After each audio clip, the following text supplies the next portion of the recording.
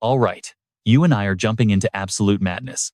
Our boy is beyond hyped, being the first ever to conquer the 600th floor. A massive horde of monsters blocks his path, but out of nowhere, they get wiped clean out. The attackers? The 9 stars.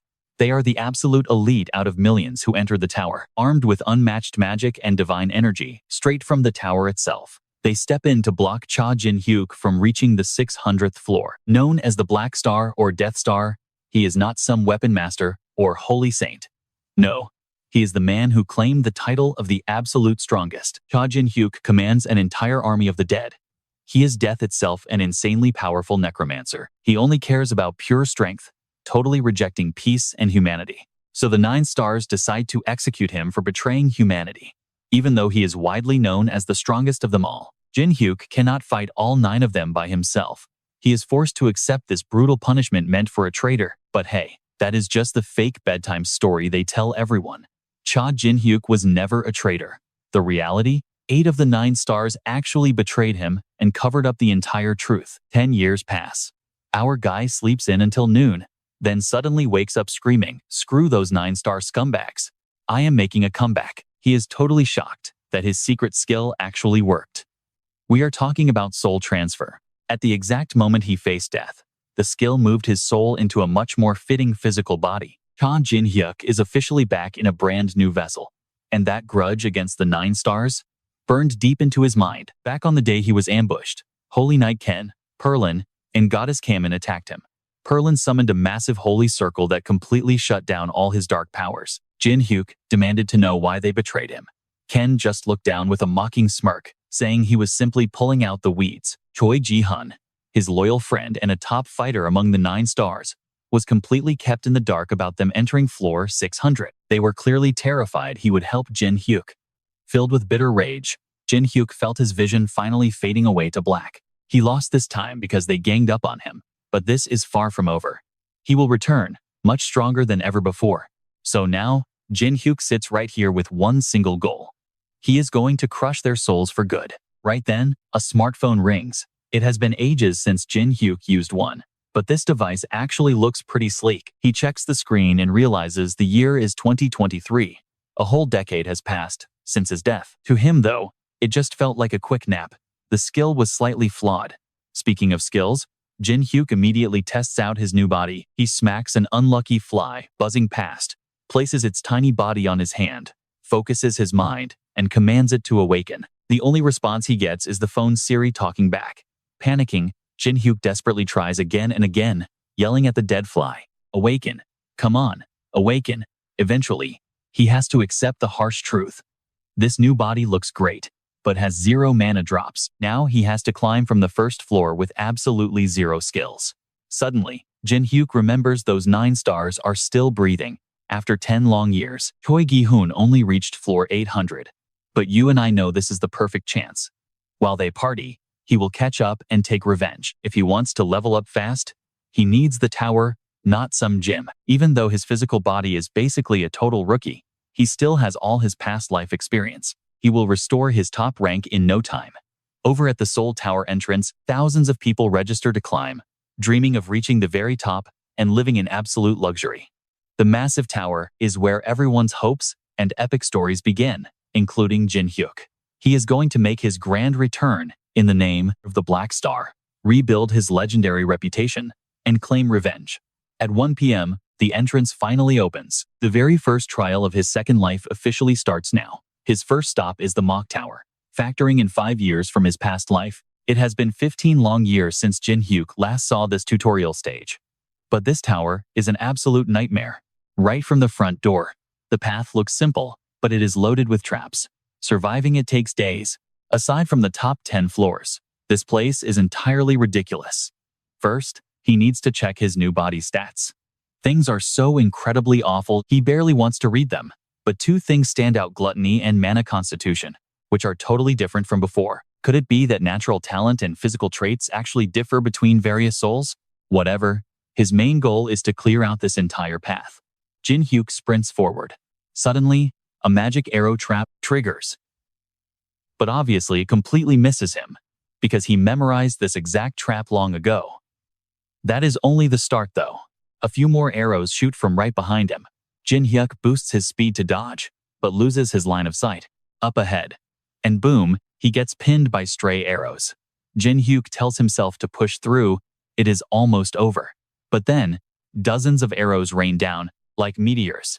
You and I both know nobody dodges that. Gritting through the intense pain, he retreats to the starting point. All his fresh wounds, all right. Let's see how far Arthur can push it after his first heal. But man, that hurt like hell. He can't just blindly sprint through this anymore. Time to play dirty. Scratch that time to use his traits. The gluttony trait lets Arthur consume lifeless objects, literally making their stats and powers entirely his own. For example, consuming his own blood splattered on the ground gives him a minor stat boost. It feels slightly cheap, sure, but his experience and stamina keep ticking up. Arthur doesn't even care about setting up equipment stats right now. He can effortlessly brush off any basic status ailments. Beating this tutorial stage should really only take Arthur a week, but instead, he's willingly tanking every single arrow, letting them hit him over and over. Why? To grind out free stats using gluttony. He's dragging this out until his experience and stamina hit the absolute maximum limits. It ends up taking him a whole month to finally clear the tutorial, mostly because Arthur still has to log out to eat. Naturally, a few higher gods and demons start taking a serious interest in his utterly psychotic grinding methods, but Arthur despises the sick, twisted beings who created this deadly tower game. These gods and demons basically watch players like reality TV, hoping to find someone just as messed up as they are, and yet, none of them will actually reveal their true names, even though Arthur curses them out nonstop. He already knows exactly how their shady disciple recruitment tricks work. Honestly, whether it's his past life or this new one, Arthur is never teaming up with them. Suddenly, a message from the Supreme Demon pops up. How have you been? Seeing that disgustingly familiar name, Arthur immediately starts swearing. Normal demons are just cruel, but Bale here? He was a total stalker in Arthur's past life. The guy clung to him like an absolute leech, all just to recruit him as a disciple. Though, ironically, it was Bale's soul transfer magic that actually let Arthur regress in the first place. So yeah, he wasn't completely useless. But because Bale is publicly chatting with him, all the other powerful entities are suddenly paying close attention to Arthur. Arthur gives Bale a massive verbal beatdown, which only makes a bunch of other gods find him even more fascinating. Arthur totally knows they're waiting to see whose side he takes. But rule number 1, never let anyone predict your next move. They can just watch him from the shadows. And obviously, no matter what happens, Arthur is never, ever choosing that total creep Bale. Alright, you and I need to look at these massive gains. His overall stats have completely skyrocketed across the board. Gathering mana is still a little tricky for him, but since Arthur possesses a rare mana constitution, he can steadily boost his power levels. But then suddenly, a completely brand new trait is unlocked. Even though he already claimed gluttony, it turns out the original owner of this body had a hidden trait all along.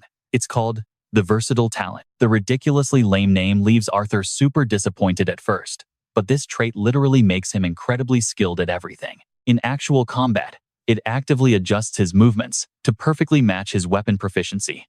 So yeah, the name might be garbage, but the power itself is absolutely top tier. It's the ultimate title he failed to earn in his past life, despite years of preparation, the absolute best at everything. The Almighty Master. Right on cue, Bale pops up, demanding to see the good scratch that. He wants to spy on Arthur's status window. Yeah, absolutely zero chance of that happening. It's time for Arthur to hit the next floor. Whether that creep follows him or not, Arthur really doesn't care. Based on his vast past life experience, the next stage is definitely the selection and training room. And sure enough, this is exactly where Arthur gets to choose his main weapon and perfect combat class. After destroying the floor, he'll be teleported straight to the first floor.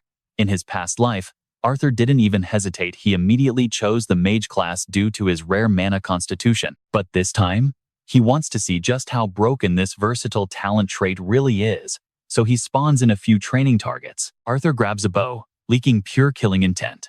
One single pull of the string, and 3 arrows perfectly nail the bullseye. Not enough.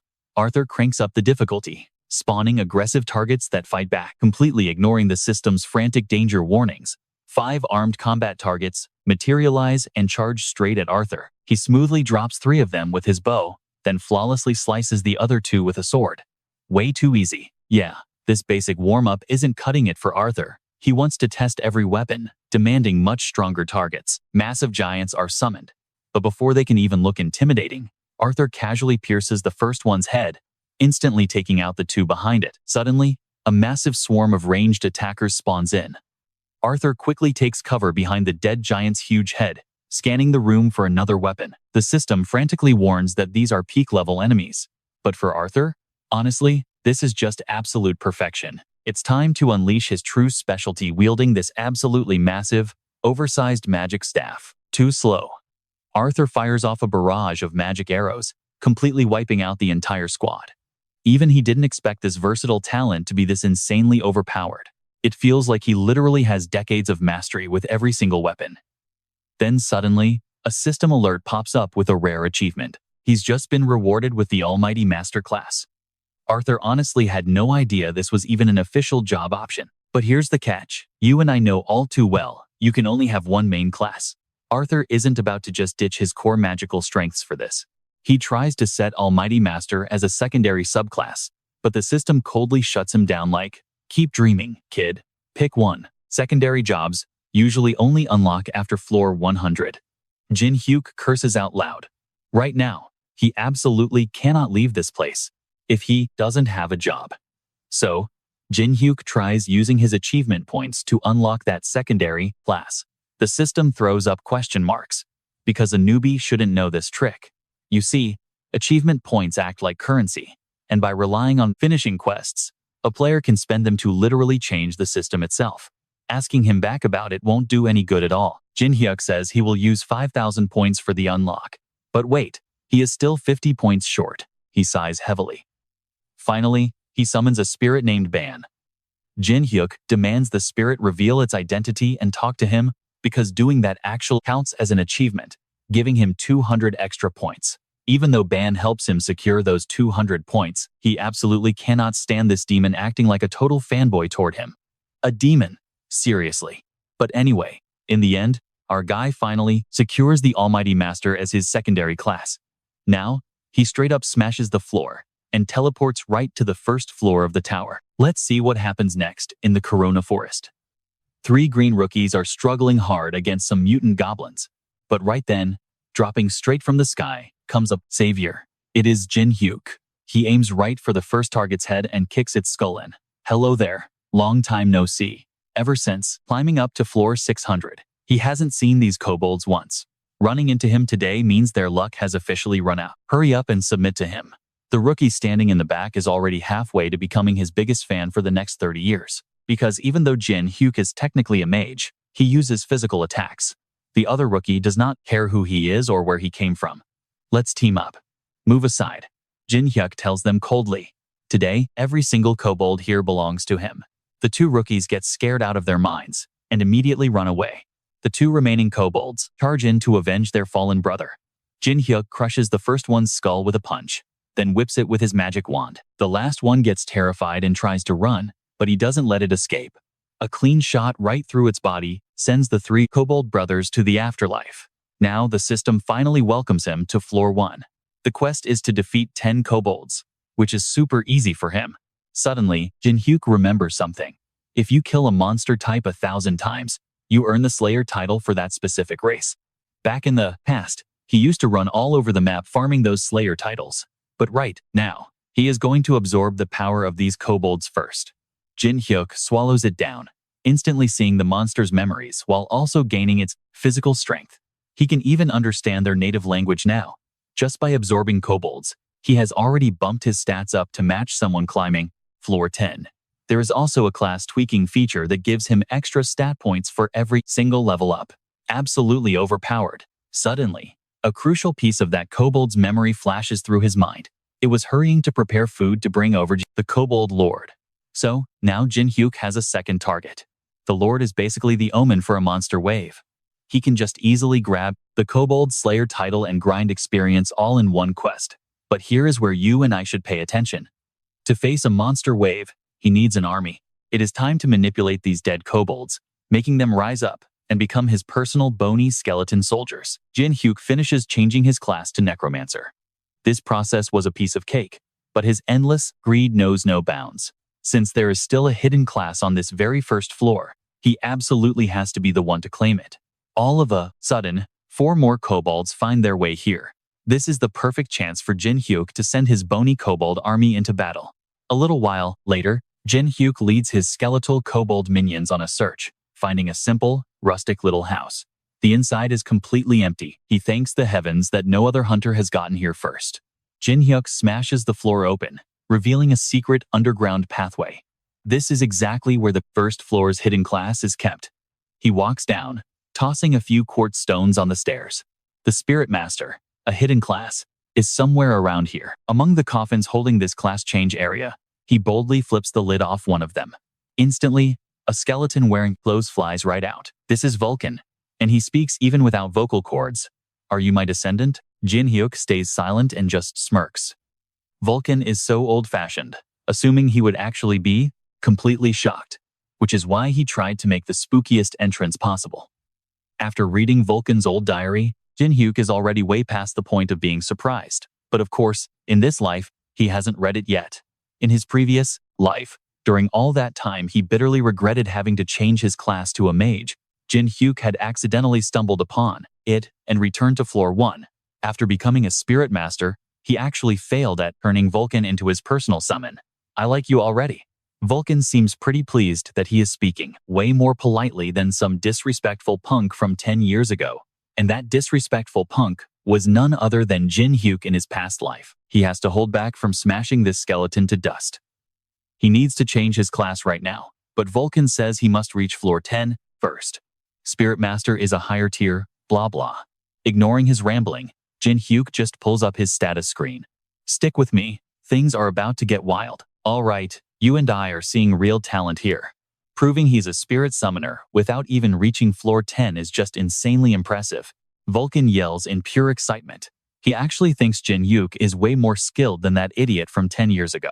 But spoiler alert, that idiot from his past life was literally just him. Vulcan gets so distracted talking, he totally forgets the class change. This obviously makes Jin Hyuk super annoyed. So, Vulcan immediately scrambles to perform the ceremony on him. Way back, before the tower ever appeared on Earth, this guy was known as the absolute strongest climber in the entire world. Even as the ultimate summoner, Vulcan constantly craved more power. To him, summoning just normal skin and bones was never going to be enough. He wanted something totally different, something far more intense, a real soul. So Vulcan made up his mind to start summoning the dead directly. He created a one-of-a-kind summon for that era, and by doing that, he basically invented the wild new class called the Necromancer. But no matter how incredibly overpowered Vulcan was, he couldn't beat old age. With the Necromancer class about to vanish completely, Vulcan pulled out his final trick.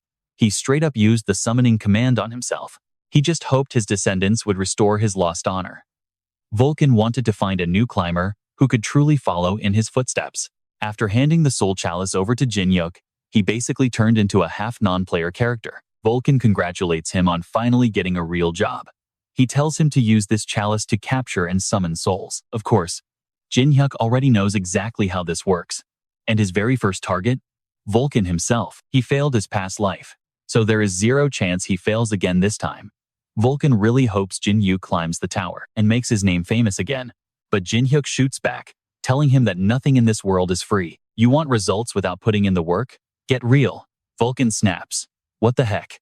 You completely broke the promise written in the diary. Vulcan screams in absolute rage. Shoving all the hard work onto someone else is just wrong. So Jin Hyuk decides to teach him some manners. And he is starting by forcefully storing away Vulcan's own soul. Vulcan's soul tries to escape, but trapping him isn't exactly easy. He flies outside and literally flips Jin Hyuk the bird. Haha, feeling humiliated yet? See you later, you dog. But the second he says that, his flaming skull slams right into a wall. Vulcan just fell straight into a magic circle. Jin Hyuk calculated everything perfectly. That magic wall is technically a low-rank spell. He built a custom prison just for him. Vulcan keeps thrashing around, claiming he can easily shatter a pathetic low-rank spell like this. Did I ever say this was the only one? Jin Hyuk gives him a wicked smile. He secretly scattered tons of goblin mana stones and cast spells, all just to trigger this trap. Sure, Vulcan could have destroyed them easily, but that was before he got completely locked inside. Now Vulcan feels true despair. He has been dead for hundreds of years, only to get outplayed by someone way more cunning. Now, you and I need to hear this. Jin Hyuk drops the real truth. In his past life, he was the second necromancer. Now, he is the third. Vulcan screams like an absolute maniac. Who could have guessed Jin Hyuk would return just to capture him again? Jin Hyuk uses the chalice, sucking him right inside. At this point, nobody can save him. Vulcan is literally just a bare skeleton now. And with him as a loyal minion, our boy can get whatever he wants. Those 9-star punks better wait for him to come crush them one by one. Jin Hyuk finally regroups with his bony new squad. The other gods up there are getting super curious about his actual class. But Jin Hyuk is keeping his mouth entirely shut. Sooner or later, they will all witness his real power anyway. Meanwhile, the dry skeletons stare up at him with these desperate, needy eyes. But Jin Hyuk does not need their bodies anymore. He decides to return their raw bones to the earth, but he keeps their souls to work as his personal minions. They look incredibly cool, except they're totally mute. Suddenly, a bitter voice echoes out, cursing his entire bloodline.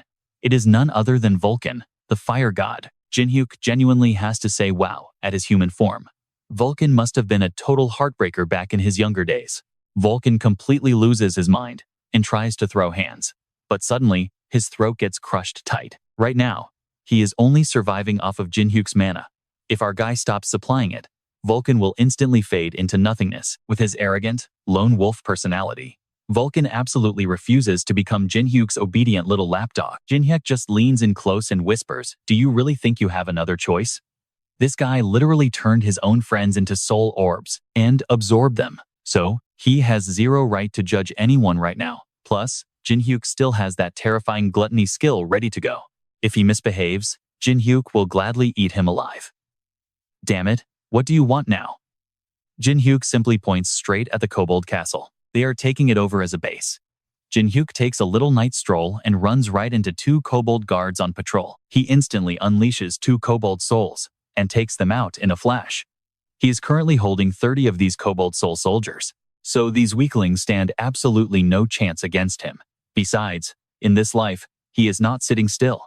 The kobold lord is relaxing in his room when he senses an intruder. So what can you and I expect next? Total chaos. The lord orders his soldiers to prepare sacrifices fast. Meanwhile, Jin Hyuk is tearing through the hallway, closing in on that room. That aura belongs to the kobold lord. Sensing it, a fairy pops out with a glow stick to cheer him on, completely annoying Jin Hyuk. He doesn't need some hairy old guy cheering for him right now. He's going to win this fight anyway. Meanwhile, that kobold lord is busy performing a dark ritual. But its screaming just isn't enough. Not until the death demon is fully satisfied with the glory. The next sacrifice is dragged out, and she is actually a Dakibi. The lord is thrilled, since a Dakibi makes a way tastier sacrifice than a human.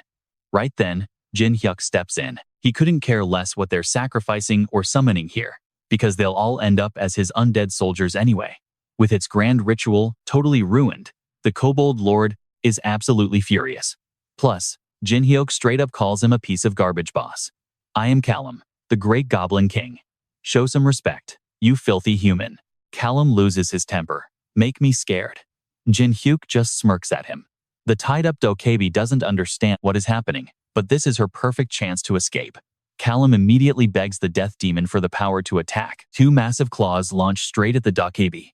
Right at the climax, she totally trips and falls to the ground, giving Jin Hyuk the perfect opening to show off. One punch. He shatters both claws into tiny pieces, making it look as simple as a textbook move. Jin Hyuk originally planned to just let her run, but seeing her up close, she's definitely a Dakibi, one of the rare creatures with immense power living on the 100th floor, so they have zero reason to be down here. Plus, she's not even a fully grown adult yet. He decides to save her just to squeeze out some information about what happened up on the 100th floor. Jin Hyuk tells her to hurry and hide somewhere else. If she gets targeted again, he's not saving her. But Callum won't let it go, grabbing 2 unlucky kobolds to use as living explosives. Jin Hyuk dashes right past them before they can even detonate, throwing a brutal uppercut straight from below. That hit sends Callum flying 8 meters away. This fake avatar body just can't take the damage anymore. And this is only the warm-up for Jin Hyuk, but Callum has one last desperate trick. He screams out, "Death demon, take my soul." Turns out, the boss just sacrificed his own body. A massive wave of fresh blood flies out and pins Jin Hyuk down, merging to form a terrifying blood golem. Nobody expected that Callum could actually summon such a high-tier monster. The blood golem slams Jin Hyuk's head into the ground, making Callum absolutely thrilled. Haha, are you scared now? The boss confidently brags about his ultimate soul technique. Meanwhile, Jin Hyuk is just getting annoyed, a literal toad trying to fly with swans. Jin Hyuk decides to show him what a real necromancer soul technique looks like. The soul kobold army is summoned and dives straight into the blood golem, making it completely explode from the inside. Callum blinks in shock as Jin Hyuk walks out through a literal rain of blood, an absolutely terrifying, arrogant presence. But the only thing Jin Hyuk cares about is how Callum managed to create a blood golem. The death demon definitely had a hand in this mess. That demon entered the chat room, and Jin Hyuk noticed him watching ever since he got curious about his necromancer powers, secretly summoning the blood golem the second he saw Jin Hyuk fighting Callum. Callum was nothing more than a warm-up toy. But Callum refuses to give up, fully believing the death demon will definitely get revenge for him. Honestly, Jin Hyuk hopes that demon does come find him for a little chat. But right now, it's time to deal with Lord Callum. The Goblin King is being crushed by the very souls of his own clan. First up is Callum, and the death demon is next. Jin Hyuk clenches his fist, and Callum's body is instantly crushed into absolute pieces. Right now, Jin Hyuk looks way more like a villain than the actual villain. The next step? Absorbing Callum's soul to use him for cheap labor. Seeing the boss's soul desperately trying to escape, Jin Hyuk just snatches it out of the air. Oh, he has got plenty of work for him to do. Jin Hyuk condenses him down into a soul sphere. This awesome skill lets him collect souls and craft them into usable stat potions. Time to take the potion down the hatch. Jin Hyuk is incredibly hyped for this. But this meal tastes absolutely awful, and the stat boost is basically meaningless.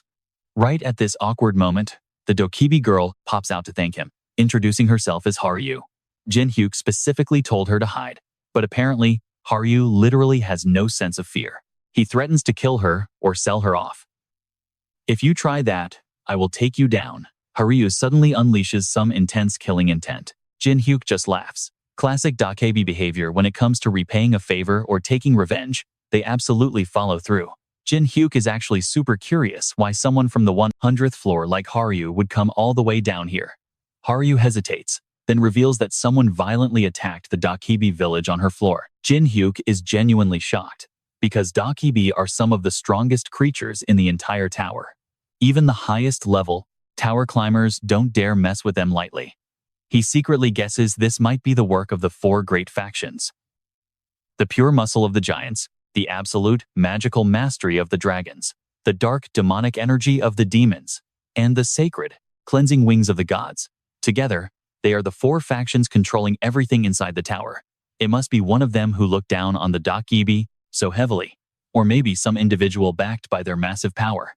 Oh, or it could be those reckless maniacs from the 9 stars who literally do anything. Just thinking about those bastards fills him with pure hatred.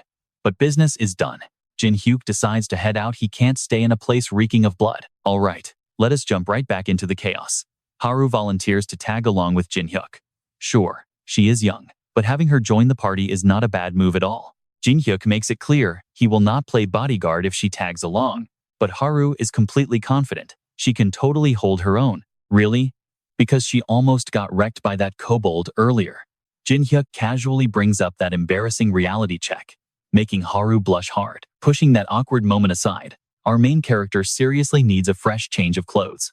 His current gear is completely soaked in fresh blood. He suddenly spots some dropped equipment from the boss. Perfect timing.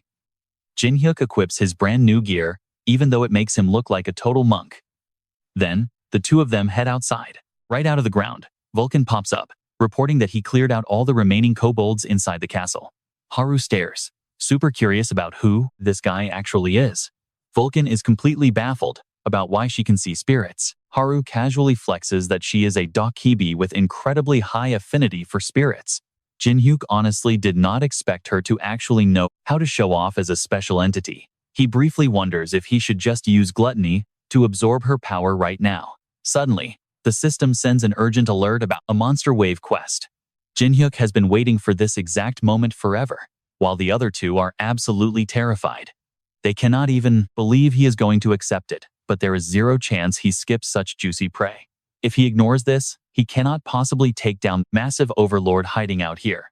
Even though most demons think he is being way too reckless, the Demon King promises to reward him with a special gift if he actually pulls this off. That just makes Jin Hyuk wanted more. Vulcan has absolutely zero faith that our guy can survive this insane monster wave. Jin Hyuk knows perfectly well this old spirit wants him dead, so he can get his freedom back. But Vulcan really should just relax, because even if Jin Hyuk drops dead, the guy remains his servant forever. Right after he clicks accept on the quest, every single established safe zone on floor 1 gets completely disabled. Other players are absolutely furious, wondering which absolute madman just triggered this insane monster wave event. They all scramble together to escape up to the second floor before the tide hits.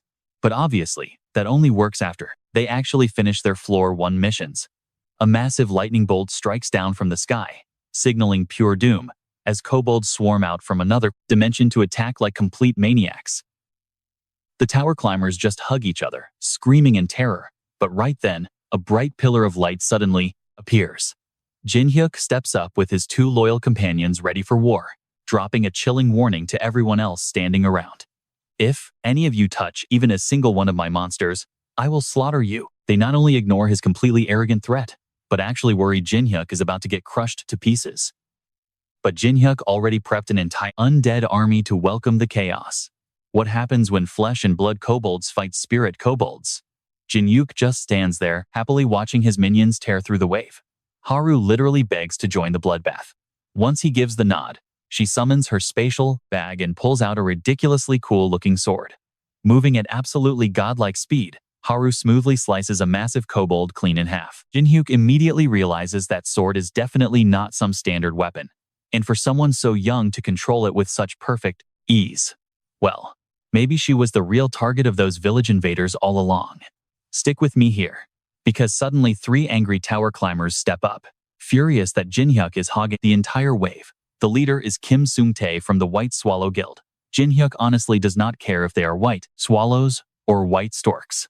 Seung-tae arrogantly brags that his group is a sub-branch of the massive Holy Land Guild. Wait, what did you just freaking say? The Pelin brothers?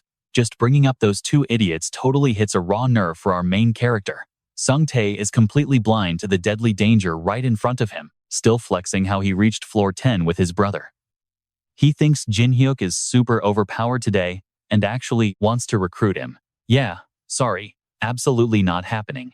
Jin Hyuk orders one of his minions to grab him tight. It is the perfect time anyway, since he really needs intel on the Pelin crew. The other 2 guys freak out and scream, "Why exactly are you blocking our path when we are all fellow tower climbers here? Are you threatening people just because you are stronger? And well, why the hell not?" Jin Hyuk fires back without blinking. The rules here are painfully obvious. They are not allowed to attack, brutally murder, or steal from other climbers inside this tower. Power dictates absolutely everything, and right now, our guy just needs information, so he spares Seung-tae for now.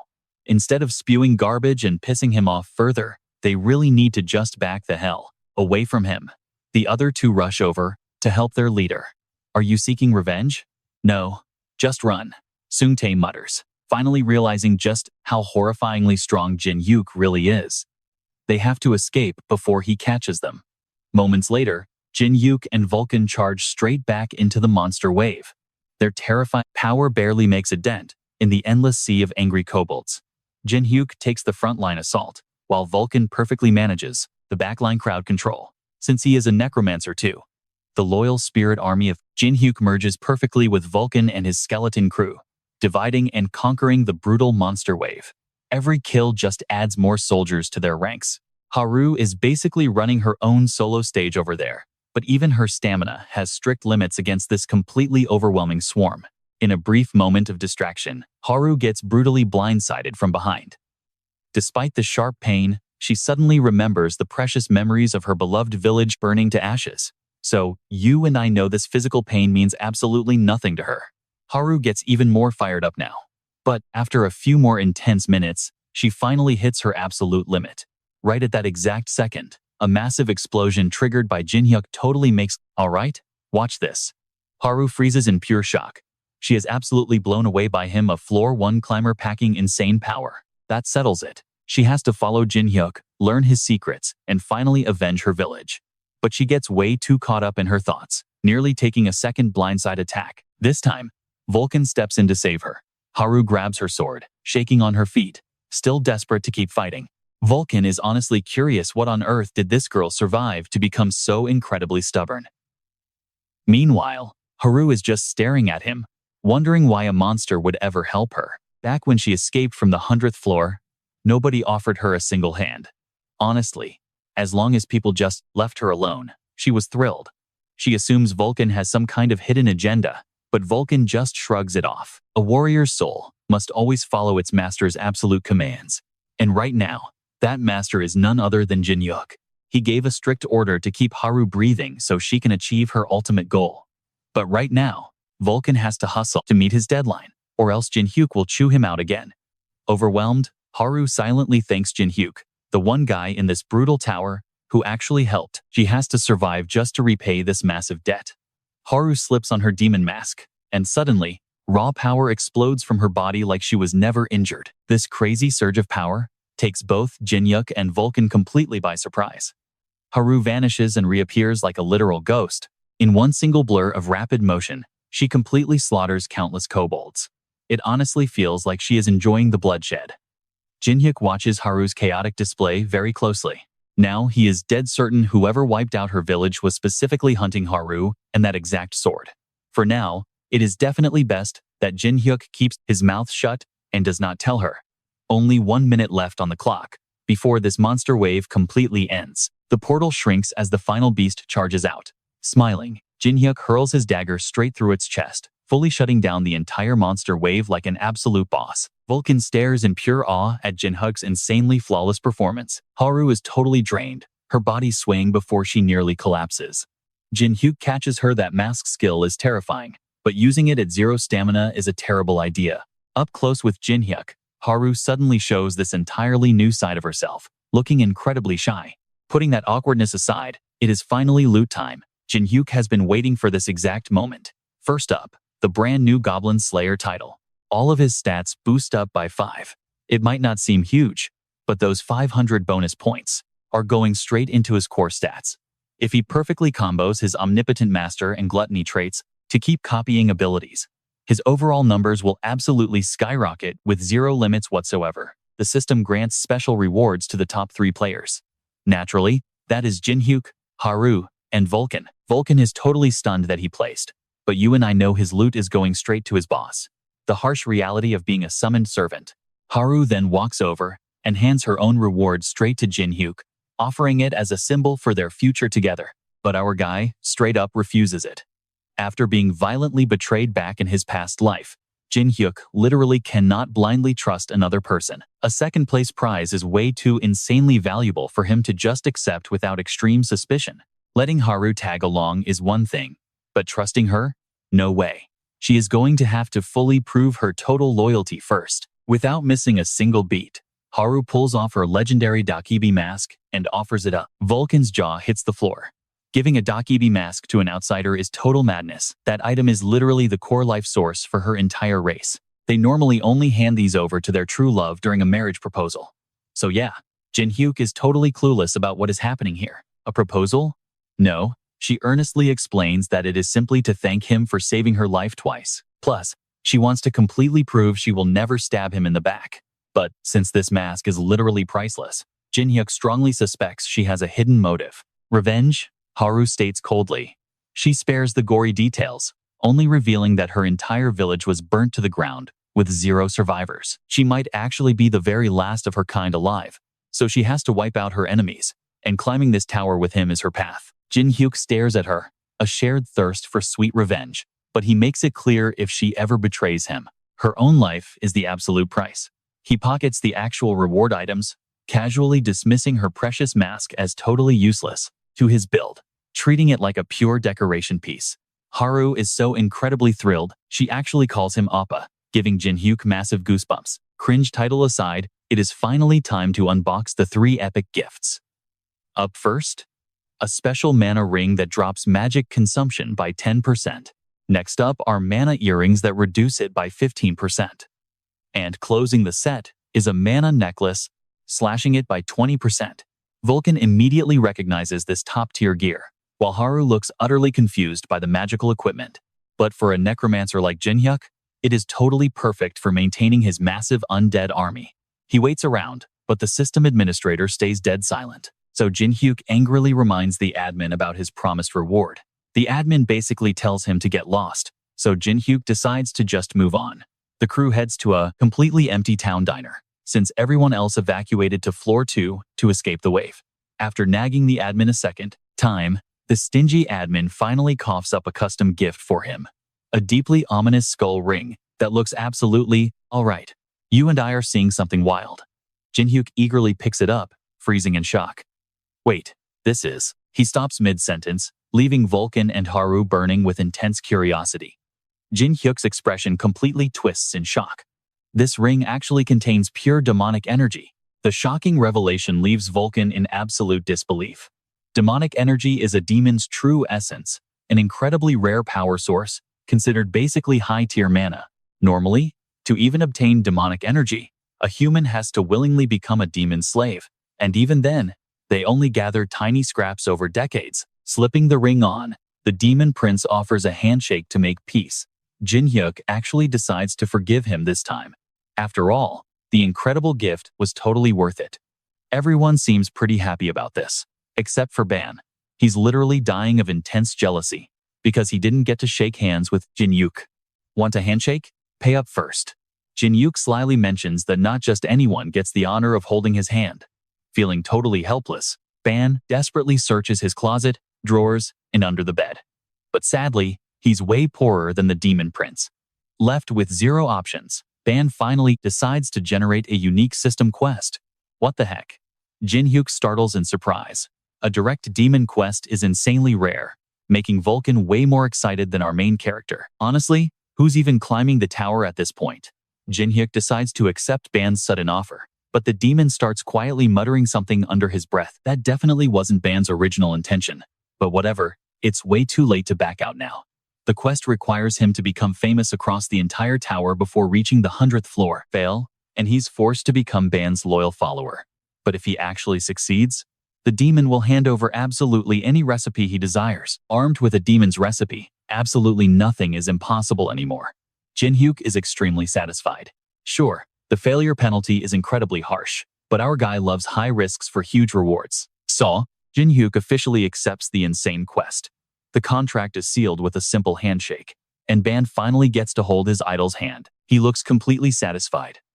With the first floor cleared, Jin Hyuk plans to track down that guy Song Tae to extract some valuable information. This super simple tracking job gets handed straight to Vulcan. He already attached a stealthy spirit to the guy, who is still wandering around the very first floor. He's just keeping a safe distance. That's wild. You seriously need to teach me that trick. I'm off. Vulcan grumbles, reluctantly leaving them behind. While waiting for him to return, Jin Hyuk decides to casually chat with Haru. He really wants to uncover the hidden lore behind this creepy Dokibi mask. Walking down the path, Haru explains everything. The mask actually lets the wearer channel a Dokebi's powers, granting them intense charm and crazy supernatural abilities. In Haru's case, she uses supernatural energy and clairvoyance to literally see into the future. Jin Hyuk actually feels a bit disappointed here. If she had just properly developed that exact power, it would have been an absolute game breaker in their battles. Suddenly, Haru just starts staring deeply at him, making Jin Hyuk feel incredibly awkward. Honestly, she thinks he's just really weird. People on the outside would do absolutely anything to use this kind of power. They constantly beg to see their own future, always trying desperately to run away from destiny. But Jin Hyuk, he feels zero need to run from fate. If something worries him, he'll just crush it with his own hands. Haru realizes her powers actually fit him perfectly, mainly because she specializes in battlefield clairvoyance, an incredibly rare skill purely meant for combat. Suddenly, Jin Hyuk excitedly pulls Haru into a massive hug, leaving her completely blushing. Perfect. It's so amazing that it's you. Wait, no, you're just the absolute best. With Haru by his side, he finally has a real chance at crushing those weapon users from the 9 Stars faction. Of course, Ban immediately snaps a photo of this awkward moment. Annoyed, Jin Hyuk chases after the demon. Get lost. He was just too hyped and totally acted without even thinking. Jin Hyuk quickly apologizes to a flustered Haru. Anyway, he promises to put the mask to good use and vows to help Haru get her revenge while getting his own payback too. Honestly, Haru feels incredibly lucky right now, feeling a genuine spark of hope for their future together. While those two were busy having a moment, poor Vulcan is out doing the actual dirty work. He violently grips Sungtae's mouth shut, completely muffling his pathetic screams. All of his so-called loyal friends already bolted. Do you have any idea how annoying catching you alive was? My damn master walks slower than a total turtle. Vulcan aggressively complains. Right on cue, Jin Hyuk finally drags himself over, and Vulcan immediately snitches on Sungtae for trying to make a sneaky escape. Jin Hyuk slowly draws his blade. Don't misunderstand. I'm just returning the favor. But as a mercy, Jin Hyuk casually lets him choose exactly where this sword gets planted. The arm? The stomach? Or maybe that empty head? Sungtae nearly wets himself in pure terror. He spills absolutely every secret about the White Swallow Guild, then turns tail and sprints for his life. Jin Hyuk plans to completely annihilate that guild soon anyway, so letting him run is fine. But wait, there are countless tiny guilds scattered between floor 10 and 200. Wiping them all out would be a huge waste of time. But if they play their cards right, they could actually build massive fame by destroying the Pellin Brothers Syndicate, instantly completing Ban's impossible quest. Meanwhile, up on the second floor, the local climbers won't stop gossiping about Jin Hyuk, the total madman who single-handedly blocked the monster wave. When he finally steps out, everyone is incredibly curious. But thanks to the creepy Dakibi mask, no one can even recognize his face. The massive crowd immediately swarms him, asking questions like television reporters chasing a huge scoop. But right now, the name Cha Jin Hyuk absolutely cannot be revealed to the public, so he decides to pick a completely different name to use instead. Dropping his alias, he and his two companions just turn their backs and leave, making the crowd extremely annoyed.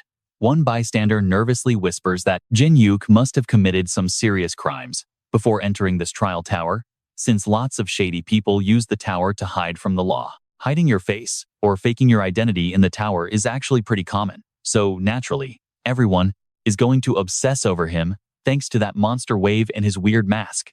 But for now, watch what happens next. Our trio leaves for serious business. The massive quest this time? Defeating the target. Alright, Goblin Warriors didn't seem like a tough challenge, so Jin Hyuk tossed the job straight to Vulcan. Vulcan's mouth twitched. Don't tell me you actually want me to bring them back alive. Jin Hyuk just smirked. If you can, grab Haru's share too. Jin Hyuk slyly replied that he needed to test out this new magic. Vulcan muttered curses under his breath, walking away. He warned Jin Hyuk not to burn through all his magic before he returned. Meanwhile, Haru wondered if doing the mission this way was even okay. But Jin Hyuk wasn't about to stop her from doing her own quests. Right now, it was time for us to see just how strong this dark magic really was. A dark purple flame hovered right in front of him, pure demonic energy. Suddenly, Haru noticed some movement nearby. A bloodthirsty kobold burst from the bushes. Jin Hyuk desperately needed a test subject, so he immediately fired his dark magic straight at it. But the kobold actually dodged. You'd think Jin Hyuk miscalculated, but this was pure demonic energy. A direct hit wasn't even necessary to melt the target's body away into nothing. This kind of magic was a truly vicious, violent energy. Anyone completely unworthy of its power wouldn't stand a chance against it. That is exactly what happens to enemies, even if the dark magic merely grazes them. The next big step was transferring this power into a soul soldier. An even stronger soul soldier would form. Jin Hyuk looked exactly like a mad chemist running a crazy experiment, but the soul instantly disintegrated into nothing. It clearly couldn't handle the raw power, meaning he had to significantly reduce the energy density. After sweating buckets, the process was finally complete. A kobold soul packed with dark magic looked absolutely incredible. Aside from literal demons, very few beings could actually wield this pure demonic energy, so nobody realized just how ridiculously easy it was to use. Right on cue, Vulcan finally returned to the scene. He was extremely fascinated by this crazy fusion of magic and soul, suggesting Jin Hyuk call them demonic soul soldiers to sound totally badass. Vulcan stepped closer, meticulously inspecting the demonic kobold soldier. Haha, absolutely perfect for someone who gets to call himself my student. From now on, Jin Hyuk would have to inject dark magic into every single soul he captured.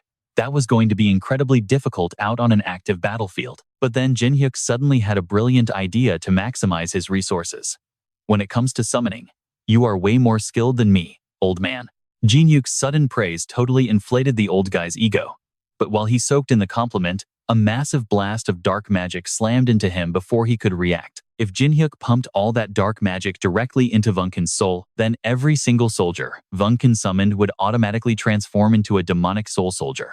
Since his soul was way stronger than a goblin's, Jin Hyuk had to pour all his magic in. Haru looked genuinely worried for Vunken, but Jin Hyuk was 100% absolutely certain the old man wouldn't die from this. Vunken screamed, swearing he would survive this agonizing pain and completely crush his utterly disrespectful student.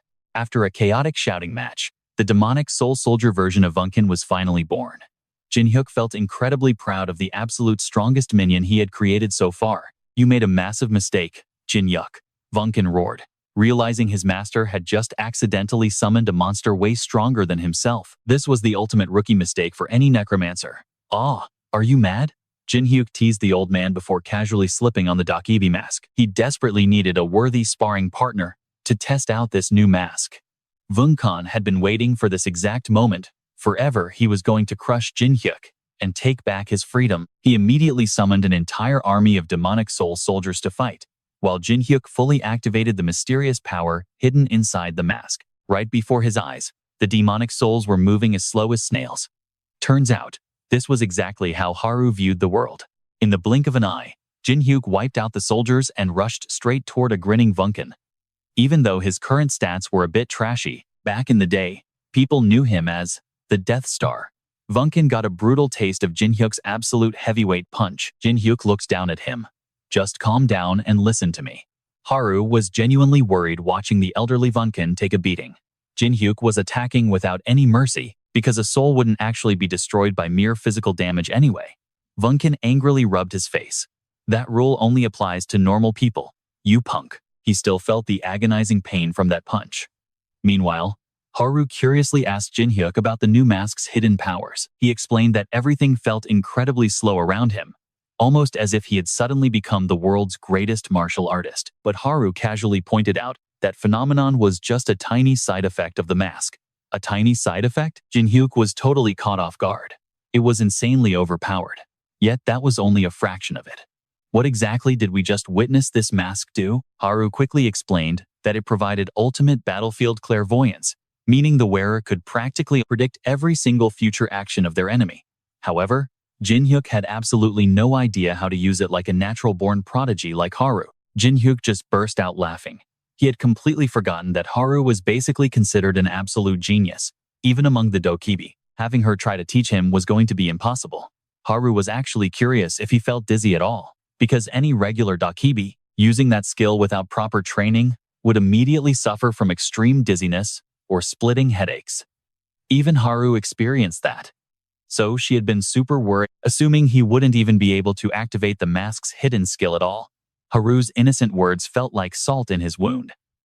Jin Hyuk had been so hyped, thinking he had become unbelievably overpowered on the second floor. But things were clearly going slightly off script. Still, he was incredibly thankful for the massive boost. All right, you and I are back in the action. Haru just gifted him this overpowered mask. But while those two celebrate, one grumpy ghost sits in dead silence. Poor Vulcan has absolutely no idea what bad karma led him straight into Jin Hyuk's hands, even though he's literally the strongest ghost around. Right then, Haru walks over to check on Vulcan's miserable state, and he tearfully hugs her. He cries, "Thank you so much. Unlike that absolute jerk, having you here actually makes me feel so much better." But wait, Haru is only here to drop a bombshell. They need more kobolds. And unlike sweet Haru, Jin Hyuk threatens him. If Vulcan fails, Jin Hyuk will turn him into a soul orb and swallow him whole. Vulcan can only curse silently. He swallows his pride and perfectly executes the order anyway. Mission accomplished. Now, from the second floor all the way up to the fifth, wild rumors about a guy calling himself Demon Face are spreading like wildfire everywhere. Sure, Jin Hyuk can easily control all the kobolds, but the fifth floor introduces goblins wielding deadly poison needles. And trust me, these creatures are incredibly cunning, and they absolutely love pulling dirty sneak attacks exactly like this. Meanwhile, as Jin Hyuk takes a bathroom break. A toxic needle flies right at him. Haru effortlessly deflects it with an absolutely terrifying glare. You dare bother, my appa. The goblin desperately tries to run, but it is way too late. Vulcan's ghost soldier completely destroys it. Vulcan jumps down and heavily praises Haru, but she just mutters, "It attacked appa. I should have sliced it in half." Vulcan freezes. Something is seriously wrong with her deeply chilling smile. Vulcan frantically asks if she is okay. Suddenly, Haru snaps back to normal like absolutely nothing happened at all. Not even realizing she was just holding her sword and smiling like a total psychopath. Anyway, back at base, Jin Hyuk has completely finished his preparations. Tonight, they are going to face the second massive monster wave. The night before pushing to floor 5, Jin Hyuk sits by a cozy campfire, having a deep discussion about the 5th floor monster wave with his companions. Vulcan honestly thinks their chances of defeating the boss are pretty low, mostly because they have no idea when it spawns. But this time around, Jin Hyuk smirks. He does not even need to hunt the boss, because he actually knows how to manually trigger a monster wave. Naturally, Vulcan and Haru are completely speechless, because if players could manually trigger waves, this entire tower would be heavily flooded with monsters by now. But Jin Hyuk accidentally discovered a hidden crack between the 3rd and 4th floors. Plus, every single floor has a central hub where monsters naturally spawn. If you can locate that exact spot and pump pure mana directly into it, then an endless swarm of monsters will explode outward. Vulcan is stunned. Jin Hyuk's ruthless tactics are honestly way more villainous than his own. Still, this is Jin Hyuk's very first time trying this trick. After all, monsters past floor 300 are on a completely different level than goblins. Even the 4 legendary entities could never face that kind of swarm head-on once a massive wave truly erupts. Back then, they did not know this secret, but once they finally learned it, they could not use it. However, Jin Hyuk has a brilliant plan. They will manually trigger as many waves as physically possible to power up fast. Later that night, massive tremors suddenly shake the entire starter town.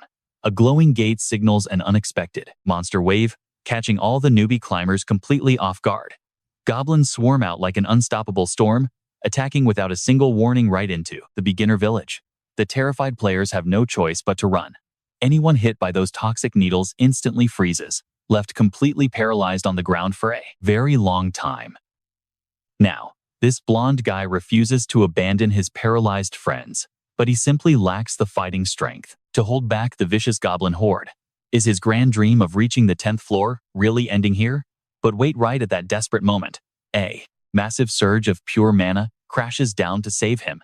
A cold, commanding voice orders him to grab the poisoned players and immediately escape to a safe zone. It is Demon Face. The players cheer with absolute joy seeing Jin Hyuk arrive. But little do they know, this entire deadly wave was actually created by him. Now here is where you and I have to admire the hustle. He plays the hero, gets worshipped, and farms quests easily. He commands, "Arise and fight for me." His powerful ghost army instantly charges forward, brutally tearing into the goblin swarm. Off to the side, Vulcan crosses his arms, super annoyed. Clearly, he summoned these spirits, but Jin Hyuk is stealing all the glory. The tragic fate of an undead servant. But suddenly, boom, a huge explosion rocks the battlefield. The ghost army is suddenly getting torched by bizarre blue flames. Those weird flames are summoned by goblin priests, and they are easily burning right through the spiritual soldiers, completely, throwing Vulcan into an absolute panic. Jin Hyuk just tells him to shut up. Standard gamer logic: always take out the annoying healers and mages first. And so, Haru, already positioned perfectly on a rooftop, dives down like an absolute goddess of war. Her flawless timing completely turns the tide and makes Vulcan cheer with pure excitement. Honestly, who is even the main character here? Now, Jin Hyuk finally steps into the fray. This time, he activates his gluttony skill to devour the goblin priest's magic. Those monsters wield flames that can directly burn souls. Leaving that kind of overpowered ability with mere goblins is a total waste. So, Jin Hyuk decides to just steal it for himself. With a flick of his wrist, Jin Hyuk blasts out his stolen soul fire, completely incinerating the remaining goblins to ash. He even takes a second to praise Haru's badass entrance. Haru smiles sweetly, but wait, that creepy smile is back, startling Jin Hyuk. We are about to witness something insane. Her glowing sword suddenly summons an overwhelmingly powerful, massive magical tornado. All right, You and I can see Jin Hyuk knew that sword was anything but ordinary. Still, he had zero clue what was happening. The sight right in front of him left him stunned. Haru had fully transformed into a ruthless samurai warrior. Her expression was completely vicious. Completely unpredictable, Haru suddenly spun right around and launched an attack straight at Jin Hyuk. Her single sword slash was so insanely sharp that it sliced through the surrounding houses like a block of tofu. The goblin mob instantly backed away in pure terror at the absolute destruction caused by Haru's overwhelming power. Jin Hyuk's trusted staff snapped clean in half. Good thing he ducked down in time, or else he would have been split in two like Gojo. Seriously, what on earth was that insane weapon to wipe out an entire village in a flash? Haru completely lost it, launching a relentless assault against Jin Hyuk. A single strike blew up everything standing behind him. He immediately ripped off his mask. But Haru didn't recognize him at all. Instead, she attacked even faster. Jin Hyuk was forced to block the deadly slash with his trusty stick, but it was no match for Haru's insane physical strength. He got launched hard into the dirt. Vulcan rushed over to check his condition, though it was super hard to tell if he felt happy or upset. Jin Hyuk communicated telepathically with the spirit. He just got blasted back almost 30 feet and had not even managed to recover yet. Honestly, it felt just like he was facing down the final elite soldier left behind by the Dakibi tribe. Most of the monster wave was wiped out, so Vulcan could handle the rest. But right now, our guy had to teach Haru a serious lesson. Jin Hyuk slapped his mask back on and charged. His instincts from climbing 599 tower floors were screaming at him. That dangerous blade would slice him to pieces if he was not careful. In this tower, there are no permanent friends or enemies. Even though Haru had been dealt a truly bad hand, he was never the overly sympathetic type. Jin Hyuk decided he had to finish Haru right here.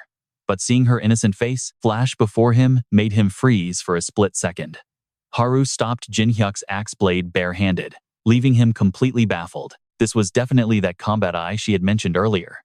It felt like she was 100 times faster than him now. And just like that, Jin Hyuk took a slash. He jumped backward quickly, summoning the dead goblins from the previous wave. The skeleton mob rose up, completely surrounding Haru to pin her down. But Haru destroyed them in a flash. Her sword path was so insanely fast, Jin Hyuk could not even track it. This overwhelming power meant Jin Hyuk had no real way to win. Another massive explosion hit, forcing Jin Hyuk to retreat. Then he noticed something really weird. Haru's eyes were bleeding, and her face showed immense pain.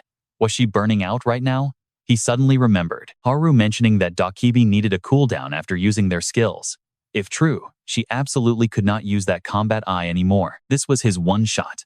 Jin Hyuk jumped down, intentionally luring Haru right after him. The provocation worked perfectly, making Haru follow downward. At the exact same time, Jin Hyuk summoned an undead goblin and fired a poison needle. Even a mighty Dakibi could not resist this crazy paralysis toxin. Without her combat eye active, how could she possibly dodge it? Haru screamed out loud. The surrounding space felt frozen. She sliced two goblins in half, which annoyed Jin Hyuk. Now, it was his turn on the chopping block. Even if Jin Hyuk dodged, he was nowhere near as fast as Haru. She looked thrilled, sensing that victory was practically guaranteed. But suddenly, something shot out from the shadows. A poison needle pinned itself directly into Haru's body, while she had absolutely no clue at all. Jin Hyuk had secretly kept one undead goblin hidden away. If her combat eye was not on cooldown, this wild trap would have completely failed. Haru shook with pure rage at getting outsmarted. He had shot the needle through his own body, striking directly from her blind spot. Struck by the poison, Haru instantly fainted, reverting right back to her normal self. Jin Hyuk let out a huge sigh of relief. It was lucky that poison dose was just enough to knock her out. Since the needle pierced him too, he was rapidly losing all feeling in his arms. Jin Hyuk ordered his goblin to fetch the poison needle. The guy was basically an omnivore, considering he literally swallowed the poison needle whole. Because of that insane move, he actually gained paralysis resistance. Now, here is where it gets crazy. Haru had a seriously frustrating power, pushing him to his limit. Meanwhile, in a hazy dream, Haru and the sword drifted through a blood-red endless void. A strange man picked up the blade and finally spoke. "Are you the new master of this, legendary dragon cleaver?" He looked shocked that Haru was not even 18 yet. The guy seemed like a Dakibi, but something felt completely off. Before Haru could even understand his words, a blade pressed right against her neck. The stranger warned Haru that next time, drawing him without preparation would put her in mortal danger instead. And right at that exact moment, Haru woke up right on Jin Hyuk's back. They had already arrived at the 6th floor village. Wait, why are you carrying me? Haru asked with a bright red face. Jin Hyuk brought her to an inn to explain everything after a quick check. With their gear and stamina topped off on floor 6, they are heading straight to floor 10. See, you and I know this tower features massive cities every 10 floors, but to enter that city, they have to face the boss. Haru already knows all about that legendary orc warrior. When it comes to raw combat power, it is an absolute monster of a boss. Haru was actually pumped to recover and join the fight, but Jin Hyuk suddenly drops a bombshell. They are splitting up. She panics. What do you mean, Oppa? Are you seriously just ditching me right now? Haru screams in absolute panic, but Jin Hyuk doesn't mean it like that. The thing is, Haru completely forgot what happened back on floor 5. Her blade is a straight-up demonic sword, rivaling legendary weapons. The catch? It violently erodes her mind while handing her completely unimaginable power. Because of that, Haru actually attacked him after losing total control of her mind. If she keeps relying on that toxic power, she is going to fail long before floor 100. So, from now on, Haru has to seriously train to suppress that sword's power and climb to floor 10 entirely solo. Naturally, Haru is a little heartbroken, but deeply determined to get stronger so she can stay by Jin Hyuk's side. When they parted ways that day, Jin Hyuk gave Haru his cloak to borrow. No need to broadcast that she is a Dakibi traveling alone, right? He gently tells her there is absolutely zero need to rush because he has some major business to handle up on floor 10 anyway. He will be waiting there. Meanwhile, Vulcan is honestly feeling a little sad without Haru around causing chaos. No matter how long it takes, Haru is fully committed to returning to them as fast as possible. A few days later, absolute carnage on floor 9. Someone is massacring orcs, and the culprit is exactly who you think, Jin Hyuk. These orcs are basically just overgrown, bulky goblins at this point. Right after one of them takes a brutal, full-force roundhouse kick straight from Jin Hyuk, it completely collapses to the ground, foaming at the mouth. Vulcan actually thought he was getting a break today, since Jin Hyuk is doing all the fighting, but nope. Jin Hyuk orders him to start extracting their souls immediately. Creating their own artificial monster waves has officially become a totally normal habit for these two by now. Surprisingly, Vulcan is actually enjoying the dark chaos. But still, the old man cannot believe Jin Hyuk is acting this fiercely cold. Not even a single time has he brought up Haru since they split. What the heck are you even talking about? Jin Hyuk complains right back. He actually has total, unwavering faith in Haru. Let's be real, if he thought she would fail, he never would have allied with her. She has power and motivation. But right now, Vulcan is on a serious deadline. He needs to drag over way more orcs so Jin Hyuk can spark his monster wave. It is never enough. Vulcan is honestly losing his mind with frustration. He absolutely cannot believe he's getting exploited like this, even after he is already dead and gone. You have zero respect for your elders. You little brat. Do you not even have parents? Yeah, I don't. So what? Jin Hyuk fires back completely casually, which totally shuts Vulcan up. He was just a kid who grew up tough in an orphanage, alongside Choi Kyung-hun. Vulcan lets out an awkward "oh." Then, the old ghost places a hand on Jin Hyuk's shoulder, trying to show some real sympathy. It is okay. Now I finally understand everything you have had to go through. That pitying look on his face, it instantly gives Jin Hyuk goosebumps. Anyway, after bagging that massive orc slaughter achievement, the duo heads to the floor 10 trial room. Suddenly, a giant digital board pops up, immediately catching Vulcan's eye. The old man has never seen anything like this weird tech before. It turns out to be a speedrun leaderboard for the boss clear times. And every single top record is hovering right around the 1-minute mark. Seeing that Vulcan's name is absolutely nowhere on the list, Jin Hyuk immediately roasts him. Vulcan gets super defensive, but hey, Jin Hyuk isn't exactly on the leaderboard either. So, Jin Hyuk decides right then and there. They are breaking the record today. Haha, now that sounds fun. Vulcan is instantly hyped up. While they wait for the trial to officially start, Jin Hyuk hashes out the strategy with Vulcan. The old man will deploy his demonic soul soldiers to paralyze the boss the split second it spawns. Vulcan locks in, prepping everything in under a second. Meanwhile, Jin Hyuk slams his hand down onto the floor, summoning a magic spear. He is about to show this boss the terrifying, raw power of an absolute, almighty master. Jin Hyuk rapidly channels a chaotic mix of elemental spells. Piercing, razor-sharp, ridiculously heavy, totally lethal, and of course, loaded with an insane amount of dark mana. Together, they forge a weapon of pure destruction. His undead, phantom army is just standing by, waiting for the target. The exact millisecond the legendary orc warrior spawns into the room, Vulcan commands his spirits to violently bind all of its limbs. With the boss paralyzed, Jin Hyuk simply fires that colossal magic spear straight through it.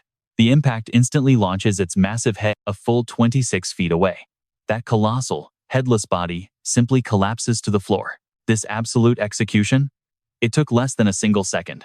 Jin Hyuk calmly inputs the alias Demon Face, building up his infamous reputation long before reaching floor 100. Meanwhile, down on floor 8, everybody starts going crazy talking about the new top record set on floor 10. Hearing that deeply familiar name, Demon Face, hits Haru like a massive wave of encouragement. She fiercely promises herself to train harder to catch up with those two. Meanwhile, Vulcan is absolutely basking in the pure glory. Mwahaha, I seriously cannot believe that we just shattered the speed record of the 4 great races. Honestly, not even the absolute strongest spirit masters in the world have pulled off something this insane, you idiot. Jin Hyuk is honestly just annoyed by the old ghost getting overly touchy.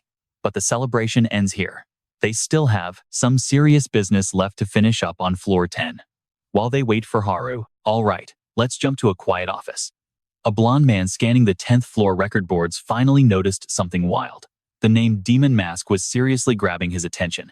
The 10th floor city is essentially the first major hub any tower climber actually sets foot in. It also holds the teleportation gate back to Earth.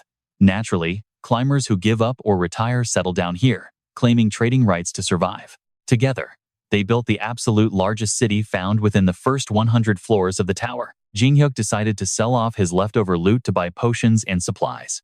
Even though the higher-ups finally lifted the strict ban on public auctions, the local economy was still completely booming. Plenty of folks just live totally normal, everyday lives around here, so they definitely cannot buy everything they need from auctions. Walking down the street, our duo constantly bumped into eager street vendors working for Goldrich. Their insane popularity instantly made Vulcan super curious. Goldrich is basically the #1 mega corporation inside this tower. Founded just a few years ago, Goldrich is named after the richest guy here. Nobody actually knows his real name at all, but the guy hoards an unimaginable amount of gold. Rumor has it, almost everything traded inside this tower has passed through his greedy hands. Right now, Jin Hyuk desperately needed to score a sponsor, and he did not need to look far. The perfect sponsor logo was literally staring Vulcan right in the face. Vulcan was just mind-blown, over and over again. Jin Hyuk was definitely targeting the massive Goldrich to be his new sponsor. The two casually strolled into the Goldrich company, a massive place trading absolutely anything of value. After pulling a waiting ticket, they finally stepped right up to counter number 3, run by Haejin. Jin Hyuk needed to buy something special, but instead of giving his name, he just quietly slammed his iconic Dokibi mask right on the counter. Haejin immediately panicked, recognizing him instantly. But Jin Hyuk quickly shushed him with a simple hand gesture. Obviously, there was a huge reason he walked around hiding his identity. Haejin nervously nodded, and then Jin Hyuk calmly slid over 300 gold coins he recently looted from the wave. He demanded a direct, face-to-face meeting with Goldrich for that price. Haejin started sweating even harder now. To him, Jin Hyuk looked like a completely arrogant, unhinged outlaw who just did not care about the tower rules. But Jin Hyuk fired right back. Did they not claim everything here could be bought and sold? Haejin nervously apologized, explaining that this deal was completely impossible. For starters, Goldrich was incredibly busy.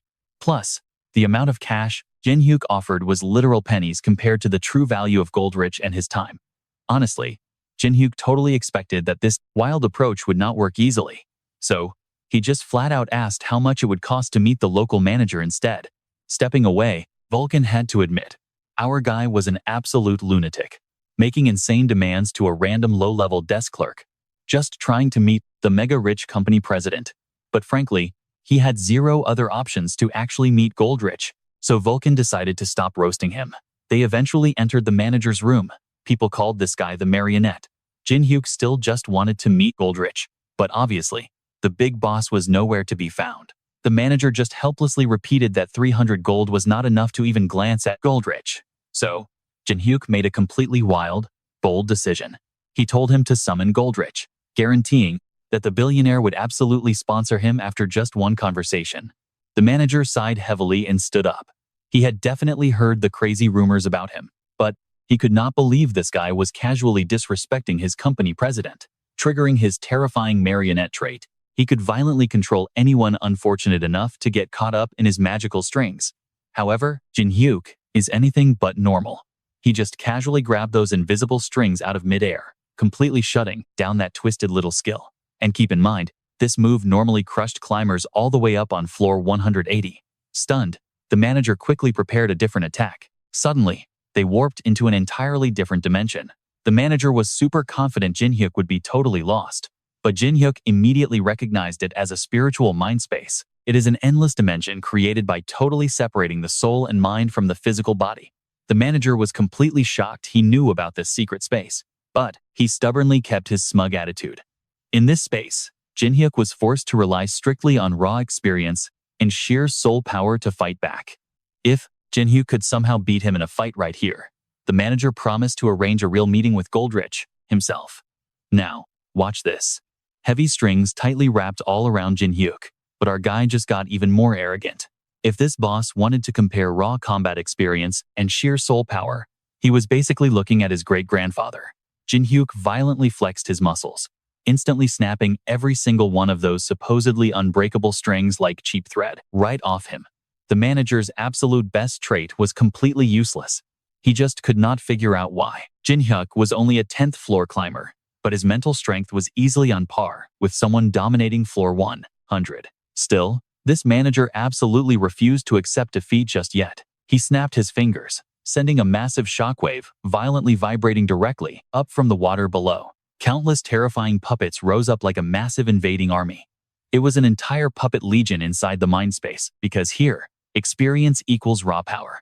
These horrific puppets were literally born from the manager's grueling experience climbing all the way to floor 100. He perfectly designed them to grow stronger with mana, making each one as powerful as a floor 50 veteran. In his eyes, the winner was already completely decided. You and I are watching pure madness. An arrogant manager orders his puppet army to attack. The puppets grab Jin Hyuk and drag him underwater. That manager walks off, confidently letting them torture him, since realm injuries will not show in reality. Suddenly, a massive water pillar erupts right behind him. He never expected our guy could use magic, let alone actually summon a high-level necromancer. A floor 100 boss right inside his own mind realm. Jin Hyuk rocks his iconic outfit from 10 years ago. Even inside the mind realm, summoning a spirit takes way more time than he originally thought. A puppet army sounds cool and all, but this guy has clearly never seen a real legion. Today, Jin Hyuk is going to show him a true army. And not just one single necromancer either. He literally summons the whole family. The winner was definitely decided the second they entered this realm. Those cheap puppets cannot even compare to his premium spirits. The manager scans through Jin Hyuk's massive army. He only recognizes a few names. The rest of these spirits look like bosses from floor 100 and above. He finally drops that classic line, "Who exactly are you?" Jin Hyuk does not even bother answering him. Instead, he just leads his army to absolutely crush him. Overwhelmed by pure terror, the manager snaps back to reality. He was not the one who closed the realm. There is only one possibility. Jin Hyuk actually controls it. Jin Hyuk steps closer, telling him to stop crying and just follow through on their little promise, setting up a meeting with his boss Goldrich. Jin Hyuk hands over a letter. The manager knows he lost totally, but if Goldrich does not answer the letter, there is absolutely nothing else he can do. Jin Hyuk confidently says Goldrich will reply, then leaves the company. Both the manager and Hansen bow respectfully. The sun sets, so Vung Khan suggests heading to a motel, but Jin Hyuk does not even know the word rest. Right now, they need to go somewhere else. Waiting around for Goldrich is boring, and our guy completely hates boredom. Down at the White Swallow Guild headquarters, first floor lobby, two girls are just casually chatting. One reached floor 57, planning to buy new gear after hitting this month's goal. But they need to finish eating first. The blonde girl totally wonders why they are even sitting here. No crazy person would bust through the Holy Nation Alliance front door. Suddenly, the door flies open. They bow and ask what he needs. Jin Hyuk fakes a goofy smile.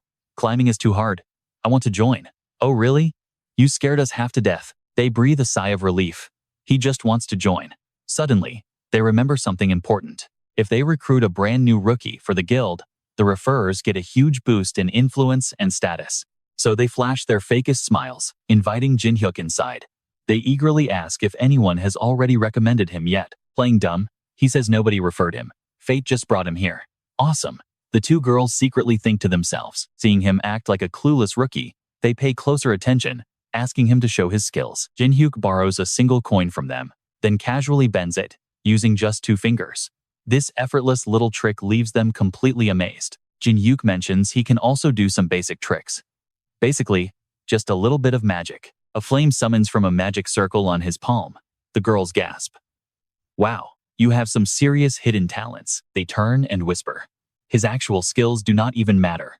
That visual performance was just incredibly flashy. If they recruit him, he might literally become an idol. Plus, Jin Hyuk totally caught the blonde girl's eye. He is exactly her perfect type. But stick with me here.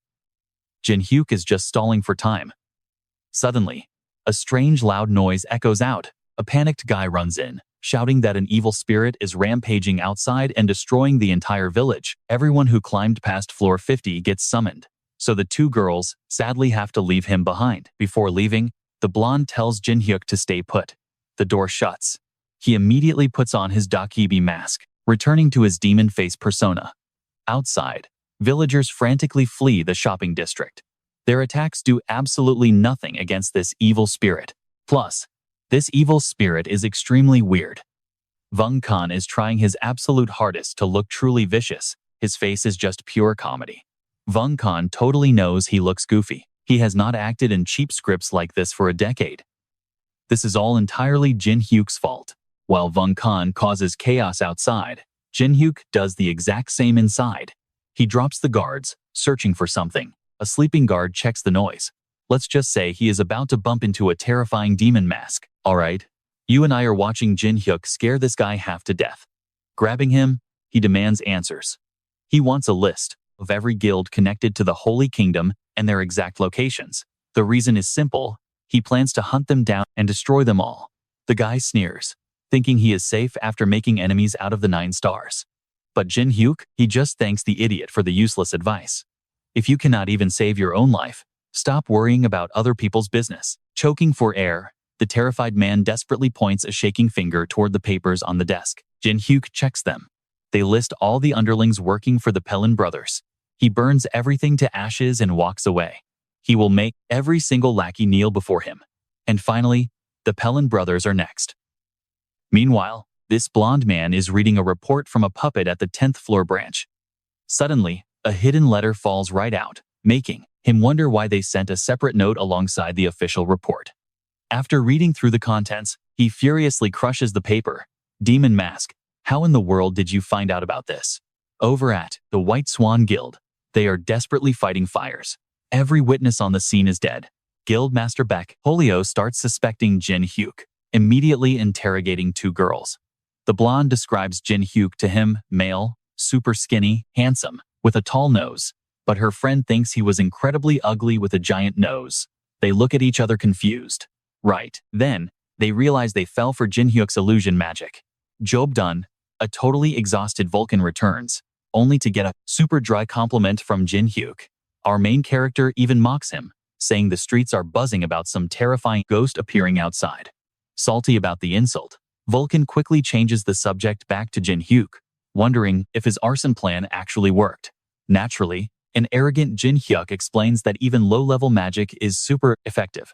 In this situation, anyone who saw him will remember his face completely differently. But Vulcan is curious why he came back empty-handed. Turns out, all the guild intel is already locked in his brain. Okay, you win, Vulcan says helplessly. Suddenly, a knock on the door puts him on high alert. They never ordered room service. Jin Hyuk puts on his mask and slowly approaches the door. On the count of 3, Vulcan launches his chains and ties the stranger up. The plan was totally effortless, Because the knocker is just Hansian, a regular wage slave. He came here today just to announce that Goldrich has landed at the 10th floor branch. After that, they specifically invite Jin Hyuk to meet him. An entire army is waiting, but Goldrich is nowhere to be seen, keeping him cautious. Then, a voice echoes out. I have absolutely no idea how you managed to discover the contents written in that letter. But I praise your arrogance and sheer guts for actually showing your face here. Anyone who finds out about that secret cannot exist in the tower. Goldrich, the blonde man, finally steps out. Jin Hyuk smiles with satisfaction. It has been a while since he saw Goldrich. After speaking, Goldrich simply walks away, leaving a little test behind for Jin Hyuk. The army sets up a defensive formation, expecting him to attack to escape, but the guy signaling gets punched right in the face. That is the price for telling your enemies your plan. The army loses their captain, while Jin Hyuk goes wild and easily tears right through them. Stick with me. Goldrich is his next opponent. Goldrich turns his back, and countless gold coins explode outward. Jin Hyuk immediately recognizes this as the legendary golden power of Goldrich, his ability to control gold using mana. But even that will not hold our guy back for long. Goldrich still has another trick with Dragon Gold, merging all the wealth in this branch into a massive tsunami. Just kidding. That hit is enough to bury Jin Hyuk. A massive explosion hits, with Dragon Gold falling everywhere. Goldrich coldly mutters, "That is the end of him." Not yet. A spear stops right at Goldrich's face. In a speed battle, Jin Hyuk always wins. Goldrich pushes the spear away with total indifference. You think saying that makes me scared? If I really wanted to, someone like you would already be dead. No, you cannot kill me, Jin Hyuk says with absolute confidence, because Goldrich still does not know where he got that letter info, and his army wants to capture him alive. But he offers to reveal the source. So Goldrich leads Jin Hyuk into his office. What a truly magnificent room. Must be nice having money, right? Jin Hyuk mocks him. Goldrich locks the door and starts throwing hands with Jin Hyuk again. His golden power completely isolates them from the outside world, meaning that absolutely no gods or demons can see what happens next. And right now, Goldrich wants to know who told him that he is the actual owner of the auction house. The auction is a massive system where individuals can freely exchange items anywhere inside the tower. However, this system did not just appear naturally, it was created by Goldrich. And if the truth, alright, you and I both know if this secret got exposed, the entire Goldrich company would collapse. No wonder he's losing his mind. Jin Hyuk just plays dumb. I am only joking around. Nobody actually said that. Oh, so chopping off a limb is just trolling too? Goldrich instantly shapes solid gold into a massive, heavy axe and swings right at Jin Hyuk. But our guy doesn't even need to move. Vulcan steps up, shattering that golden axe into pieces with one single, brutal punch. Goldrich stares in pure shock at the spirit soldier. Only a true necromancer could actually summon a soul like that. Identity confirmed. Jin Hyuk finally pulls off his mask. It is time to pay up your debts, creditor William. 10 whole years later, and he's actually alive. Jin Hyuk sits down, spilling the entire crazy story to a stunned Goldrich. Vulcan eavesdrops from the sidelines. Who knew these two guys had such a seriously deep, complicated history together? Still, Goldrich can barely believe he actually came back from the dead. Honestly, even Jin Hyuk himself thinks his revival is totally insane. Now, Jin Hyuk wants to tap into the Goldrich company's resources. A solid sponsorship deal between the two of them would be perfect. You speak like Goldrich is your own company, he grumbles. But honestly, that statement isn't exactly wrong at all. Without any merchant skills, who else would willingly sell him those rare, high-tier items from the upper floors of the tower? Let's be real. Jin Hyuk built the very foundation of Goldrich. He is literally their biggest contributor and their absolute largest shareholder. That exact, undeniable arrogance makes Goldrich finally believe this is the real Jin Hyuk. But contracts require equal exchange. To seal the deal, Jin Hyuk decides to sell off every single piece of information he has. He offers up all his decoded, gathered intel. Goldrich nods. Fine, I will set a price for it after I hear you out. If the 9 stars eliminated Jin Hyuk, a massive mastermind must be pulling the strings from the shadows. Those guys have massive egos. They would never just cooperate. Someone insanely powerful has to be controlling them and issuing the actual orders. None other than the 4 kings of the tower. Goldrich freezes in pure shock at that name. They want to keep their absolute supremacy over every other species. So, if another race successfully climbs to the much higher floors, their power and influence would completely crash. That forces them to either climb to the top themselves, or eliminate anyone capable of climbing higher. And anyone who joins their cause gets appointed as a literal floor ruler. Goldrich isn't fully convinced, though. After all, Jin Hyuk is the only known victim here. Watch closely now. Jin Hyuk brings up the Oni village on floor 100. One person survived. That survivor is Haru, a young Oni. And right now, she is training endlessly to fight the great orc warrior. She still hasn't cleared the 10th floor's trial. To reunite with Jin Hyuk and Vulcan, Haru is fiercely determined to grow even stronger. Why keep whining? Just use me. The soul inside the sword starts nagging Haru again.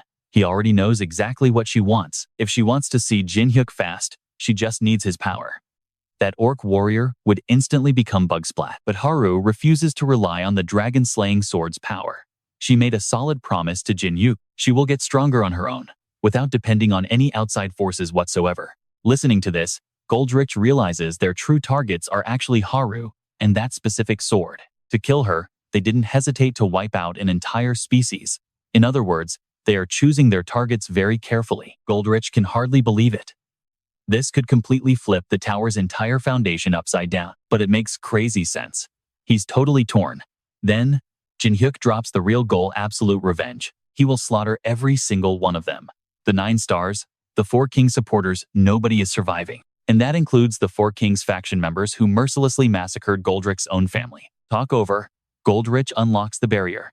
And of course, Ban immediately jumps in, asking nosy questions. The 9-tailed fox even asks if he is into guys, which seriously ticks Jin Hyuk off. But good news, Goldrich agrees to buy the intel, with one strict condition. Jin Hyuk has to prove his identity right now. Jin Hyuk sighs. This guy is so stubborn. But as a merchant, trust is basically Goldrich's most valuable asset. He can't trade on blind faith alone. So, Jin Hyuk turns to Ban, asking him to vouch for his exact identity. The price? Just a handshake. But Ban pushes his luck, demanding 3 handshakes to seal the deal. Deal done. Ban literally spams Goldrich with notifications, confirming Jin Hyuk is exactly who he claims to be. He stakes his honor. Goldrich has 0 reasons to refuse now. I will trust you. Great to see you again, Demon Mask. Goldrich reaches out, and Jin Hyuk shakes it. You and I know they'll eventually use their real names, not just these edgy aliases. Let's kick things off right here.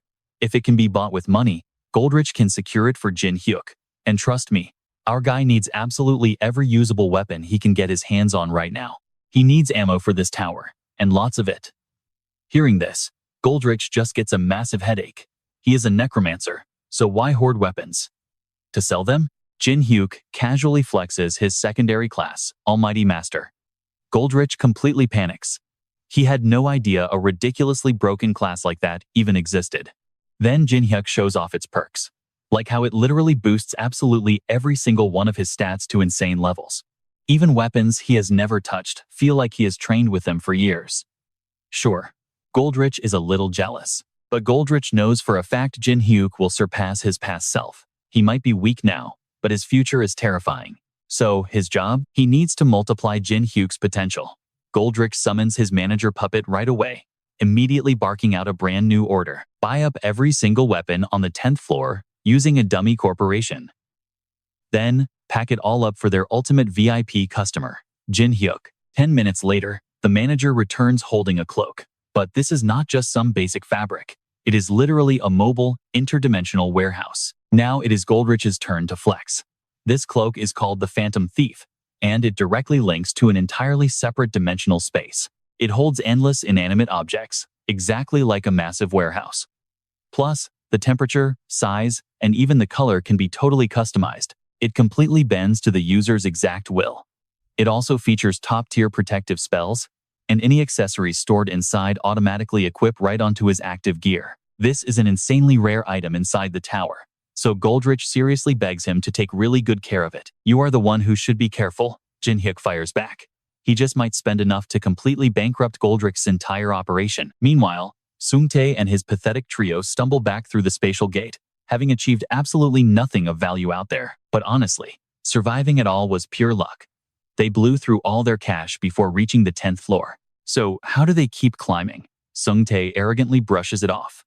His White Swan Guild has people backing them on the 10th floor. Once he meets up with his older brother, they will have plenty of cash to advance. But then, he thinks about Jin Hyuk. His blood boils just remembering how Jin Hyuk humiliated and threatened him. The second he gets that money, he is planning a brutally bloody revenge. Less than 10 minutes later, their smug faces drop.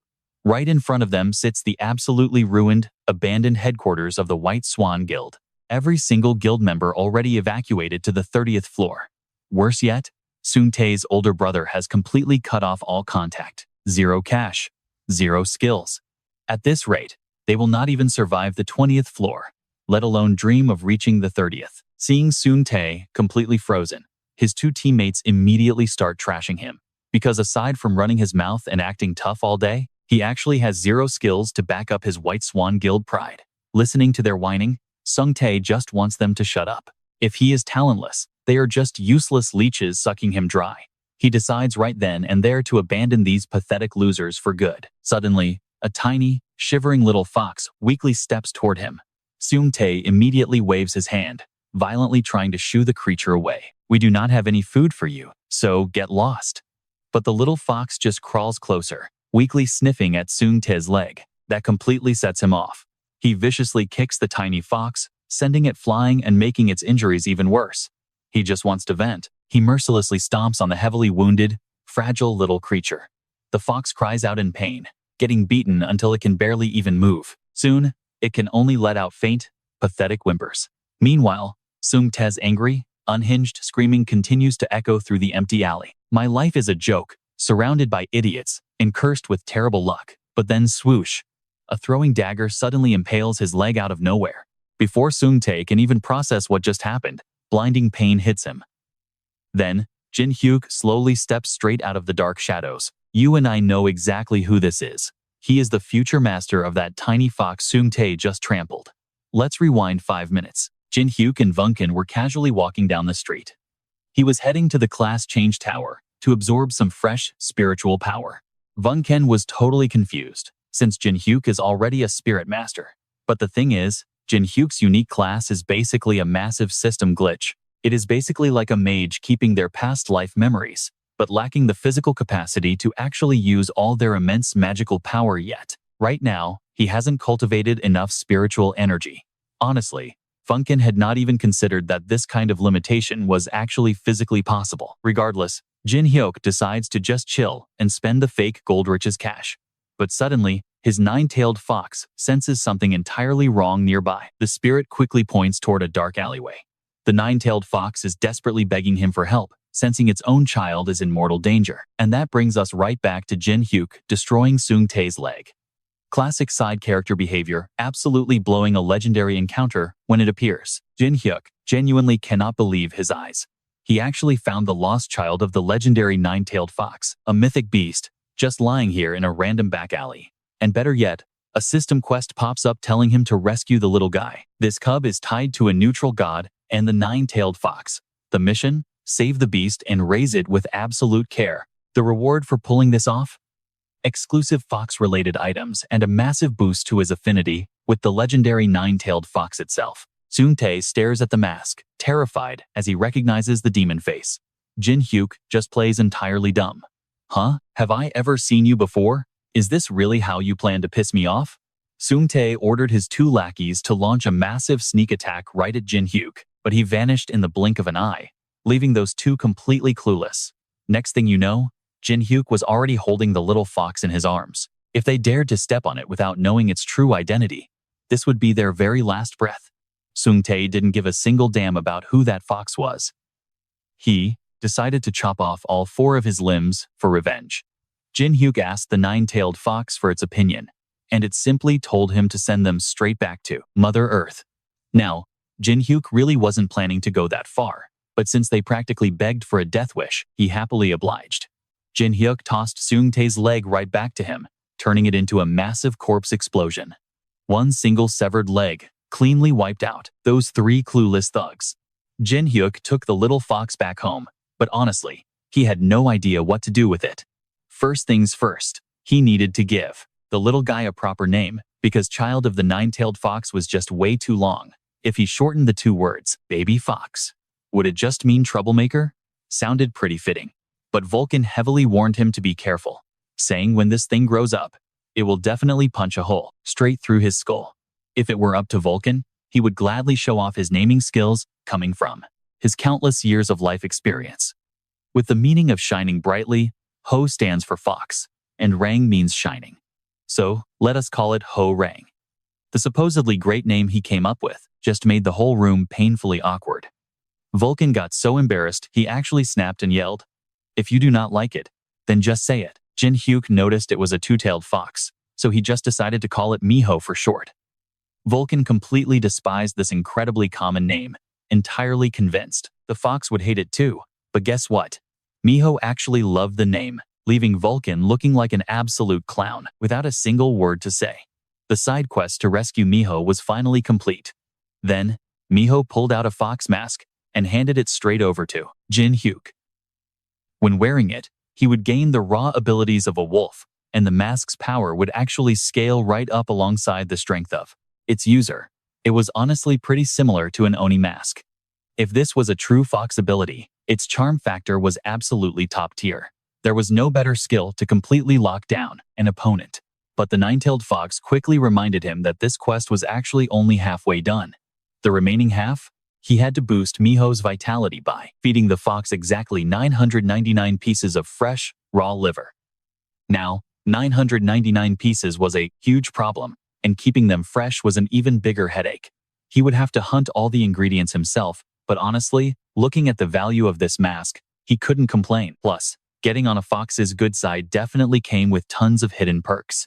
Meanwhile, Vulcan used the classic excuse of going out on patrol just to avoid being bossed around by Jin Hyuk. When the sun finally rises, they would head straight to the job change tower, so Jin Hyuk warned him early so he wouldn't stretch the time and be late. Now, you and I are going to follow Vulcan on a little midnight stroll through town. Exactly as he predicted, everything was entirely different from back when he first climbed the tower. Suddenly, a deeply familiar feeling washed right over him. Vulcan looked over at a man standing there with two massive horns. He was a literal dragon. The sheer amount of mana was so dense that the air itself felt suffocating. The guy let out a heavy sigh and muttered, "I want to kill all the dragons." Vulcan was completely stunned. Dragons are generally an incredibly narcissistic species. With how fiercely they love their own kind and families, they are easily the most prideful creatures in the four great divine beasts. So when a dragon actually says something like that out loud, it meant absolutely zero other dragons would be allowed to survive. Vulcan honestly never expected the dragons to invade the 10th floor this early. The other tower climbers were just looking at each other, muttering. That dragon guy had been standing there for days, constantly rambling about absolute nonsense that nobody could even understand. The time he spent just standing there made Vulcan incredibly confused. Clearly, the dragons had not made their move yet. Suddenly, the dragon glared straight at Vulcan, making him flinch hard. Oh crap, he definitely sensed his mana. The dragon grumbled in a low voice. "Is that you?" The utterly useless ghost, acting completely insane and just floating all over the place. Say, what now? A useless ghost? Look, Vulcan might tolerate letting Jin Hyuk boss him around, but he was absolutely not going to let some random guy humiliate him. He immediately floated down to reclaim his honor. "Hello there, little baby dragon." The guy scowled and furiously shouted, "You dare call me a dragon? Are you completely tired of living?" The very next morning, at the job change tower, Vulcan was late again, which really ticked Jin Hyuk off. The old ghost was not even answering his messages, so he just walked in alone. A young guy named Ken stepped out to greet him, apparently acting as the manager of this tower. "This place is basically a ghost town, right?" Jin Hyuk casually pointed out, mostly because almost nobody awakens their mana up on the 10th floor, making this entire area completely dead and practically useless. Jin Hyuk needed to borrow the Necromancer room. But first, just to formally prove he actually awakened his mana, he needed to pour his energy directly into the glowing crystal ball right in Ken's hands. Jin Hyuk gently placed his hand on it and released his mana. Ken was struggling to hold the crystal ball, but honestly, only a few seconds later, it completely shattered, knocking Ken flat onto the ground. Meanwhile, Vulcan was out there still fighting that dragon, but since he was not sticking right next to Jin Hyuk, both his mana and his soul were severely nerfed. The arrogant dragon scoffed. Just how long do you plan on hiding inside that pathetic ghost form anyway? Show your real face and fight me properly. A bunch of bystanders got totally hooked by the massive fight and immediately rushed over to watch the chaos unfold. Look at those insane horns. He is definitely a dragon. Being openly called a dragon again just made him absolutely furious. Vulcan truly did not understand why this guy was clearly a literal dragon, yet was so incredibly sensitive about the actual word. It was almost as if his soul and body were completely split, just like Jin. All right, you and I are about to see something wild. Vulcan's researcher instincts just kicked into overdrive. Using souls as weapons, he wants to see exactly what is hiding inside that guy's body. Vulcan launches his attack. The guy dodges it, but even he has to admit this old man is definitely not some useless ghost. Soul power. It is a rare magic that absorbs actual souls instead of mana. This is a technique that even Jin Hyuk himself cannot even use. This right here is the true power of the ultimate necromancer. That arrogant dragon is definitely going to regret badmouthing him. The two of them clash wildly. The dragon completely mocks Vulcan. Is this a blind date? Why the formal intro? But since weapons are out, he decides to draw his own sword too. Since Vulcan gave an introduction, he drops his own profile. The name is Hendrik, the Dragon Slayer.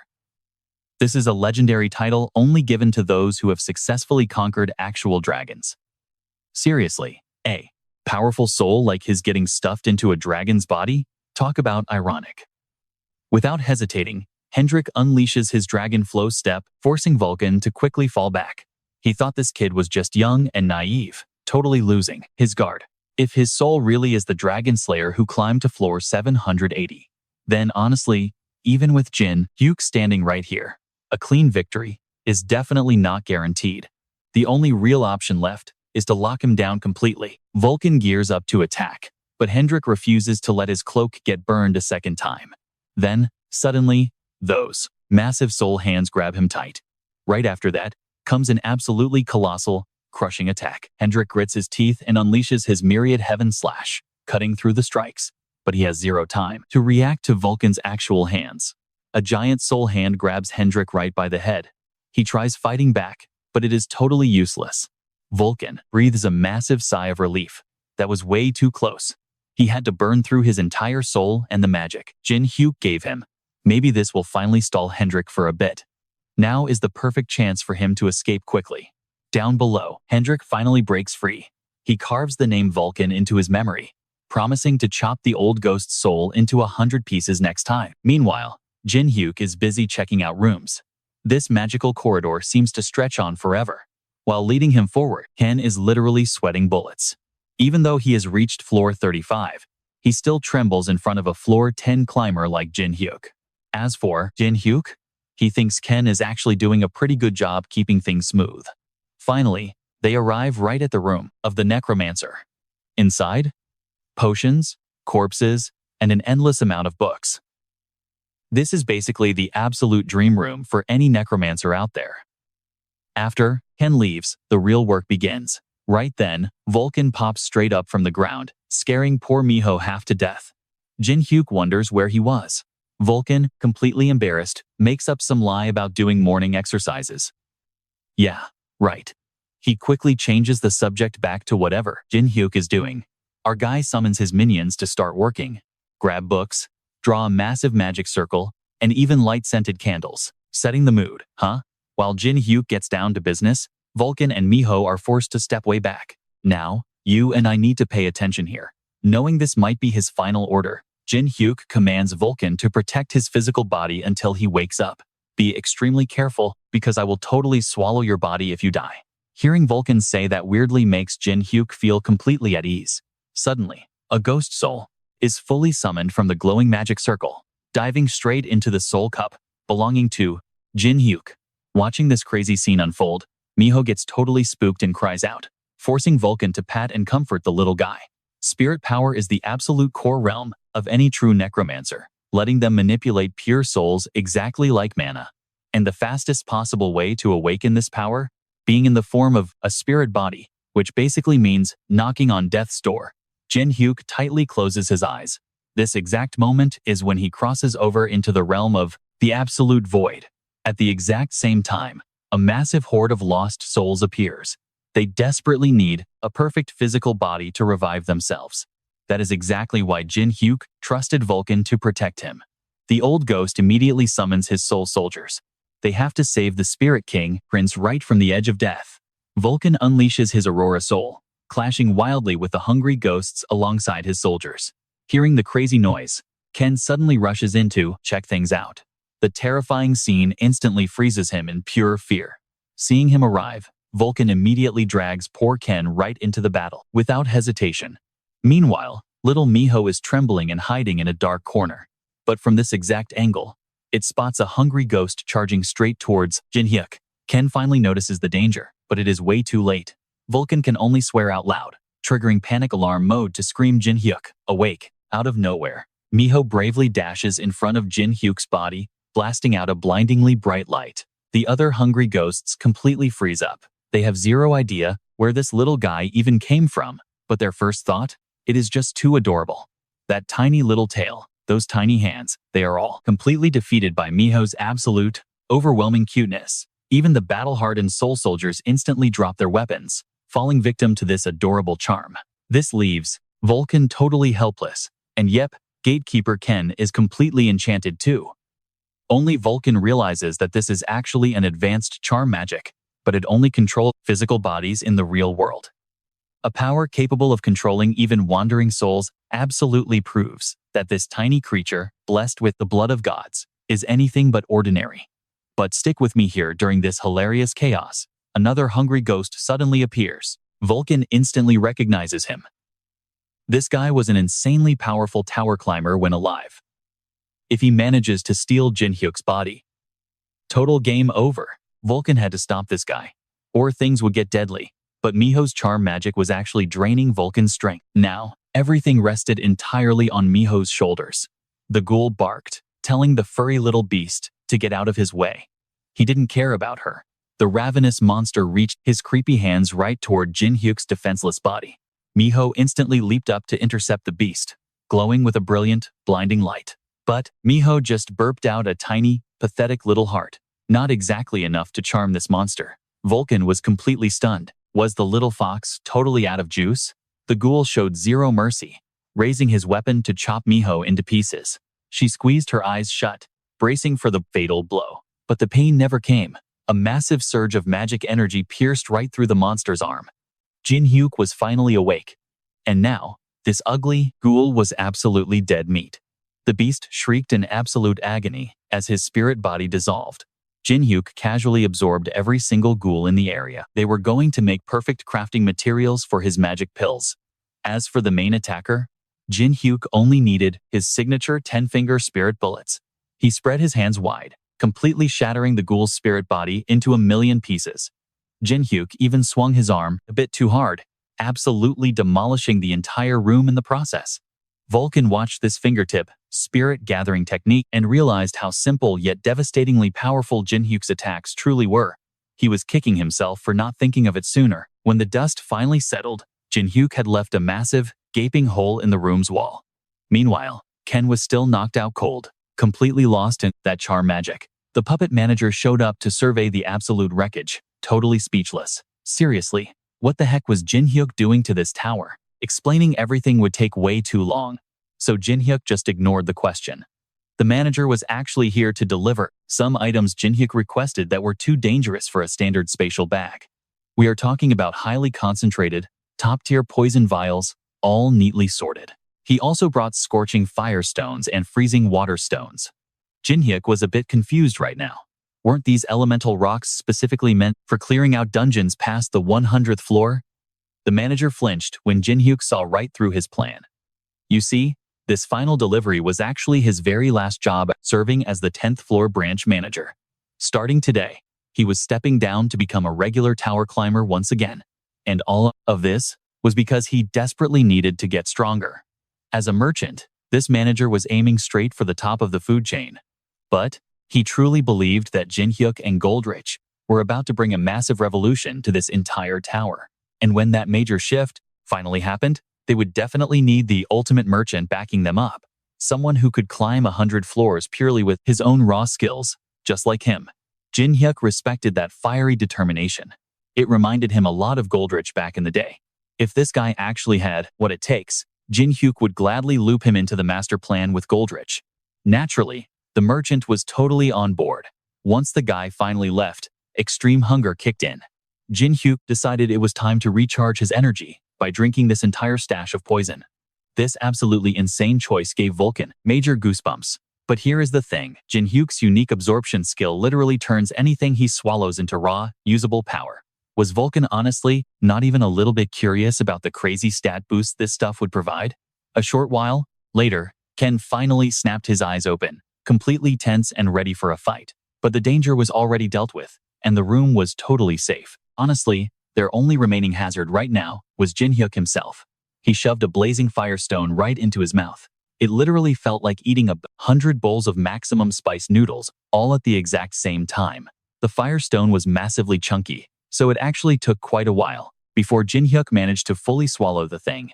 His fire and ice absorption limits had officially hit maximum capacity, meaning his body just couldn't take any more raw elemental energy today.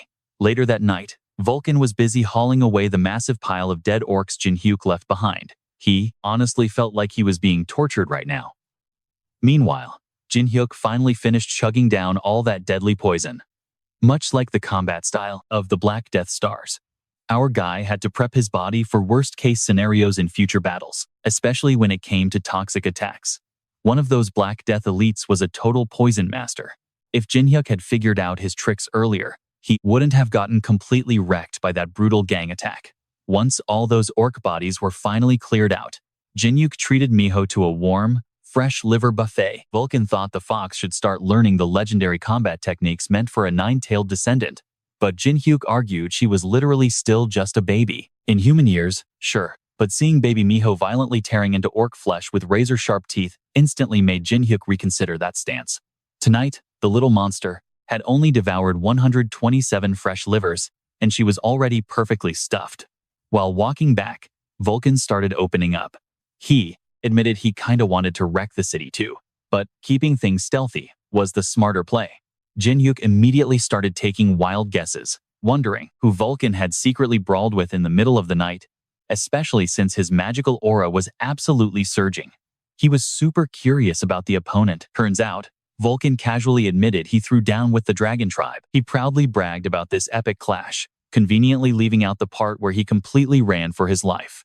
But then, suddenly, Jin Hyuk exploded with terrifying, bloodthirsty killing intent. Our guy clearly held some seriously deep-rooted grudge against the dragons. Vulcan instantly threw up his hands, warning him to chill out and not blow up the street. Jin Hyuk wasn't doing it on purpose, though. It was just the wild aftershocks, swallowing all that raw fire and ice energy messing with his control. Vulcan quickly clarified that the dragon he fought wasn't your average lizard. After hearing the full story, Jin Hyuk was genuinely shocked. A dragon with its soul and body entirely separated?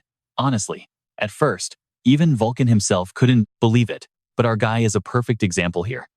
Plus, you and I already know about Hendrik, the legendary dragon slayer. He started practicing his dragon butchering skills the moment he became a tower climber, mercilessly taking down every single dragon crossing his path. Tracking their exact locations, he morphed into an absolute monster worthy of his dragon slayer title. Word is, he fell asleep around floor 7 or 800. Based on his story, this entire thing could easily be a trap set by the dragon royal family. If so, Jin Hyuk really wants to meet this Hendrik face to face. Getting way too excited, our boy suddenly drops a literal bomb. His devouring trait honestly feels like an absolute cheat code. Watching this, Vulcan thinks calling it a devouring punishment makes way more sense. Poison, heat, frost, petrification. Right now, he desperately needs to heal those internal injuries. Go see a priest for healing? Are you crazy? Jin Hyuk absolutely refuses to be purified by that divine power like those pathetic wandering spirits. But if this keeps up, he is going to keep dropping bombs, making recovery almost impossible. His best bet is using divine power to heal these wounds himself. But then, out of nowhere, Miho starts growling. The fox screeches so loud, Jin Hyuk feels his eardrums might actually burst. Meanwhile, Vulcan notices something incredibly weird about the surrounding crowd.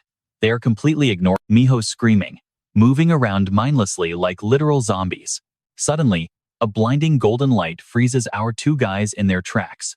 A girl with a brilliant, angelic halo floating above her head steps right toward them. Nice to meet you, Demon Face. Jin Hyuk instantly realizes she belongs to the heavenly race. Well, in that case, zero holding back. He wants to throw down right here, right now. But somehow, she is already grabbing Jin Hyuk by his sword hilt, warning him not to do something he will severely regret. Insanely, Jin Hyuk cannot even move a single muscle, while she casually uses just one hand. Then, she suddenly places a palm right on his face, accurately sensing every single internal injury, wherever her hand hovers over his battered body. Right after that crazy scan, the glowing halo above her head flares up, sending a warm light straight into his core. Vulcan stands there, completely anxious, asking out loud, "Are you okay?" Amazingly, his critically injured body has already completely healed up. This is the authentic divine power of the heavenly race. She did all this just to prove she has zero intention of fighting him. Then, she politely introduces herself as the angel Uriel from the wingless heavenly race.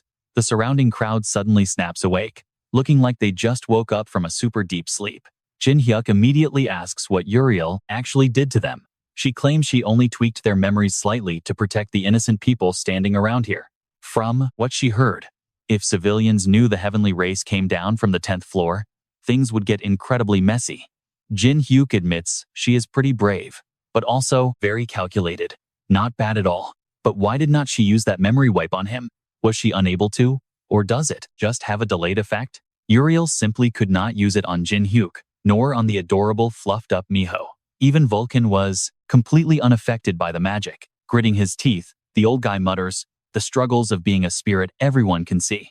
Anyway, Uriel specifically tracked him down today because he is the masked man planning to defy the heavens.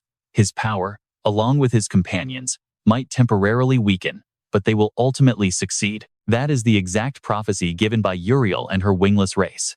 Jin Hyuk questions that wingless name since he has never actually heard of it before. Uriel suddenly stands up and strips off her top, revealing the brutally severed wings on her back. Let us be honest, you cannot ignore that stunning figure. Right now, heavenly society is going absolutely insane, blinded by pure greed.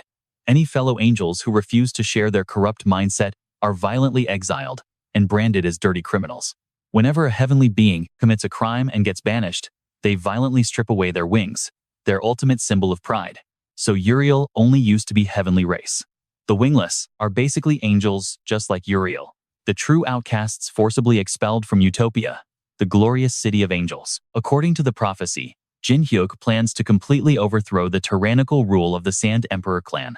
So, the wingless faction wants to join hands and help. Jin Hyuk immediately communicates with Vulcan through telepathy. It genuinely looks like she is not lying, so just accept it. When Jin Hyuk asks about the benefits, Uriel honestly shakes her head. The combat power of the wingless is extremely high, but Utopia has officially labeled them as enemies and is strictly monitoring them. Any sudden increase in their numbers directly means the open hostility from normal heavenly society will rise too. Jin Hyuk definitely did not expect things to be this overwhelmingly complicated. Walking away right now means losing a literal angel army, but taking them into his ranks brings massive risks. Still, even under all that intense oppression, if there ever comes a critical moment where he needs the power of the wingless, they are always ready to strike. Jin Hyuk is super satisfied and decides to officially ally with them. It seems his real identity has not been exposed yet. He quickly asks Uriel if she can blind the eyes of gods and demons. She can, but only for a brief moment. Uriel pulls out a single wing feather, instantly creating a magical barrier just like Goldrick uses. Those divine stalkers will not hear a single thing they do inside here. Just to test it out, Jin Hyuk rips off his mask and yells, "You eavesdropping scumbags, are you listening to me?" Uriel absolutely freezes, unable to believe the terrifying demon face she respects is acting this insanely goofy. Now that the test is done, Now, you and I watch Jin Hyuk safely remove his mask, finally introducing his real name and his true epic identity from 10 whole years ago. Hearing the legendary name, Kang Jin Hyuk, Uriel immediately drops to her knees. "I am so foolish," she apologizes. "Listen, you and I both know why she is acting this way. 10 years ago, Uriel was actually one of the judges who sentenced him to death. The whole room just completely freezes. Jin Hyuk smashes his foot down, killing intent radiating off him. Whatever she says next, she better choose her words very carefully. Uriel keeps her head totally bowed down, stuck at his mercy. Then, she asks if he knows what actually happens when you reach the 999th floor. Jin Hyuk growls back. Obviously, he would end up just like the others, like the demons and gods ruling the tower. But, according to Uriel, the emperors are drowning in their own superiority complex.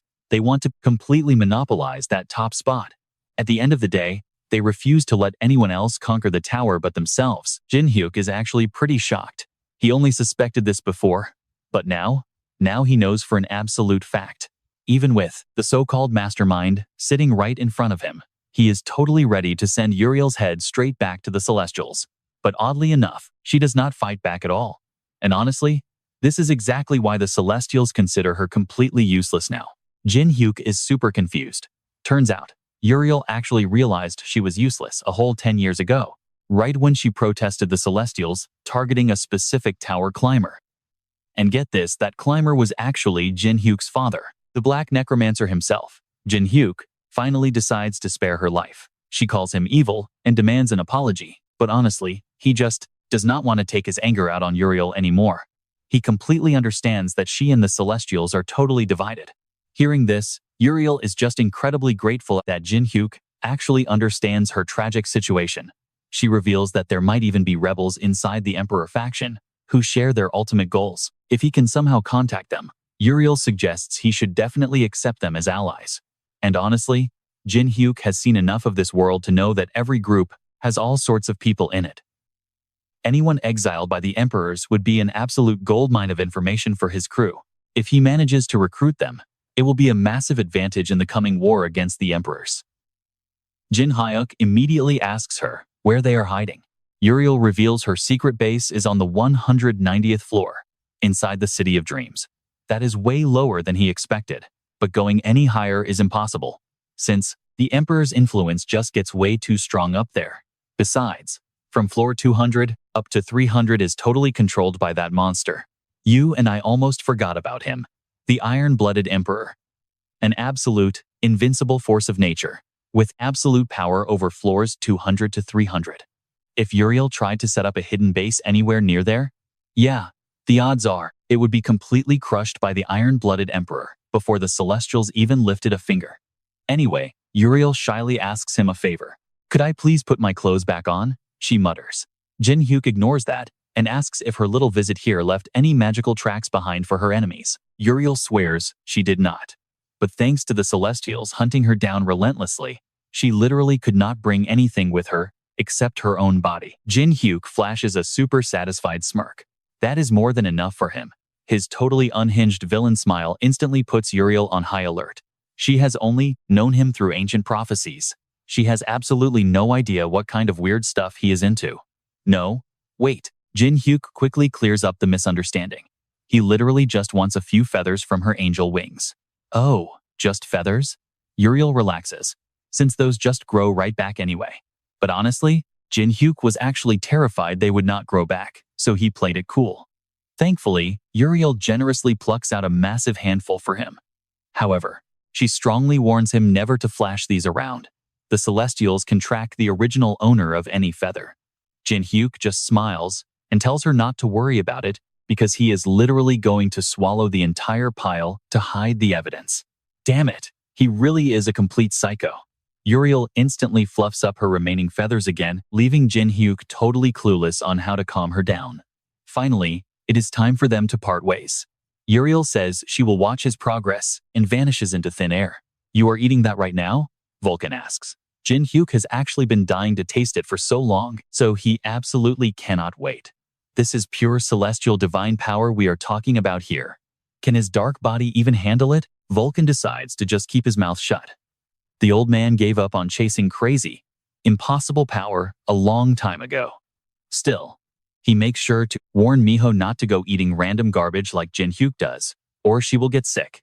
Meanwhile, Jin Hyuk completely ignores them and swallows one feather. His heart instantly stops. His entire body glows like he swallowed a light bulb. Vulcan just sighs deeply. He is completely used to this nonsense by now. He casually grabs Miho to play airplane, totally ignoring the glowing necromancer. Meanwhile, Jin Hyuk cannot endure the agonizing pain anymore, and he screams out loud and faints. When Jin Hyuk finally wakes up, he is completely surrounded by water. His head is pounding like crazy. But what is way more important, he is somehow inside his own mindscape. Jin Hyuk is seriously worried his puny body is just too weak to absorb this insane celestial divine power. And if his body fully rejects it, what is going to happen into this entire mindscape? Well, we are about to find out. Suddenly, right behind him, a massive golden waterfall just comes crashing down with insane force. It looks like the raw divine power has totally flooded into his body, surging like an unstoppable mountain. And remember, this is from just a single feather. Honestly, it is super lucky he did not try to fight Uriel earlier. But seriously, imagine if he had won and devoured her entire body. The raw power he would have gotten is completely off the charts. Suddenly, stick with me here. Jin Hyuk realizes the water is actually rising. It is not just an illusion of a waterfall. He must overcome this overwhelming feeling first. He has to act before that divine waterfall completely swallows his mental world. If that happens, it is game over. Only one way out. Jin Hyuk immediately unleashes his spiritual energy. Meanwhile, outside, Vulcan is currently guarding the completely lifeless body of our main character, Jin Hyuk. Vulcan is shocked to see him resisting with spiritual energy. But wait, something feels way off. How is he using his powers while trapped in a pure soul state? Beside him, Miho looks incredibly depressed. Seeing the poor fox, Vulcan tries to comfort it, saying, they just need to trust Jin Hyuk this one time. He absorbed that feather for a reason. The guy always has a plan. This is just another crazy challenge, and Jin Hyuk is definitely going to crush it, like always. Seriously though, how many more times is Jin Hyuk going to absolutely shock this guy? Classic main character energy right there. Back inside his mental world, Jin Hyuk is chugging that divine water like it is sweet bubble tea, but it is just not working at all. He tries to suppress that divine power using his own spiritual energy, relying on the abilities he gained by hunting and absorbing his enemies. So, he figured he could just casually drink up this magical waterfall. But if he keeps this up, he is doomed. This intense divine power is completely overwhelming his incredibly stubborn willpower. It is tearing right through Jin Hyuk. At this point, it is either give up the power or literally drop dead. Suddenly, Jin Hyuk realizes he is actually terrified right now. But wait, why? Should he be scared of this?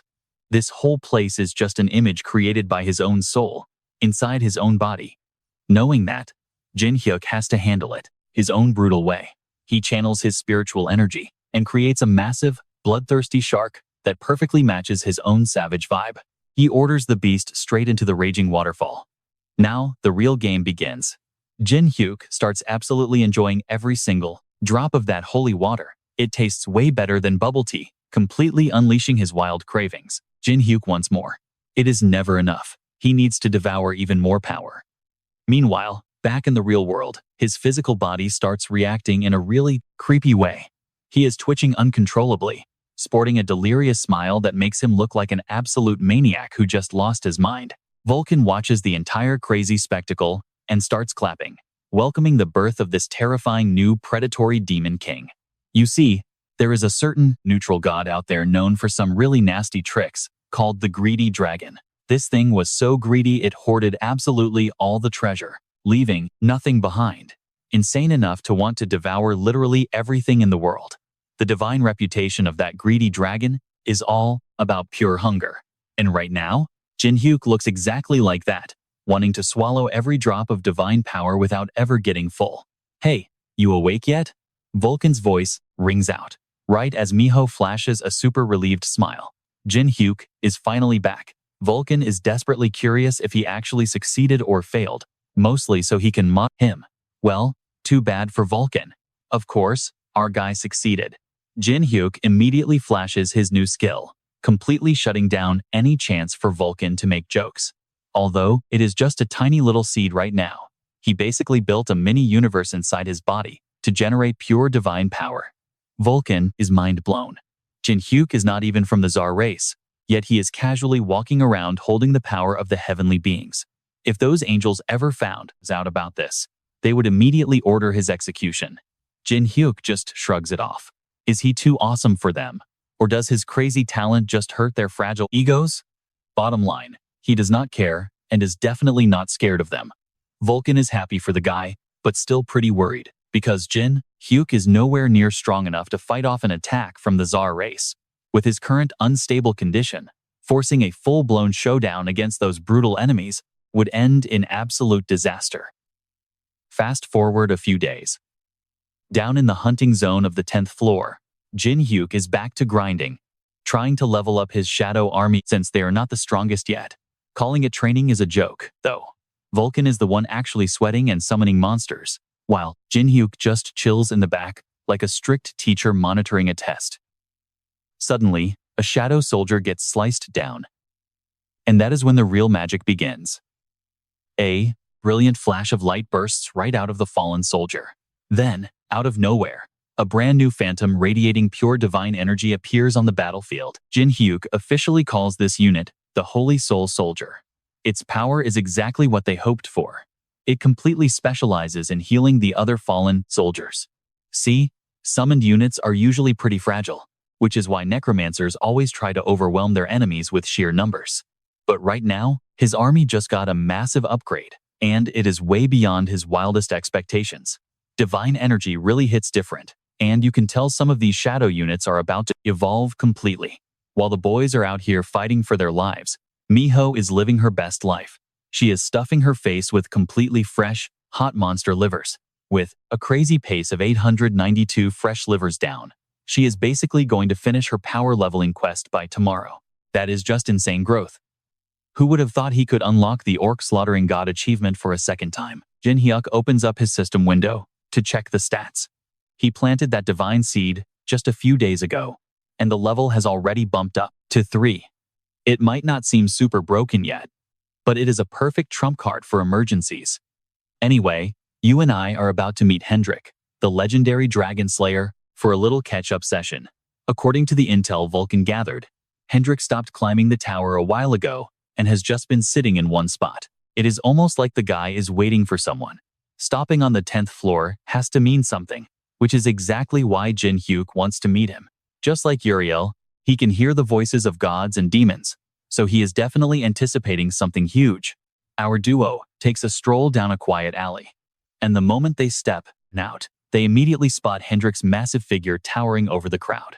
Just look at those menacing horns and those crazy eyes. That red aura? No doubt about it. He is from the dragon race. Time to move. Jin Hyuk's snap decision sends Vulcan into a total panic.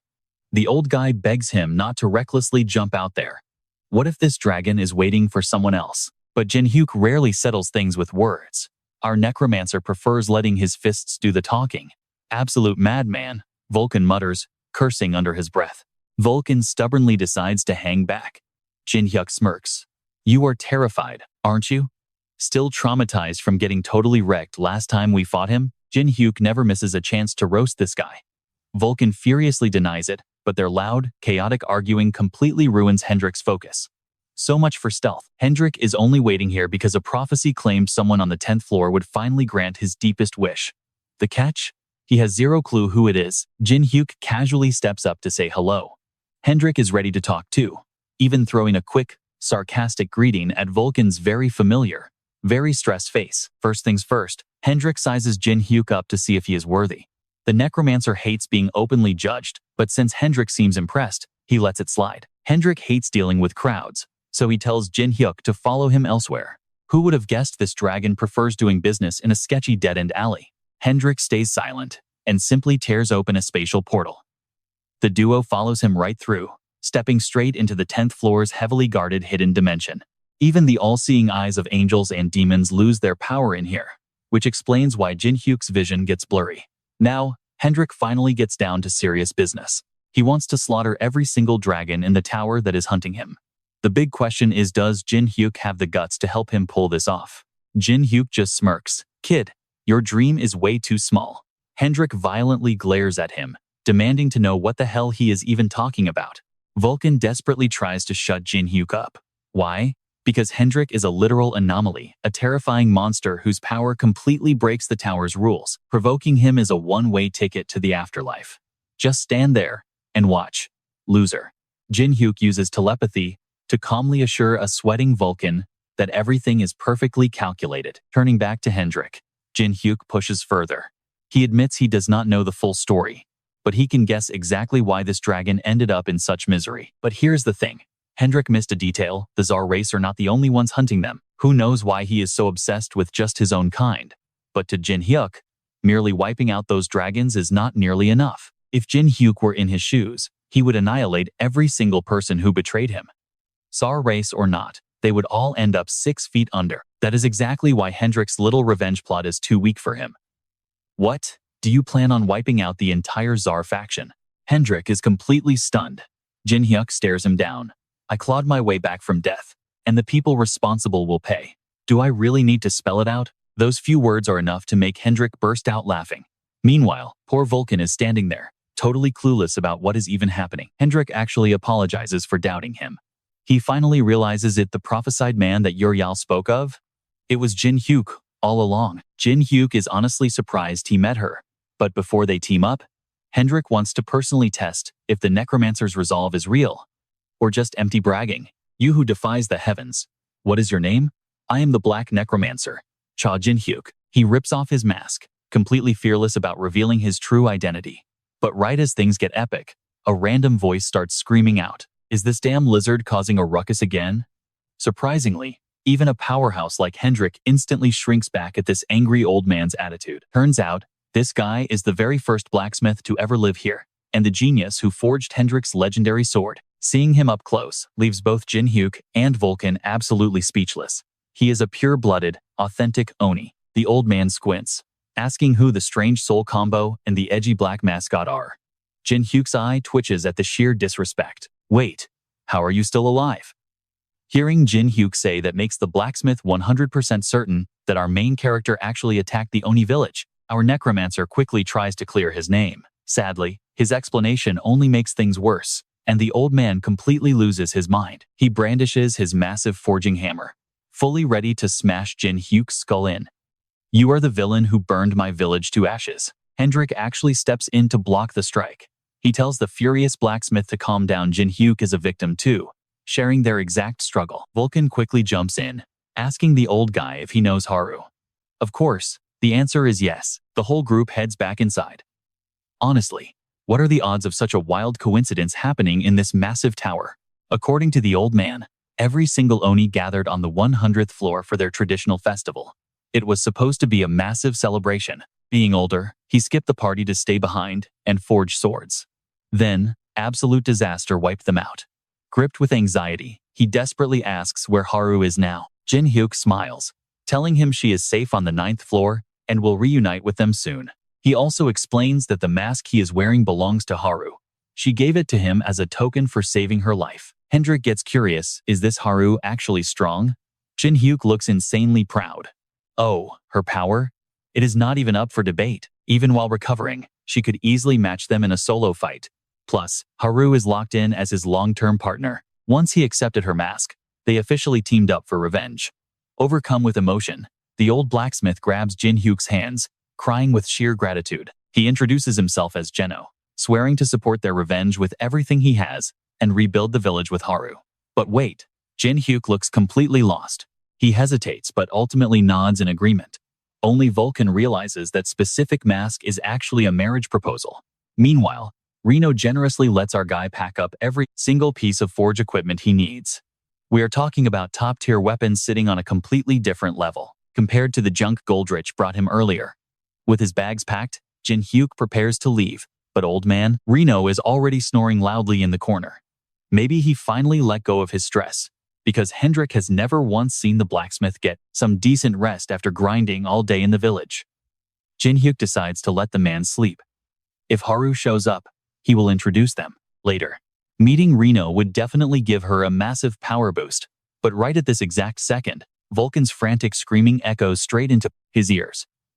Jin Hyuk instantly sidesteps a brutal surprise attack from Hendrik, an impact so heavy it literally vaporizes an entire house. Hendrik grins, completely satisfied with his insane reaction speed. That earlier promise to test his strength? Still very much on the table. If Jin Hyuk can actually beat him here, Something genuinely heaven-defying might just happen. Jin Hyuk has zero intention of talking this out anyway. He is more than ready to personally test the raw power of the legendary Dragon Slayer. The two of them violently clash, obliterating everything in their path. Yet somehow, they both feel weirdly refreshed, finally getting the rare chance to cut loose with absolutely all their power. Hendrik effortlessly slices right through Jin Hyuk's spirit soldiers, completely unaware that our crafty necromancer already planted a hidden dagger behind him.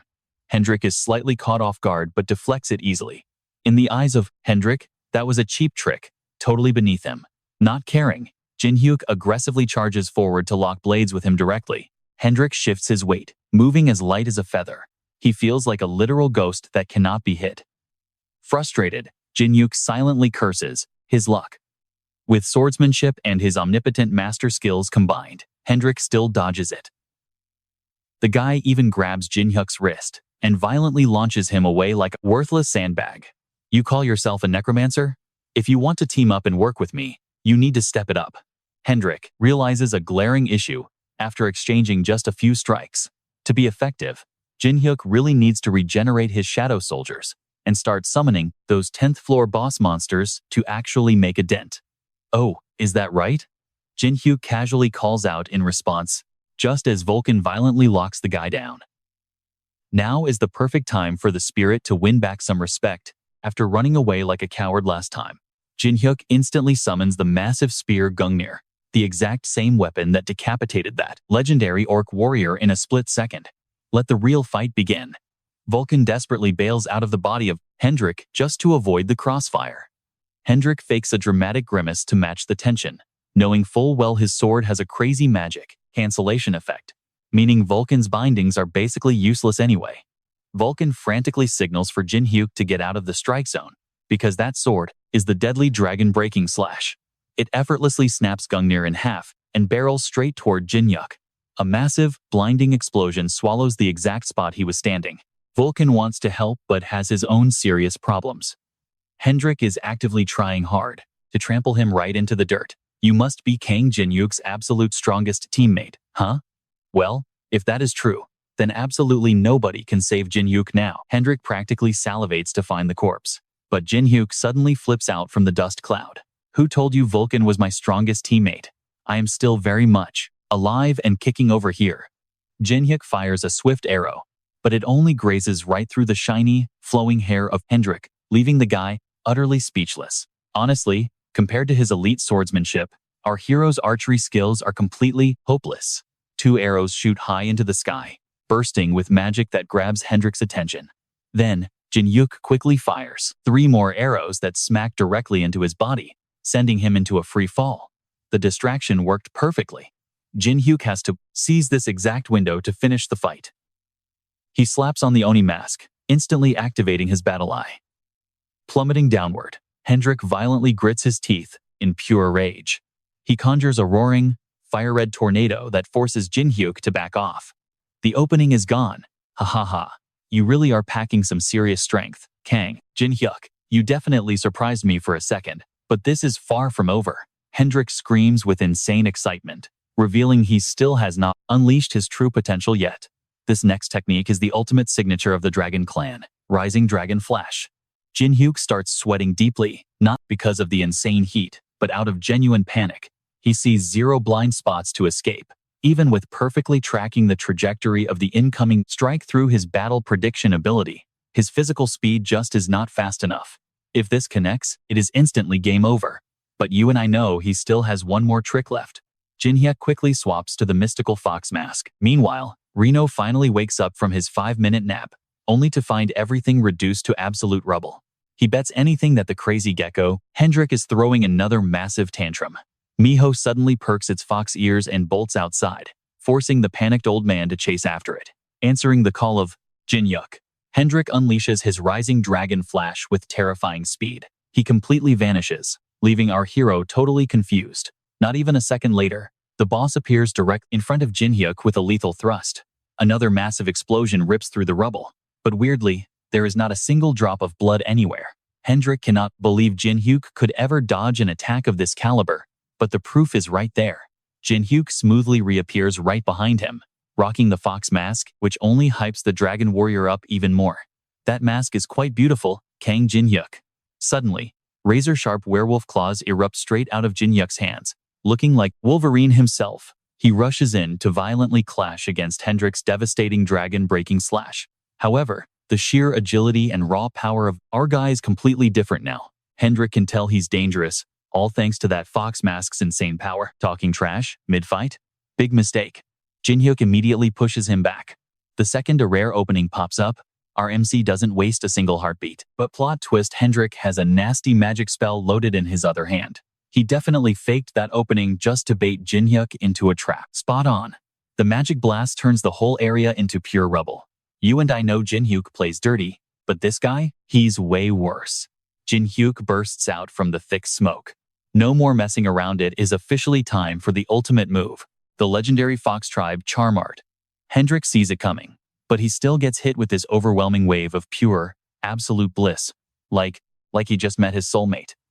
Hendrik grits his teeth and screams, "Screw this, I am not into dudes." Through sheer willpower, he snaps right out of the charm.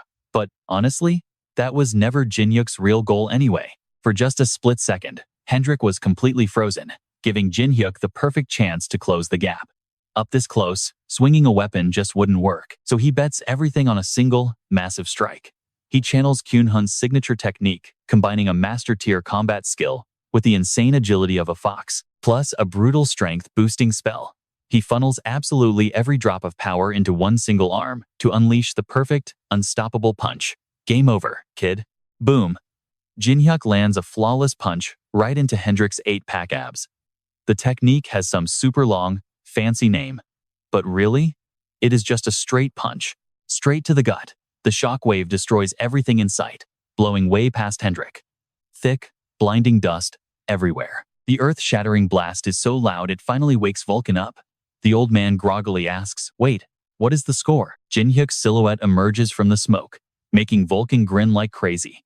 But that joy lasts exactly 3 seconds before our MC totally collapses. Blood is literally pouring from his eyes and mouth. He burned through every last drop of stamina and cannot move an inch. Meanwhile, Hendrik is barely standing, using his sword like a cane. Realistically, the fight should be completely over by now.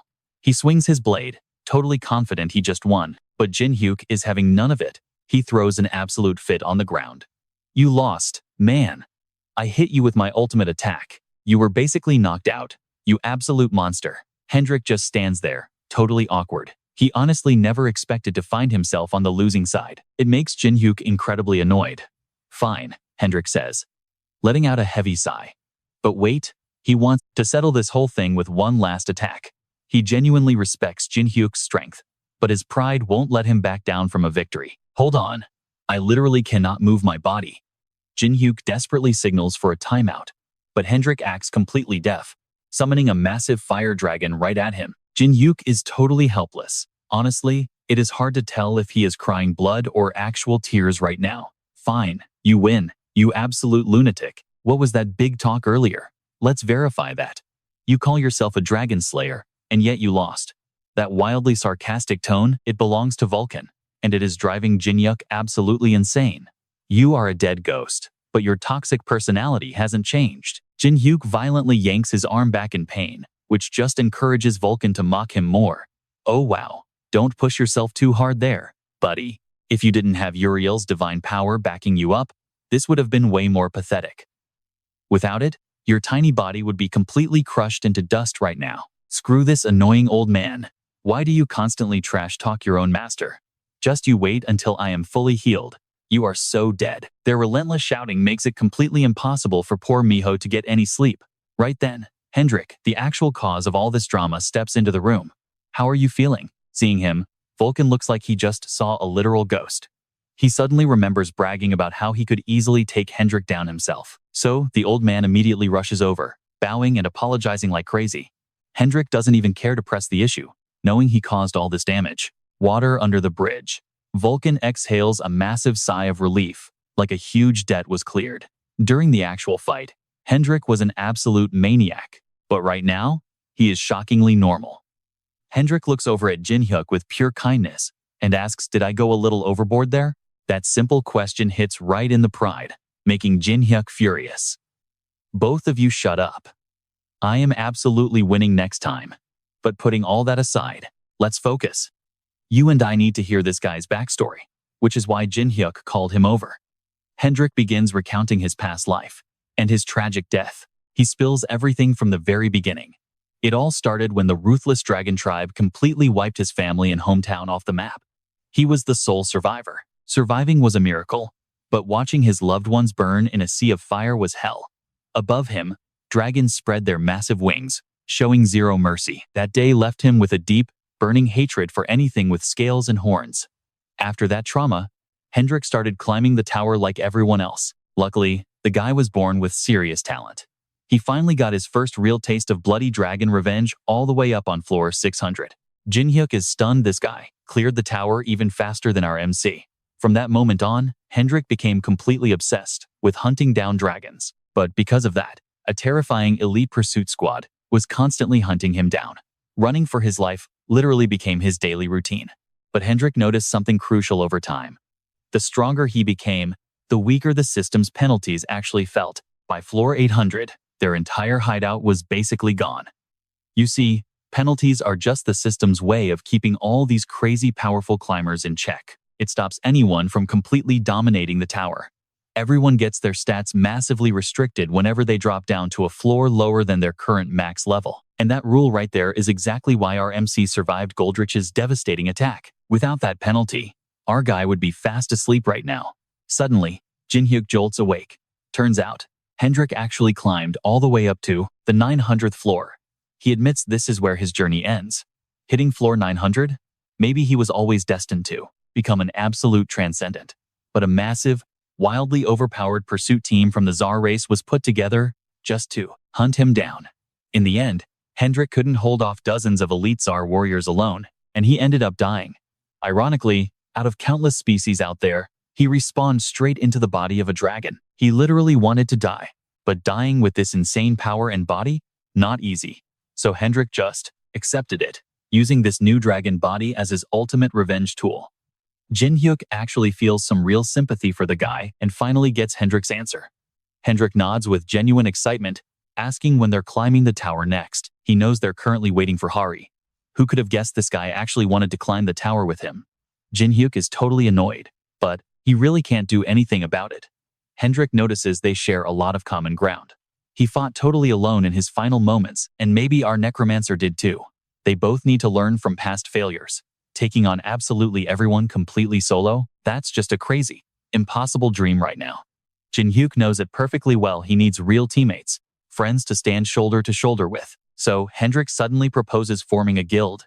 You and I didn't see this coming, and neither did Jin Hyuk. Meanwhile, up on the 600th floor at the Holy Kingdom Alliance, Saintess Pello storms right into Ken's room, demanding answers with serious attitude. Ken's busy reviewing a report sent straight from the White Swallow branch down on floor 10. Apparently, somebody set a massive fire, burning the entire place to ashes. And get this, the culprit acted totally alone. At least, that's what the Holy Kingdom's intel claims. But Ken honestly doubts it was just a single person. Pello yells out that it's completely impossible. Down on the 10th floor, no matter how ridiculously strong you are, the system penalty severely nerfs your power. Even a 9-star powerhouse can't dodge that harsh stat reduction penalty rule. So the real culprit simply must be someone holding absolutely overwhelming power, right there on the 10th floor. It feels eerily similar to their own early climbing days. But Ken remains completely confident that everything is strictly under their control. If this mystery guy has some unknown, crazy power, then they'll just repeat their playbook from 10 years ago, rip the problem out by its roots. First things first, Ken plans to hire a highly capable bounty hunter to completely handle this annoying little mess. Back to our guy. After thinking it over, Jin Hyuk actually agrees with Hendrik. There is one tiny problem. Though he's currently stuck running a faction mission, before hitting floor 100, he desperately needs to boost his own reputation and fame. So, it's gonna cause huge issues if he officially links up with Hendrik or his guild. Hendrik nods.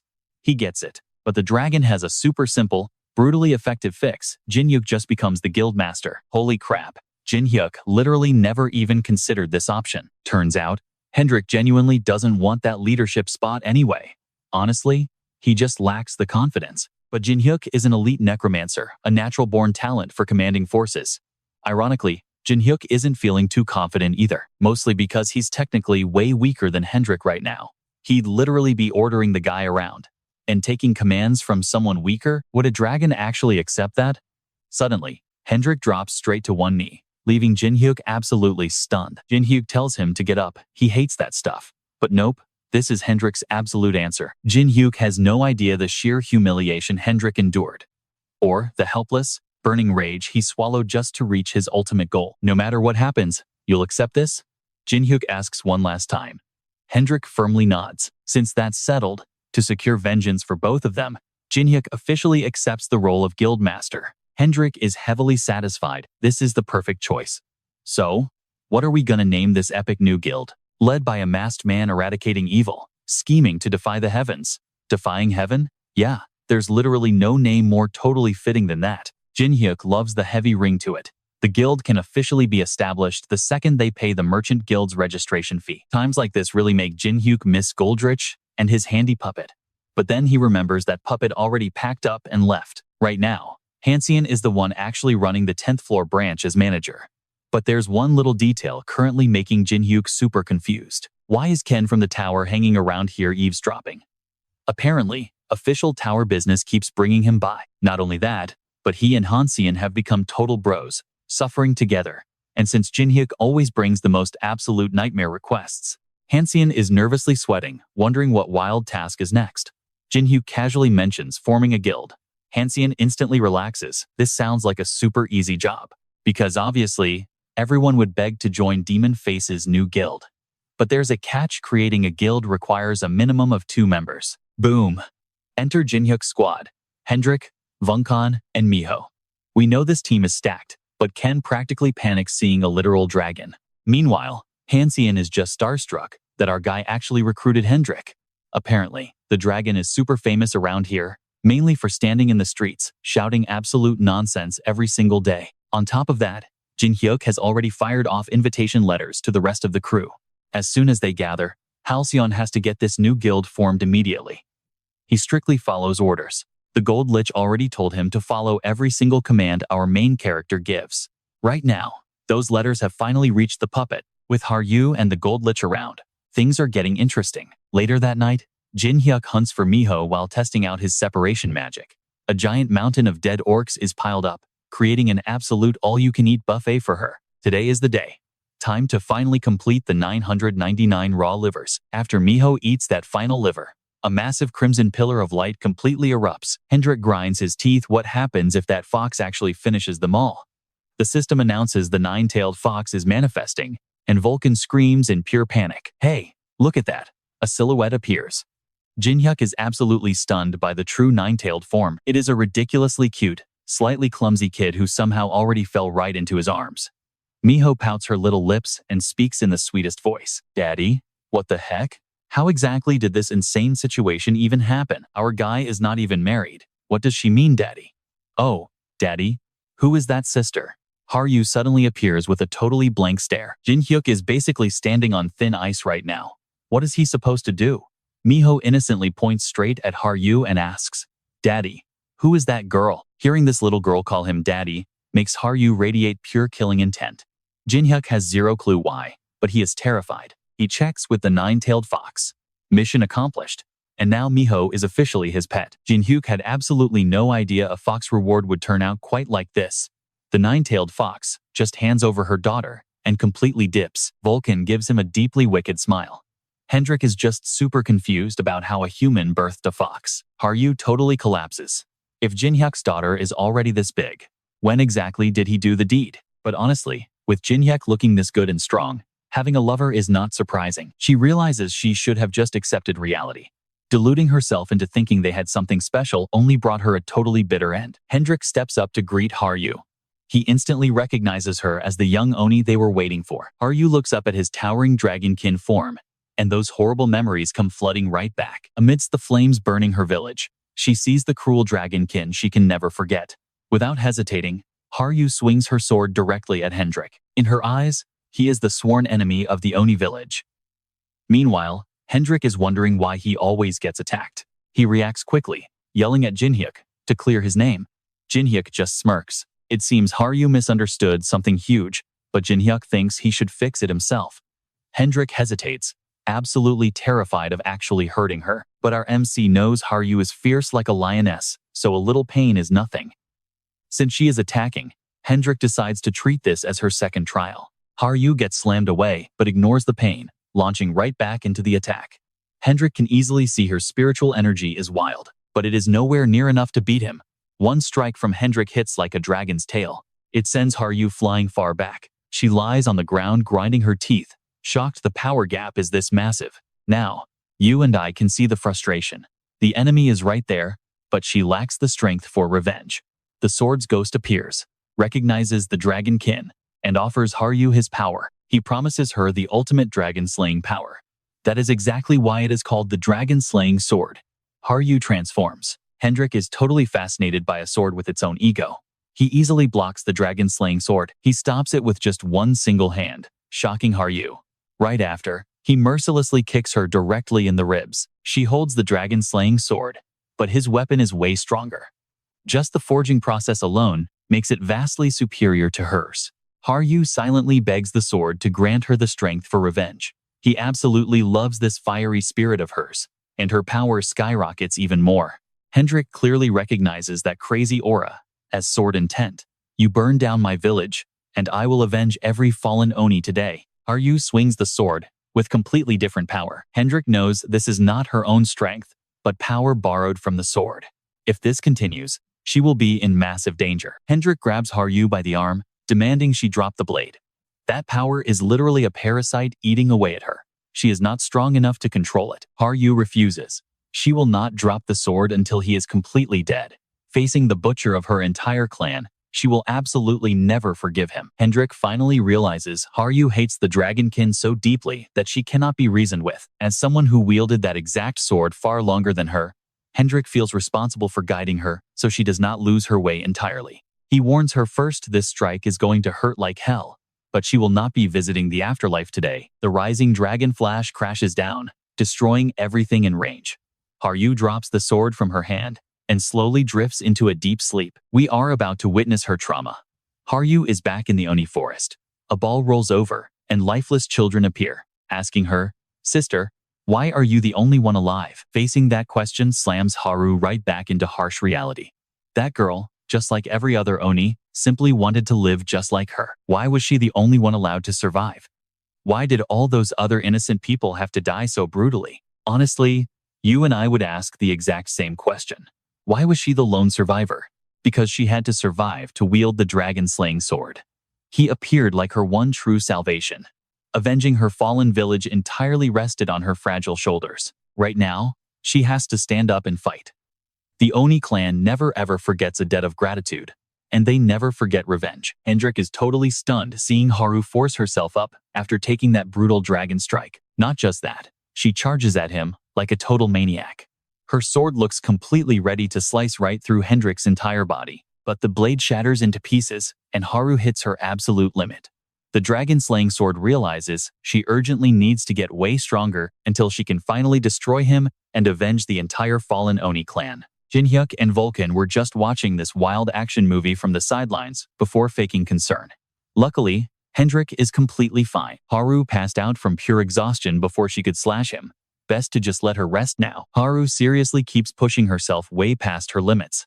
That demonic sword has clearly taken a massive toll on her body. Hendrik actually fears she will attack him again when she wakes up, mainly because their tragic backstories are surprisingly similar. His body's original owner might have been one of the dragons that destroyed her village.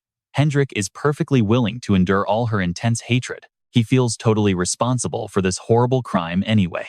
Jin Hyuk casually drags Hendrik off to another room. He rented out the entire second floor so he can hide here until she wakes up. Hendrik says thanks, but still insists he truly deserves to bear all of her terrible anger. Jin Hyuk snaps at him. "You think I care about you? Get out of sight so Haru can actually get some real peace and quiet." Sure enough, Haru rests a whole lot better after that. Waking up, she fully expects Jin Hyuk to be right there, but instead, she finds his little daughter. Haru flinches and makes a noise.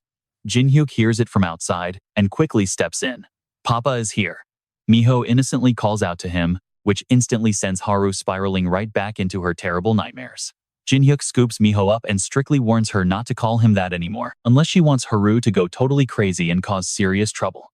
The next day, they set off, with Haru having packed absolutely everything. The dragon-slaying sword might be broken, but she deeply feels it will eventually return. All of Hendrik's belongings are neatly packed up, using basic magic, so nothing got left behind. Miho is ready too, and she definitely remembers to call Jin Hyuk her older brother now. Jin Hyuk is honestly surprised she stopped calling him Papa. It is all thanks to Haru teaching her, explaining things with such sweet, super patient, and gentle care. I like calling him Papa more. Miho grumbles quietly, but one single bloodthirsty glare from Haru makes her instantly take those words right back. Now, you and I know what comes next. Jin Hyuk hands everyone a teleport scroll. Tearing it sends them straight to Goldrich's fancy meeting room. Vulcan fiercely yells, "All right, stick with me here. Where is his share?" Jin Hyuk suddenly snaps his fingers, pulling the old man back into the soul cup, leaving him absolutely furious. "You bastard. I told you to stop treating me like some object you can just store and summon whenever you want. Anyway, let us go." The group heads toward a massive room built entirely with magic. Only someone incredibly wealthy like Goldrich could possibly afford to run this place. At the exact same time, Old Man Zeno finally makes his appearance. They immediately pull each other into a deeply emotional, tearful embrace. Watching this unfold outside, even Vulcan feels his heart soften. It is honestly such a massive relief, seeing those two finally reunite like this. Goldrich throws the door open, practically looking like a god of wealth. To him, time is quite literally money, so their lateness absolutely annoys him. Jin Hyuk explains the entire Oni situation, but Goldrich thinks our main character is going soft compared to his ruthless days. As the Purple Star, the puppet immediately recognizes that name. Purple Star, the insanely powerful tower climber who fell asleep 10 long years ago after supposedly betraying humanity. Yeah, that is me, the supposed dead traitor from 10 years ago. Jin Hyuk slowly takes off his mask right then. During their intense meeting, Goldrich recaps every single piece of information they have gathered so far. The puppet nervously raises its hand, clearly panicking. It struggles to process the horrifying truth that the 4 royal families have been secretly wiping out any potential threats. This even included the Oni village on the 100th floor. Both Jin Hyuk and Hendrik were literally victims of this massive conspiracy. Now they are back from the dead. More importantly, this entire guild has one singular goal in mind: pure, unadulterated revenge against their enemies. A guild built by those defying heaven. Just like their name, they will shatter the divine realm completely. Zeno knew Jin Hyuk was crazy, but this sheer level of madness goes way beyond his expectations. The puppet is absolutely certain they will bring massive changes here. This tower is about to shake, and it is highly anticipated. After the meeting wraps up, Goldrich asks for their next move. Jin Hyuk, obviously, plans to climb the tower immediately. Every single member needs to grind and maximize their combat power as much as humanly possible right now. Their only real option is fighting fire with fire. Haru runs over, asking Zeno to climb together. Having her around brings him pure joy, but he prefers to operate completely alone. Seeing her perfectly safe has actually managed to calm a huge portion of his fiery anger about the past. That driving motivation is basically gone. If they traveled together, Zeno would feel way too comfortable, which means his growth and strength would definitely stagnate. Besides, he is getting older and absolutely refuses to be a burden to her. From this moment on, Zeno officially changes his name to Shadowless. He is no longer the Oni known as Zeno, just a completely ordinary blacksmith. Before leaving, he makes absolutely sure to remind her firmly, never forget the duty and burning hatred of the Oni. Ultimately, Jin Hyuk steps up and makes a brand new decision. He is handing him a completely different mission. Goldrich wants to establish a base on the 100th floor, while also thoroughly investigating that ruined village. The perfect manager is Zeno, their absolute best Oni blacksmith. He will be staying on the 100th floor for quite a while now, long enough to completely master its terrain and hidden features. Goldrich catches on instantly and orders the puppet to get moving right away. It will escort him straight to the 100th floor. With everyone's destinations firmly locked in, it is finally time to roll out and begin. These heaven-defying schemers are about to show the entire world exactly where their terrifying reputation truly comes from. Down in the safe zone of the 11th floor, Jin Hyuk walks in like an absolute god. The 11th floor is where the true journey begins. Those total bastards who turned him into this, they better wait in terror. He does not care how insanely high up the tower they currently hide, because he is coming to smash their entire operation to pieces. Just then, a very familiar bounty hunter casually steps right out of the portal. Flashing a completely goofy smile, she was directly sent by Kang just to track down Jin Hyuk. Meanwhile, skipping all the way to floor 50. Everyone is buzzing about the demon face who reached the 50th floor, leading an unkillable army of demon soul soldiers that just keep regenerating endlessly. Not only that, his companions are overwhelmingly strong. Everywhere he fights, the sheer number of those demonic soldiers just continues multiplying. Even a newly appointed branch leader gets ambushed out of nowhere. Unwilling to just die, right after tasting some glorious power, he refuses to fall. He summons the Holy Kingdom's protective stone golem, a massive floor 120 monster. He feels totally confident he can flip this situation, ready to crush these arrogant fools who dared attack his alliance. But, suddenly, the giant golem behind him is completely ripped to shreds, destroyed effortlessly by Jin Hyuk's strongest ally, a dragon slayer currently in full dragon form. Jin Hyuk violently grabs the guy right by his throat. He is the so-called boss of the 50th floor. He cannot believe Jin Hyuk wants war with the 9 stars, but they have been sworn enemies for 10 whole years already. Honestly, to put it into proper perspective, every single time our main character sets a brand new climbing record, that specific floor's alliance gets utterly demolished without mercy. The 50th floor is completely conquered. The heaven-defying guild is slowly and systematically tearing down, dismantling all their schemes. Jin Hyuk struts right through the crowded streets, while the chaotic whispers of terrified onlookers completely surround him, all because he mercilessly wiped out the smaller guilds under the 9 Stars Alliance. It looks like this insane news has already spread extremely fast, reaching the upper floors in no time. They could easily use magic to erase their tracks, but Haru realizes he is intentionally leaving a trail. Jin Hyuk is absolutely sick of quietly infiltrating their alliance for intel. From now on, you and I are watching him flip the script. He will make them panic and hunt him down instead. With these maxed out stats, even if he gets completely ambushed, he is totally unstoppable. That is fine. His demonic and divine powers are still pretty weak.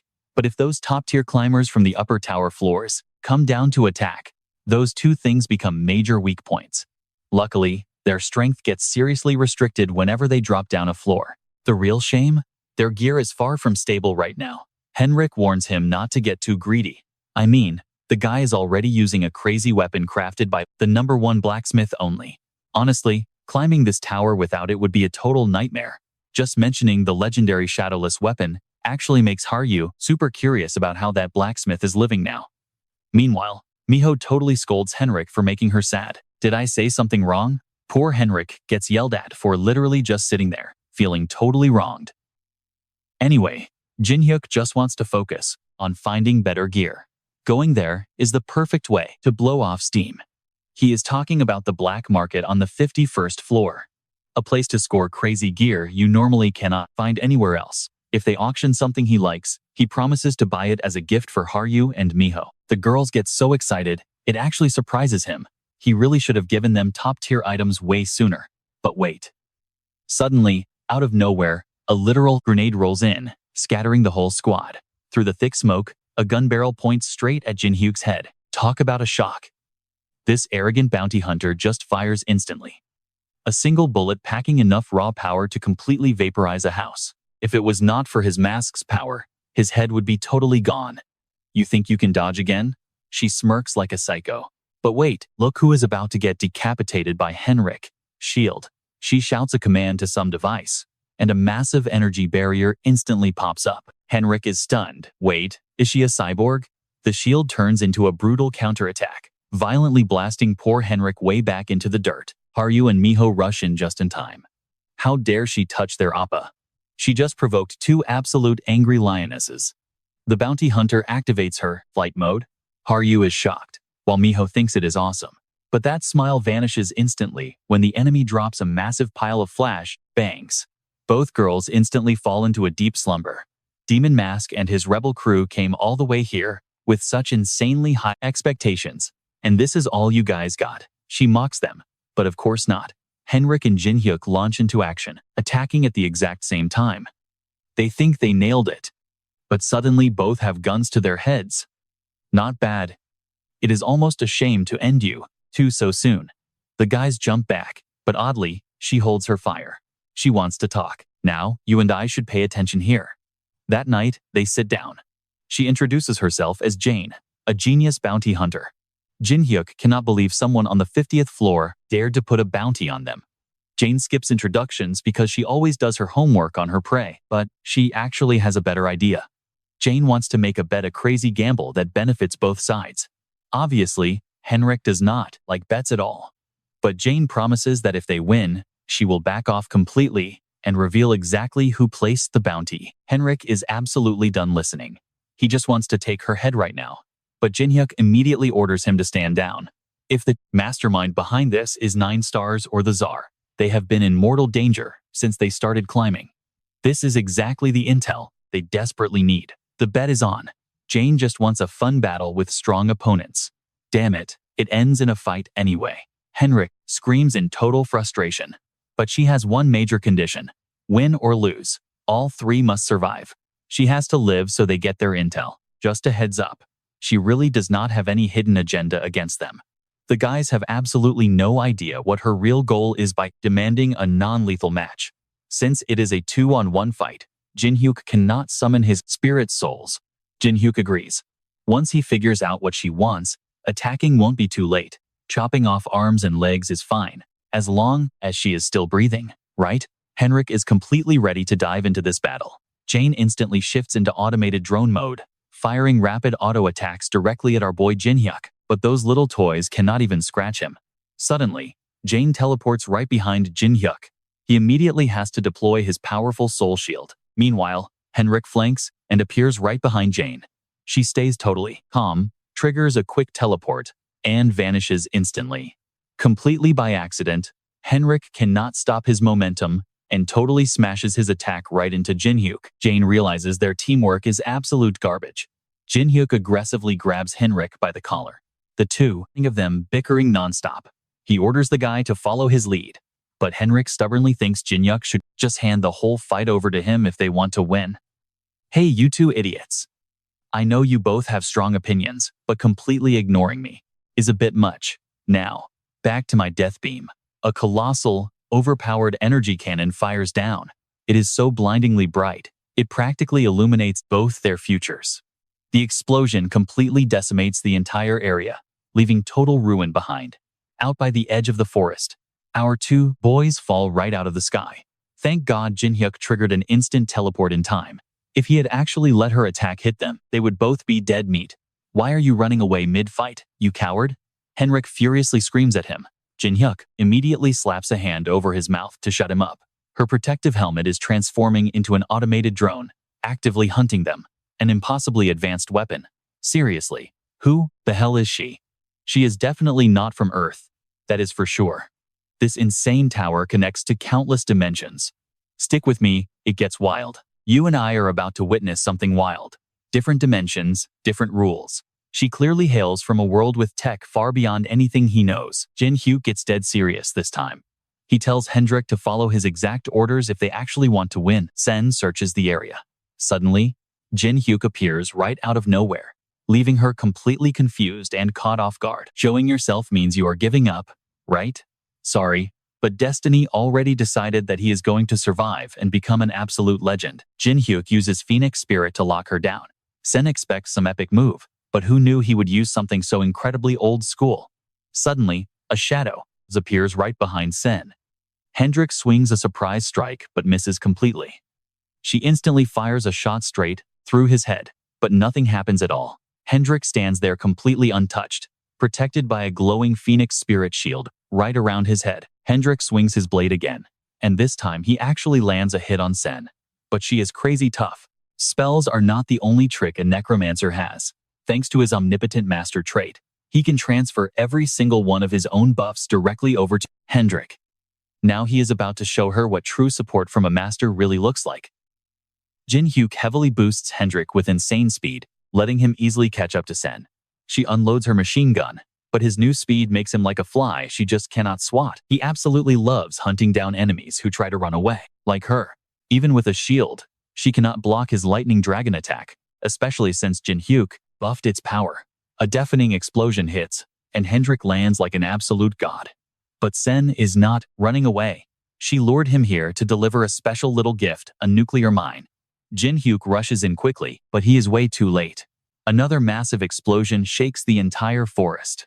He feels totally helpless, wondering what kind of world she comes from to have top-tier tech like this. Suddenly, a bullet violently pierces right through Jin Hyuk.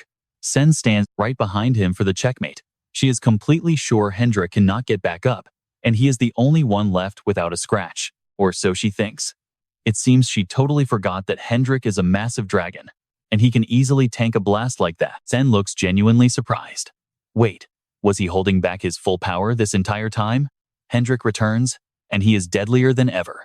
He never actually wanted to use this disgusting form, considering dragons are his sworn mortal enemies. But now, wielding sacred dragon strength, Hendrik unleashes a blistering barrage of pure, scorching firepower right at Sen. But somehow, she looks completely unharmed. And she even has the nerve to mock the strongest guy in the tower. Definitely on another level, but I have not used my full strength either. The second she finishes speaking, Sen snaps her fingers and blasts a massive wave of explosive firepower right at Hendrik. Stick with me here, her attack speed is so incredibly fast, the naked eye just cannot track it. After that absolutely relentless barrage of bullets, Sen is stunned to see Hendrik standing there without a single scratch or a hair out of place. His cocky, arrogant face pisses her off to no end. She used all these weapons just to take down one dragon. You said we had a strict agreement not to kill each other, right? Well, do not make me break that promise today. Hendrik flares his eyes and roars, his entire body blazing with intense heat as he opens his jaws and lunges straight towards Sen. She is a bit rattled now, but still runs her mouth, yelling back, while throwing up a maximum power energy shield in a desperate attempt to counterattack. Sen's high-tech shield and Hendrik's blazing aura violently crash into each other, creating an absolutely terrifying, earth-shattering explosion. The shockwave is completely insane. Meanwhile, over on this side, even though Jin Hyuk is using his divine power, his recovery rate is still way too slow. This is all because of that sneak attack bullet from Sen earlier. Plus, after Hendrik shifted into his dragon form, all of those crucial buffing and defensive skills from Jin Hyuk completely vanished. It is like Hendrik's very existence is heavily disrupting the magic flow in this entire area. After that epic, earth-shaking clash of titans, Hendrik and Sen are still deadlocked with no clear winner in sight. Sen does not even seem tired, immediately falling back on her advanced technology by using high-tech 3D holograms to launch another strike on Hendrik. I should be the only person who can control magic in this zone. But how is this possible? Hendrik roars with bloodshot eyes, his body shrinking back down as he tries to dodge the brutal hail of physical bullets Sen is raining down all around him. Reaching his absolute breaking point, a furious Hendrik stands up straight, gathering a massive surge of magical energy and gritting his teeth to threaten Sen. She could shoot that thing 100,000 times, and it would be useless. Fine. If Hendrik wants a real challenge, Sen happily obliges. She stops bothering with normal bullets and instantly whips out a massive assault rifle that looks like a literal cannon with an incredibly long barrel, making Hendrik turn completely pale. So, this is your final answer? Hendrik asks with heavy resentment. That is, right. This is my most destructive weapon yet. I really tried not to use it, but you leave me no choice. Sen replies with a smirk. Since Sen is playing for keeps, Hendrik does not hold back either, channeling every single ounce of his remaining strength to strike back. Hendrik's towering inferno clashes head-on with Sen's endless artillery fire, creating a violent, earth-shattering shockwave that erupts just like a massive volcano, sweeping away absolutely everything in its path. You and I know a blast like that leaves zero trace behind, not even the bomb. The bomb dropped back in 1945 didn't hit this hard. You and I are watching the blast wipe out absolutely everything, resetting the entire battlefield right back to ground zero. And right there, through the pitch-black smoke and the completely shattered rubble, Sen barely manages to lift her head. She looks completely drained after that massively over-the-top explosion she just triggered. The intense heat actually damaged her energy shield, shutting down its core functions entirely. She thinks about letting the shield recharge for a second, but when she glances forward, she completely freezes. Hendrik is still standing right there. What in the world? How is he still ready to fight after taking a direct hit like that? Sen turns completely pale, but luckily for her, It is just his completely burnt corpse. Unable to hold on any longer, Hendrik crashes hard into the dirt. Sen starts smiling, hyping herself up for actually taking down a real dragon. But then a voice echoes from right behind her, making her heart violently skip a beat. Why so careless? 2 against 1 always leaves a mark. Did you forget? I am still right here. Jin Hyuk, his mouth dripping with blood, drags himself forward with a completely mocking tone. For a guy walking around with a massive hole in his chest, you sure talk a lot. You really think that handsome face hiding under your mask is going to save you today? This weapon right in my hands is more than enough to end you, so why not just give up? Sen smirks right back, gripping her rifle tight and aiming the barrel straight at Jin Hyuk. But Jin Hyuk does not flinch at all. He casually picks up a burnt piece of Hendrik's dragon scale, bites down hard, and laughs loudly. The game is not quite over yet. Watching Jin Hyuk so calmly eat that charred dragon scale actually makes Sen a little bit sick. But the real shock is just getting started. The second Jin Hyuk swallows that scale, his body shudders, rapidly transforming into a totally terrifying half-human, half-dragon hybrid right before her eyes. We actually really need the information you have, and I seriously need to find that out. Even if it means I have to go a little bit overboard to get it, Jin Hyuk boasts, powerful dragon wings beating on his back. A totally freezing, murderous aura explodes from his entire body. The raw power he brings to the table leaves Sen completely speechless, gasping for air. Because this right here is the absolute authority of the dragon race, straight out of Legends. Ever since gaining this crazy power, even Jin Hyuk feels like he has evolved into a totally different entity altogether, able to cast whatever magic he wants. It absolutely proves the old saying, dragons truly are the undisputed masters of magic. Jin Hyuk rides this high, unleashing an endless ocean of demonic dragon energy that completely covers the entire sky above, successfully terrifying Sen until her eyes go wide with pure shock. Striking down with a brutal Gungnir spear attack, mixed with tons of bloody demonic power, Jin Hyuk easily flips the script. Sen goes from being totally in control to literally running for her life. Volleys of explosive lightning blast everything into smoke and fire, chasing her down without taking a single break. Getting hunted by magic on the exact same level as a real dragon makes Sen sweat buckets, practically cursing loudly as she keeps running for her life. What the heck is this? Is Demon Mask actually part of the dragon race too? No. His magical energy changed completely right after he ate Hendrik's scale. Do not tell me he can actually use the insane power of whatever he manages to absorb, Sen mutters to herself in absolute fear. But realizing this now is way too late, because Jin Hyuk is already hunting right on her tail. In total panic, Sen desperately swings her sword to counterattack against Jin Hyuk's massive, wildly blazing barrage of video game-style attacks. Seeing Sen flail around helplessly under his own power makes Jin Hyuk feel incredibly smug. He just keeps running his mouth, roasting her with non-stop trash talk, which easily makes Sen's blood absolutely boil. Taking out a half-dragon fake like you is not even hard. Fine then, I am going to end this. Exactly like you want, Demon Mask. Pushed past her limits, Sen screams, unleashing a massive piercing cannon blast that fires raw lightning straight at Jin Hyuk. The more triggered she gets, the more excited Jin Hyuk actually feels. A wild storm of dragon breath blasts out from his mouth, completely washing over Sen and burning her right down to a crisp. She drops hard to the dirt, totally broken. That absolute hellfire barrage successfully handled Sen. But at the exact same time, the backlash deals massive internal damage to the host. Jin Hyuk starts violently coughing up blood without stopping at all. It is still way too much for him to master this dragon race power. He will have to get used to it later. Jin Hyuk sighs to himself, his confused eyes scanning the empty, smoke-filled crater created by the insane shockwave he just caused. A little while later, Sen finally blinks her eyes open. Her entire body aches intensely, the painful aftermath of their brutal showdown. You are finally awake. We were actually wondering when you would finally open your eyes. Hendrik speaks up first. Huh? You actually woke up way faster than I did? Expected nothing less from that dragon race power. Wait, where the heck are we anyway? Sen looks around at the pitch-black space surrounding her, asking out of pure confusion. It is a magic barrier. You two passed out cold, and this entire zone was totally wrecked, so I couldn't just sit back and ignore it. Jin Hyuk answers. Knowing she completely failed, Sen just bows her head and lets out a massive, defeated sigh. Her voice is full of pure resentment toward Jin Hyuk and Hendrik. blaming the power of the 4 major races. When Hendrik asks exactly why Sen risked such a crazy fighting bet, she stays completely cool, simply giving her reason. She literally just wanted to fight a dragon. Going through all those insane life or death battles just for a totally pointless goal like that? Honestly, that is absolutely wild. Sen's completely ridiculous answer literally leaves both Hendrik and Jin Hyuk completely speechless.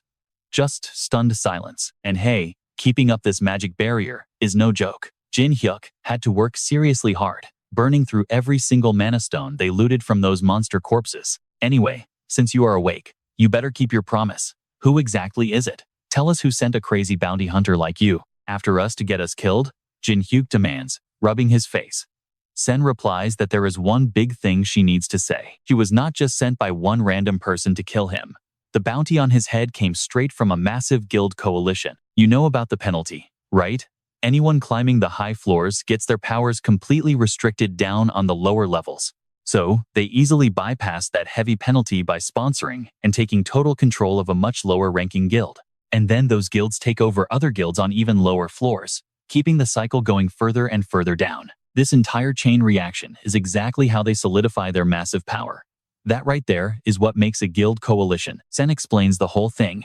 Hearing about this guild coalition, Jin Hyuk immediately frowns, trembling slightly as realization hits him hard. He thinks of the boss running the 9 Stars Holy Kingdom Coalition, Ken Perlo.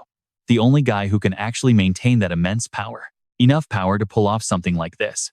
Meanwhile, up in the towering headquarters of the Holy Kingdom Coalition, the 9 Stars boss calls all his subordinates together. He announces that their precious Holy Kingdom alliance was brutally raided by none other than Jin Hyuk. To keep the other alliances from getting dragged into this mess, he decides on a ruthless plan to totally crush Jin Hyuk. A disaster waiting to happen, stopped before he grows. If he went down personally to kill Jin Hyuk, the system penalty would be massive. Now, you and I know this guy is sneaky. He decides to hire a mercenary to do the dirty work instead. And that mercenary, it was Sen. But because she not only failed her mission but actually leaked their secrets to Jin Hyuk and his team, and since Jin Hyuk's team managed to completely cover their tracks after meeting her, the Holy Kingdom Guild decides to make her pay. They beat her to a pulp and feed her to a giant snake, leaving her completely trapped inside the monster's jaws. Sen's weak, agonizing cries for help echo out, trembling in the dark before slowly fading into absolute silence. Over on the other side, Hari suddenly jerks awake, startled by those desperate cries for help. Her head is pounding like crazy. She seriously wonders if what she just saw was a total nightmare, or maybe a dark premonition. Seeing only Jin Hyuk and Miho standing in front of her right now, Hari anxiously looks all around the room. She wants to know where Hendrik and Sen are. Jin Hyuk explains that Hendrik already left to gather intel on their relentless pursuers. He is actually taking this seriously, probably scouting ahead for a while. Even though they already got some solid information, thanks to Sen, you look like you are okay now. So, let us head to our next spot, the black market. Jin Hyuk smiles. Soon, all 3 arrive, down on the 51st floor of the massive commercial district. Jin Hyuk lets Miho eat absolutely anything she wants before the black market officially opens. The kid is completely thrilled like a freed bird. Hari, on the other hand, stays deeply worried about her afternoon dream. Her face is totally tense. Walking right beside her, Jin Hyuk definitely senses something strange is up with Hari. The sky slowly darkens. Right before entering the market, Jin Hyuk worries Hari's striking appearance will easily get them busted. So, with a quick snap of his fingers, he crafts her a cute little outfit for the perfect disguise. Meanwhile, Miho shifts into her fox form and happily jumps onto his shoulder. Now, fully disguised, all 3 approach the massive entrance, so the staff can verify their passes. The guards immediately spot the elite black car, the ultimate power pass granting entry to any auction. Holding it, Jin Hyuk leaves them totally stunned, figuring he must have an insanely wealthy sponsor. Otherwise, getting one is impossible. After freezing in pure shock for a second, they quickly escort Jin Hyuk's team straight to the VIP seating area. That signature ghost mask Jin Hyuk is currently wearing instantly makes quite a few people in the auction room recognize him as the absolute legend himself. They immediately huddle up, whispering uncontrollably. Once Jin Hyuk's group gets perfectly settled into their fancy upstairs seats, the high-stakes auction officially kicks off. Sitting there for hours, they still cannot find a single interesting item actually worth buying. This leaves Jin Hyuk feeling pretty restless. He quickly realizes something is off. because there is a massive crowd gathering on the lower floor, which means something incredibly huge is about to show up. Right at the exact moment the very next auction item is brought out, without a single word, Hari suddenly launches herself, leaping straight down to the lower floor, leaving Jin Hyuk completely panicking. Under the deeply shocked gazes of the entire crowd, "Stick with me, this is wild," Hari sprints straight toward that item. Her mind is racing, swearing to save them, because she heard something terrible. That same cry for help from her dream, it echoed straight from the item. But right before she could grab it, Haru got slammed hard by the old rich guy at the auction and his massive bodyguard. They knocked her completely flat on the hard floor. "How dare you touch the item I already claimed? What an arrogant little girl." The fat old guy totally went off on Haru. "No, you are the one who needs to back off. Who did you just put your filthy hands on?" Jin Hyuk snapped back, stepping up with wild magic power flaring around his entire body. He looked absolutely terrifying right now. Even that arrogant old man quickly realized Jin Hyuk was the famous masked demon making headlines lately. Helping Haru sit back up, Jin Hyuk softened his voice completely. "What exactly happened here? I heard a strange voice calling out from that thing." Haru trembled, pointing straight at the item. The chaotic scene actually made the announcer burst out laughing, assuming everyone was just getting way too hyped up over this insanely rare item. "All right, everyone, keep that wild energy going as we finally reveal the main prize." He snapped his fingers, and the curtain dropped. Haru locked eyes on a traditional Oni tribe hairpin, instantly triggering a flood of fuzzy memories from her tragic past. Her entire body started shaking violently, her eyes totally wide with pure unstoppable rage. She simply could not believe they dared to sell her fallen tribe's sacred item at some cheap underground auction. Jin Hyuk gently patted her shoulder, telling her to just trust him on this one. The starting price for this rare hairpin was 100,000 gold coins. The bids shot up like crazy, only stopping when that fat old guy dropped a 1 million offer. "Haha, with this little toy, I get to add another rare species to my personal collection. Such a shame I could not get an actual Oni corpse, but this works too." The guy laughed like a total maniac, looking completely full of himself. He was definitely doing this just to mess with Haru. Absolutely furious, she almost drew her sword to slice him open right there. But Jin Hyuk instantly cut her off by shouting, 3 million. The entire room went dead silent in a split second, as every single person totally froze, jaws practically hitting the floor over Jin Hyuk's insane bid. And just like that, the rare item was officially handed right over to Jin Hyuk, while the entire crowd whispered about his crazy wealth, knowing he just drew way too much unwanted attention by buying something at such an absurd price. Jin Hyuk grabbed the hairpin and quickly pulled Haru outside. On their walk back, Haru held the item incredibly close, smiling as she thanked Jin Hyuk. "Thank you so much for this. That was a ton of money to spend, but seriously, since it is not actually my money, we are all good. Just thank Goldrich later." Jin Hyuk casually replied. Getting her sacred hairpin back finally gave Haru a brief moment of peace. She could practically hear a faint voice whispering a gentle thank you fading away into the wind. Tears filled her eyes as she promised to avenge her fallen tribe. You and I can see why Jin Hyuk finally understood. Haru lost her mind back there. That simple hairpin actually held the tragic soul of a dead Oni. While walking, a dark figure with a sword suddenly dashed at them from behind. But Jin Hyuk caught the movement and blocked it instantly. Sparks flew as blades clashed. With one sharp look, Jin Hyuk completely recognized the attacker. It was the massive bodyguard of that fat old guy from the auction. Attacking from behind is pretty rude. "Did I not just let you have that precious item?" The fat guy smirked, slowly stepping out of the shadows. "If you actually wanted it, you should have just outbid me. But spoiler alert, I was never going to let you take it." Jin Hyuk growled with a deadly threat. Shockingly, the old creep just threw his head back and laughed, twisting his words to reveal he did not even care about the hairpin anymore. He just wanted a real, living Oni like Haru for himself. Completely triggered by this, Haru saw red. She drew her blade and charged straight at the disgusting old man. But this guy was ready, pulling out a gigantic iron sledgehammer to smash right into her. Distracted while shouting for Haru to fall back, Jin Hyuk nearly took a lethal stab to the face from that bodyguard's ridiculously sharp blade. The guy's attack speed was so violently fast and heavy, Jin Hyuk immediately figured this enemy was on a completely different level, maybe even stronger than Hendrik. Meanwhile, Haru quickly realized this fat old guy packed some serious brute strength, but moved super slowly, so she activated her combat skills for a solo clash. But you and I know it is never that easy. The guy pressed a hidden button on his hammer. Instantly, a massive cloud of toxic gas exploded outward.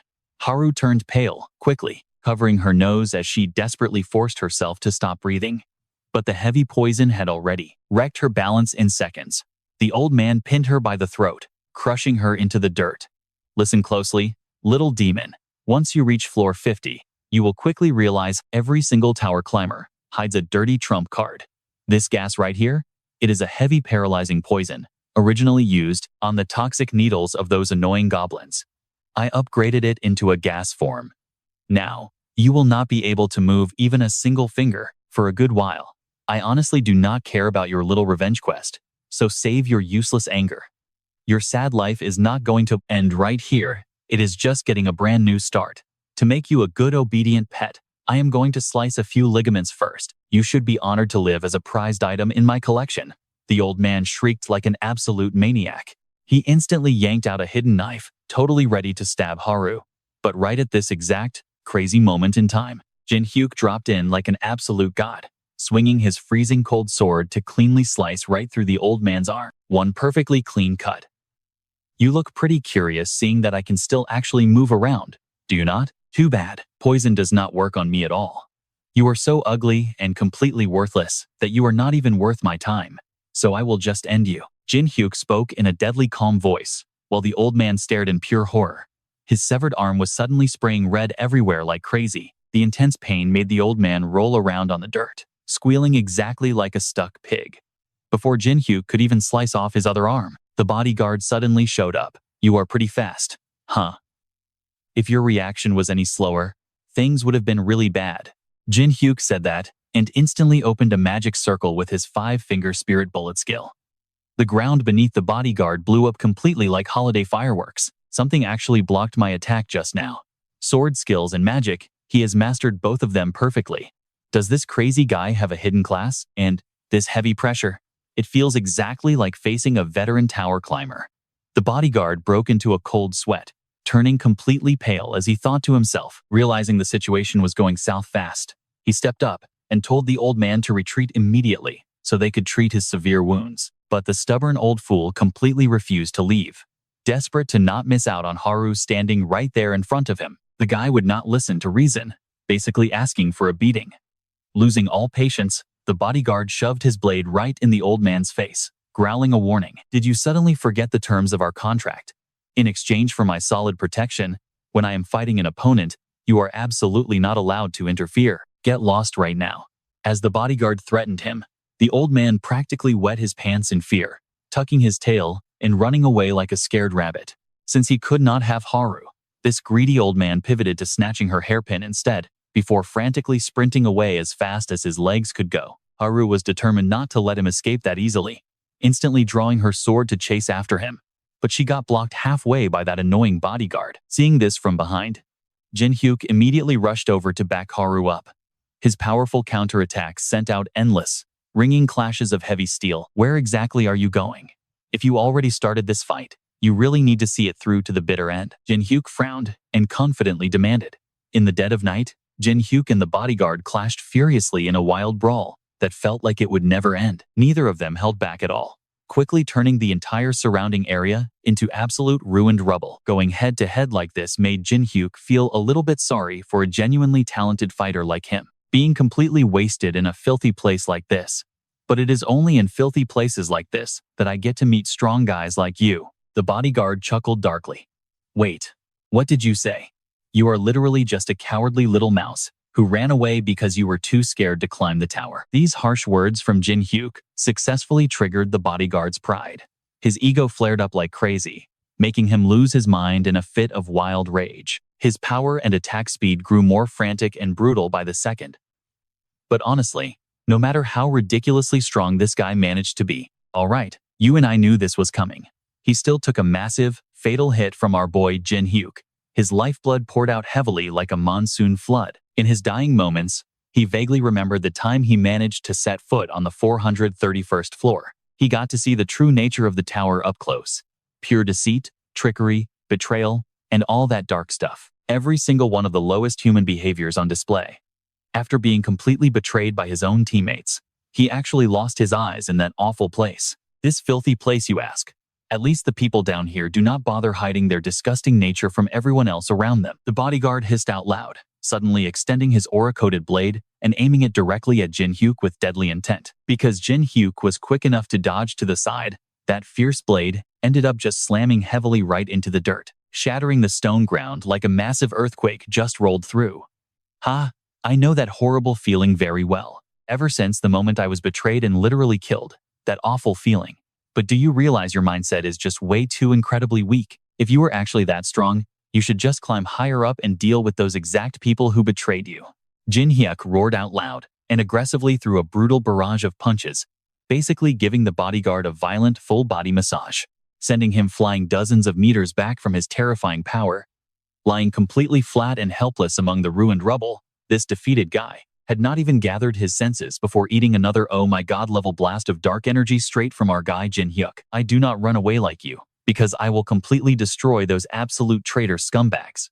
Jin Hyuk ground his teeth together, speaking furiously. His hands constantly channeled a massive amount of power that entirely swallowed the guy up. His deafening screams just echoed out, packed with total agony, ringing clearly through the silent, deserted night.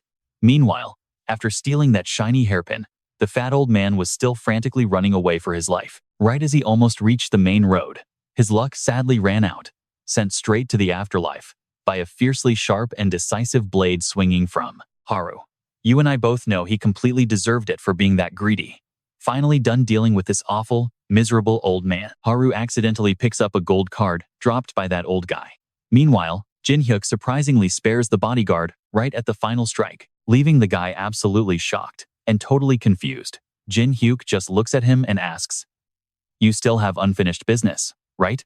Those scumbags who did that to your eyes, go and destroy every last one of them." Jin Hyuk says this, quietly turning his head away. "When I am finally done, I will come find you and make you seriously regret not killing me today." The bodyguard smirks as he fires back. Honestly, Jin Hyuk is actually looking forward to that epic showdown. This insanely cool, relaxed attitude, forgiving his enemies like that, leaves Walken pretty impressed. Walken keeps guessing his true motives, assuming he sympathizes with the guy over their shared thirst for revenge. But Jin Hyuk stays totally silent, refusing to even entertain any of the wild theories. By this time, Haru has finally returned home, proudly letting Jin Hyuk know that she completely handled that fat old man. She shows him the gold card she swiped from him, which seems deeply connected to the underground auction house, though you cannot actually trade with this thing directly. Usually, items exactly like this act as special keys, a VIP key granting access to an exclusive high-tier auction, where he could definitely score a seriously rare item. We are talking god-tier loot here. Jin Hyuk examines the card closely, a smug and super excited grin spreading across his face. Suddenly, Haru bows her head down, deeply apologizing for getting so angry and endangering everyone. But Jin Hyuk is not mad at all. He just gently pats her head and says, "It is totally fine. I know exactly what that hairpin means to you, and I can easily handle this situation. But always remember, there are specific times when you absolutely should not let your thirst for revenge consume you." Haru takes his advice to heart, smiling softly and nodding her head at him. Thanks to that awesome secret key, Haru managed to snag. Both Jin Hyuk and Haru successfully sneak into the super exclusive underground auction meant only for elites. After sitting around and watching for a while, the auction prepares to close out with one final, insane, top-tier item. The shady underworld elites around them instantly go crazy, buzzing with some seriously weird, intense excitement. You can instantly feel the entire massive auction hall erupt into absolute chaos, making our guy Jin Hyuk super curious about what wild thing is coming next. From above, a massive, heavy cage slowly drops down, completely covered in a dramatic red cloth. Jin Hyuk figures it has got to be a mythical creature or some rare divine beast. But the second they pull that red cloth back, Jin Hyuk sees a dark elf completely bound in heavy chains. This dark, twisted sight naturally makes him curse out loud at the absolute sheer cruelty of this twisted auction house. The killer instinct here is absolutely terrifying. She definitely did not come here to play nice. But beyond that dark aura, he clearly senses the pure mana of a high elf. Dark elves are basically mutants corrupted by ancient demonic energy, passed down from their ancestors. Pure mana belongs only to high elves, the exact opposite of dark elves. Those two conflicting forces cannot possibly exist together. Jin Hyuk stares intently at the trapped elf girl, standing there deep in thought. Wolkan quickly explains to Jin Hyuk that it is actually not entirely impossible. There is always a tiny chance that someone forcefully made a high elf absorb that dark demonic energy. Wait, seriously what? A high elf would never ever corrupt that easily. If that is actually true, did the four royal families cause this? Jin Hyuk nervously sweats, questioning everything. Meanwhile, the whole auditorium is buzzing nonstop with all these crazy bids, making the vibe as loud as a street market. But then, every single person quickly goes dead silent after hearing a monstrous bid of 5.5 million gold dropped by Hamiel, the Angel of Eternity. The trapped elf girl hears this and suddenly thrashes around, screaming uncontrollably in pure rage. Hamiel, how dare you? I will absolutely never be sold to you. Never. If I break out of here, you will be the very first person I tear into bloody pieces. Facing this absolute loss of control from the elf, Hamiel just stands there, calmly smirking with a super cryptic smile. Do not be so angry, my dear. Think about it, princess. Instead of becoming a toy for those old, twisted creeps, why not just become my personal pet? Hamiel pouts, dropping this condescending advice, but it does absolutely nothing to suppress the wild fury boiling up inside the elf girl's eyes. But right before that 5.5 million gets locked in, Jin Hyuk casually drops another 4.5 million, leaving everyone in the room completely stunned, especially Hamiel. This guy is throwing money around like it is paper. 10 million gold, the single biggest bid ever made on the 51st floor. The entire crowd in the room goes absolutely wild, gasping and screaming in pure shock, creating a scene of total chaos like never before. Hamiel, getting completely outbid by Jin Hyuk, grinds her teeth in pure rage, her hateful eyes unleashing a thick wave of killer intent to threaten him. Oh wow, is she seriously using her power just to force me to give up my bid? Is that even legal here? Jin Hyuk pretends to be shocked and laughs out loud. I should be the one saying that. Stop changing the subject. How on earth can you even afford that kind of insane money? Hamiel glares, eyes wide. She growls, furious. But in response, Jin Hyuk unleashes a seriously intimidating wave of heavy aura. Realizing she just messed with the absolute wrong guy, Hamiel forces herself to swallow her rising rage. She pulls back, bumping the bid up to 10 million gold. But you and I know our MC Jin Hyuk hikes it to 20 million. 20 million gold. The sheer number leaves Wolkan, Haru, and the entire surrounding crowd absolutely gasping in pure shock. They all think he has completely lost his mind. Hamiel? She turns purple with rage, literally gasping for air as panic sets in. She just cannot understand why he wants this dark elf so badly. Why stare at me like that, pigeon? It only makes me want to gouge your eyes out. Someday, I will absolutely slaughter the four royal families, but with my current strength, I am not ready yet. But in a battle of pure cash, I crush you. And honestly, that feels pretty satisfying. Jin Hyuk secretly watches Hamiel's bitterly resentful expression, feeling totally smug about this financial victory. She literally cannot believe he holds that much cash in his account. Just like that, the dark elf is his, sold for 20 million gold. Before prepping the VIP merchandise, the terrified staff member hands our guy a magical key to unlock those heavy chains. Seeing the worker pathetically brown-nosing and begging for future visits, Jin Hyuk just glares. He coldly orders him to bring the goods over immediately. Meanwhile, Haru awkwardly wonders if he intends to make this elf his actual slave. Huh? Do I look crazy enough to do that? Jin Hyuk replies, totally caught off guard by her assumption. As for Wolkan, he is literally a spirit already. Jin Hyuk is honestly shocked Haru thinks so terribly of him. Panicking, Haru violently shakes her head, swearing she did not mean it like that. She just simply thinks the elf is incredibly beautiful. While the crew stands around chatting, Hamiel suddenly glides over, slapping on a completely fake, plastic smile. She pretends to greet him warmly. If you came here to steal my auction prize, give it up. The last guy who tried that is already pushing up daisies. Jin Hyuk states with absolute, ice-cold hostility. Of course not. I was just wondering, if you do not mind, could you tell me why you actually bought her here? Hamiel asks with unbelievable shamelessness. If you know it is rude, Then why ask? You might be a four royal family's member, but do not expect special treatment from me. Jin Hyuk smirks, rejecting her flawlessly. Met with zero respect, Hamiel simply sneers. Well then, I just wanted to spend some quality time learning about you. But unfortunately, a detailed report about your existence has already reached the absolute highest authorities. Hearing this direct, massive threat, Jin Hyuk's blood boils. He desperately wants to draw his sword and slice this arrogant angel into a million tiny pieces, but he catches himself. No, I cannot be stupid right now. If I go all out, I can definitely crush this annoying pigeon despite the penalties, but the fallout? Much stronger angels will definitely hunt me down. If I remain this weak, I cannot survive fighting them head-to-head just yet. Right now, I just have to wait. Jin Hyuk clenches both of his hands into fists, forcing a calm expression against her toxic taunts. Ah, that beautiful hairpin? It is a real pity I can never see it again, since I literally burned them all to ash.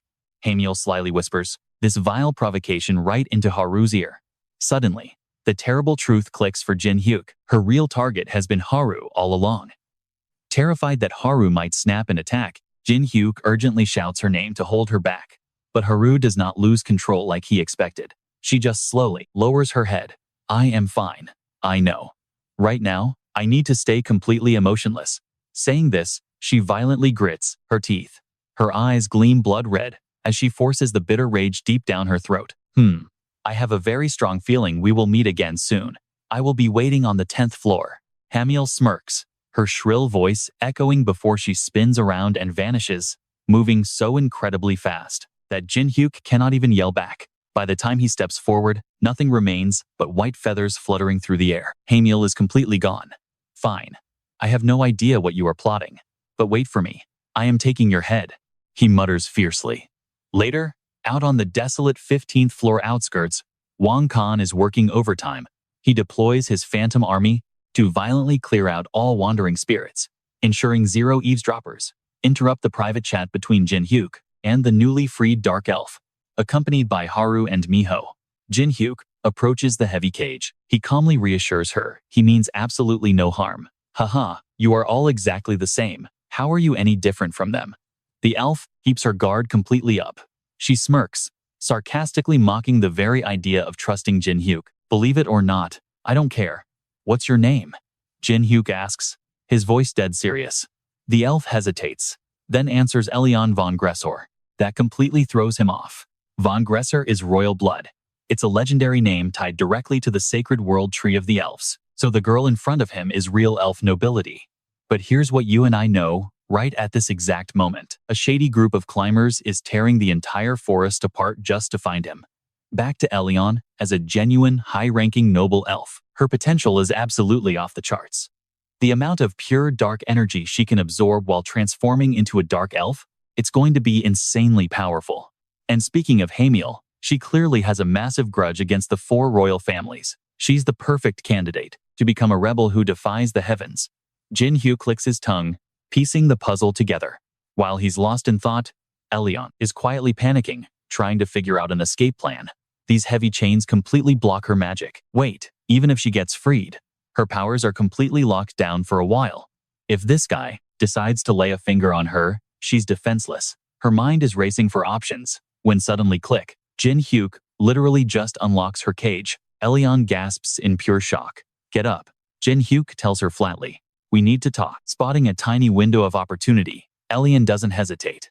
She lunges straight out of the cage like a wild bird finally breaking free. She scrambles to escape, but barely makes it 2 steps before face-planting into the dirt. Give up. Mana and soul are an elf's real strengths, not raw physical power.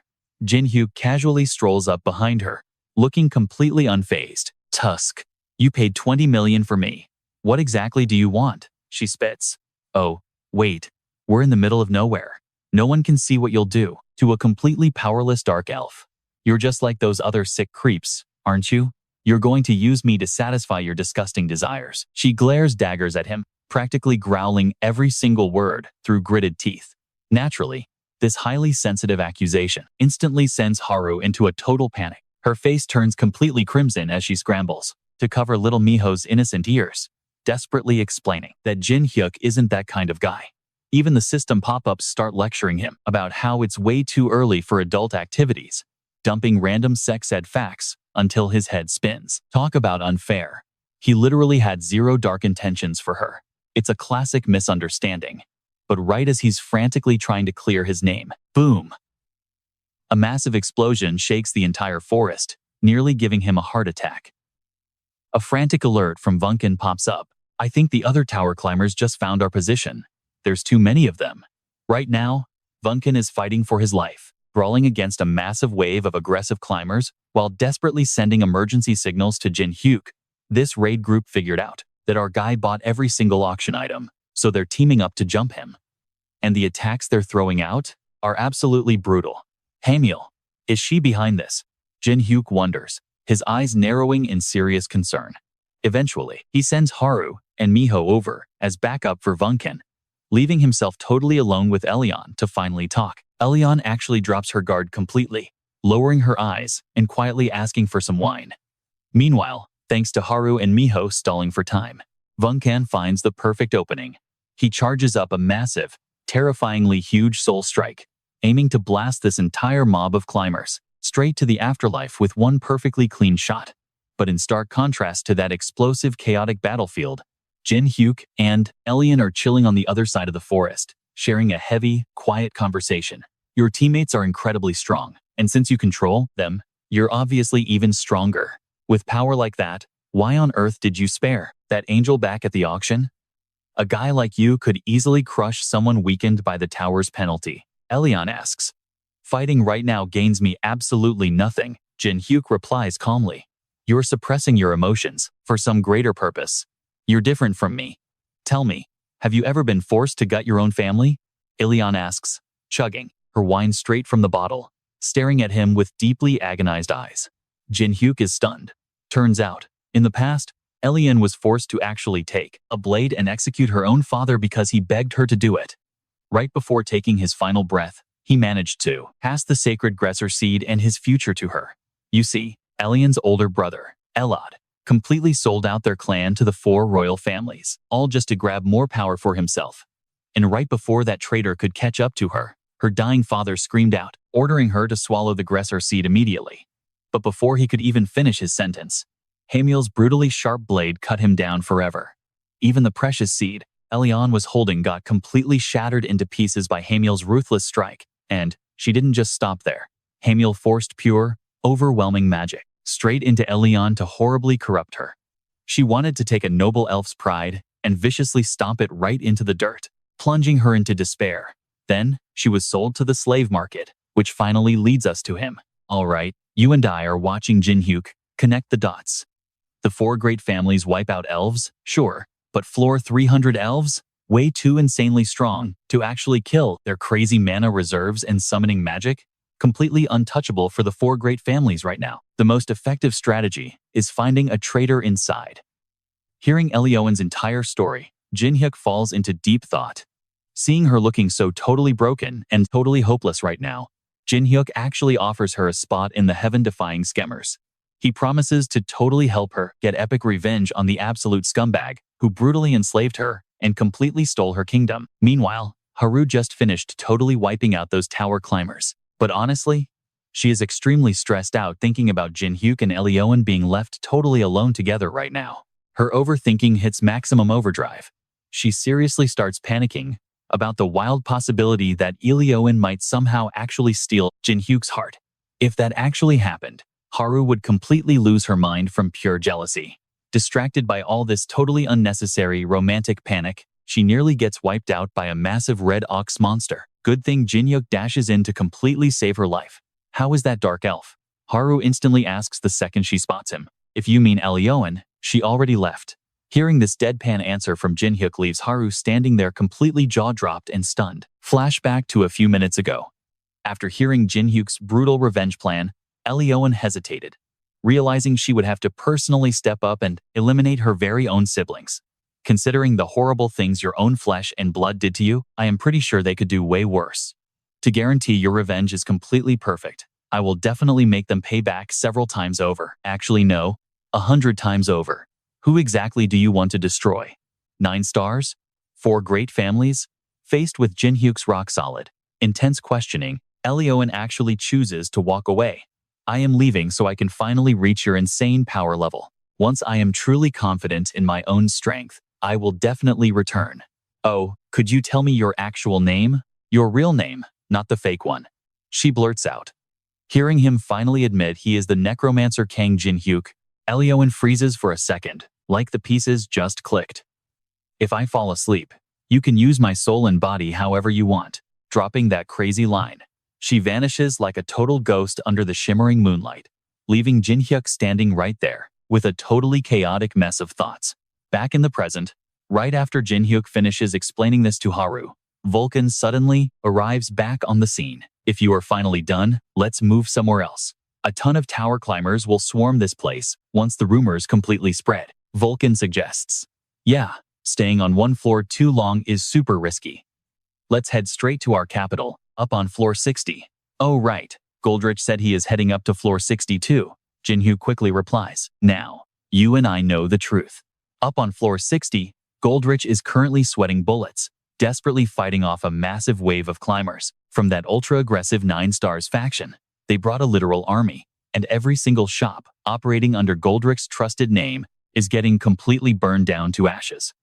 These are all the exact shops Goldrich built specifically to fund the heaven-defying scammers. If the 9 Stars capture this place, the alliance between Goldrich's network and the heaven-defying scammers is completely finished forever. To keep Goldrich out of trouble, his loyal secretary is literally giving it everything he has, fighting these goons to desperately protect this exact location. Suddenly, crashing down from the sky, is Guildmaster Josephian, the guy literally nicknamed the Giant Hippo.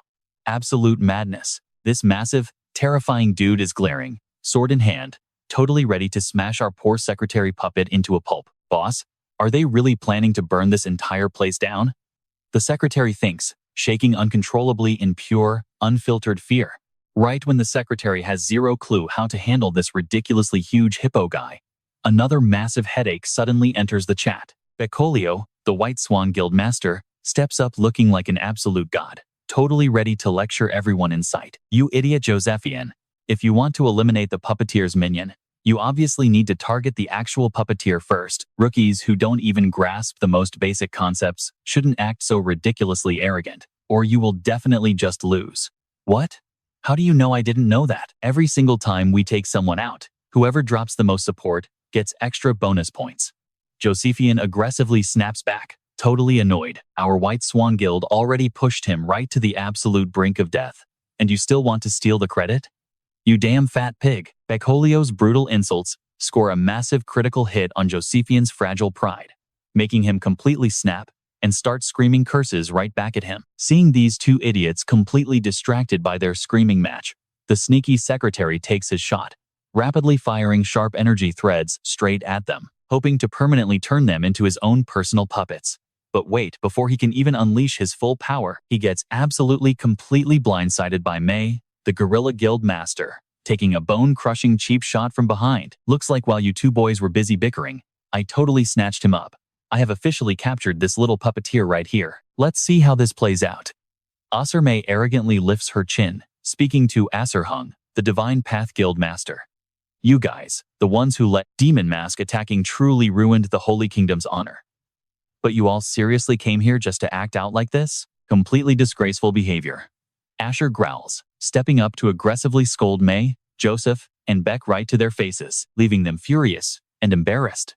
Listen, Asher, I don't need a lecture from you. Stop acting tough just because you have a few cheap tricks and starting trouble here. Do you seriously think you are the official spokesman for the Holy Kingdom? Joseph and Beck snap back angrily. As for Mei, she doesn't give a damn at all. She only cares about securing her own slice of the pie, and that's good enough. Now, watch this. That secretary guy, completely determined to stop them from taking over, decides to risk it all, and suddenly casts a puppet spell on his own body, screaming in pure rage while blasting energy wildly right into the crowd, making them scatter like terrified ducks. His only focus is protecting Goldrich and fighting for his own personal dream. So, if this play means sacrificing his life just to drive them away, he accepts it. He is dropping some solid firepower, but then, out of absolutely nowhere, a massive, terrifying python appears. It brutally thrashes the poor secretary around, tossing him up and down without mercy. Just one single strike completely blocks all of his attacks, instantly resetting his desperate efforts straight back to zero. Turns out, this is the completely unexpected arrival of the Serpent King Basin and Corpse King Tun right in this spot. The guild leaders see Basin and Tun King tier tower climbers who already reached floor 300 standing right here. Everyone is left completely shocked and genuinely terrified. They wonder if these guys are just mercenaries hired specifically to execute this exact battle plan. They will be our guides, Asher loudly announces to everyone. Joseph and Beck immediately start complaining, protesting the idea completely. They flat out refuse to follow orders from some lowly mercenaries. Even when Asher threatens them, saying this is a direct order from Lord Ken himself, the guild leaders stubbornly back off, declaring they want out of the mission. They chose the hard way. Instead of taking the easy way out, Asher just snaps his fingers, and that massive white python lunges forward. It wipes out the entire squad of guild leaders in an absolute flash. Blood flows like a river. Being totally useless isn't enough. You also dare to disobey a direct command from the Grand Nine Stars? The Holy Kingdom doesn't need people like you. This is exactly what Lord Ken wants. Asher says this before tossing out some serious firepower, gifting each of them a flame that slowly burns their bodies down to pure ash. Then, the necromancer immediately summons the souls of those dead leaders, intending to control them so they work for the guild forever. His terrifying power definitely lives up to the title of Corpse King. Hearing the necromancer ask exactly where Demon Mask is right now, Asher quickly replies that he hasn't even reached floor 60 yet. The necromancer is visibly surprised. Everyone assumes this place is actually his main source of funding. After we completely take over this spot, we will easily deal with Demon Mask, who is still making his way here. Asher doesn't even finish before the necromancer presses a blade straight to his throat. He completely ignores the 9 Stars' orders, giving Asher exactly 2 hours. He is going to hunt down and bring back Demon Mask's head, because that is the real reason he took this mission. Meanwhile, Jin Hyuk just meets up with Hendrik when a sudden crash echoes out. A carrier pigeon, directly sent by Goldrich himself, frantically flies right to his face delivering an urgent message. Cha Jin Hyuk, you need to climb up to floor 60 right now. The main base of the heaven-defying schemer is under heavy attack. Hurry up. If nobody comes to help them out, they are not going to hold on for long.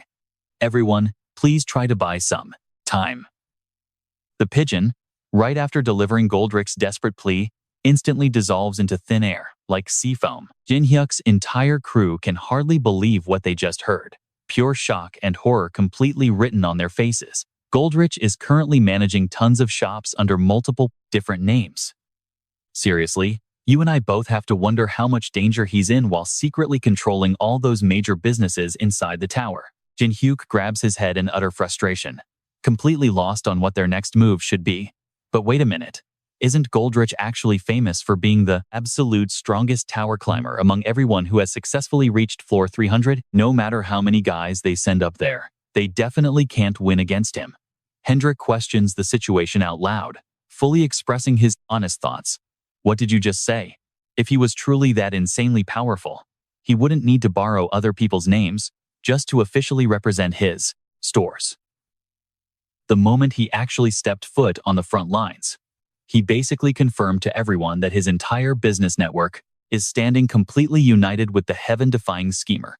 If that is really what's happening right now, this situation will definitely not just stop at one simple attack like this.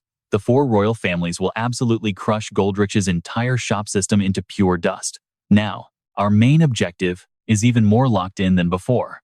We are heading straight to floor 60 to completely destroy the Holy Kingdom's Guild Alliance.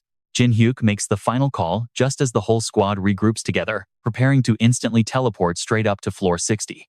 But unfortunately, Vulcan gets brutally ambushed from behind by Basin and Tun. Sorry about that, but there is no way you guys are making it to floor 60, because every single one of you is going to die right here. The two of them burst out laughing, totally mocking the crew. Right behind them, that massive python opens its massive jaws wide, unleashing a supercharged, hurricane-like fireball under the terrifying pressure of an incoming devastating blast, completely wiped out. Nothing left but dust. Jin Hyuk barely had time to scream at his squad to teleport the hell out of there. Looking at the absolute smoking wasteland caused by their massive firepower, our guy Jin Hyuk just could not help but grit his teeth in pure rage. It was obvious the enemy had finally tracked them down. These were definitely the other assassins sent by the faction. And, yep, Basin and Tun quickly confirmed his gut feeling was spot on. Coming in hot with an absolutely brutal, earth-shattering punch, the squad gets blasted in every direction, dropping like flies. Nobody even had a split second to counter these insanely aggressive attacks. These two were completely relentless. Wait, they are immortal. That guy is a necromancer. And that creepy dude standing right next to him?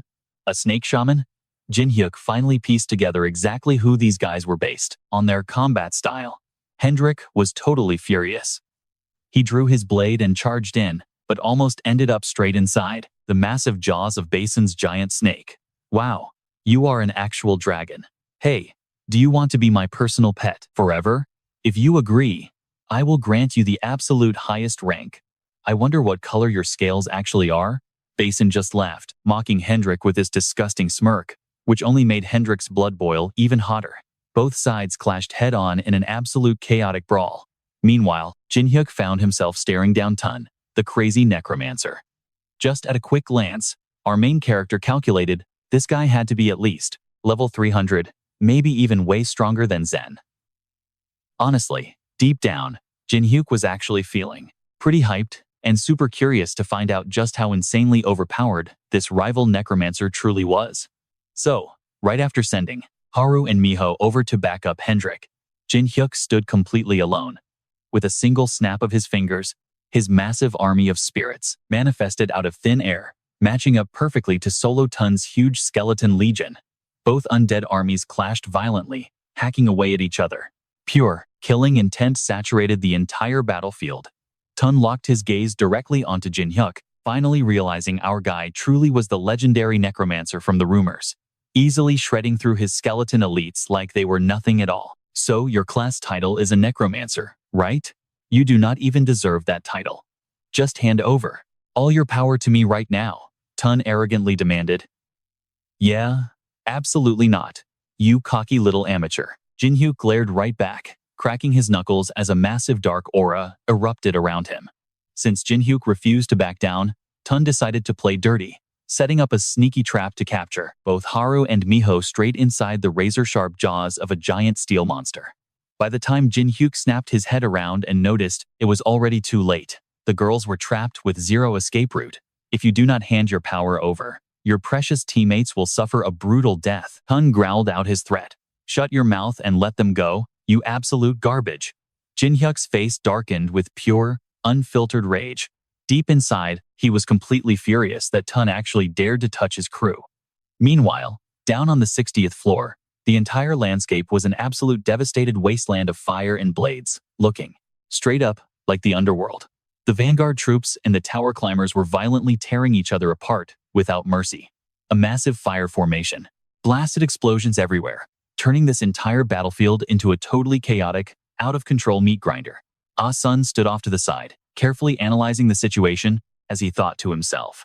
The vanguard is literally just spamming the exact same defensive formation to block the enemy, making it almost impossible to quickly push into that tower. Wait, do they have some kind of high-level genius mage hiding in their ranks? Down here, they might not have a mage, but they definitely have Goldrich, whose sheer physical power is absolutely no joke.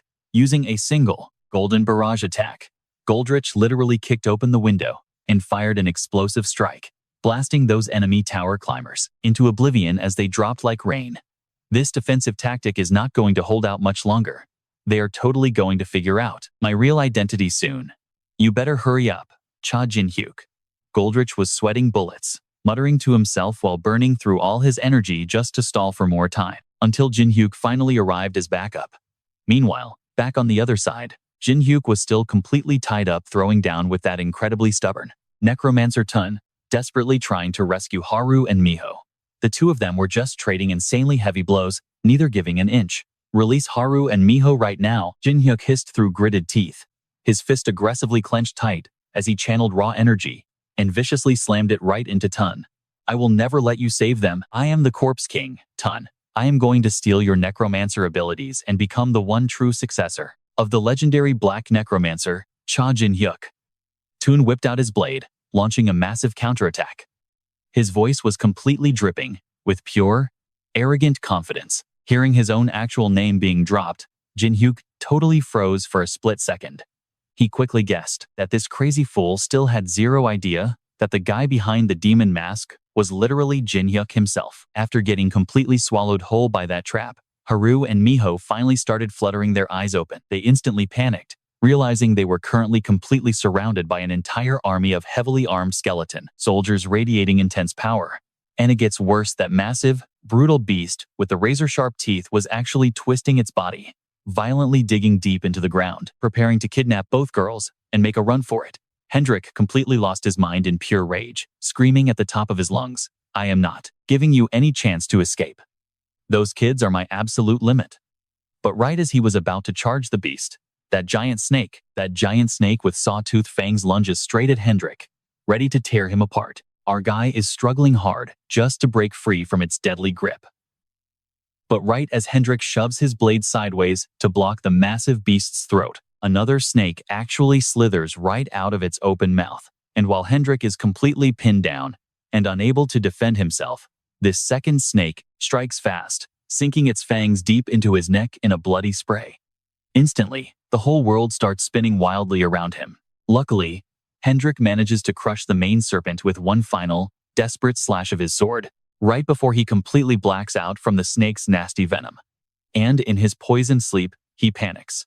He sees an endless swarm covering the sky. Dragons, so many dragons.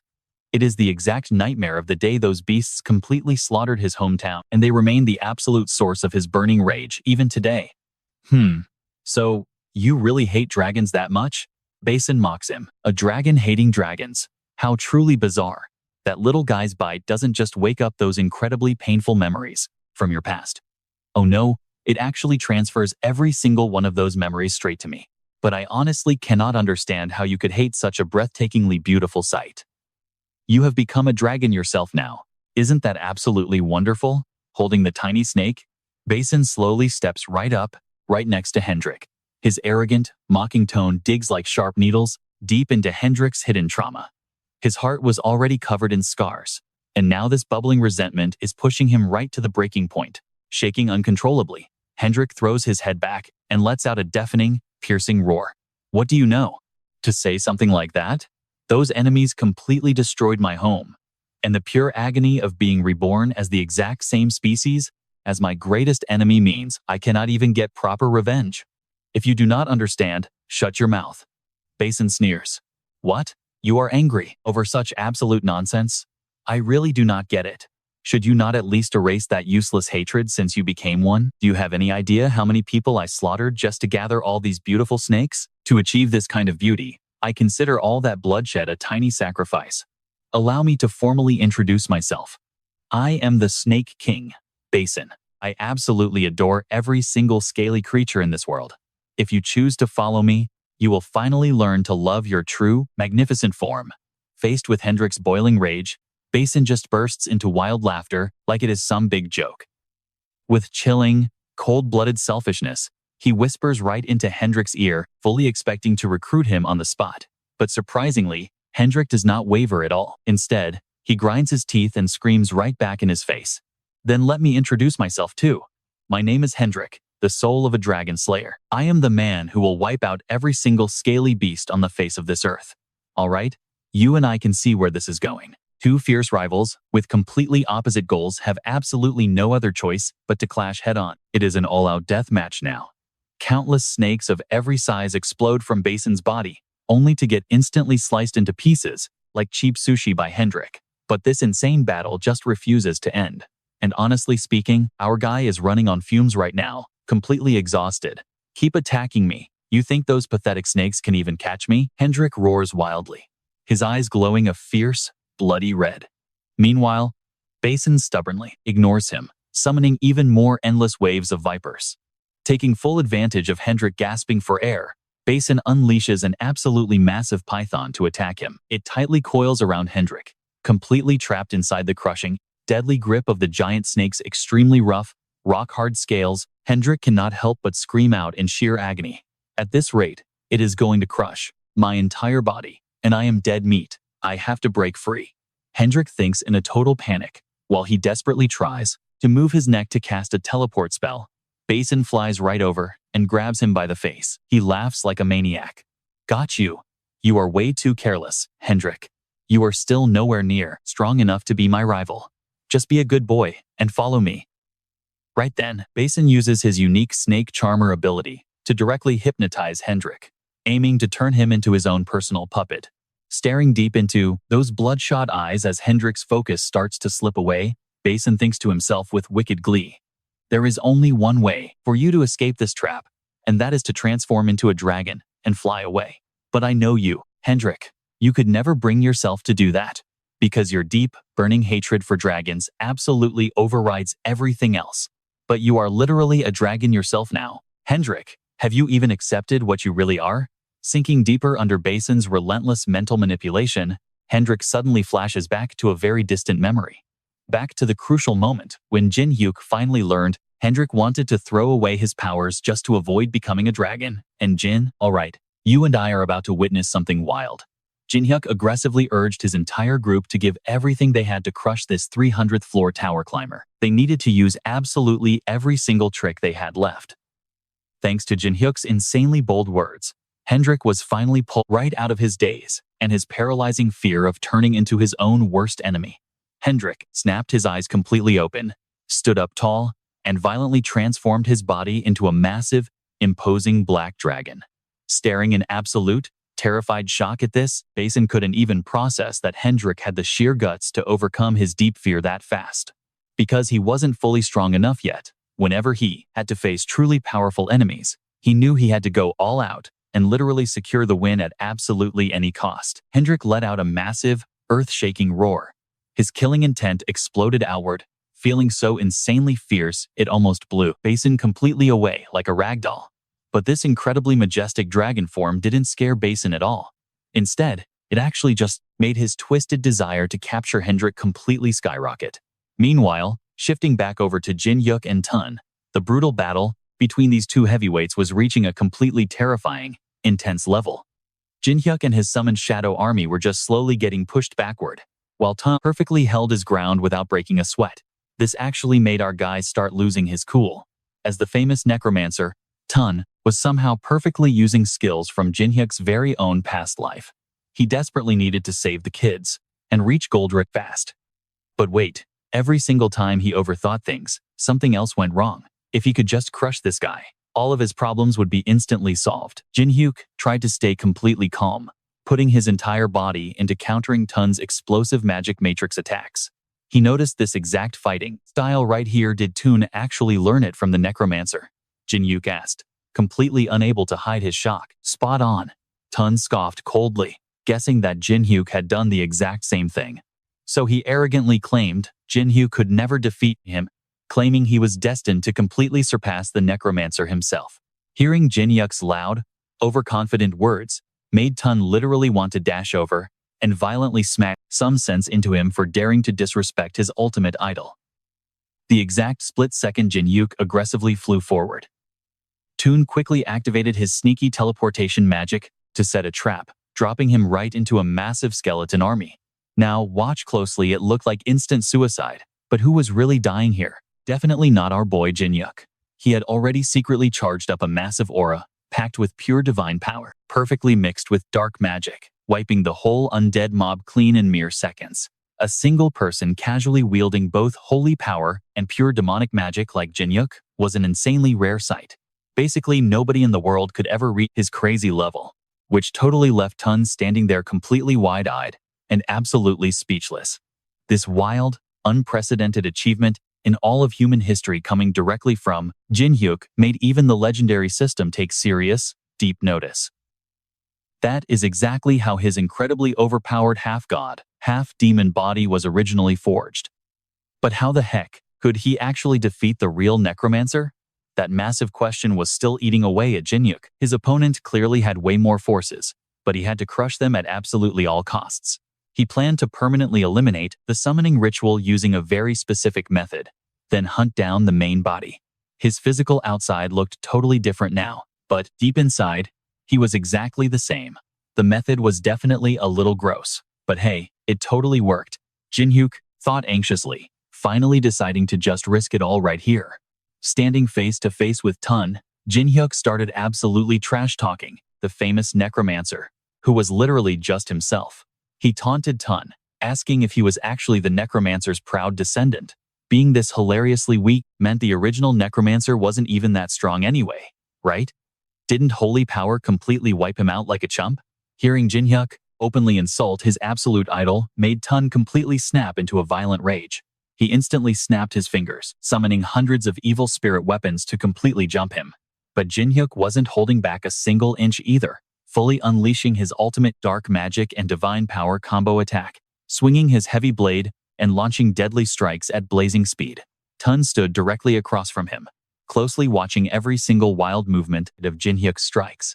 He confidently knew that by mixing holy and demonic energy together, Jin Hyuk's own summons wouldn't be able to operate at their maximum power level.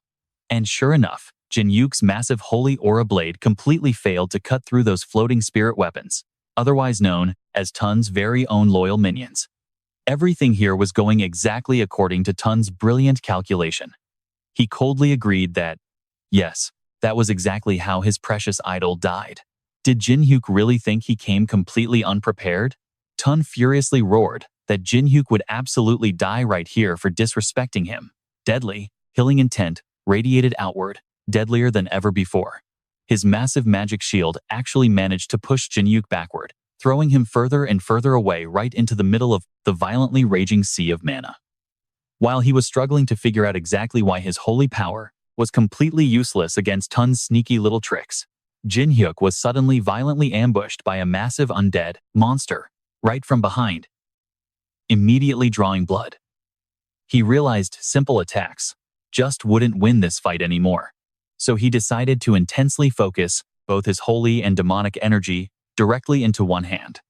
Jin Hyuk didn't hesitate for a second, immediately forcefully fusing the wild energies, totally ignoring the system's frantic warnings that perfectly combining two absolute opposites, like holy and demonic power, was basically a guaranteed, impossible death sentence. Stick with me here, because Jin Hyuk stubbornly risked it all anyway, pouring every single ounce of his strength into this insanely dangerous fusion. Holy and demonic power fused together.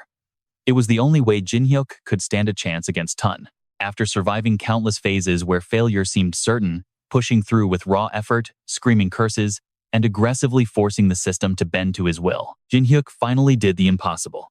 You and I are about to see him merge holy light and demonic energy, creating an unprecedented power that defies all logic. Watching Jin Hyuk's blade casually slice right through his magical shield, Tun absolutely lost his mind. The guy was absolutely losing it, flailing around and screaming in pure disbelief.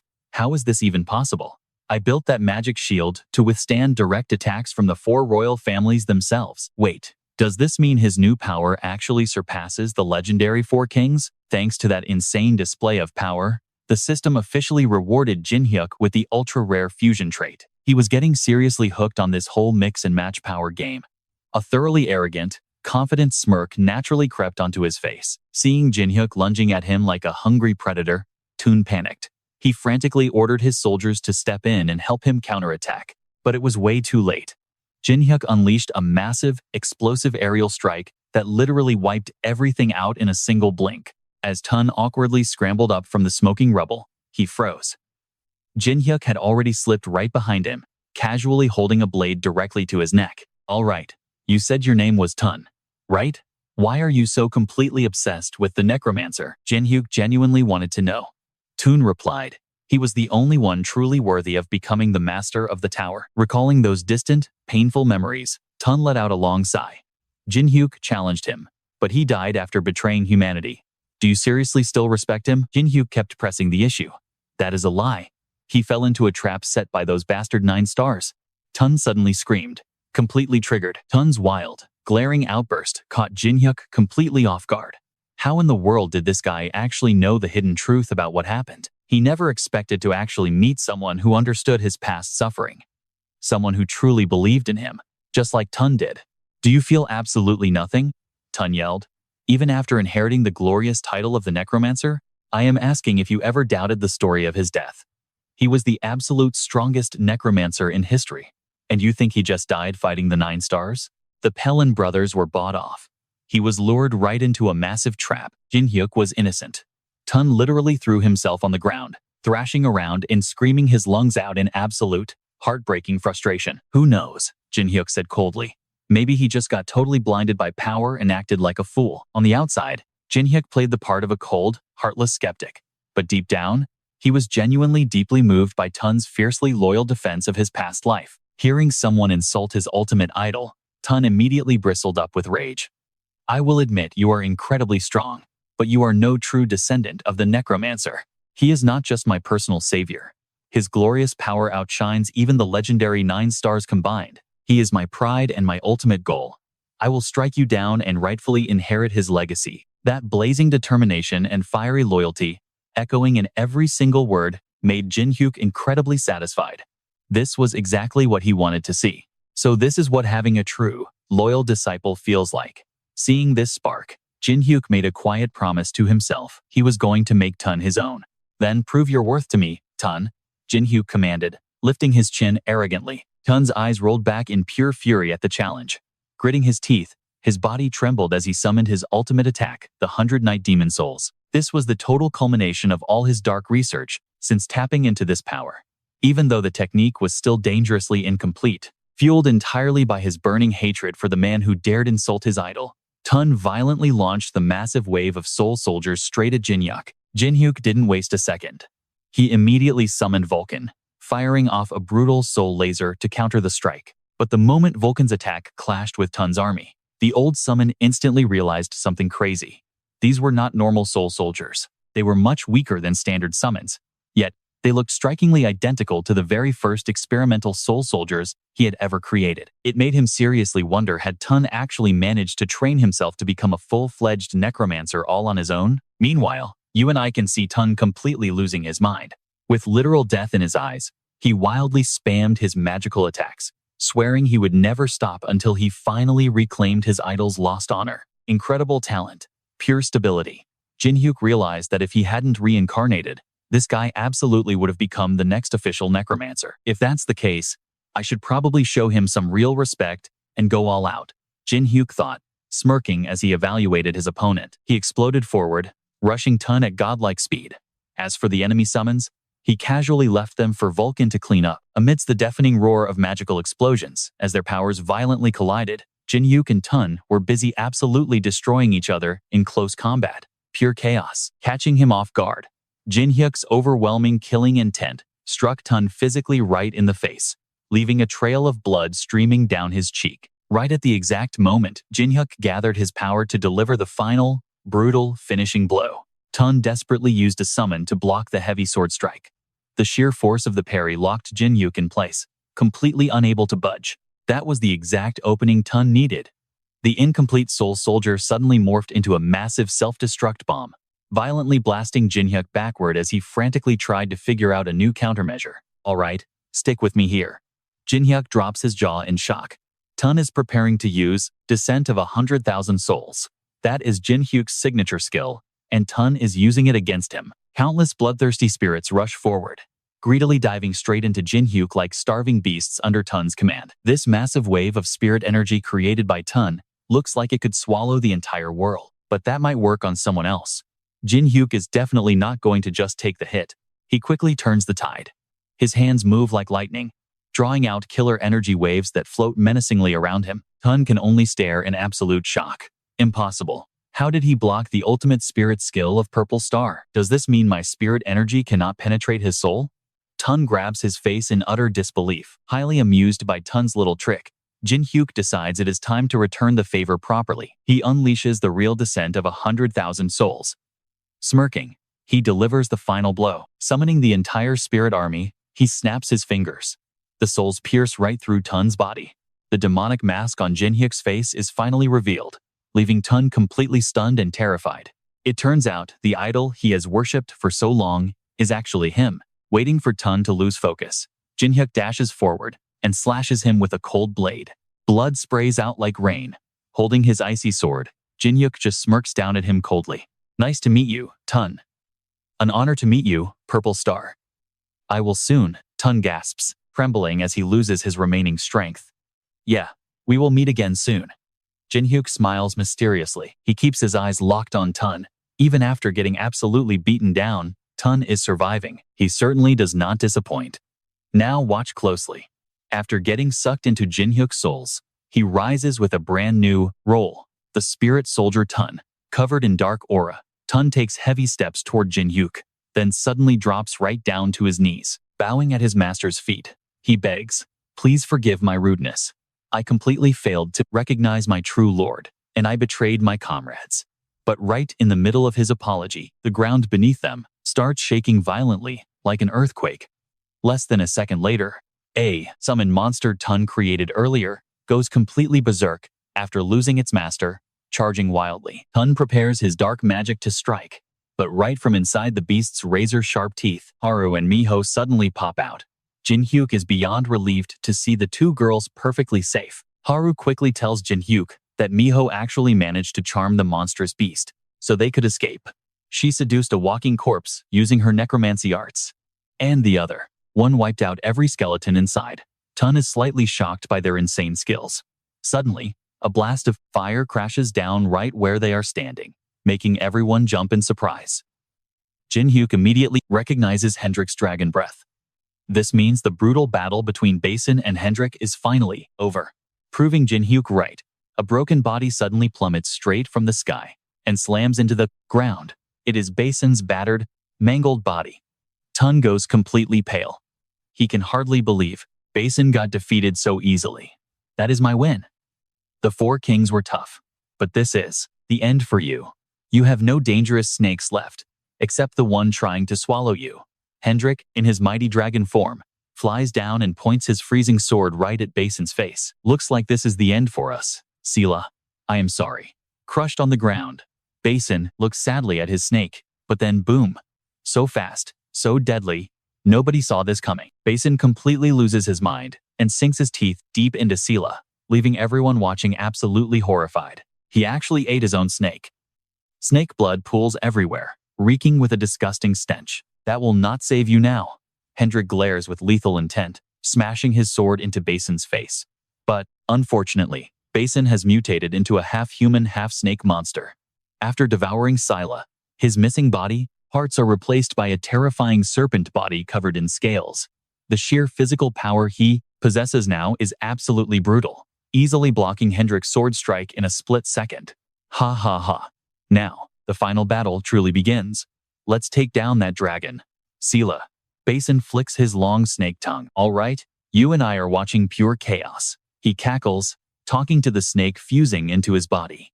The dragon and serpent duo charge, clashing explosively. It is a massive, deafening brawl. Ha ha ha. This is just hilarious. You boast so much about loving your snake, but you treat it like an item, and now you are literally eating it. Hendrik laughs out loud, mocking him endlessly.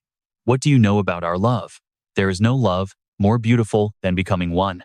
Hearing Basin spout this twisted nonsense just makes Hendrik absolutely sick to his stomach. Their attacks grow more brutal by the second. Jin Hyuk and the crew try to step in and help, but Hendrik waves them off, claiming Basin as his own personal prey. After a fierce exchange of blows, Hendrik accidentally thrusts his blade into Sela, the snake's throat. Before he can pull back, it extends its long tongue, swallowing the sword and Hendrik's arm entirely. You cannot use your sword anymore, Hendrik. It is over. Basin howls like a maniac, gearing up for the final, fatal blow. But suddenly, Hendrik's ruined arm transforms into a spiked dragon hand out of nowhere. That claw shoots forward and lovingly delivers a critical smash to Basin, sending him crashing hard into the dirt, teeth and lips totally smashed. Not a dragon, not a human. Do you not think you look weird? Basin still trash talks, before finally collapsing. Hendrik, I realized a few things from our battle, and I appreciate it. Death King, I am Hendrik the Dragon Slayer. Nothing will ever change that fact. Hendrik firmly replies, with a deep voice. Hendrik has finally defeated Sela, Basin's strongest serpent, while everyone around watches in pure, absolute awe. So impressive. Are all your allies this ridiculously strong? Tun praises them. That is right. This time I am climbing the tower with reliable friends. And of course, you are coming with us too. Seeing this, Jin Hyuk invites Tun along for the journey. Tun's eyes widen in total shock. He never expected an invitation like this from Jin Hyuk and timidly mutters a thank you. Hendrik steps up, dusting his hands off, and tells the group they need to head for the 60th floor right now to make it in time. Haru and Miho completely agree with Hendrik, constantly urging Jin Hyuk to hurry up and go. Right? This battle is not over yet. Let us head to the 60th floor, Jin Hyuk loudly suggests. But suddenly, Tun drops to his knees, right at Jin Hyuk's feet, blocking his path. No, you cannot go. The one leading, now get this. The forces on the 60th floor are led by Asuhum, the Holy Lord Guildmaster ruling the lower tiers. He is as strong as me, maybe even hitting tier 300 Holy Knight level, but beating him is not actually the main problem. After being saved by the Palong brothers, he swore absolute loyalty to them. In exchange, Asuhum is the only Guildmaster granted divine power by the gods. In other words, he is strong as tier 300 deities, Tun explains rapidly. Right now, on floor 60, Goldrich is struggling helplessly, trying to hide from an army of undead soldiers that Asuhum himself brought back to life. So what should we do? Are you saying we cannot fight him and must just sit here until the whole guild burns down? Jin Hyuk cannot help but ask after hearing Tun. No, there is still one way you can balance the power in this battle. Tun says this, reaching out with demonic energy, asking Jin Hyuk to absorb his power right here, shocking him. I have a hunch about your ability to absorb everything and make it your own. A corpse counts as a thing, right? If my hunch is correct, the energy I have cultivated, all of it, will become yours, Tun explains. Standing nearby, Hendrik thinks this actually makes sense and speaks up to help convince Jin Hyuk. Plus, the Serpent King and his snake spirits are pretty strong. If you absorb them, you will gain massive power. Jin Hyuk is still hesitating, though. He wonders if Toon is really sure about this, or if someone is still waiting for his body. Nobody. And even if there was, that does not matter. I serve you, and if I can offer up my tiny bit of power to you, it is my greatest honor. Please accept my strength, Lord. Tun's eyes sparkle fiercely, answering firmly. If he is this willing, Jin Hyuk will accept. He agrees to absorb the power of both Tun and Basin. As soon as they finish speaking, Jin Hyuk clenches his fist, using all his might to suck their energy straight into his core. Meanwhile, on the 60th floor, the dead soldiers that Asuhum just revived are more savage than ever. With bloodshot eyes, they frantically scan everywhere, trying to see if any mages are left hiding behind the windows of the few buildings that have not been burned to ash yet. Let's jump right in. Goldrich is sweating bullets, terrified that if this keeps up, those enemies will capture the entire city. Their casualties are steadily rising. He knows he has to find some way to buy time. The first step? Cause pure chaos. By doing that, he can scatter their forces completely.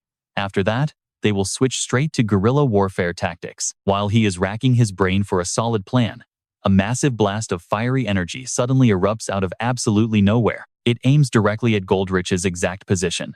In a single blink, everything collapses and is completely reduced to a pile of ash. Luckily, Goldrich manages to fire off a teleportation spell just in time. That clutch move saves his life, along with his unconscious secretary lying right beside him. Damn it. His position is exposed. But that attack, was that actual divine power? A voice booms out, saying they finally found the rioter. Furious, Goldrich whips his head around, his heart completely filled with bitter resentment. Suddenly, Acer's chilling voice echoes right in front of Goldrich. I came here to completely destroy you, the mysterious merchant who supported that masked man. Goldrich shoots back, telling Acer that his methods are pretty brutal for a holy spirit. Acer steps out of the shadows, speaking with total arrogance. He claims the army down below only serves the interests of the Holy Kingdom, right? Goldrich forces a calm expression and fires right back at him. Acer ignores him, stating his lord only gave him exactly 2 direct orders. First, wipe out the incompetent leaders. Second, completely and totally destroy the masked man and his entire crew. His lord's command is absolute, completely equal to the word of God itself. There is no need to consider any other conditions whatsoever. Acer howls like a wild madman, looking completely agitated and dangerously unhinged. Things are not going to play out like you think, you absolute fanatic. Goldrich channels all his power into his arm, angrily cursing right back. Right in the middle of these blazing, scorching hot flames, this deadly game of cat and mouse between Goldrich and Acer shows absolutely zero signs of stopping. Goldrich is running for his dear life, desperately trying to escape from Acer, all while terrified that the guy will figure out his true identity. Damn it. If Acer actually finds out he is actually Goldrich, the situation is going to get so much worse. He has to fight this battle out without exposing who he really is. But can he actually survive, facing that absolute monster, while actively holding back his true strength? Is scared out of his mind. He keeps running, but his head is spinning with complicated thoughts. Meanwhile, Acer is getting incredibly suspicious about why Goldrich refuses to use his full power anymore, just running away like a scared dog.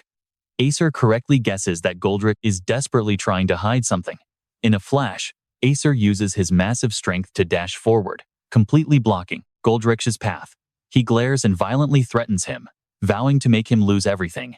Acer demands to know what he is hiding. He mocks him, asking if hiding his true power is really going to help protect his precious teammates. This totally catches Goldrich off guard. Acer hit a serious nerve, causing him to freeze up for a few seconds in shock. While he hesitates, unsure what to do, suddenly, a massive dragon with absolute earth-shattering power violently crashes right into the building. Watching this wild scene unfold makes Acer freeze up completely, staring like his soul just left his body. A dragon? Rumors said there was a dragon fighting alongside the masked man's crew. Wait, if that is true, did they seriously clear the 60th floor in a single night? And they even defeated Tun and Basin, who went ahead of them. Acer is completely dumbfounded, refusing to believe this is actual reality. Hey, are you Acer? Jin Hyuk calls out with total confidence. Now is the perfect time for him to take this guy's head. Countless massive explosions shake the earth, sending terrifying waves of fire blasting into the sky over and over. Hendrik, in his massive dragon form, is safely carrying the others while waiting for Jin Hyuk to finish the fight when they are suddenly ambushed from below by Acer's nasty foot soldiers. They need to completely wipe out those soldiers first. That crazy guy, Acer, can actually revive soldiers who have already been killed. Goldrich, still hauling his unconscious secretary on his shoulder, frantically shouts out this warning. Everyone is absolutely stunned by Acer's incredibly dirty tactics. Hearing this makes Hendrik completely lose his temper. The huge dragon puffs his chest and blows out devastating blasts of fire, incinerating the entire squad of soldiers to ash. Good luck trying to revive a pile of burned dust. Now, you and I know this fight is just getting started.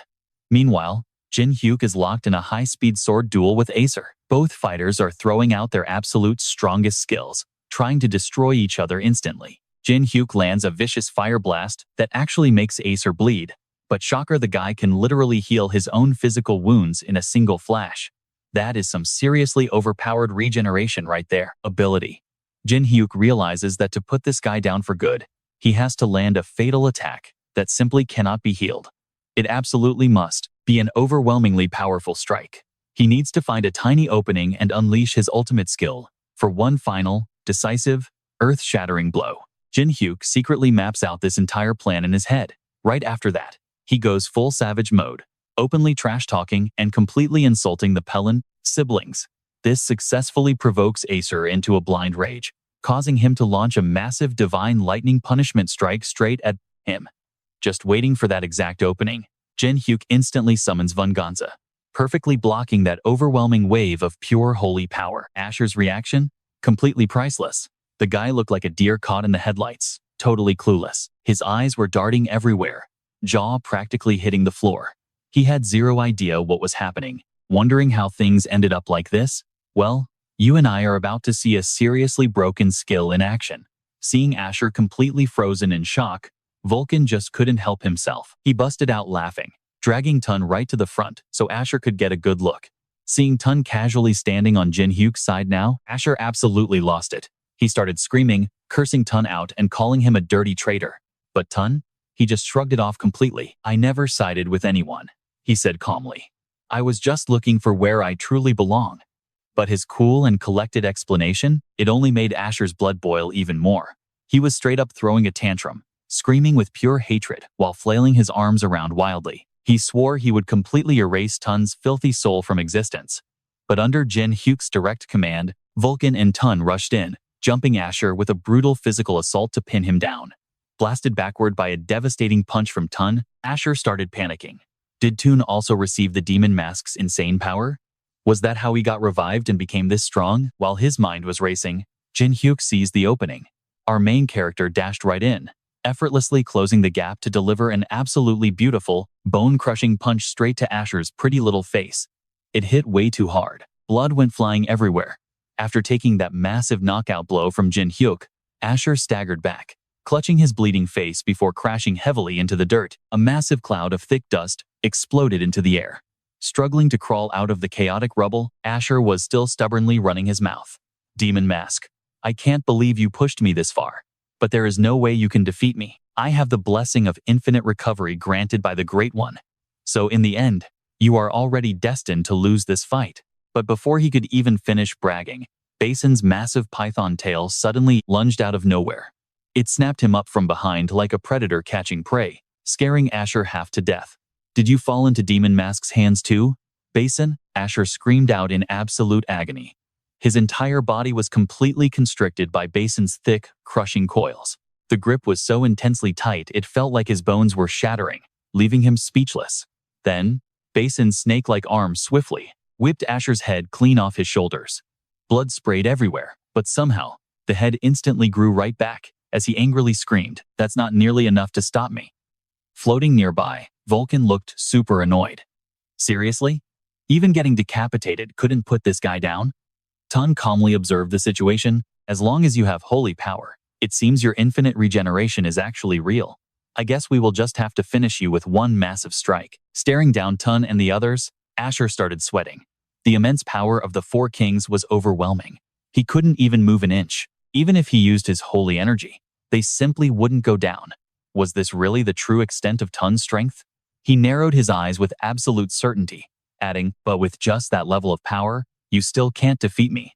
The three of them just patiently listened as he kept rambling. "I thought you would try to crush me using the powerful souls of the four kings, but it looks like your plan totally failed." Tun just clenched his fists tightly. "We never actually planned on completely destroying you anyway." Asher looked completely confused by that. Smirking, Vulcan pointed straight up at the sky. "The orders we received weren't to kill you at all."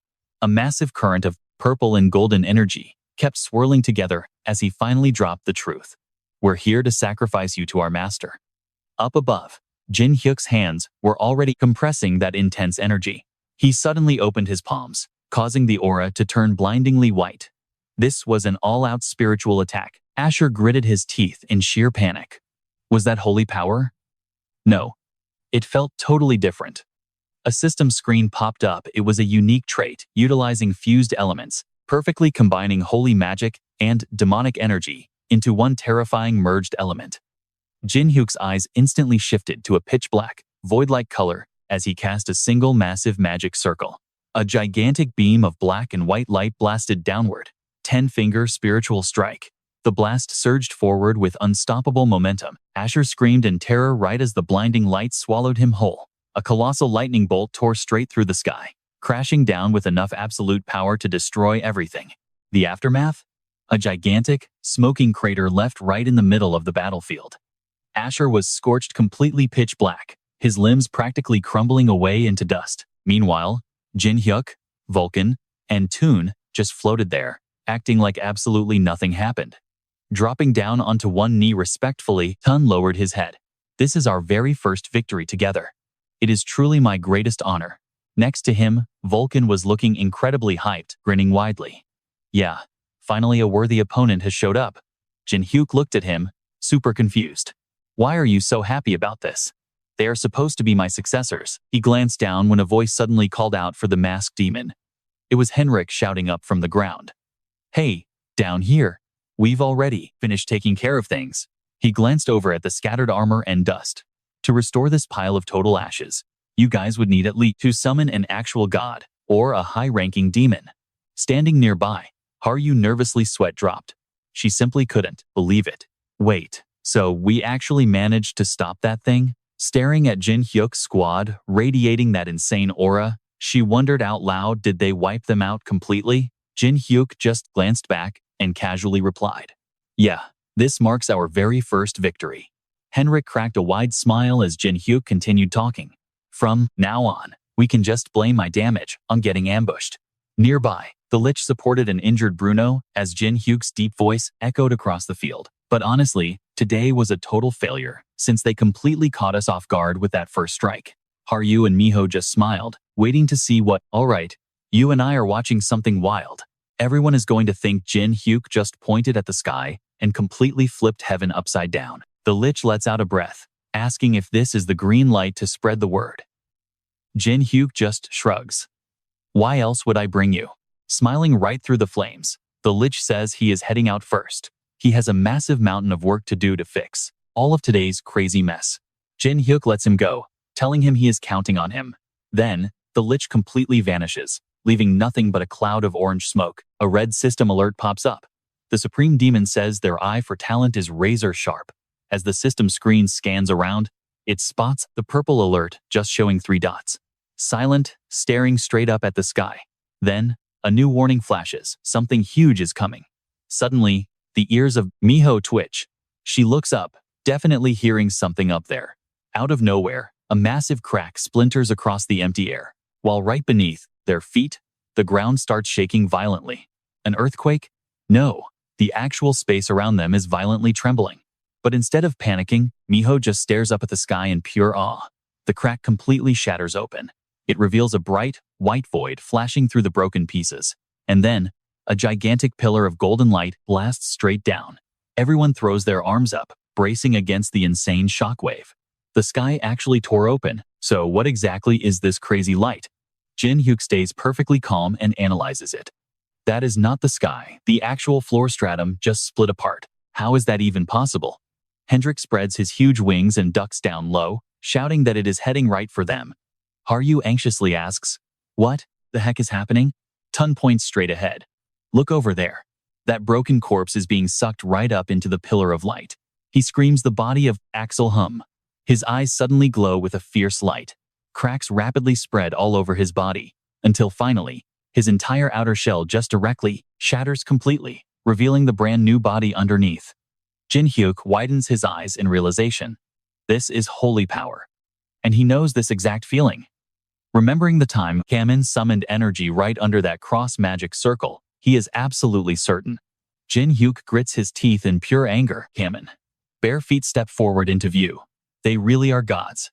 Axel is now completely restored, with a far more terrifying aura. They did not abandon him, they saved his life. He issues his harsh judgment.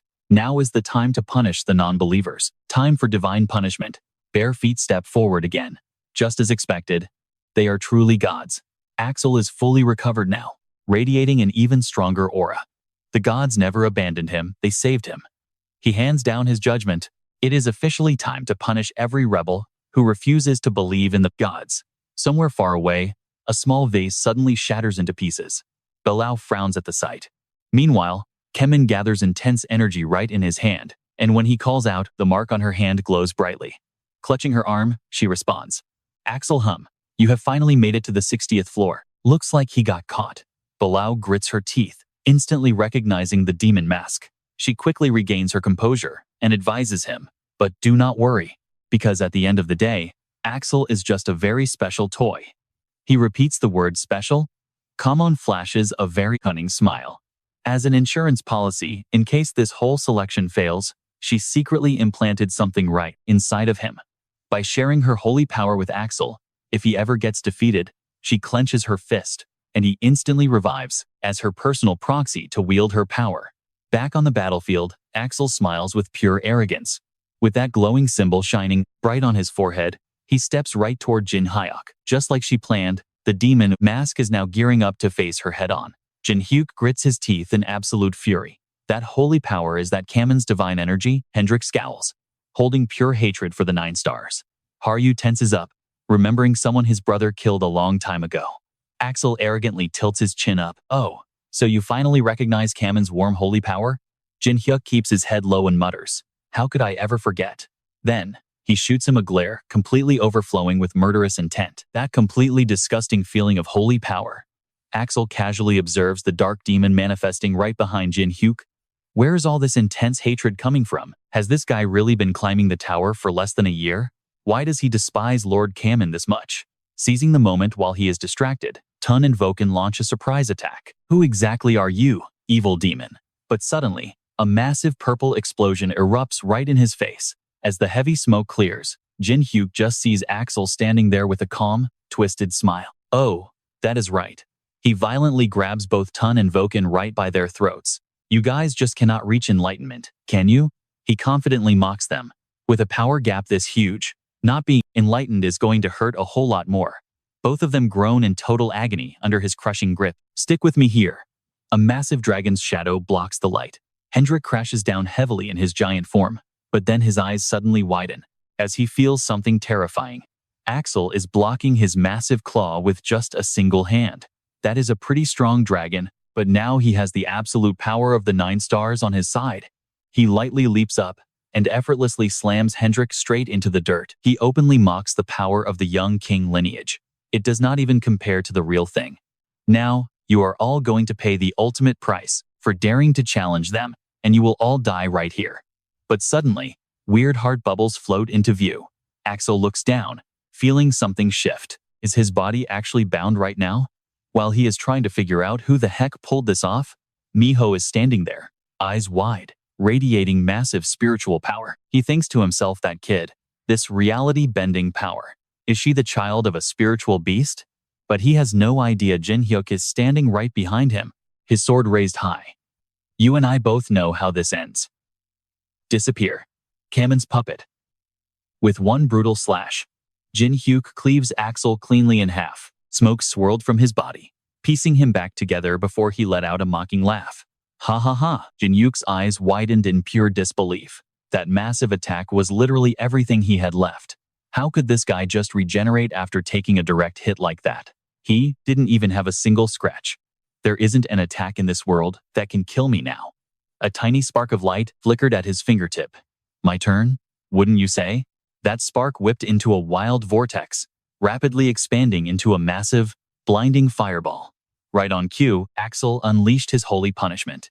Jin Hyuk instantly knew this was way worse than before. Everyone, run away, he screamed. Miho panicked, throwing her hands up. Ah, Jin Hyuk. A colossal beam of light blasted straight out of that sphere, completely shattering the ground and blowing everything away. When the dust finally settled, you and I could see the earth literally melting, smoking with leftover flames.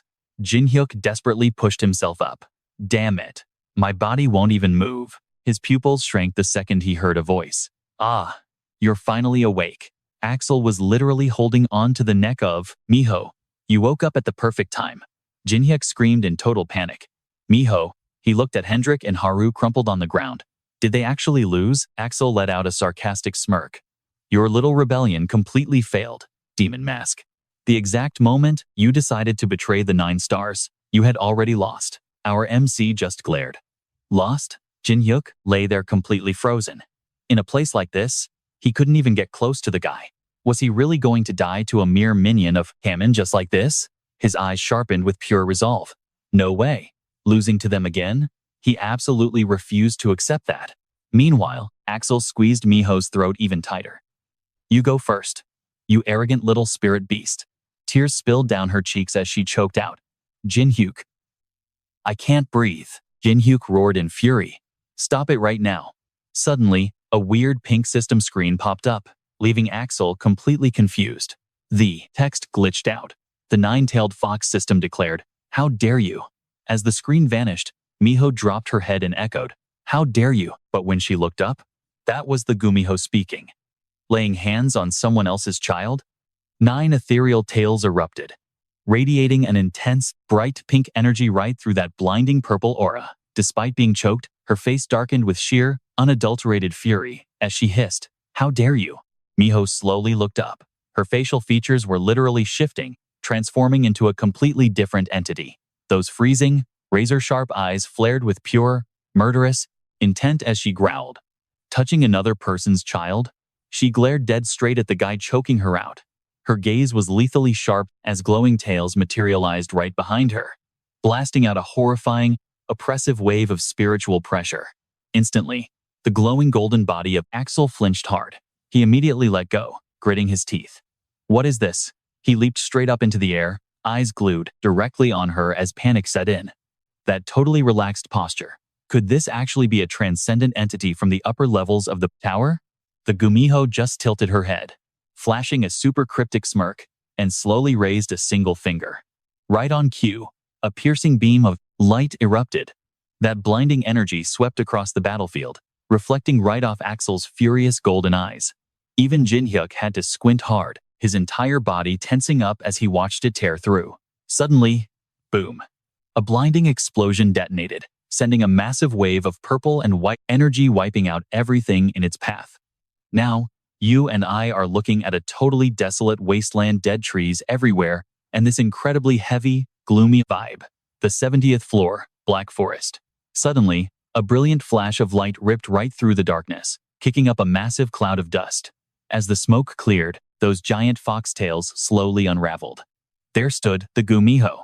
She had literally wrapped up our three heroes and teleported them here to safety. Haru sat slumped on the ground, looking totally bewildered. Miho? Wait.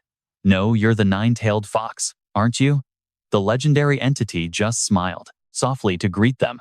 This is the very first time you've actually seen me, isn't it? Jin Hyuk tightly gripped his injured arm.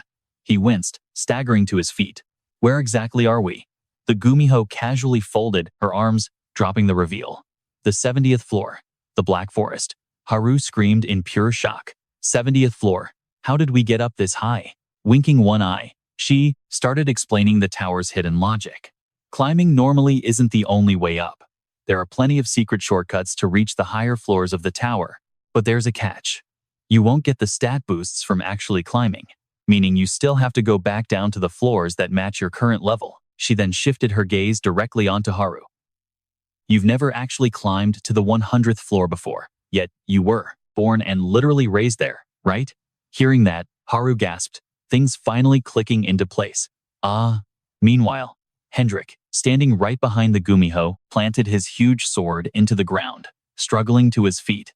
Wait a minute, is this place seriously the Black Forest? He didn't hold back his sharp suspicion from the group. This is basically uncharted territory. It's surrounded by completely dead lands and swarming with black toads.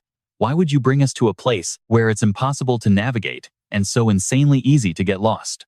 But Jin Hyuk saw the bigger picture. No, wait, he interrupted. That's exactly why this place is perfectly safe. The Gumiho excitedly pointed a finger right at him in total agreement. Just as expected, you catch on incredibly fast. But right then, Jin Hyuk noticed her finger was actually trembling. It was violently shaking. She stared at her fading hand, pushing through the strain. I'm already reaching my absolute limit. I'm an entity that isn't allowed to directly interfere in the world of the tower climbers. I can only help you escape using this child as a vessel. She locked eyes with Haru, Jin Hyuk, and Hendrik, dropping a grim warning. But this is only a temporary fix. They will absolutely find you again, and they will kill you. You and I need to pay attention here. Gumiho locks eyes with him, dropping a massive warning. She tells him straight up. At his current pace, he cannot fight those guys. He needs a serious power-up. Fast. Jin Hyuk frowns, absolutely desperate to know more. He practically begs her for the answer. What exactly are we supposed to do? Where is this crazy fast leveling method you mentioned? Tell me right now. But she just crosses her arms. Her eyes stay perfectly calm while those magical tails slowly fade away. Sorry, she says. Time is up. From here on out, you will have to get the rest of the details from him. She flashes a parting smile. See you around. Jin Hyuk is not having it. He throws his hand out, sprinting toward her. Wait, hold on a second. But he is way too late. Gumiho vanishes instantly, shrinking right back into little Miho. The tiny fox girl closes her eyes, completely knocked out as she plummets toward the ground. Haru darts forward and makes the perfect catch. Got her.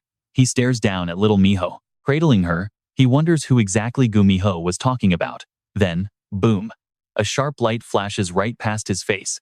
Jin Hyuk cleanly dodges the sudden arrow. He steps aside, just in time. Up in the trees, two archers have their bows drawn. They scream out, "Who goes there? Who dares step foot into our Black Forest?" A heavily masked woman with pointy elf ears raises her weapon up high. She issues a deadly warning. Outsiders, leave right now, or else. But then, a confused gasp slips from under her mask. Huh? Jin Hyuk raises his hand, charging up a skill to fight back.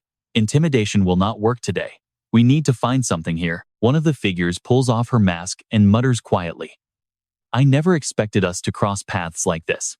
Our guys stare in pure shock. They speak in total unison. Wait, you are? Elian. She drops a cheerful greeting. Long time no see, demon mask. Elian gracefully lands right beside them. She speaks up. Sorry about that wild entrance. We are naturally pretty cautious around any outsiders. He shakes his head. No sweat. But did you actually build your own faction? She gives an awkward frown. I would not exactly call it a faction. Thinking about her squad of matching pointy ears and outfits, she explains. We are just a few dark elves. The best we can do is guard this specific forest. She looks up, face glowing with absolute pride. But we have real faith. Jin Hyuk follows her gaze up into the canopy. A blinding light suddenly appears, leaving him absolutely speechless. He gasps out loudly. What is that? Elian turns around, standing proudly against the massive glowing tree. It is overflowing with energy. She excitedly introduces it. Black Yggdrasil. That is the new world tree that blessed us. It gave us our strength.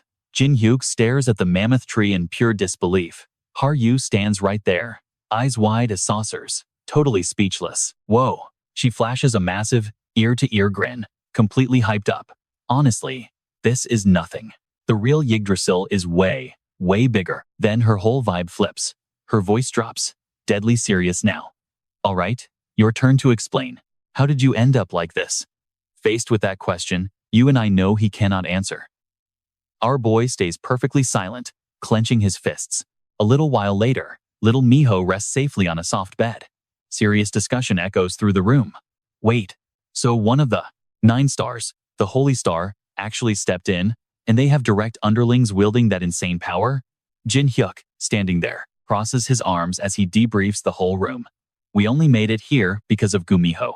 She literally told us to find a way to beat those monsters right here. Elion frowns hard, trying to confirm the details. So, it really requires that specific power? Haryu sits off to the side, looking completely anxious. I know this sounds crazy and selfish, but we are officially begging you. With an unwavering gaze and a totally sincere tone, he drops the big question. Will you please fight alongside us in this war? Meanwhile, Jin Hyuk is standing outside all alone, leaning heavily against the railing. He is dead silent, no smiles here, just frowning deep in thought. He keeps replaying Axel radiating that bizarre golden energy. I was totally helpless against the power gifted to Axel. Then Gumiho showing up out of nowhere. Honestly, if not for her, I would be dead right now. He remembers the villain's smug, triumphant voice. You have officially failed, demon mask. The memory hits him hard. He grinds his teeth in pure rage, clenching his fists. Damn it all, I really need more power. Suddenly, a strange voice echoes straight into his head. He instantly senses a massive, completely unfamiliar energy. Jin Hyuk jumps back in absolute shock, frantically scanning the area for the speaker. Were you sent here by Bei-So and Gumiho? His face breaks out in cold sweat. He forces a very awkward smile. Haha, I have no idea who you are. But wait, do you not feel a little too familiar for our first meeting? He spins around, accidentally putting his back against the New World tree. First time, we actually met a very long time ago. What the heck are you talking about? Realizing our boy is still utterly clueless, the voice finally introduces itself. My name is Black Yggdrasil. Hearing that, Jin Hyuk whips around, staring up in absolute shock. The brand new power you are desperately searching for is me. Meanwhile, Elian slams the table, muttering darkly. An all-out war against the 9 stars. She puts a hand to her chest, getting totally hyped. Of course we are joining this fight. The Dark Elves will side with anyone who defies the heavens. Haryu jumps up. Are you serious? But between us, Jin Hyuk just crosses his arms, looking deeply worried. Can we survive this? She knows it is dangerously risky. Bowing her head slightly, she admits she has no right to speak up. Yet here she stands, entirely ready to fight. And is it because of the demon mask? Nope. It is all thanks to our guy, Jin Hyuk. Her eyes instantly flash with pure determination as she speaks up louder. Since they share a common enemy, why not team up? Haru smiles, genuinely grateful. She thanks her, knowing her brother would be absolutely thrilled about this alliance. She suddenly falls dead silent. When she finally speaks again, her voice echoes all the way out to where Jin Hyuk is currently standing, out on the balcony. So where is he? You and I better pay attention here. The dark tree watches our guy land smoothly, impressed by his speed. He replies that he would never be late after an invitation like that. Frowning, he demands to know why he was called. Without missing a beat, the tree answers. It finds him incredibly interesting. Hearing this, Jin Hyuk breaks into a nervous sweat. Usually, anyone in this tower who takes a personal interest in him is never exactly normal.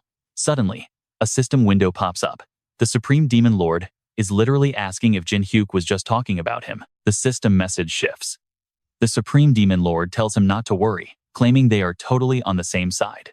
Jin Hyuk stares at the screen in pure disbelief. On his side? Yeah, right. Suddenly, a blinding light flashes directly from Yggdrasil. Yggdrasil extends a massive flower right in front of him.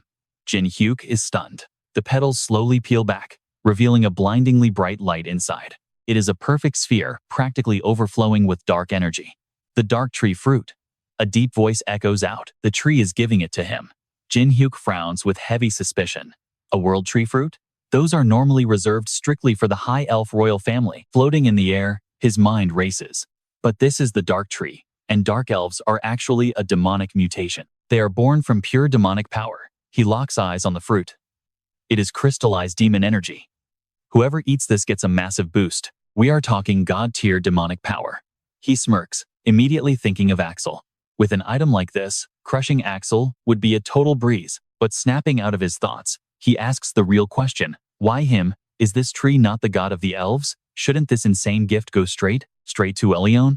The tree dodges the question, asking instead what he knows about the era before this giant tower even existed. Jin Hyuk looks totally confused. The tree begins to recall its origins, formed from the goddess Yggdrasil herself. Its true, original body was crafted by a god who existed long before the tower was built. It was meant as a perfect gift for his beautiful creations, the elves. Jin Hyuk listens closely, connecting the dots. So, the elf god is the father of the divine tree? The tree remembers that almighty creator, the one worshipped by the entire race. The god who poured all his love and effort right into the elf race. It lists off their superior traits. Gorgeous appearances, incredible natural magic, and a deep, powerful connection to the spirits.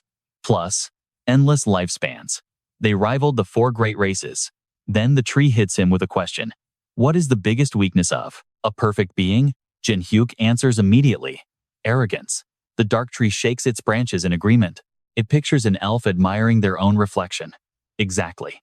They became way too obsessed with their own stunning beauty, and then they completely isolated themselves from every other race, living totally alone, completely ignoring the outside world. They were just way too deeply satisfied with what they already had. The tree thinks about the tower climbers, sighing at its own lazy race. There was zero chance they would ever climb this tower as fiercely as the others. Finally, its voice grows heavy with the bitter result. After thousands of years, exactly 0 elves have successfully climbed the tower. Jin Hyuk's eyes go perfectly wide. He yells out in pure shock. 0?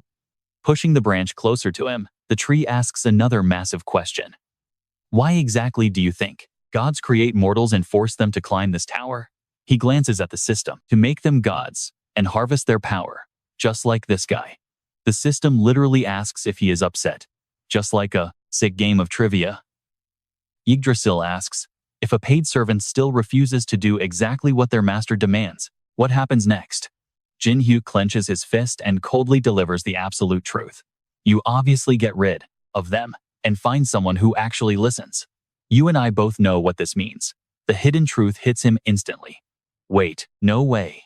The tree knows exactly what he is thinking. That is right. That almighty creator put all their chips on the dark elves and on Elion. The tree pictures the corrupted elf sitting beside a sinister angel. The other elves are totally corrupted, teaming up with the 4 great races to shatter the tower's order. Hearing this, Jin Hyuk freezes in his tracks. He instantly thinks of the common faction. The mastermind behind this is the 9 stars humanity's absolute strongest, and his ultimate mortal enemies. He forces himself to calm down and listen. Unfortunately, Elion is still way too weak to handle the tree's ultimate power. So, pausing for maximum dramatic effect, the tree offers it to him, the ultimate rebel. The system pops up. The father of the divine tree offers a binding contract. The condition? Unite the entire dark elf race. The reward? The dark tree fruit. Jin Hyuk reads the glowing screen, a wicked smirk spreading across his face. Without hesitation, he snatches that legendary fruit right off the branch. How could anyone refuse a deal like this? The system confirms the contract is accepted, but it drops a heavy warning this fruit holds violently unstable demonic power. So he better be careful. So, you and I are back in the action. Preparing to absorb the item, Jin Hyuk watches its rich energy glow in his palm. He mutters, "Exactly. If I carelessly consume this, the demonic power will completely erode this body." The black leaf slowly sways outward. Suddenly, the system screen flashes the father of the divine tree is offering to help him. He glances at its movement. Massive branches weave together, rapidly twisting and forming a massive protective circle entirely surrounding the area. Jin Hyuk just nods, instantly realizing exactly what its intentions are. He gets it now. If he lets these branches absorb the shock, it will block some of the demonic corruption hitting his body. Then, he reaches out his hand, opening a space using his spiritual energy. Next, he quietly mutters under his breath, "Summon Balkan and Tun." Staring at the dark energy radiating from the black leaf, he boldly declares, "I am about to absorb its energy, and I will go all out." He turns to his loyal summons and commands, "While I do this, you must protect me until I fully master this power, or until everything is completely finished." Balkan simply nods. "Understood."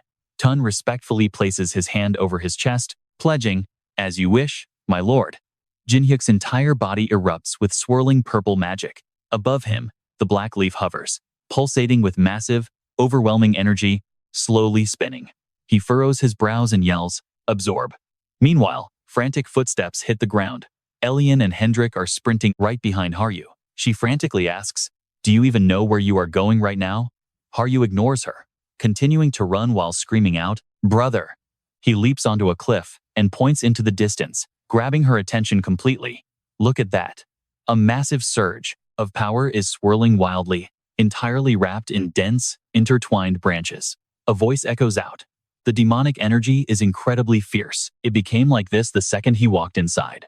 Haryu looks up, completely shocked. This dark energy is so intense. Just as she is about to call out his name, a massive explosion violently erupts behind him. The thick dust slowly clears out, revealing the deeply cracked ground below. A faint light pierces through the heavy smoke, and a glowing golden figure steps forward. After completely blasting away the two elves, he coldly sneers, "How dare you try to escape the punishment of the stars?" Axel frowns, full of rage. His eyes flash dangerously as he roars, "And you hide in here? This time, I will make you pay." The injured victim groans in pain on the ground. A choking sound escapes as her throat is crushed. "Ah." Axel grips her neck tightly and arrogantly mocks, "A pathetic, dark elf. You people only survive because of the magic inside your bodies." The elf struggles to speak. "How did you know to come straight here?" He smugly replies, "The 9 stars have eyes and ears everywhere inside this tower. Places with hidden clues are actually much easier to investigate." Suddenly, he entirely changes the subject. "All right, if you do not want to die, summon the masked demon. Beg him to save you." He squeezes harder, inflicting brutal pain. But out of nowhere, a massive black dragon suddenly appears right beside the two of them. It attacks without hesitation, crashing straight into the battlefield. He barely manages to escape the black dragon's lethal strike. Seeing who just arrived, Axel smirks, "Ah, so Hendrik and Haryu managed to save her just in time." They hear his arrogant greeting. "It is just you guys?" Hovering midair, his body erupts with surging energy as he mutters in confusion, "Strange. You should have at least brought that masked demon or that mysterious creature with you." She glares at him, thinking to herself, "Ever since that incident, Miho has not woken up. It is probably a side effect of receiving the 9-tailed fox's immense power." She realizes she will not be able to help us in that form again anytime soon. Hendrik looks up at the massive tree absorbing dark energy. "I am not completely sure, but that magic power above the world tree seems like Jin Hyuk." Through the gathering black mist, a shadowy figure is faintly visible. It looks like he managed to consume something incredibly powerful again. Gripping his sword tightly, Hendrik makes his final decision. "Then there is only one thing left for me to do." Hendrik's eyes shine with absolute determination. "Hold the line until Jin Hyuk claims that power and finally returns." He throws the unconscious girl toward her.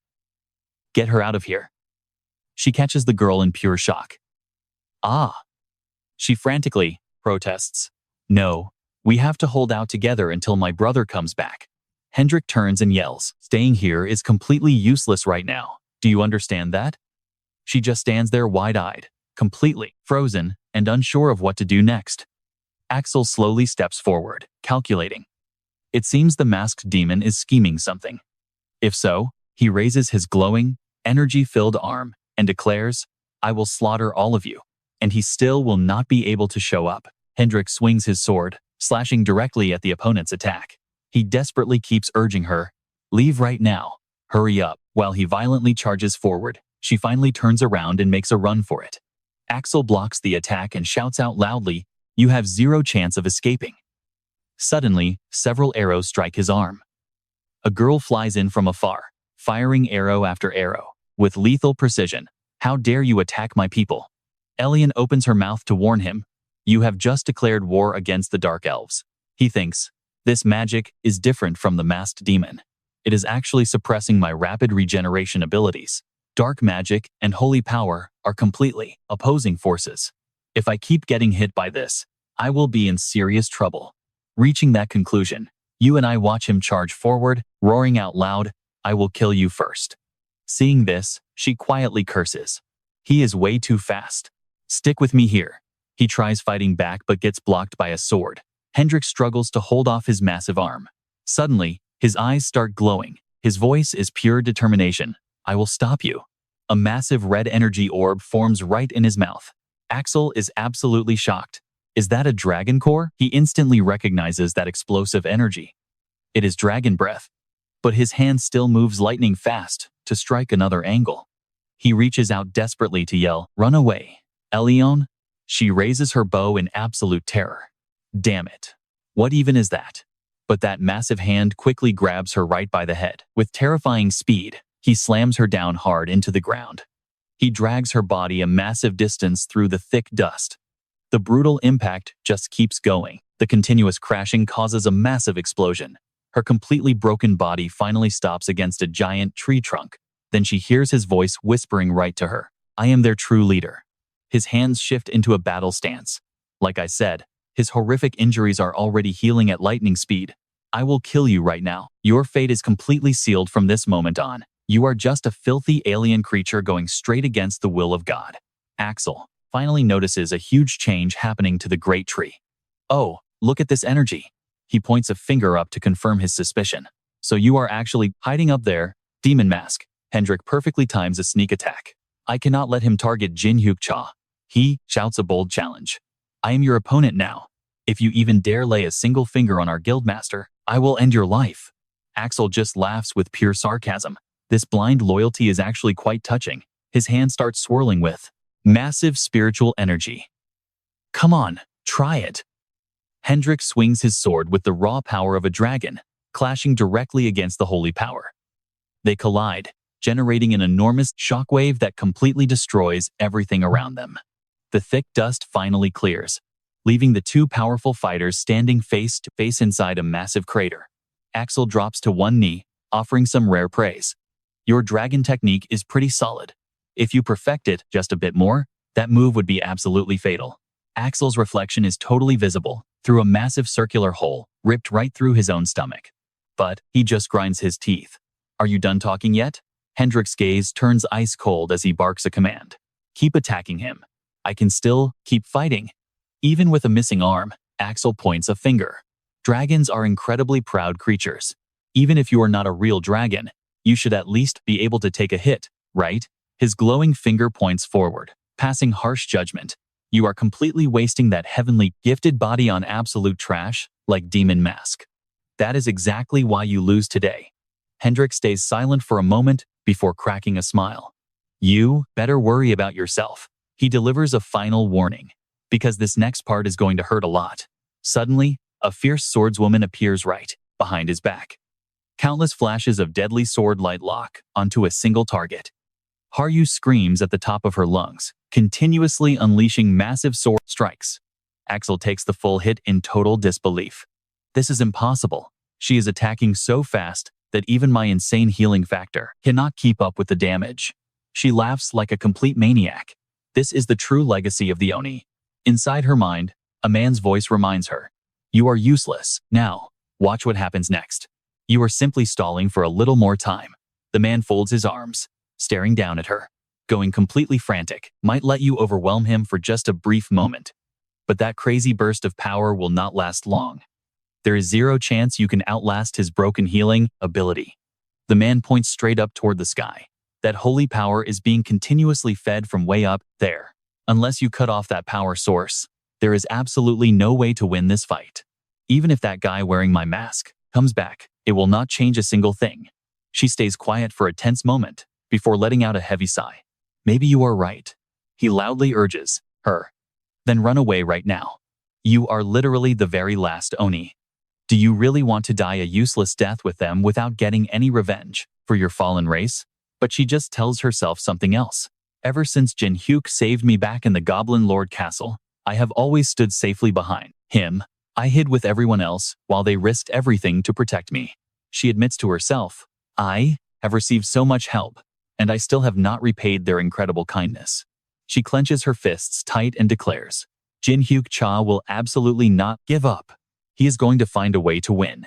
I believe in him, and I will gladly buy him enough time to do it. Haryu grinds her teeth, launching an endless storm of brutal attacks. Hendrik struggles just to stand against the massive shockwaves. Ugh.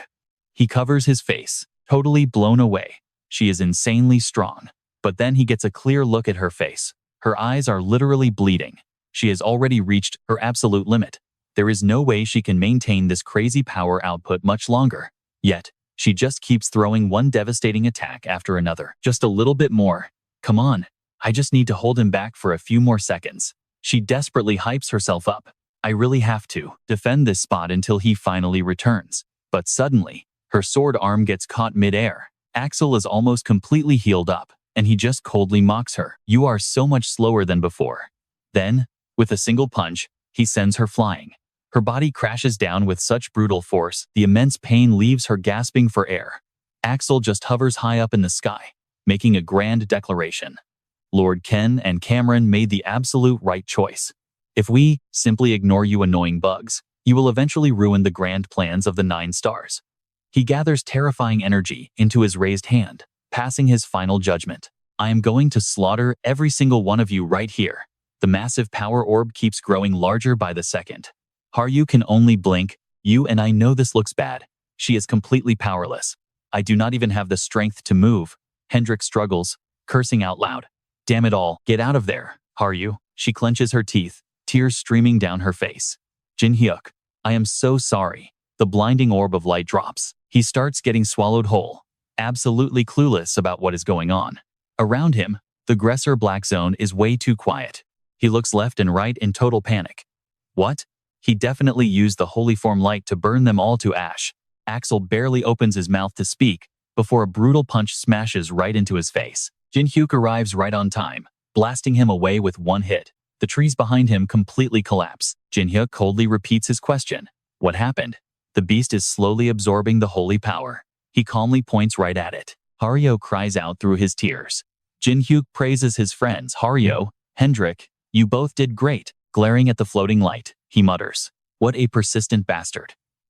2 figures pop up behind him, ready to go. Get them to a safe place. Do we need to fight? Do not worry.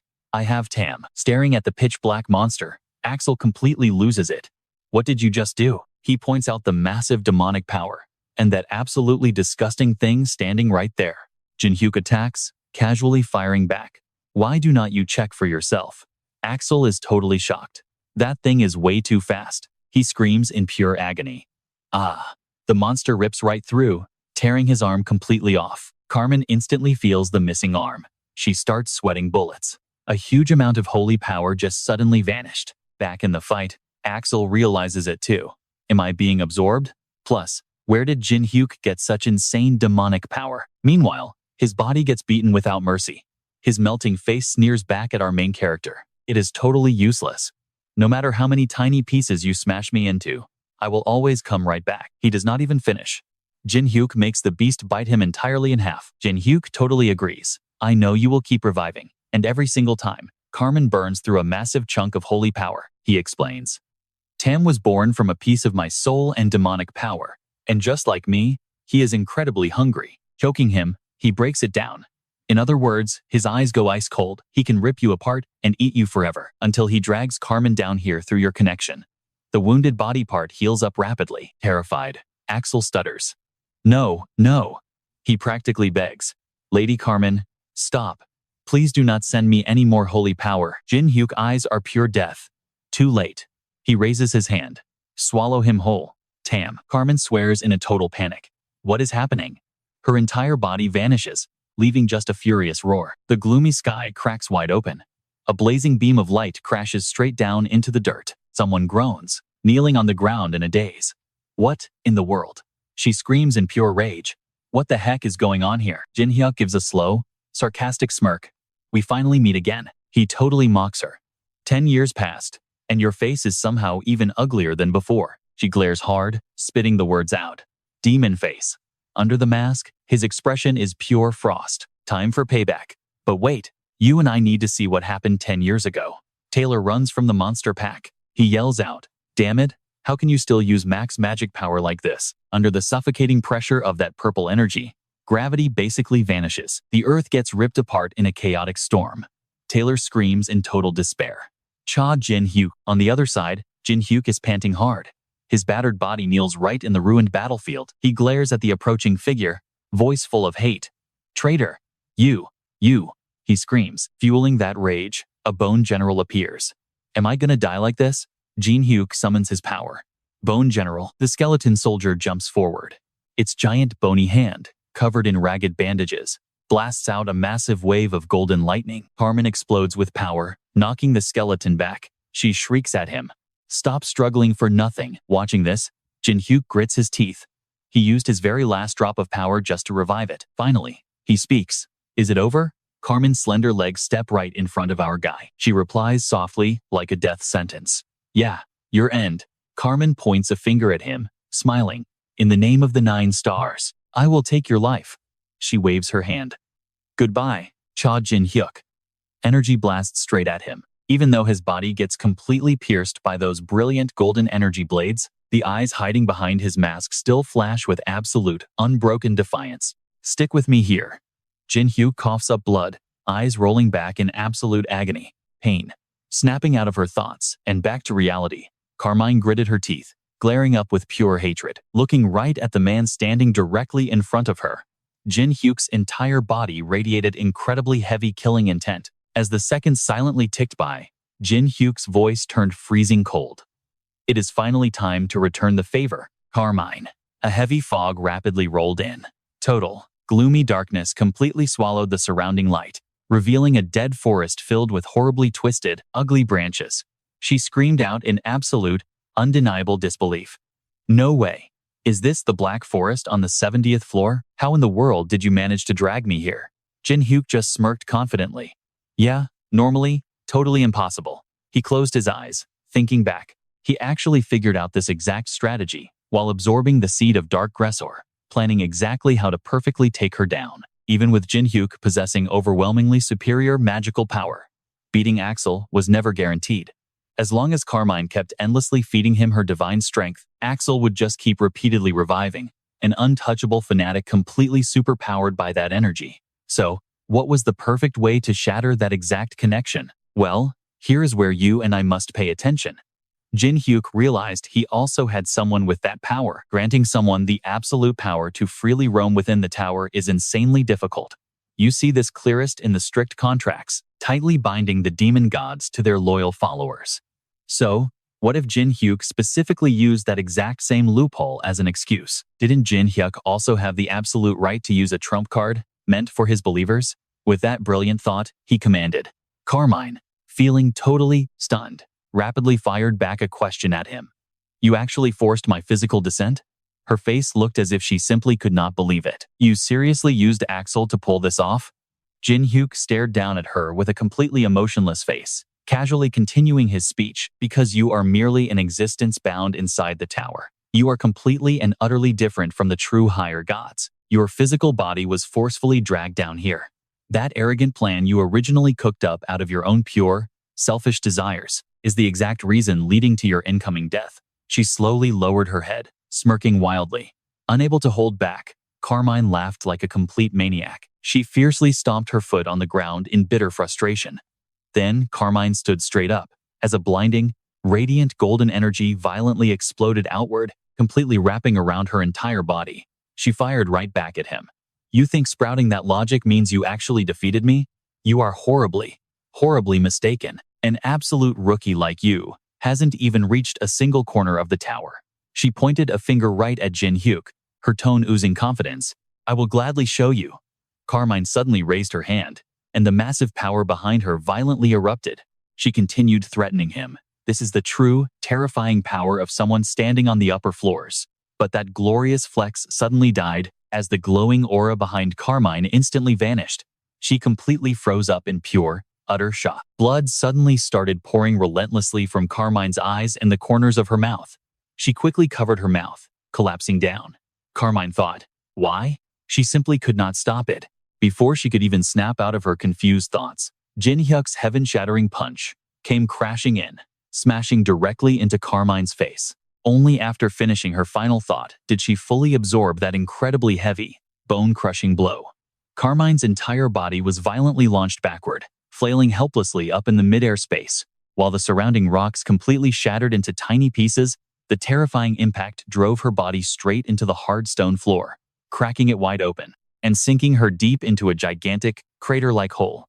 Right through the thick clouds of dust, Jin Hyuk calmly landed from above. His voice was freezing cold. "You must have hit your head pretty hard when you fell, making you forget?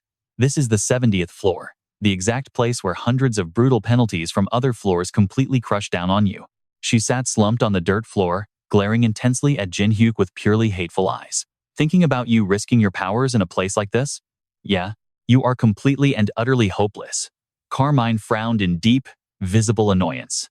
A sudden, terrifying thought flashed through her racing mind. What is this? Déjà vu?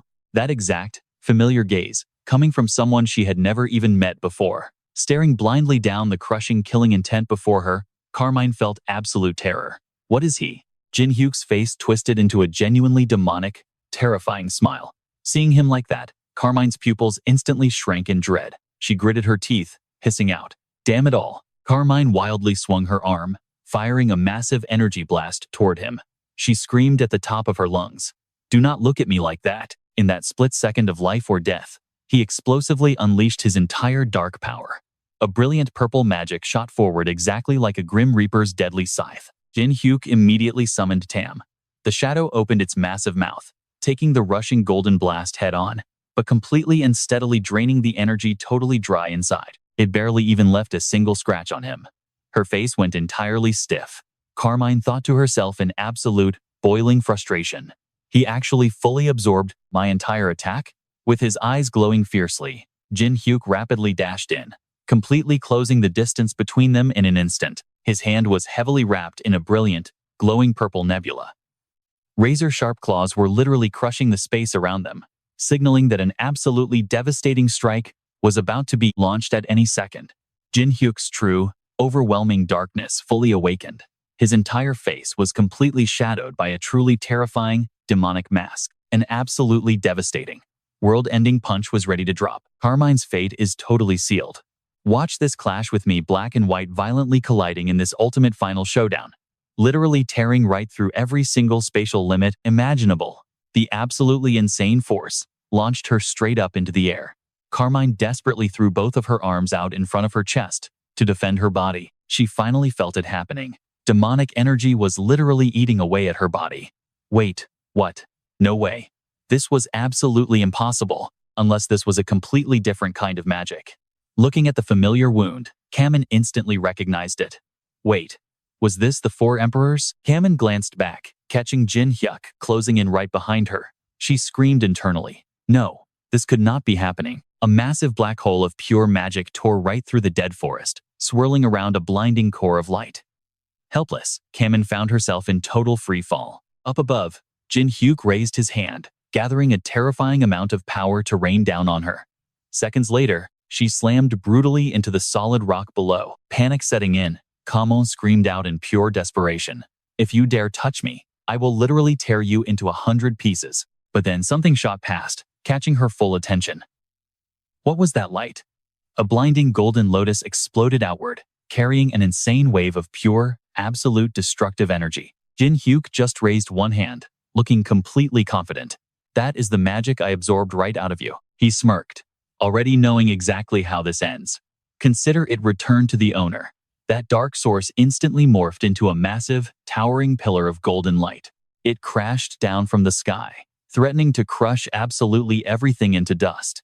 Jin Hyuk shouted one phrase, "Divine punishment." That power slammed straight down, triggering a brutal explosion that tore up the ground and completely leveled every single thing in its path. Jin Hyuk stood completely alone up there, looking down at the absolute wreckage from the clash. Then, almost like he just remembered something, he finally spoke. "Oh right, this is my payback after 10 long years." A desperate, blood-curdling scream suddenly echoed through the heavy air. The demon face wiped out the enemy. "It is time. Get the wounded out of here." Haryu turned her eyes straight toward that blinding flash. She whispered in shock, "Summoning a 9-star tier? Completely unbelievable." Hearing this, Tun happily turned his head and shouted out. The enemy took a massive hit from that punishment. "We can actually win this." Hendrik, however, was definitely thinking something else. He muttered grimly, "Even wounded, a climber who cleared floor 600 is on a totally different level. She is not going to just roll over and lose." Meanwhile, Kamen sprang right back up, charging straight at Jin Hyuk for a desperate counterattack. She screamed at the top of her lungs, "You bastard!" His expression did not even twitch as he casually leaned back to dodge it. Carried by her momentum, Kamon blasted a massive wave of energy backward. Another colossal golden explosion erupted, literally burning the dead forest to ashes. Still standing high above it all, Jin Hyuk calmly spoke out. "Yeah, Kamen, I would actually be pretty disappointed if you just died like that." Still, completely furious, she snapped back. "Do not look down on me. I am, all right. We are about to see absolute madness." The hand of Kamen is engulfed in violently swirling, blazing power, signaling an earth-shattering counterattack. She declares, "The strongest human." Kamon unleashes a palm strike, a massive 9-star blow that completely crushes the ground beneath them. The terrifying shockwave instantly reduces the rocky earth to mere rubble, tearing open massive, glowing red fissures filled with boiling lava. The shattered ground reveals rivers of burning magma and an uncontrollable, wildly raging current of pure, destructive firepower erupting outward. It turns the entire battlefield into a massive furnace. The molten lava violently coils and spirals skyward like fiery tornadoes, threatening to incinerate absolutely everything. Jin Hyuk swiftly glides through the air to dodge the damage.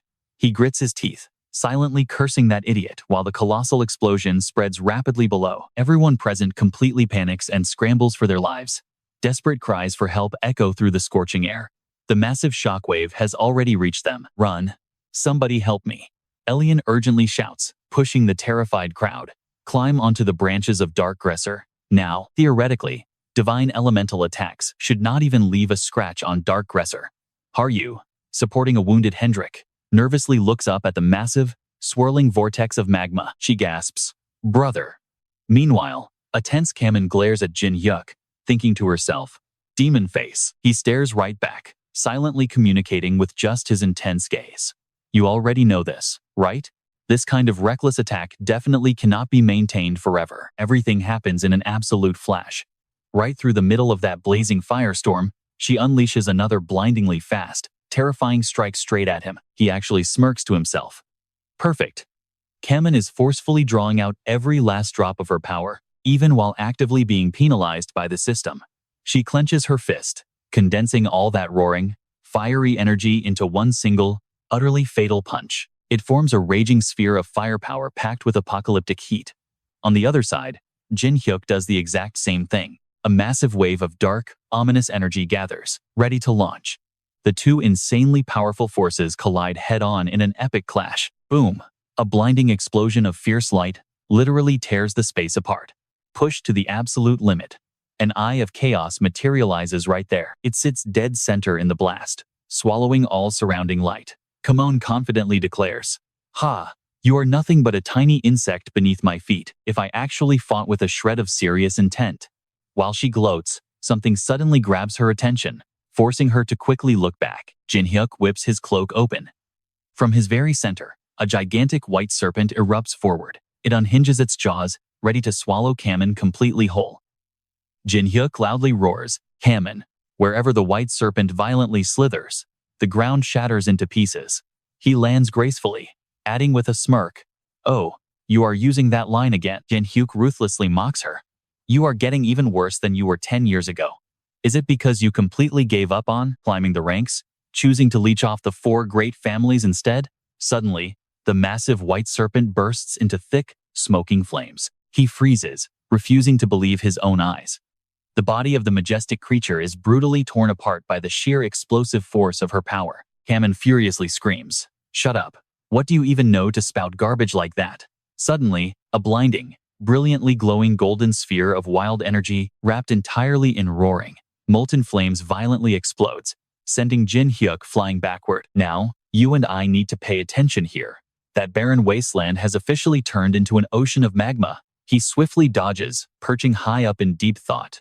Even if this is the reincarnation of a supposed holy saintess, there is absolutely no way she can ignore the divine penalty handed down by the gods forever. The more raw power she burns, the heavier the system penalty becomes. A glowing notification screen flashes its warning, "You have been penalized." She snaps at the screen. "Shut up, I know." Kamon smirks, baring her teeth like a maniac. "I just need to kill him, and my body will regenerate entirely." Kamon has completely lost her mind now. She lets out an ear-piercing shriek. "We were just acting rationally. We merely chose to take the faster route to get stronger and live comfortably. Unlike that pathetic, stubborn fool, Jin Hyuk." Meanwhile, he just lets out a slow, unfazed breath. Jin Hyuk slowly draws his blade. He asks a casually indifferent question. "Is that really true?" Without a single second of hesitation, he slashes downward powerfully, cleanly severing the fiery arms reaching for him. Suddenly startled, he looks up with his glowing, mystical purple eyes. She is already unleashing a brutally heavy aerial strike, straight down from above. Realizing he is a fraction too late, Jin Hyuk can only blink in surprise. Just as expected, Kamen explodes with chaotic power, torpedoing directly at him, sending Jin Hyuk violently skidding backward. He firmly plants his sword into the ground to brace himself. Once completely stabilized, he calmly speaks up, "Judging by the reckless way you are throwing around these wildly mediocre skills, you are acting nothing like your usual self. It really looks like you are in a massive rush." He scans the area, noticing something is extremely wrong. Jin Hyuk thinks, "Wait, she is not attacking me? What insane scheme is she plotting right now?" Before he can finish that thought, Kamen surges forward with terrifying, godlike speed. She tightly grabs onto his head, flashing a wildly triumphant grin. Kamen snarls, "I finally caught you, demon face." Completely unable to resist the grip, Jin Hyuk can only blink in silence as she violently yanks the disguising mask right off his face. Kamen continues mocking, "Let us see what that amazing face of yours actually looks like." But looking at the figure before her, her red pupils suddenly freeze in sheer shock. He takes that tiny opening to leap backward, easily escaping her tight grip. Stammering, she asks in complete disbelief, Are you being serious right now?" Jin Hyuk, now safely out of range. Jin Hyuk finally speaks up. "How did you recognize me when my voice and face were totally different? Stick with me. This is crazy. Did your spiritual power somehow increase while around me? Or was it purely instinct?" Because if it was not, Jin Hyuk speaks up. "So, do you still recognize your old comrade? The very person you fought alongside for so long?" Carmen is absolutely furious. She points right at him and screams, "Stop trying to change the subject. Tell me the truth right now. Who exactly are you?" Jin Hyuk just gives her this bone-chilling smirk. "All right then. I am Jin Hyuk." His smile turns completely savage as he drops the hammer. "I literally walked back through the gates of death just to beat every single one of you to a pulp." He swings his blade forward, going right on the offensive. "What is wrong? Are you suddenly in the mood to beg for mercy?" Not backing down, Carmen charges right back at him. "Don't be absolutely ridiculous." The two of them clash, swinging their weapons with devastating force. Two totally opposing energies violently collide. A roaring wave of orange fire smashes directly into a massive blast of dark purple power, kicking off an absolute, earth-shattering war between light and shadow. You can see the pure shock on Carmen's face. She clearly cannot believe what she is seeing right now. "Impossible. He is dead. I am absolutely sure of it." Pushed to the edge, Carmen screams out her declaration. "I will personally tear you apart piece by piece." Jin Hyuk? After today, that name gets erased from this world entirely. She lunges right at him, brutally bringing her blade down to finish this in one strike. Jin Hyuk grits his teeth. Damn it. Suddenly, a dark, menacing blade of energy materializes right behind Carmen. She notices it a split second too late, and instantly, her entire hand gets brutally sliced completely off. She desperately falls back, summoning a massive, glowing hand made of golden flames just to prop herself up. Carmen frantically starts calculating her next move. To replace her severed arm, she is going to have to burn through her divine power to forge a new one. But then, she completely freezes up. Wait a second. Carmen stares dead at the object in Jin Hyuk's hand, totally and utterly confused. What in the world is that mask he is holding? Jin Hyuk locks eyes with her, flashes a cocky smirk, and slowly slides the mask right onto his face. Beneath the mask, a glowing magic circle ignites around his eye. Jin Hyuk is fully activating his combat vision ability. In a flash, he rockets forward like a literal bolt of lightning, moving at insane speeds. Jin Hyuk absolutely roars. Carmen, she grits her teeth, tracking his movement. He swings his blade high. I am taking your head. But suddenly, Jin Hyuk's eyes widen in complete shock at what Carmen does next. You? He is stunned. She literally catches his massive blade straight in her teeth. Using pure monstrous jaw strength, she bites completely through the steel. She practically hisses his name, Jin Hyuk. Suddenly, a blinding flash of rainbow-colored energy violently erupts, flashing incredibly bright as it rises straight up from the boiling sea of molten magma. A blazing storm of orange fire twists into a massive, earth-shaking tornado. This huge pillar of pure fiery energy shoots aggressively straight up into the sky. Carmen and Jin Hyuk keep violently clashing inside this roaring energy storm. Neither of them is willing to back down, as totally opposite powers violently smash together. Gritting her teeth, Carmen snaps at him. If you somehow came back to life, you should have stayed perfectly quiet and lived peacefully back on Earth. Why the hell are you here? Jin Hyuk just smirks right back. I already told you. Pure revenge. Using sheer force, he violently throws Carmen backwards and shouts, and I am going to utterly annihilate the 4 great royal families who dared to support you. Thrown off balance by Jin Hyuk's attack, she completely digs her massive fiery hand into the ground just to stay upright. Full of absolute hatred, Carmen spits back. You are completely insane. But looking closely at her current physical state, Jin Hyuk knows the truth. She is finally weakening. She has finally hit her limit and cannot endure this penalty much longer. Looking at her damaged body, she can only launch exactly one more attack if she ignores the blowback. He quickly runs the numbers. If he can properly counter this massive, incoming strike, if he completely shatters it, this entire fight belongs to him. Now, watch this. A blinding aura of golden orange energy absolutely erupts from Carmen's body. The ground beneath them instantly shatters into tiny pieces of flying rubble. Her eyes glow with terrifying power as she screams his name. Jin Hyuk. The only place you belong is rotting at the bottom of a dark grave, and I am going to send you straight back there. Carmen raises her hand high into the air. A gigantic, boiling sphere of molten magma gathers above her, literally pulsing like it is about to explode. Meanwhile, standing on the sidelines, Elion looks up in pure horror. She cannot believe her own eyes. What? What in the world is that? She completely panics. I have never seen divine power on this scale before. We seriously need to run away right now. Even if we completely sprint for it, that blast zone is massive. Elion knows the terrible truth. If an attack that huge actually makes contact, this entire dark forest is going to get totally wiped out. Henrik nervously asks, so we just run? Suddenly, a voice cuts through the panic. No. Haru steps boldly toward the blinding heat.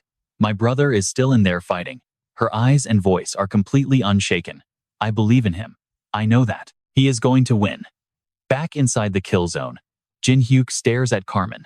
He quickly realizes that he cannot possibly block or dodge an attack of that size. There is only one option left. Jin Hyuk has to unleash a magic power strong enough to completely overpower it. Just one opening. He only needs a single second. Jin Hyuk focuses every drop of his magic to outmatch Carmen's divine energy. Seeing him stand totally still, she starts laughing like absolute victory is already in her hands. Done scurrying around like a pathetic little ant? Then just die, Jin Hyuk. But instead of hiding, he launches himself straight up, rocketing directly at her with terrifying speed. Kamin's eyes go wide in absolute disbelief. What? He is charging straight in. Jin Hyuk growls out loud. Unified demonic transformation. The system screen flashes a warning. Divine power and skills are merging together, instantly combining into one ultimate unified force. This unified force is rapidly converting into pure demonic energy.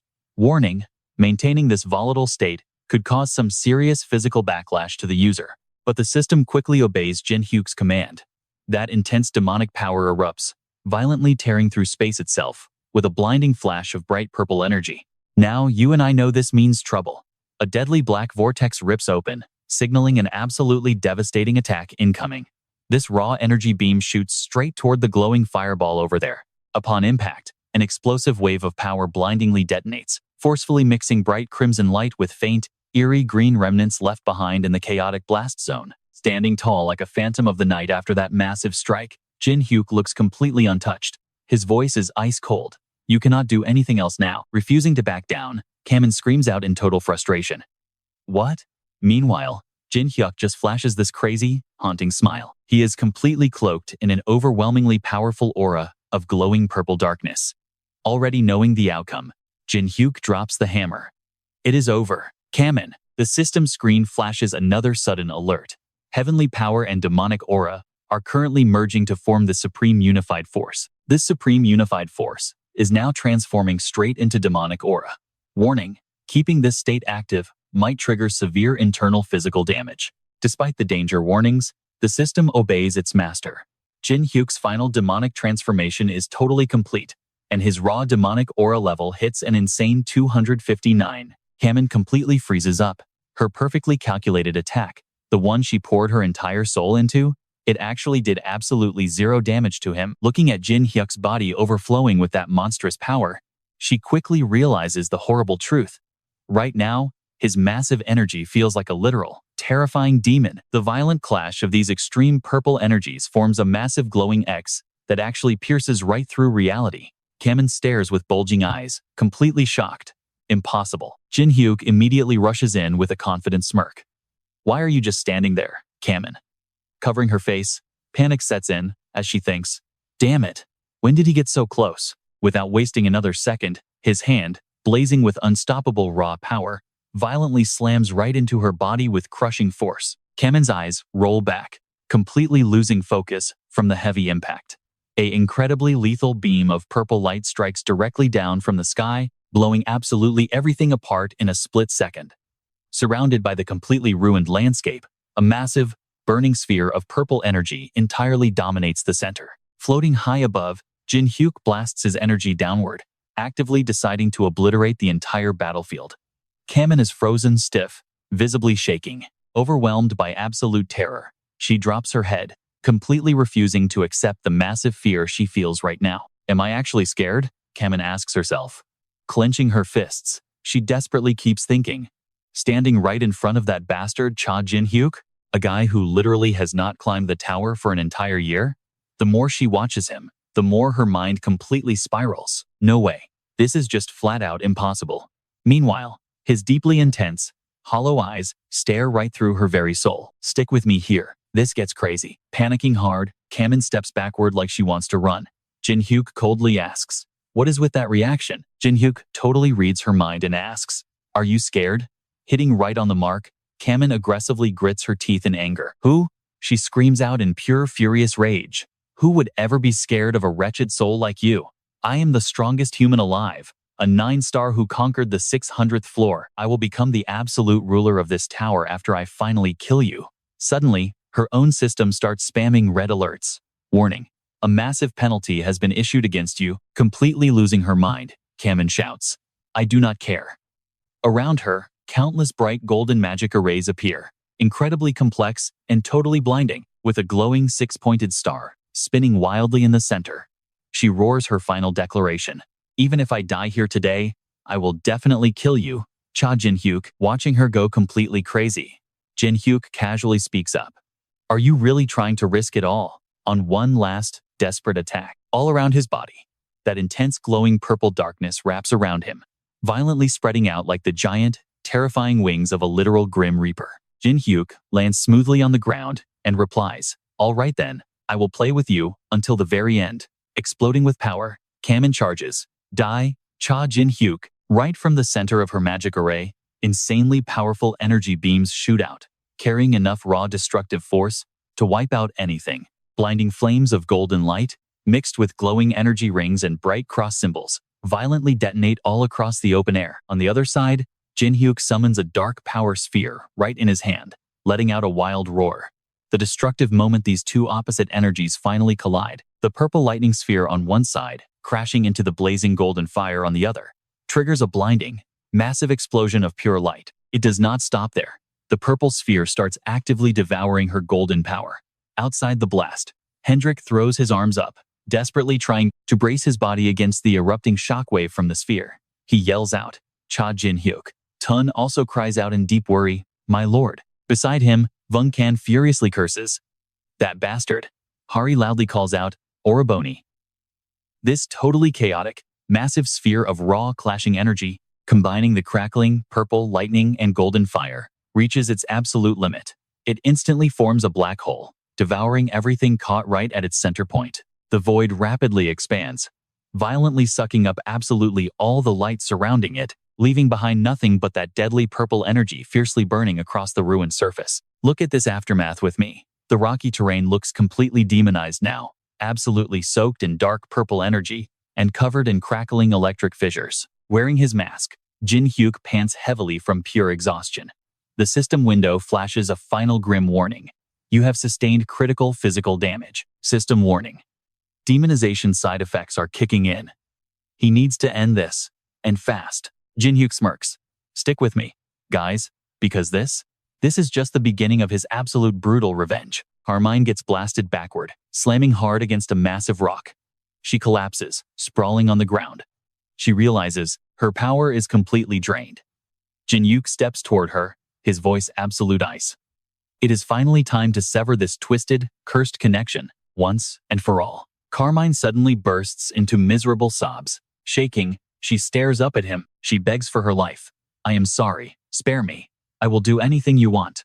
I will even take you to the Holy Kingdom." She offers him every single item and all the money she owns, crying for him to remember their time climbing the tower together. For 10 whole years, they used to have such a great time. Clasping her hands, she pleads for forgiveness. But Jin Hyuk just raises his sharp claws. Slash. Her pleading hands are instantly severed, leaving her in absolute shock.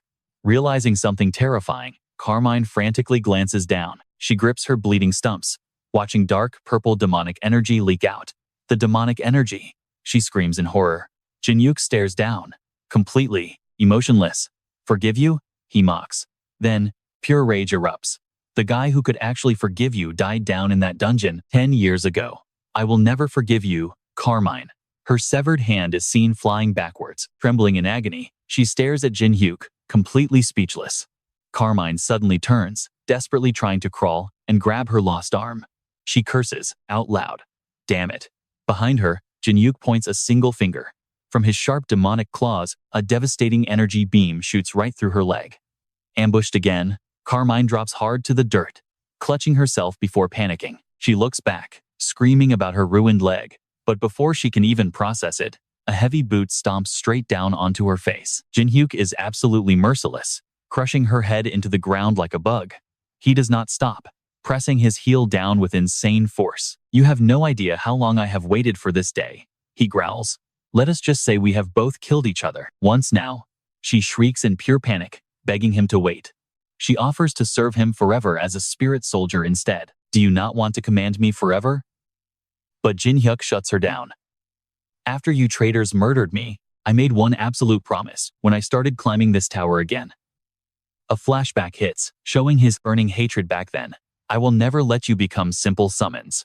He swore he would not just use them. "I will devour your wretched souls, so you can never reincarnate again." Snapping back to reality, Jin Hyuk confidently declares his verdict. "I am eating your soul, Carmine. Stop, you son of a bitch," she screams, thrashing around wildly. "Save me, save me. I do not want to die." Her face gets shoved deeper into the solid, rocky earth. It looks like her skull is literally shattering beneath his heavy boot. She lets out one final, agonizing shriek before going completely limp. Soon, there is absolutely nothing left under Jin Hyuk's foot, just a faint blue mist escaping. Carmine's soul manifests, shooting straight up into the air. Her glowing face twists in fury as she yells down at him. Did you really think I would just lie there? I am not letting you devour me that easily. But before she can escape, massive, razor-sharp fangs materialize right in front of her. She dodges, panicking. Not this monster again. Carmine flies backward, cursing at the top of her lungs. Damn it, my soul is being sucked right in. Jin Hyuk watches coldly from below. Reaching his hand out, he clenches his fist tight. Killing you just once? It does not satisfy me at all. Devour her, Tam, he commands. Carmine cannot escape this insane pulling force. Her soul gets dragged straight into Tam's gaping jaws. She only manages to scream his name before vanishing. Threat eliminated. He powers down. The system pops up. Demonization released. All stats return to normal. Having finally accomplished his biggest, most personal goal, Jin Hyuk allows himself a smirk. The demonic armor and mask covering his body begin to dissolve and fade away. Half of the glowing mask falls to the ground, symbolizing the end. He drops his head, panting heavily, and thinks. Finally, Jin Hyuk looks up to the sky and roars. I finally got my revenge. You traitors. The air is filled with his resentful, angry cursing. Damn you all. But after letting it all out, his body suddenly completely freezes up. Oh no, the demonization recoil. He realizes. He literally cannot move a muscle. Just as he is about to pass out, someone catches him. It is Haru. The familiar ally steps up, pulling his heavy arm over her shoulder to support him. On his other side, Hendrik grabs his arm too. You and I love to see it. The whole crew gathered together. Vulcan laughs loudly. You actually pulled it off. You reckless fool. Hendrik chimes in with a huge grin. 1 down, 7 more to go. Haru looks at him warmly. Congratulations, brother. Hearing those words, Jin Hyuk suddenly, you and I are diving right in. Breaking the silence, Jin Hyuk lowers his eyes, smiling. Thank you, everyone. Far off. A figure, Elian walks over, practically whining. My black forest is a total mess. Staring at the absolute wreckage right in front of her, Elian is clearly not happy. She keeps criticizing. Winning is great, but what if the new spot ends up looking like this? Jin Hyuk quickly speaks up to reassure her. Hey, do not worry. I will do everything I can to restore this place. I made a deal with the World Tree Mother to summon everyone here. Jin Hyuk gets totally serious. And also, do not worry about the funds. I have a very reliable backer. Suddenly, right above Elian's head, a glowing alert pops up. The notification reads, the World Tree Mother is ordering you to bow down immediately. Elian is totally confused as to why. Then, the system screen continues to display, stating that it wouldn't be weird if multiple other 9-stars showed up here at any given moment. Among them is another 9-star member who has completely lost their family, and they are coming for revenge. The system also warns that if you fight Ken Pelau right now, you will absolutely die. Taking in this massive information, Jin Hyuk lowers his eyes again, deep in thought. After a moment, he finally speaks up. That is right. For now, we need to lay low and prioritize boosting our power. Jin Hyuk flashes a super confident smile. But this time, I am not retreating in disgrace. I am going to hit that bastard Palau with a brutal sneak attack. Cut to a mysterious pair of legs walking across the dry, cracked rocks. Up in the sky, heavy black clouds suddenly roll in. And from those dark clouds, cold raindrops start falling one by one under the gloomy sky.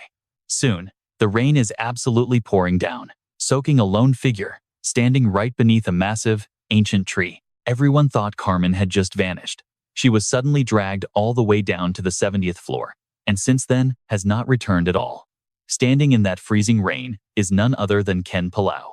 He walks around, sharply observing the chaotic situation, making his own assessment of all these massive traces of destruction left behind. Up above, jagged lightning flashes alongside booming thunder. His face goes completely dark as he starts putting it together. This is literally all that remains. A jagged lightning bolt crashes down from above, striking right in the center of a massive stone skull that sits there glowing with a spooky, pale blue light. Palau fiercely grits his teeth in pure anger. The Death Star, Cha Jin Hyuk. He thinks to himself. The Star of Death. It is Cha Jin Hyuk's personal symbol. Only he and the 9 stars actually know about this specific mark.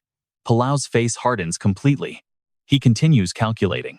Carmen sent the ashes right in front of the death mask.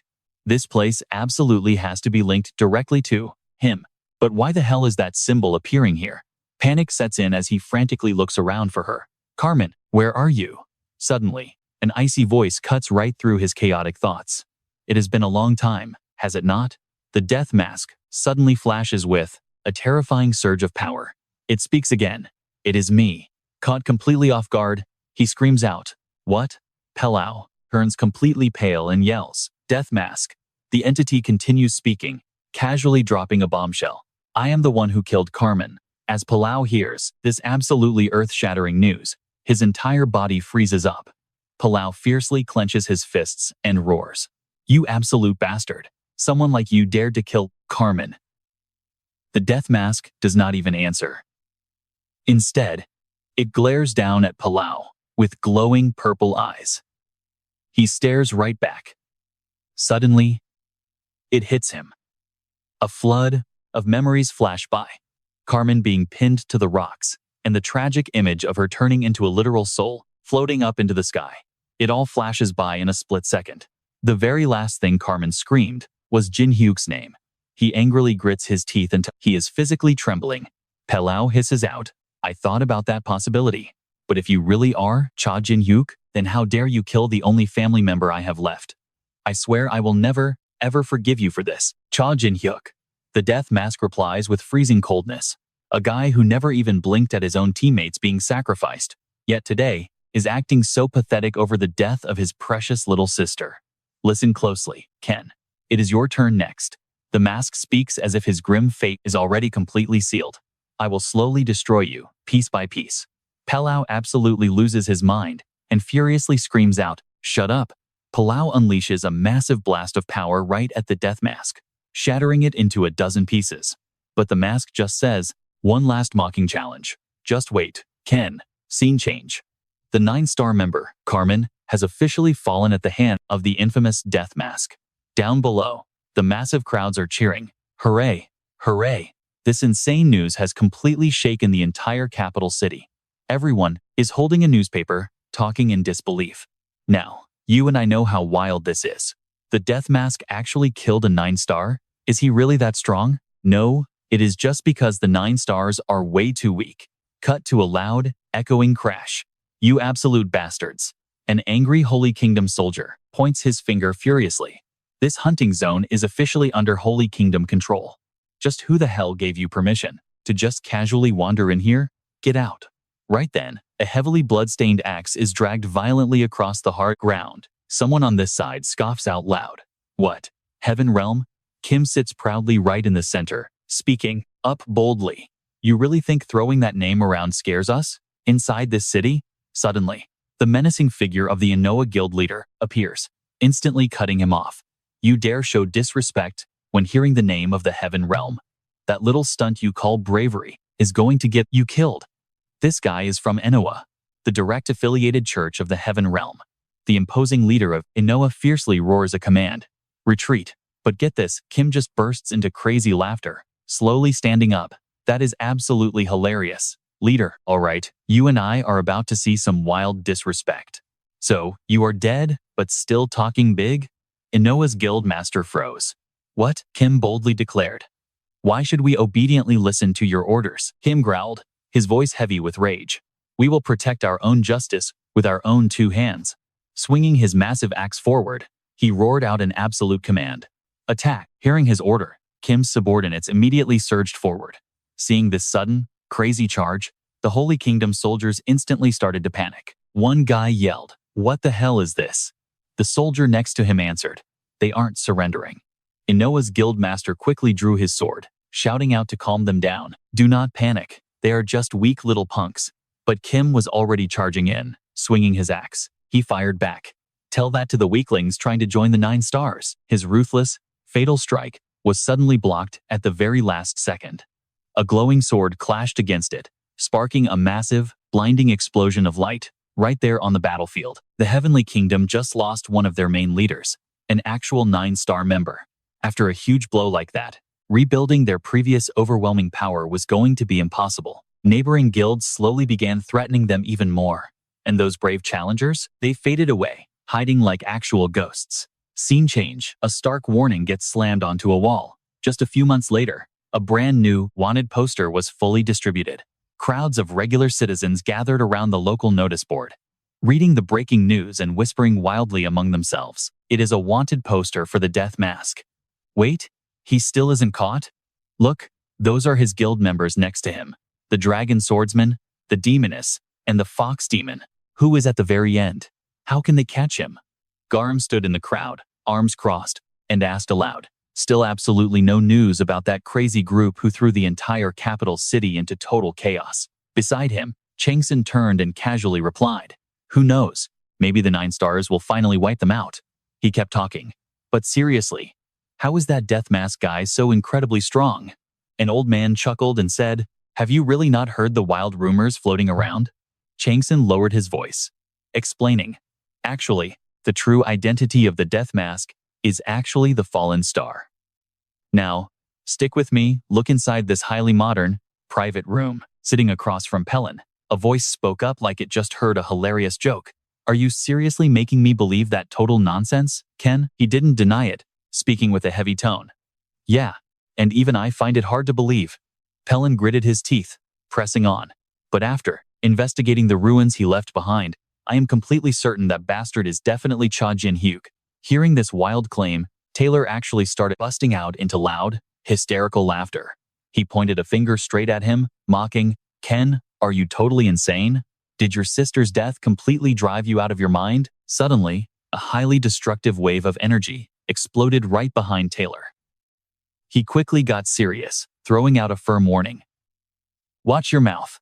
You are showing off way too much." His very next sentence made Pelin completely freeze up in total fear. "It is just because you are the very next target of Jin Hyuk that you are acting so terrified right now."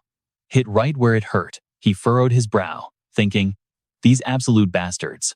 Do they already know everything? Do they actually want Jin Hyuk to murder Pelin?"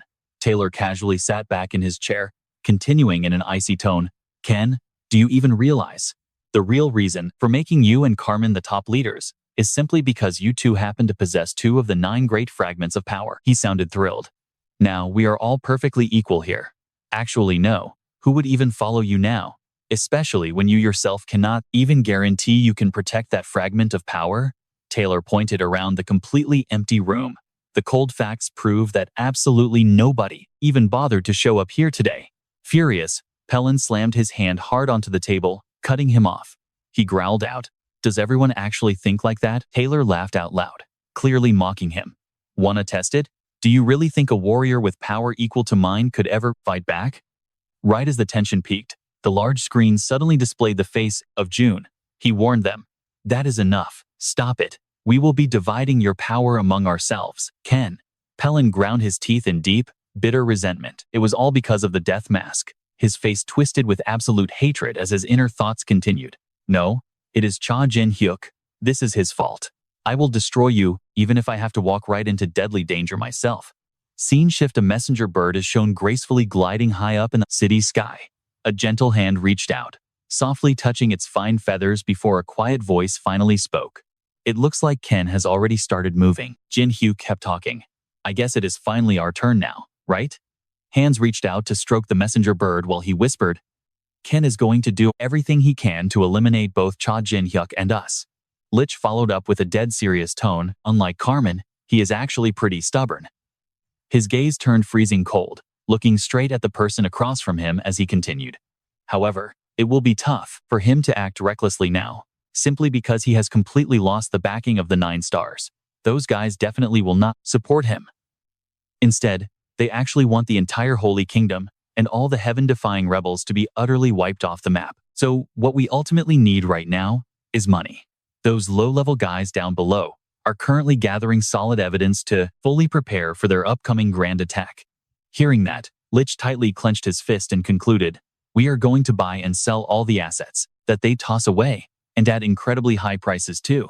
Hearing his wild idea, Elion was confused. "Wait, so then, aren't we just handing them exactly what they want?" Lich spun a single gold coin in his fingers, reassuring him, "Relax. Money is the most fiercely addictive thing in this world." He fell into a deep silence. "And honestly, You know what this means. This is the very beginning of my ultimate revenge. All right, you and I are jumping right in. I will make them totally addicted to money, Rich declares. Get ready, you puppets. Things will get busy. And the same goes for you, Dark Elf. It is finally time for you to pay the price for all the funding I've provided. Elian lowers his eyes and shoots back. I think I got hooked by a ruthless loan shark instead. Next to him, Baphomet clenches his fists tight. Please, just leave this whole mess entirely to me. Goldrich just keeps crunching those numbers. And that is the master plan. Scene shift now. Everything completely relies on the raw power they gained from grinding hard and training, right after being totally separated from each other for a few months. Let's just hope it's enough. Meanwhile, Miho, in her adorable fox form, wanders deep into a totally deserted forest. But over in another corner, a guy named Byung suddenly speaks up. Are you entirely sure about this, sir? Is that fox really the demon face's companion? The professor just laughs and confidently confirms. Yep, even though the little thing looks totally different from the wanted poster, it cannot escape us poachers. The guy raises his heavy rifle, aiming right at the target, and continues, to us, it is just some pathetic prey. Since we have already climbed all the way up to floor 500, we are definitely going to claim that sweet reward from the 9 stars. Byung's crosshairs are locked perfectly onto Miho's tiny body. But wait, acting like she senses something totally wrong. The little fox quickly turns her head. She looks back to scan the area. A massive, majestic, snowy mountain stands tall right under the cloudy night sky, setting up a truly contrasting and intensely mysterious scene. Bang! A loud gunshot rings out. Suddenly, a hand radiating a powerful, dark energy appears out of nowhere, stopping those dark purple bullets spinning wildly right at his fingertips. It is Gi-hun. He steps in front of the gun, practically radiating pure killing intent, completely shielding little Miho. Jongsu points his finger in absolute shock and aggressively yells out. Did he just block those demon fire bullets with his bare hand? Byung peers right through his sniper scope, equally stunned by this madness. No way, that is impossible. Before they can even react, Gi-hun blitzes right toward them. In a single flash, he wildly swings his arm, launching Byung flying backward. Jongsu panics and loudly screams. Damn it. He stares at the kid, thinking to himself, where the heck did this absolute monster come from? His wide pupils shrink down as he finally realizes something terrifying. Wait a minute, that is a white tiger warrior uniform under his coat. Ji-hoon, his face mostly hidden in the shadows, flexes his insanely huge muscles and suddenly unleashes a massive strike. This insanely powerful punch is completely enveloped by a blinding, razor-sharp turquoise energy aura. Jongsu just freezes up, completely refusing to believe his own eyes. He desperately tries to reassure his panic. No way, that is impossible. But before the thought even finishes, the brutal fist connects directly with Jongsu's face. The shockwave rips jagged rocks out of the solid ground, sending them flying into the air from the explosive power. Ji-hun just stands there quietly, coldly observing the total destruction he just caused. Right before completely losing consciousness, the old man only manages to think, Choi Gi-hun, the battle star. Ji-hoon calmly scoops up little Miho in his arms, staring down coldly, as Jong-soo drops. Now, you and I need to watch this. A stranger's boots step onto the barren wasteland. Up on floor 100, Hari stares down at the landscape and sighs. Well, that took way more time than we actually thought it would. Jin Hyuk, standing right beside her, complains. Climbing is exhausting, especially while trying not to get spotted. We literally planned to meet up here on floor 100, but everybody is running late. Hari stays totally quiet, lost in deep thought. An Oni village is actually not too far from this spot. Seeing her zone out, he stays completely quiet. But then, suddenly, Jin Hyuk asks, You want to visit that Oni village, right? Hari quickly waves her hands to protest. No way. Now is absolutely not the time for any of that. Reading her obvious expression, he pushes back. Really? You know, the Oni village isn't that far from here. She just lowers her head, quietly apologizing. We are about to hit a major milestone and I let myself get totally distracted. Jin Hyuk snaps his fingers to reassure her. Hey, it is completely fine. We can just check it out from afar. Out of absolutely nowhere, Wooner pops up behind them and chimes in. All right, do not worry, we will go with her.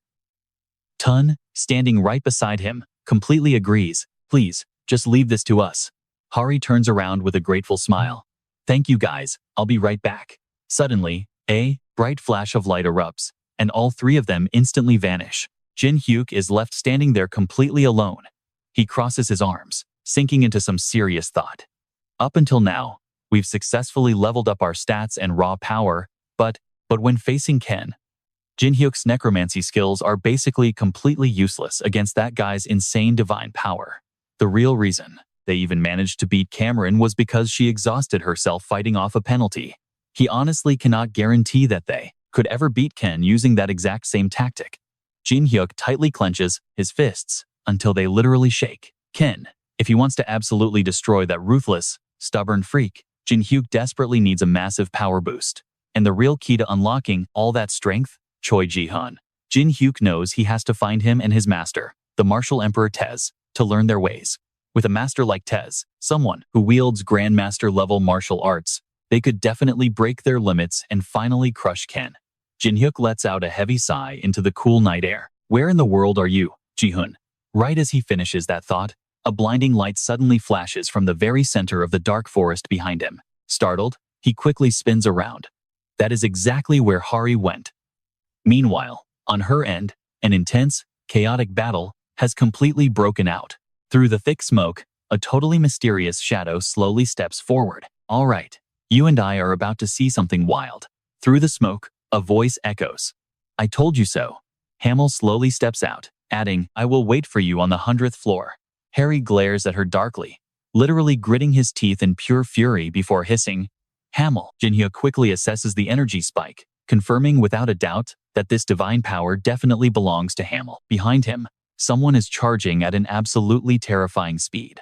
Jin Hyuk hasn't noticed it yet, as he's still thinking, we need to get over there and help immediately. As that figure rapidly closes in, he shoots a dead cold glare backward over his shoulder. Taylor unleashes a brutally powerful attack, heading straight for Jin Hyuk. He raises his hand to block the strike, shouting. Taylor smirks. You blocked my sword and actually managed to come back from the dead? Cha Jin Hyuk, looking Taylor dead in the eye, he replies coldly. And what about you, Sword Saint Donat Taylor? Following a massive explosive clash, a figure gets blasted high up into the air. The two completely opposing powers of Jin Hyuk and Taylor violently collide head-on. He laughs, his voice dripping with absolute mockery. What is wrong, Cha Jin Hyuk? I never expected such a great necromancer to only sit back and play defense. He coldly asks him, why are you even here? Taylor immediately raises his huge sword to strike down, replying, you seem pretty surprised that I actually came all the way down to the 100th floor?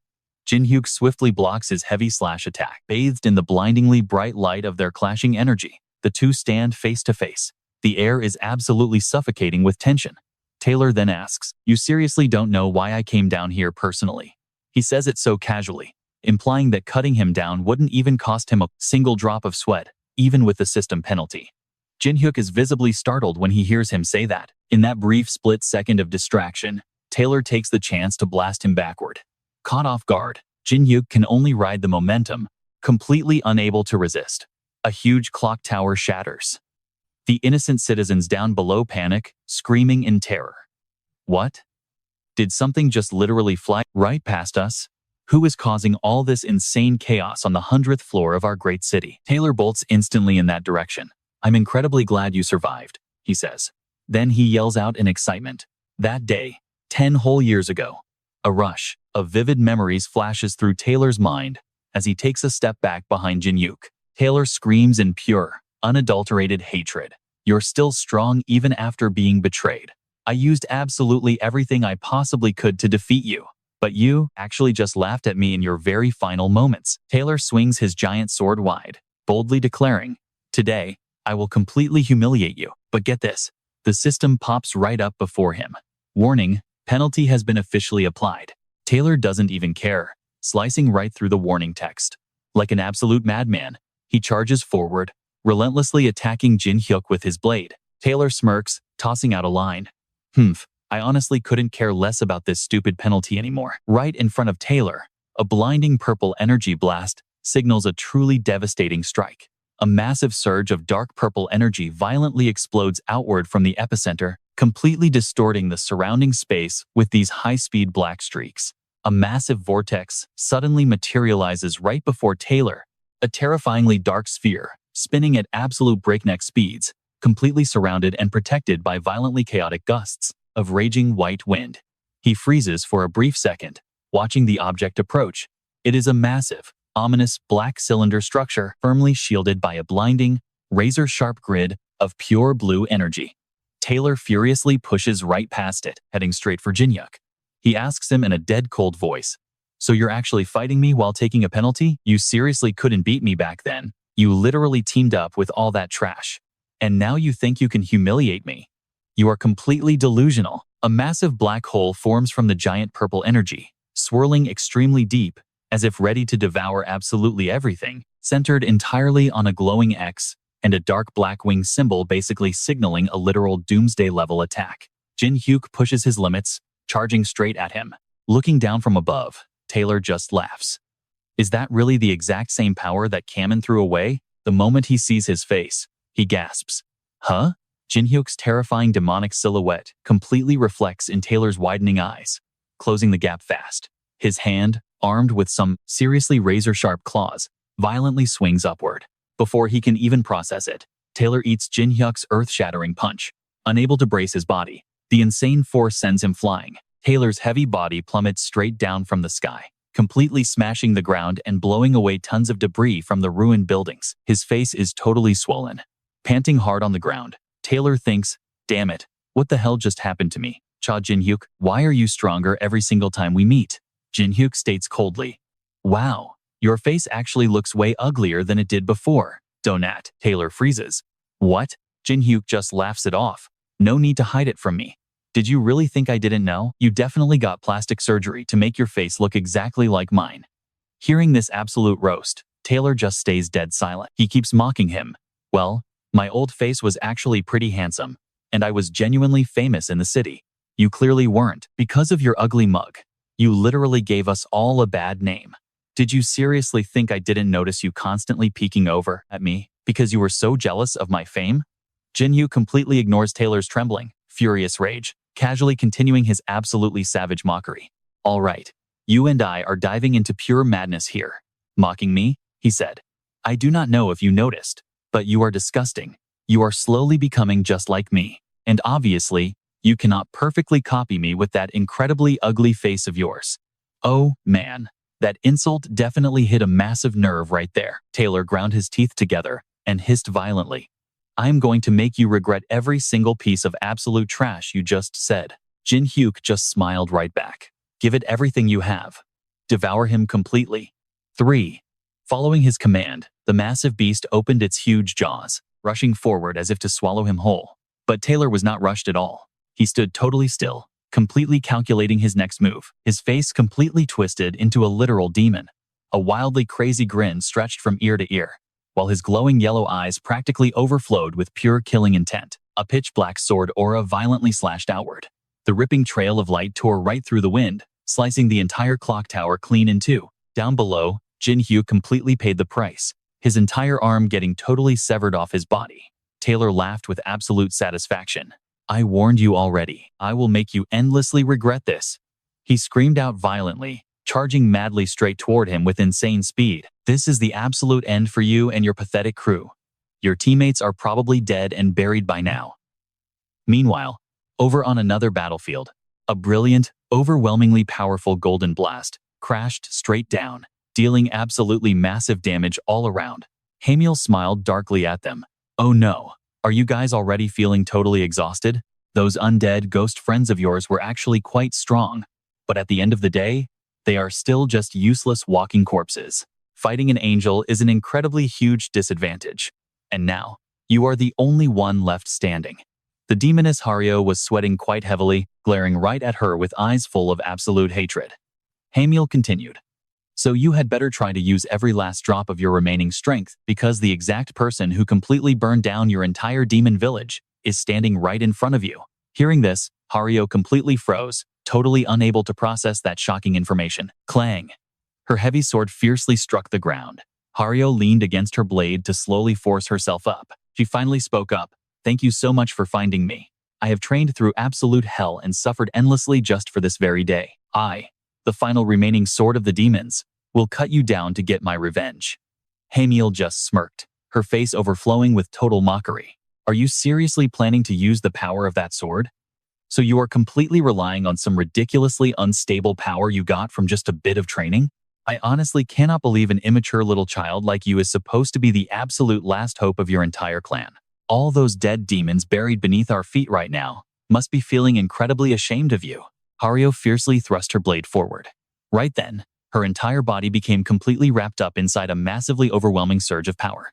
Grinding her teeth, Haruo sharply declared, I am no longer angry at those cheap provocations of yours, because she fully unsheathed her sword, charging at her with a terrifyingly murderous glare. In a split second, a gigantic pillar of bright purple light violently erupted upward, signaling that her massive attack had officially begun. Hamiel forced a very stiff laugh. Oh, now I can finally call you a real demon after all. Before she even realized it, Haruo had suddenly appeared directly behind her back. Speaking coldly, let us watch this carefully together, because things just leveled up. From now on, I am relying purely on my own strength. Hamiel flinched hard, glancing back. She is wielding that sword while staying perfectly conscious? With completely dead cold eyes, Haruo ruthlessly brought down a brilliantly glowing pink energy slash right onto her. She displayed absolutely terrifying ruthlessness here. The explosive blast of power completely annihilated every single house in the surrounding area, leaving nothing behind but pure destruction. A civilian looked up in terror and screamed loudly. Those buildings are being cut clean in half right now. The person standing next to them completely panicked. Who was fighting up there? Did the four emperors finally show up? High up above, Taylor was ruthlessly flying in rapid pursuit of Jin Hyuk, calling out loudly. How far do you really think you can run anyway? Jin Hyuk. I honestly never expected the revived necromancer to be running desperately for his life like this. It looks like, after losing your arm like that, you cannot even use that grand transformation skill of yours anymore. He backed away quickly, thinking incredibly hard to himself. How did this absolute bastard know about demonic energy? Taylor raised his massive sword high, declaring firmly, the sheer power of the four emperors is definitely not meant for you, Jin Hyuk. Amidst the wildly crazy purple sword storm that was violently shredding the city, his figure continued to glide extremely gracefully through the chaotic air, looking exactly like he was dancing with death itself. The ground cracked wide open and collapsed entirely, instantly forming a completely massive, gigantic crater where the harsh aftershocks of the purple energy were still violently churning. Suddenly, a bright flash of light appeared on the far side of the building. Jin Hyuk ground his teeth in pure frustration. Damn it. His demonic energy. He absolutely must have gotten that from the demons. The same guys who successfully killed me, using that specific select and destroy move. It is basically a small reward they directly handed to him, like a treat given to a perfectly loyal dog. I completely refuse to be defeated by something like that.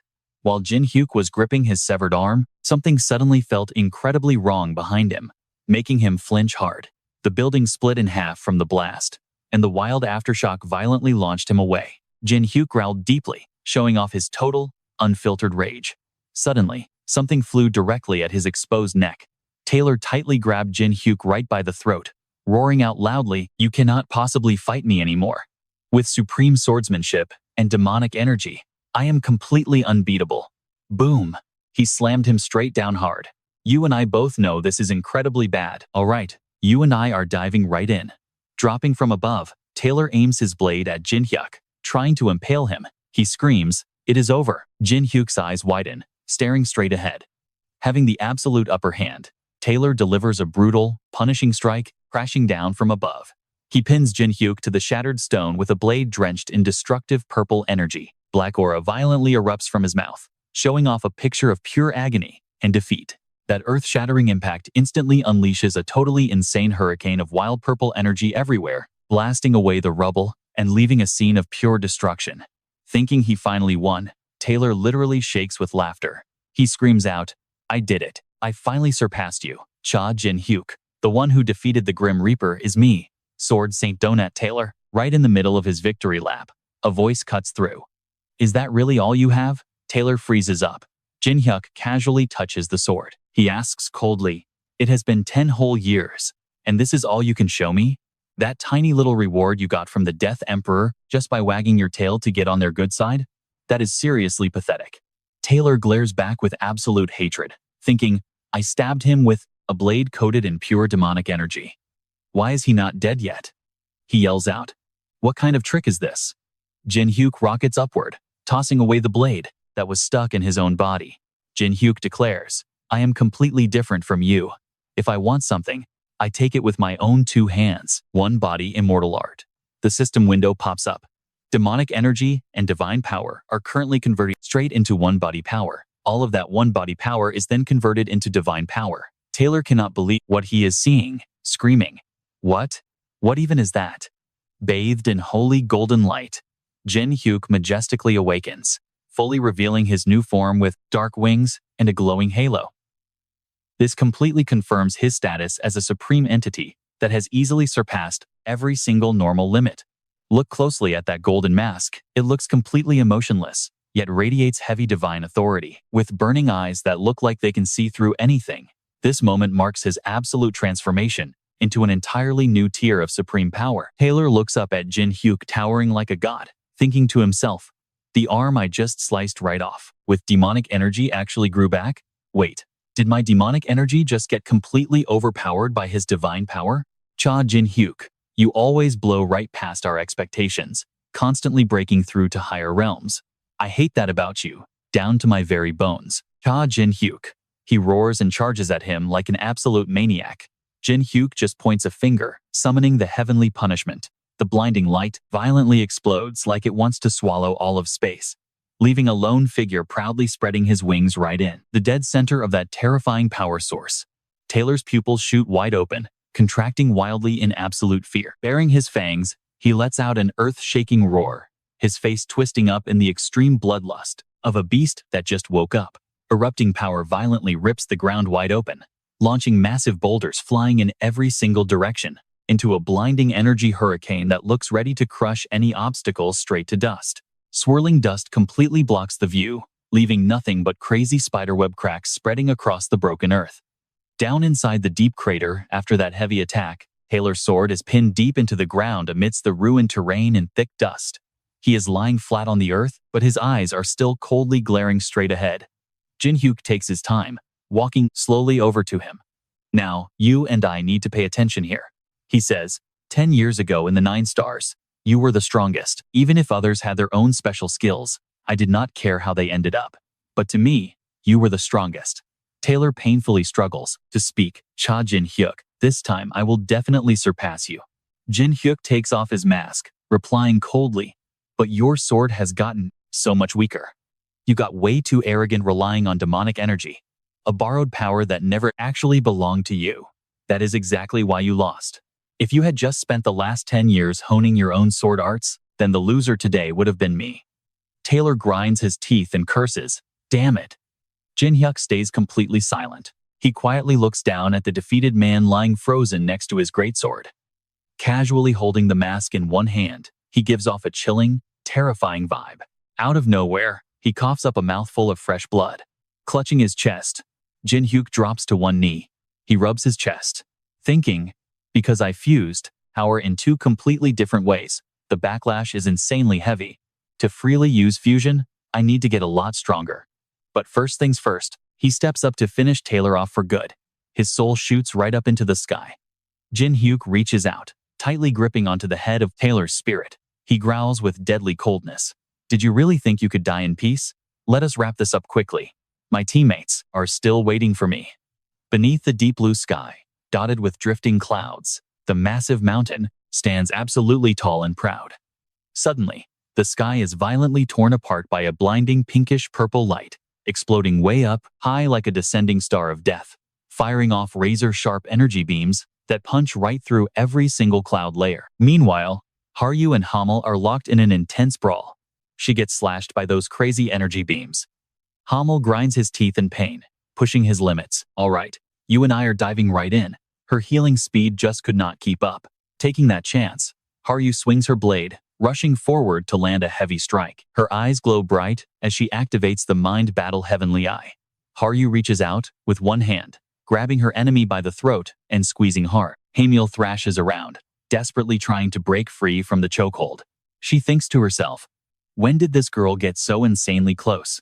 A blinding pinkish-purple light erupts high above them, looking exactly like a deadly shooting star crashing down to earth. firing off sharp blasts of cold energy. Looking down into the deep crater, Haryu asks her coldly, "Do you even know where you are falling right now because of your pure greed?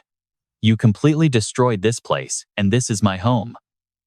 Right after speaking, she flies into an absolute rage. She flies right at her, backed by the destructive power of that brilliant purple light that is literally tearing the ground apart. Hamiel stumbles helplessly, letting her body fall completely free through the chaotic space. She squeezes her eyes shut and mutters, "If it were not for that punishment," Haryu screams out, "you would have died a long time ago." Hamiel refuses to look, shutting her eyes and thinking, "That same look again. If that hits me, I am done." No, wait, defeated? Will I actually lose? Me, a member of the supreme race inside the tower? I have crushed so many pathetic species beneath my feet. How could I ever lose to some lowly demonic monster like her? Her power violently erupts, and she screams out a bold declaration, "I absolutely will not allow this."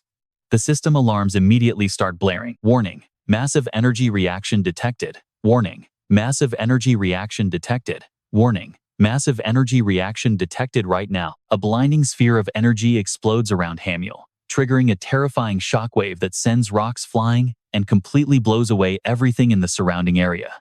Her desperate scream echoes through the air, "Descend now." Haryu seriously cannot believe what she is hearing. Descend? There is absolutely no way. The swirling black clouds are ripped open by a blinding beam of light striking from above. A massive lightning bolt of pure power crashes down. The system displays, "Sandalphon has accepted your divine summoning request. An absolute supreme being of the tower is descending, using your body as a vessel." She smirks and says, "I originally did not want to use this method, but my pride simply will not let me lose to someone like you." Haryu freezes in shock. The pressure is insane. A supreme being of the tower, I absolutely cannot let them descend into Hamiel right now. She stands her ground and shouts back, "Did you really think I would just watch you do whatever you want?" Haryu rushes forward, but suddenly she realizes something is completely wrong. Huh? This is impossible. Why is my power dropping right at this exact moment? Amidst the raging golden aura, a dark and incredibly mysterious face appears. Sandalphon reveals himself with cold, glowing eyes, radiating the kind of overwhelming authority that belongs only to a supreme god. His pupils suddenly flash to flex his divine power. Sandalphon's voice booms out, "Oh, faithful follower of mine, for what reason have you called me?" Hamiel stands below and pleads, "There are forces threatening our very existence on this floor. Please grant me the power to destroy them completely. I will do whatever it is that you desire. Now watch this." He instantly agrees. Very well. Seeing how critical the situation is getting, Haryu screams out, "No." A massive pillar of holy light aggressively crashes down from the sky. She throws her hands forward, desperately shielding her body from that incoming explosion. Sandalphon coldly declares, "I shall grant you a fraction of my absolute power. However, once this task is completely finished, I will take over your body." He immediately fuses his soul into Hamiel. She literally bathes in the brilliant holy light pouring down from the heavens. Sandalphon spreads his massive wings, reaching out to accept the devastating authority being handed down. Divine punishment. A twisting golden lightning bolt violently strikes from above, tearing the night sky wide open and erupting into a brilliant halo of light right in the middle of the valley, shaking heaven and earth. The ground simply cannot handle this terrifying surge of energy. It instantly cracks and crumbles. A violent shockwave sweeps through the entire area, crushing massive stone structures into absolute dust. It completely drowns the entire scene in a sea of destructive golden light. Sandalphon gazes down from above at the blazing ruins his attack just created. Then, he slowly descends, touching down onto the shattered ground below. He thinks to himself, "This mortal body seems pretty weak at handling my power. Is it because she took a direct hit from that demon earlier?" Suddenly, something catches his divine attention. Right where he is looking, a blurry silhouette starts emerging from the smoke. Nearby, Haryu also slowly manages to open her eyes. She whispers weakly, "What in the world just happened?" Standing protectively in front of her is none other than Ji-hoon. Sandalphon walks toward him and speaks up, "How on earth did you manage to block my divine punishment?" Without a single word, Ji-hoon just grabs the angel's head. Sandalphon is still talking. "Who the hell are you?" The second those words leave his mouth, Ji-hoon brutally slams his body into the hard stone, completely shattering the floor. A massive jade-green pillar of light violently crashes down from the sky like divine punishment. It pierces straight into the earth, sending everything flying in a terrifying shockwave. Haryu watches this entire insane spectacle unfold, completely frozen in shock. So what do we learn here?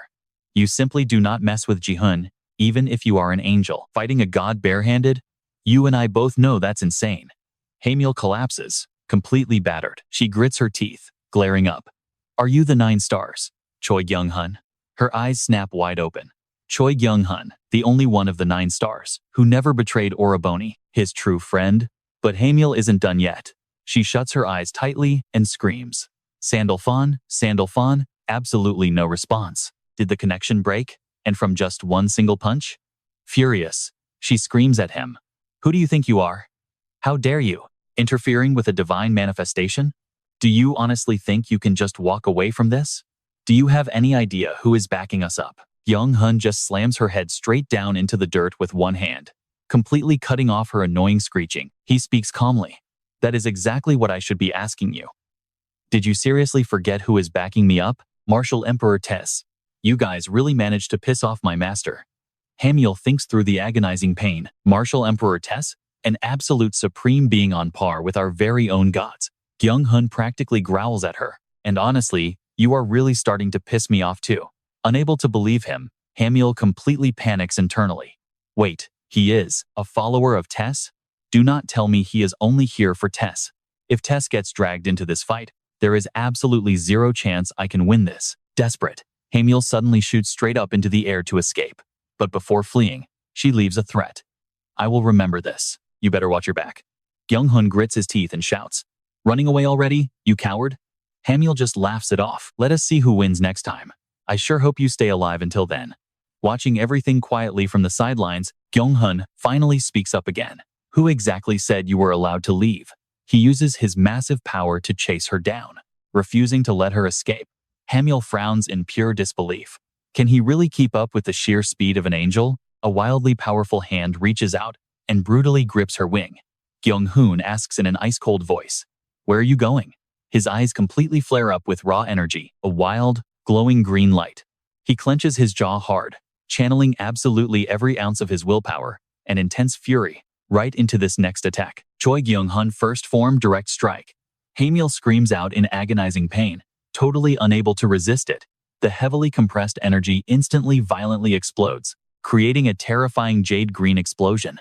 It completely unleashes a massive, destructive shockwave that instantly wipes out absolutely everything in its path. Meanwhile, let's switch gears. Inside a room piled high, with literal mountains of gold coins, Taylor slowly opens his eyes. He groans in pain. Then a voice rings out. Hey, are you awake yet? His body is currently tied up, hanging high above. Taylor panics, looking around. What is this? Why the hell am I tied up? Jin Hyuk walks over with a totally cold expression. Looks like you are finally awake. Now tell me, what is that bastard Perlo actually planning? Taylor thrashes around wildly, completely refusing to give in. There is zero reason for me to tell you anything. Once I am dead, you are totally finished too. I already heard there is a powerful angel warrior coming straight here to kill you. They will burn your friends alive and come for you next. Suddenly, the heavy chains wrapped around Taylor's hands suddenly pull tight. He glances over, looking incredibly anxious now. Snap. A harsh, brutal tug yanks Taylor's arms back, making him instantly turn pale from the intense pain. Jin Hyuk laughs mockingly. Calm down, Donut. Do you really think I am just relaxing here for absolutely no reason at all? That little pigeon was already completely beaten down by Choi Kyung-hun. It happened while you were still sleeping. Taylor breaks out in a cold sweat, totally refusing to believe it. Wait, what? Choi Kyung-hun. Jin Hyuk lowers his eyes, speaking super calmly. Yeah, my allies are already on their way here. Unlike you guys, they actually know the true meaning of loyalty. They would never betray me. Suddenly, a fierce punch flies straight toward Jin Hyuk. He snaps his head around mid-sentence. You are really coming at me? You crazy bastard. It is Kyung-hun launching an attack. The compressed energy fiercely explodes, creating a terrifying jade green blast. It instantly unleashes a purely destructive shockwave, completely wiping out everything in its path. Jin Hyuk takes the punch head-on. He gets blasted straight backward by the sheer, overwhelming force of the attack. Taylor watches the entire thing unfold, completely frozen in shock. Then, Taylor just starts laughing like a maniac. Absolutely thrilled. Looking pretty rough there, Cha Jin Hyuk. It definitely seems like Choi Kyung-hun is not on your side. Suddenly, hands reach right out of the gold pile. Jin Hyuk furiously yells at him. Shut up. Out of nowhere, Tam has already appeared right beside Taylor. It suddenly opens its massive mouth. Taylor screams in total horror.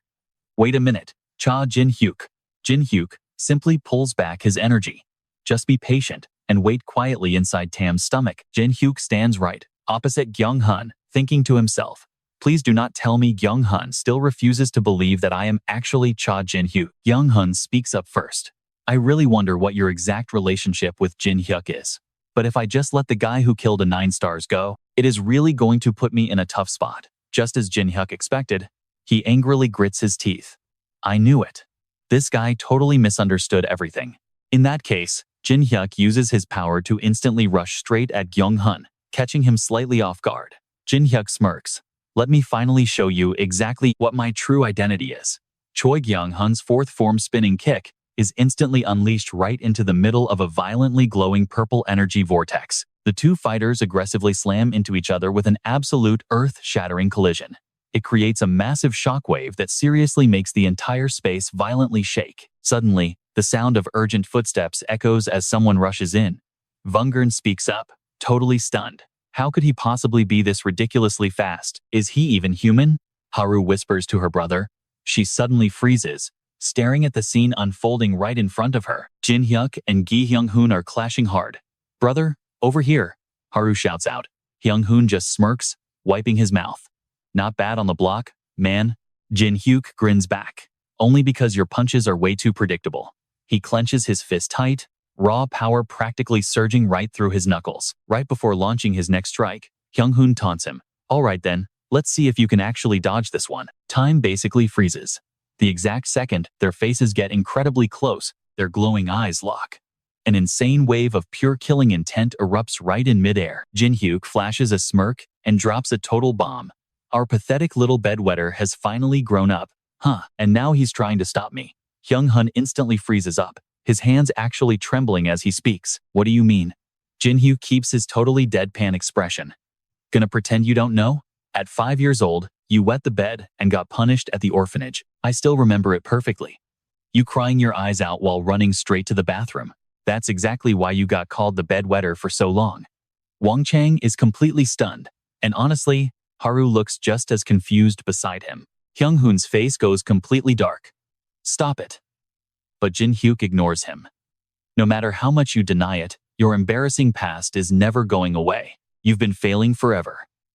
Unable to hold back, Hyung-hoon punches him hard and screams out. I said, stop it right now, I'm dying of embarrassment. Jin Hyuk. Jin Hyuk grabs his head, groaning. That really hurts, you jerk. Wait a second, did you just say Jin Hyuk? You totally knew I was Jin Hyuk this whole time, didn't you? You absolute lunatic. Why are you getting mad at me when you were pretending not to know anything? Seeing Jin Hyuk complain, Hyung-hoon immediately fires right back at him. How could I not be mad? If you actually came back, you should have found me first, instead of messing around doing random stuff.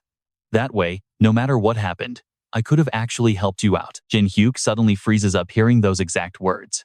He points a finger right at himself. Even if I was an evil villain who betrayed all of humanity, Hyung-hoon just turns his face away. Of course I wouldn't believe a stupid story like that. My best friend would never do something like that. He shoots a quick glance over. Then, Hyung-hoon lunges forward, pulling Jin Hyuk into a massive bear hug, right in his arms. Looking incredibly happy, he says, "So good to see you again, my friend." Jin Hyuk just laughs it off. "Let me go right now, you smell absolutely terrible."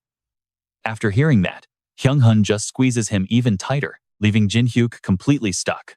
He immediately starts complaining, "Let go, I'm literally suffocating here." But Hyung-hoon just keeps applying more pressure. What? Humans don't die that easily anyway. After a bit of struggling, Jin Hyuk finally has to compromise. "My neck. You're literally about to crush my entire neck." Yeah. I'm really glad to see you too." Over on the side, Wang Chang secretly feels relieved. They seem pretty close, right? Haru doesn't look too thrilled, just grunting under her breath. Jin Hyuk strains his face, desperately trying to escape. He keeps yelling, "I said, let me go right now." Suddenly, a tiny little fox pops up straight out of Hyung-hoon's collar. Miho flashes a cute smile, letting out a tiny squeak. Jin Hyuk whispers her name. Now, watch this. Under a sky filled with swirling black clouds, a massive mansion stands incredibly tall, but it's completely wrapped in a creepy, dead silent, and totally oppressive atmosphere. Deep inside the grand hall, Belial speaks up with an ice-cold voice. You're finally here. Those who abandoned the demons and gained massive power inside the tower. The absolute masters of hunting and executing.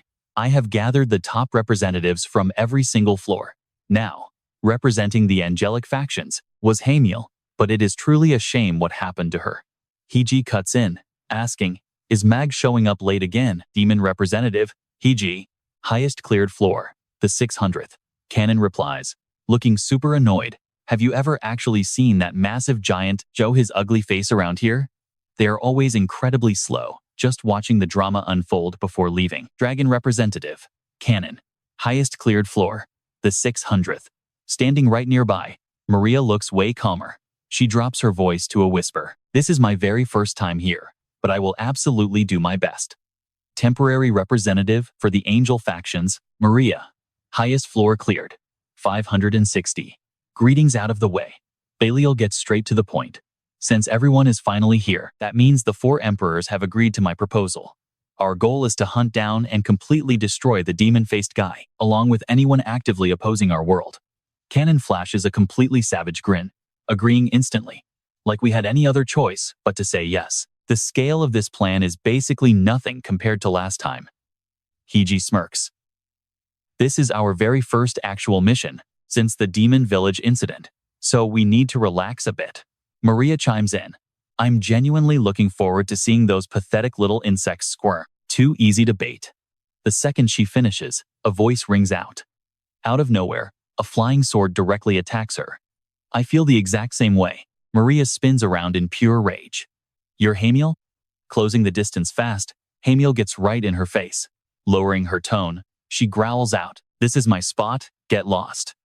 After completely destroying Maria, she leans heavily on her sword, trembling just to stay standing. You guys ready for this? All right, you and I are jumping right into the madness. Wow, why so impatient? I wasn't gone that long, yet you quickly found a replacement? I'm honestly hurt. Right then, a piercing scream echoes out. What? You lost to Hamiel? Jin Hyuk grabs Gi-hun's collar, yelling, how'd you lose to her, idiot? He quickly explains, you think I wanted to? She's an angel. Who would have guessed she would rip off her own wings just to escape? Hamiel forces herself forward, smirking. Bellu stares, thinking, wait, didn't Cha Jin Hyuk kill her and Donald already? Keenan grins. Well, look who it is. Heiji chimes in. You survived? Hamiel snaps back. I refuse to die. Those bastards trampled on the pride of angels. I won't die until I slaughter them all. But Keenan's next words make her freeze. Angels banish traitors by cutting off their wings. You have to live as a half angel and half nothing. Yeah, that's the only meaning I know. Doesn't that mean you have zero pride left? Heiji laughs, openly mocking Hamiel. You're nowhere near our level anymore. She grinds her teeth. They dare mock me? Hamiel draws her sword, growling out a threat. I'll get revenge. If you don't take me, I'll slaughter every one of you until someone accepts me. Suddenly, a massive shadow looms behind her. Meg swings a brutal punch straight into Hamiel's face, eyes glowing with pure killing intent. He gathers blinding energy, unleashing a devastating strike, tearing through space. Hamiel blasts pathetically into the wall. Meg scoffs. Absolutely pathetic. Hamiel, being this sad, is tragic. She grinds her teeth. You. A voice calls out. Meg, the giant's representative, highest floor reached. 620. Keenan walks over. Hey Meg, why are you late today? He rubs his chin. Oh, I caught a bug. Jin Hyuk freezes at his arrival. Meg adds, but it ran away. Suddenly, a piercing scream rings out. Henrik, he collapses to the ground, groaning. Oh no, is this as far as I go? Haru's group frantically rushes over. Henrik. Pale light hits the wooden beams, casting blurred shadows across the old floor, wrapping the entire room in a heavy, nostalgic silence. Slowly, Henrik opens his eyes. Haru asks, panicked, you're awake? Jin Hyuk chimes in too. You look like absolute garbage. He rasps back. Without divine power, I'd be dead. Such a shameful sight. Jin Hyuk asks, were you attacked by the 4 emperors? He nods. Yeah. Giant. That guy is ridiculously strong in the desert. Back on floor 120, something suddenly appears, making Henrik glance over. I was ambushed. That guy's a murderer. When he saw that massive hand erupt and slam down. From that strike alone, it was totally obvious exactly who'd win. Stick with me here. Ji-hoon leans back. Cha Jin Hyuk, because you leaked your identity. The entire tower is on high alert, tracking your exact location. That's how I managed to find your group so incredibly fast. And your enemies are doing the exact same thing.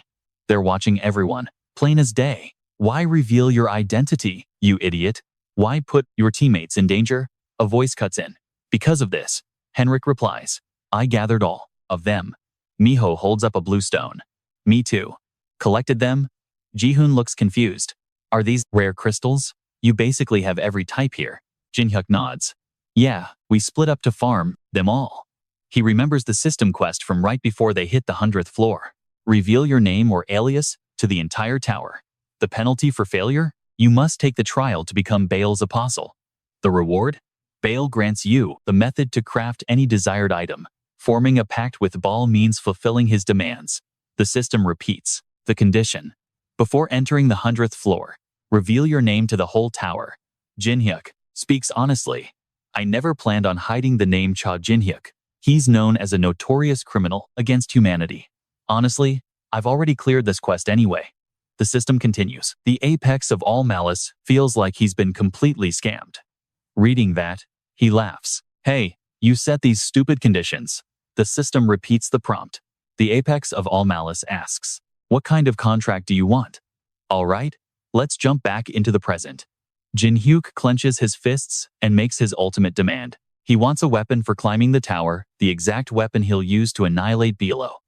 Standing right next to him, Ji-hoon just sighs helplessly, thinking to himself, he's just as greedy as always, demanding something so completely ridiculous. Meanwhile, the so-called absolute peak of all evil is literally over there crying, complaining that his stomach still hurts. The nine-tailed fox just laughs, calling it a truly beautiful sight to witness. Jin Hyuk stays lost in thought, but if they use Ban's power, it's actually possible. They might really get their hands on a weapon like that. Turning to Haru, Jin Hyuk lays out the plan.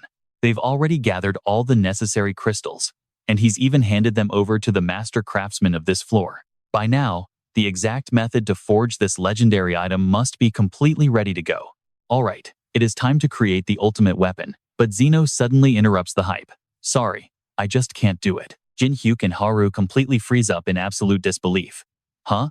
Jin Hyuk angrily marches right over and shouts, why not? I brought you every single material, everything on the list. Zeno calmly replies that the problem isn't the materials, it's the blacksmith. Haru quickly runs over, desperately trying to persuade him.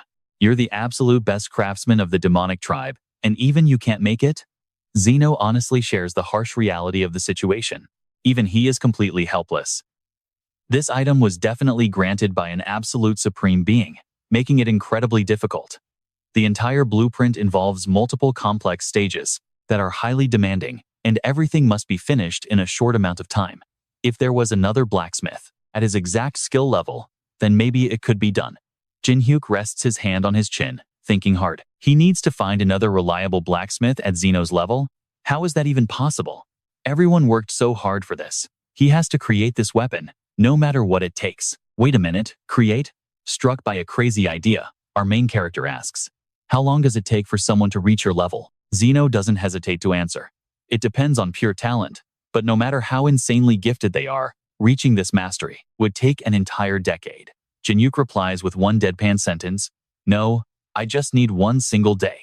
Hearing this completely absurd answer, the old man freezes, not believing his own ears. Huh?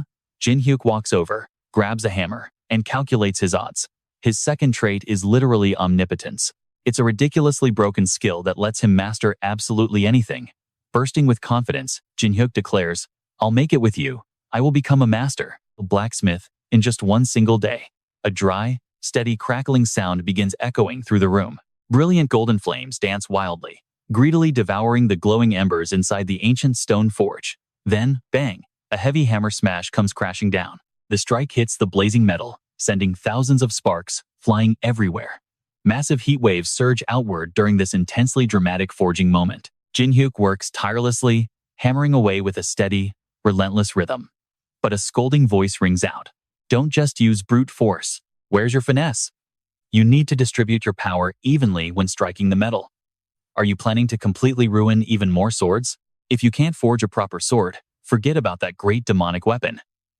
Ignoring the yelling, our main character carefully slides the blade right back into the blazing forge. Jin Hyuk smirks, thinking to himself that he's finally getting the hang of exactly how long to heat and cool it. Zeno stands nearby, with his arms crossed, closely watching Jin Hyuk's entire process. Moving back to the anvil, Jin Hyuk grabs the hammer and strikes again. He knows he can do this. Watch this. This time, he is going to forge something absolutely perfect, but the finished blade suddenly cracks inside the forge. Jin Hyuk grinds his teeth in sheer frustration. Failed again. He really thought he would succeed this time. Still, he has finally grasped the perfect method for making it. He looks at Zeno and says, "I'm doing it one more time." Jin Hyuk is fiercely determined. Next time, he'll definitely forge a flawless sword. But the old man suddenly speaks up, shutting down his next attempt. That's enough. With sweat pouring down his face, Jin Hyuk turns his head in total confusion. Huh? I just finally got the hang of it, and you're already telling me to stop? Zeno just turns his back and walks away without another word. He simply drops one final comment. Doing any more is just pointless. Stop wasting precious iron and go take a shower. Wanting one more chance, Jin Hyuk protests. But Zeno's next sentence leaves Jin Hyuk completely stunned. After you wash up, get that exact blueprint Ban gave you ready to go, and bring all the necessary materials over here. That artificial iron is incredibly hard to tune, so even a high-level blacksmith would seriously struggle with it. Honestly, for a total rookie to not ruin it on the first try is an absolute miracle. Practice time is officially over now. Your forging skills have already reached perfection. Let's forge this thing together, that great demonic weapon you wanted. Stick with me here. Jihoon charges in with a massive punch. Here I come. Haru gets serious, swinging her sword to block, his heavy attack dead in its tracks. Jihoon tells her, speed is your main strength. Don't block, dodge, and counterattack. But suddenly, Miho's shadow materializes right behind him. Fast as lightning, the little girl lunges forward to close the distance. Jihoon instantly detects her presence. Reaching blindly behind him, he grabs Miho tight, uses his momentum, and throws her entire body flying straight towards Haru. He calls out, "Your ambush was way too obvious." Miho goes flying backwards, crashing with full force. You and I are jumping right back into the action. He slams his sword down hard, glaring at the two exhausted guys under the tree. What are you doing? Get up. You expect me to train you with that weak attitude? Haru actually nods, full of fierce determination. No way. I can keep fighting. But Miho just clicks his tongue and points straight at Gi-hun. Let us team up. Right in the middle of this chaos, Hendrik strolls over and interrupts their entire conversation. Mind if I join in? He turns back to look at him. Your name is Hendrik, right? Are you even okay to be walking around like this? Hendrik just lowers his eyes, looking completely relaxed. If I just lay in bed all day, I wouldn't be me anymore. More importantly, I absolutely cannot miss this rare chance to defeat a 9-stars master. Seeing him draw his sword gets Gi-hun completely fired up. He cracks his knuckles, cracking a massive smile. I really like your determination. But before he can even finish, something massive explodes right in front of Gi-hun, triggering an absolutely deafening roar. Hendrik yells out, "Wait, what was that?" Haru immediately snaps her attention toward the blast zone. That is the old man's workshop. The whole group panics, sprinting straight toward the explosion. Haru screams out in total panic. Over there. Old man, are you okay? Zeno leans heavily against her, whispering softly, Yeah, I am all right. Then, like a sudden realization hits him, Hendrik urgently speaks up. Wait, what about Jin Hyuk? Did you two somehow fail to forge that legendary weapon? Hearing this, the old man just bursts into laughter. Fail? You really think that arrogant jerk would be okay with failing? Suddenly, a massive pillar of purple light erupts, carrying absolutely devastating destructive power right into the sky. It explodes from the ground, ripping through space and tossing rubble everywhere. Everyone present just stands there in absolute, stunned silence, watching this terrifying spectacle unfold. Zeno lowers his voice in awe. He actually finished it in a single day. Jin Hyuk clenches his fist tight. The bracelet on his wrist suddenly flares up with a deeply mystical purple light, radiating an incredibly intense pulse of pure, raw energy. The old man nods with pure respect. That is one massive success. Scene shift. A kobold is viciously biting down on something. Taylor is bound completely tight by heavy chains, while the beast violently tears into his flesh. Vulcan stands there, calmly observing the brutal torture. Having his soul chewed on like that, and he still hasn't said a single word. Tun immediately chimes in beside him. Exactly what you expect from a 9-stars master. He keeps his mouth shut tight. Taylor is dripping cold sweat from the agony, but he still acts tough. So what?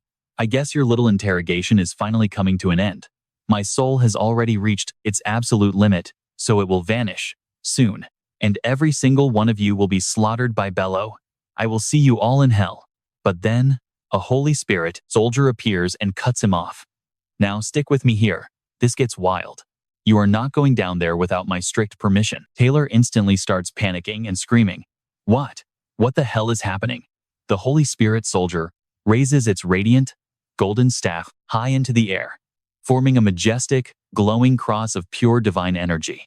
The mangled, torn up parts of Taylor's body that the kobold had chewed off are suddenly wrapped in this bright power. He stares at his own hands, screaming, "My soul is actually regenerating. How is this even possible?" Showing zero mercy, the Holy Spirit soldier uses its sword to instantly slice off Taylor's newly grown hands. He is in so much pain, his eyes roll back, cold sweat pouring down even heavier than before.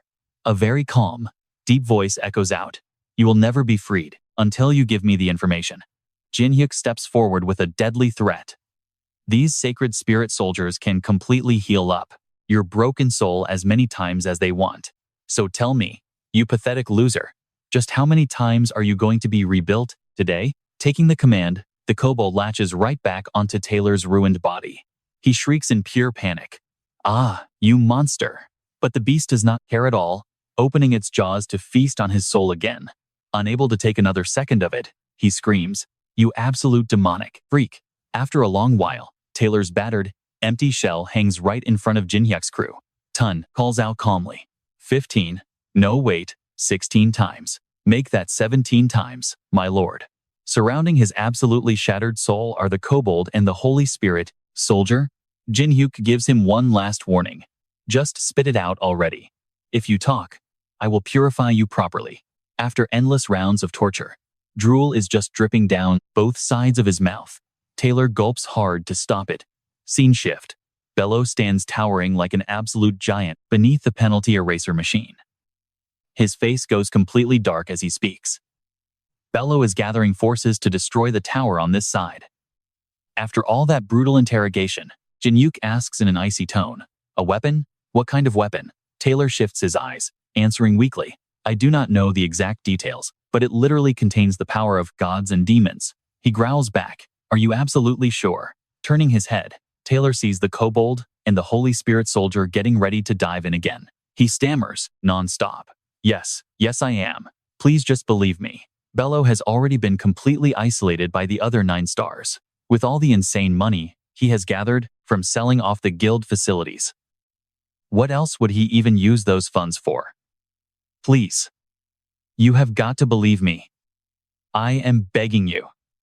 Everything is entirely my fault, so just please kill me already.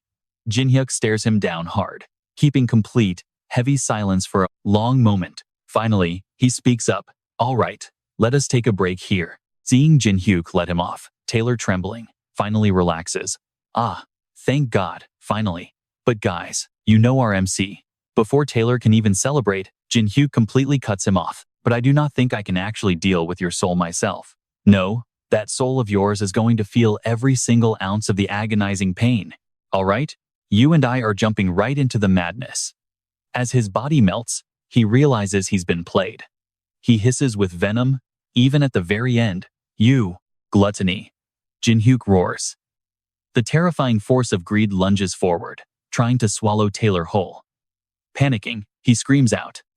"Wait, Jin Hyuk, stop." Over in a completely different zone, the crew regroups. Jin Hyuk breaks the silence. "Palau is going to be on our tail soon. Expect a relentless search and destroy strategy. We're going up against the absolute most cunning, ruthless members of the 9 stars. Hearing this, Ji Eung-hun cracks his knuckles, getting ready. He curses, pure frustration in his voice. Those absolute bastards. How dare they trick and betray my friend? I swear I'm going to make them pay. Henrik stays totally cool under the pressure. He steps in, dropping a heavy reminder. You can't forget about the 4 emperors either. Your hometown, the demon village, countless lives were wiped out by those 4 emperors. And the worst part? Nobody knows exactly when or where they'll strike next. Vulcan nods in agreement, adding his own concern. Even more crucial is that weapon Donut warned us about. That weapon is going to be the biggest wildcard. Jin Hyuk lowers his gaze, processing everything. Honestly, we can't just stop their strategy head-on. Our only real choice is to hit them back, exactly the same way. But there is one major advantage we have on our side. Palau is tracking the exact same logic. He speaks up. They're going to force a fight right after erasing their tracks on the 100th floor. The anti-heaven faction is still completely off the radar. Heezy raises an eyebrow, putting it together. So what you're saying is, once they prepare properly, they're just going to ambush us? Meg is already fired up and ready for blood, demanding, let's just go wipe them all out right now. Hamel, who has been completely quiet up until this point, finally speaks up. So where exactly are they setting up for this big clash? Back on Jin Hyuk's side, Henrik throws out an idea. Why don't we just fight them right here? We've got massive backing, and if they push it on the 100th floor, they're going to get hit with absolute giant penalties. Ji Eung-hun instantly shuts that down, completely dissatisfied. No way, I don't agree at all. After clashing with them head-on last time, it became super obvious that our current strength just isn't enough to take on the 4 emperors' army. Because of that, everyone desperately needs to increase their power by literally climbing the tower ourselves. Cannon catches exactly what he's thinking. He raises a hand to chime in, which means the battleground has to be somewhere. Not too high, but not too low either. Man, these guys are an absolute headache. Bilo crosses his arms behind his back, looking deep in thought. No matter how much I think about it, a zone fitting those exact conditions simply doesn't exist. Jin Hyuk just smirks, and you and I know exactly what that look means. Oh, it absolutely exists. The perfect spot. A place that's not too high and not too low. And even better, it's somewhere our very own allies can back us up. Henrik blinks, totally caught off guard. Wait, allies? Who are they? Jin Hyuk speaks up, replying with a grin. I really think you know them. Henrik points to his own face, looking ridiculously confused. Wait, me? I know them? Fast forward 2 weeks later. We're at the imperial capital of the 190th floor. Shouts echo from inside, urging everyone. Hey, all of you, move faster. Do you have any idea how much cargo we have to transport to the shop today? Come on, let's go. Hurry it up. Jin Hyuk's crew, fully cloaked, flawlessly blends right into the bustling crowd. After everyone moves ahead, little Miho is left standing totally alone. Suddenly, hands reach out, snatching her up as a voice snaps. What are you doing? Get over here quick. Then, the disguises drop completely. Jin Hyuk nods, with pure satisfaction. Perfect. We just slipped onto the 190th floor, without a single problem. Ji Eung-hun happily holds up his fist, eagerly claiming the credit. All thanks to the brilliant lessons from my fists, right? Not wanting to waste a single second on this nonsense, Jin Hyuk warns him. Quit saying weird stuff, and listen up. I'm only explaining this once, just this one time. Our main goal is to uncover the cunning, absolute sneaky plot of the wingless faction. They're laying incredibly low to avoid the angels. So this won't be easy at all. First, we split up and find someone who recognizes Uriel. Right in the middle of focusing, a pair of arms suddenly locks tightly around Jin Hyuk. Recognizing the face, Henrik shouts out, Wait, you? Miho gasps in pure shock. It's the girl from before. Jin Hyuk glances down, clearly losing his patience. Uriel, how did you even get here? She completely ignores his question. Uriel just looks at the crew and drops one terrifying warning.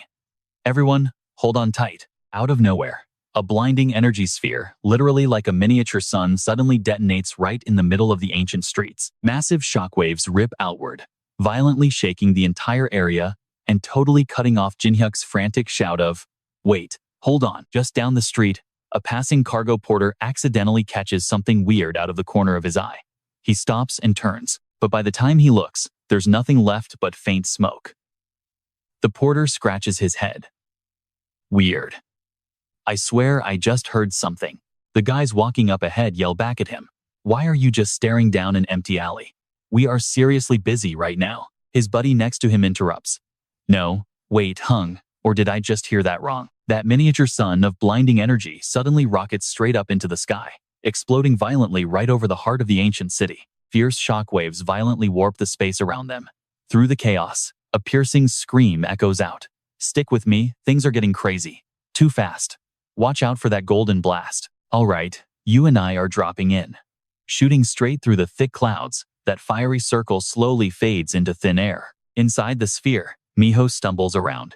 My whole world is literally spinning right now, she groans. Next to her, Haryu collapses face first. I think I am going to throw up. Hendrik just stays calm. What exactly is going on here? Uriel walks right up to Jin Hyuk, her voice soft. Sorry for dragging you here so suddenly. The thing is, I only have a little time left down on Earth. He turns around, totally exhausted. Earth? Then where the heck are we right now? Jin Hyuk's pupils shrink as he stares at the insane view. She smiles. Welcome. This right here is where we live, and it is also going to be your battlefield.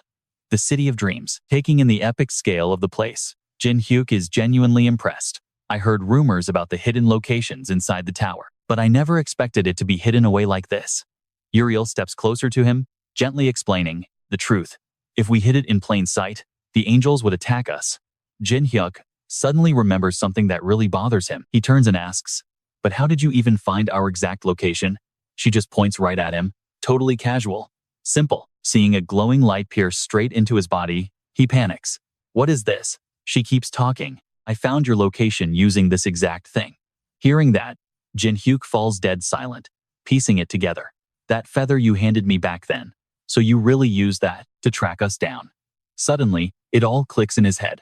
That is why she told me never to let anyone take it. He looks back at Uriel, actually worried now. But, is this really okay? We are going to turn this entire place into a massive war zone. This sanctuary you worked so hard to build might be completely destroyed. She just smiles to calm him down. Do not worry. Your visit here and the battle coming up are all things that person already predicted. Hearing Uriel drop such a massive hint, Jin Hyuk is completely stunned. That person? Are you talking about your god? She does not deny it at all, just giving a slight nod. Yeah, the angel who was discarded by the heavens. Uriel casually drops an absolutely legendary, powerful name. Lucifer. After a moment, she opens the huge door, leading Jin Hyuk deep inside the stronghold. Uriel calls out, Pontifex, I brought the one from the prophecy right here. Pontifex turns around, totally calm. Ah, you two finally arrived. Could you wait just a little bit?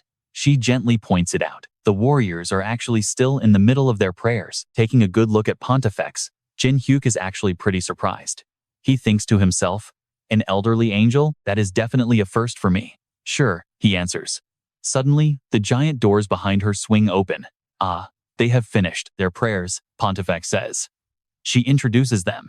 They are the main fighting force of the wingless divine sword. Uriel takes the lead to show the way. She points inside, inviting him. Go on in. Jin Hyuk walks slowly, brushing right past Veni. Veni suddenly stops, glaring sideways, and mutters with pure disgust. Just a mere human. Jin Hyuk hears the insult loud and clear, but his face stays completely calm, not showing a single emotion. Then, Uriel cheerfully speaks up. All right, from here on out, you go in alone. Jin Hyuk looks back, confused. Wait, you two are not going in? She gives one final answer, before slamming the door shut. He only allowed you to enter. Left alone, Jin Hyuk stares confidently straight ahead. Pay close attention here. All right, so you are the one who called me, and you also foresaw my ultimate victory. Jin Hyuk's voice goes dark. The angel discarded by the heavens. No, Lucifer. Piercing streaks of electricity start crackling wildly around that cold, intimidating face. Jin Hyuk pushes further. Say something. Right in front of him, glowing text appears from Lucifer. The angel discarded by the heavens says, the journey here must have been extremely difficult for you. Jin Hyuk frowns. Why don't you just show your true form? He decides to call out his system panels. The nine-tailed fox. 2 screens, one purple, one red, instantly pop up. The nine-tailed fox has responded. The absolute peak of all evil has responded. Jin Hyuk stares him down, coldly demanding answers. Why exactly are you helping to me defeat the 4 emperors? Why? He glares at Lucifer and shouts with pure rage. Why did you bring me back to life? The system keeps translating. The angel discarded by the heavens says he will explain everything. You see, long before the tower even existed, there was an endless war. Jin Hyuk narrows his eyes, thinking it over. An endless war? Lucifer continues the story.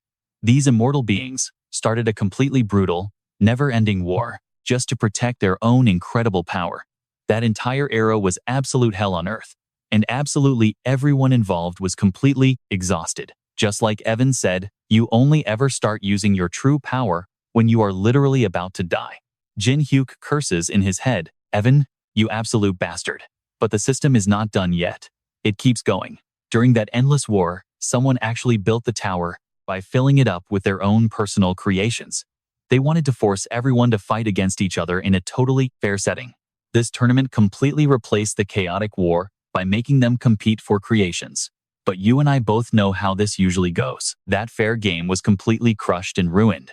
The 4 emperors slaughtered anyone who had the potential to become a god, totally monopolizing the chance to rule the tower. On the other side, the 9-tailed fox speaks up.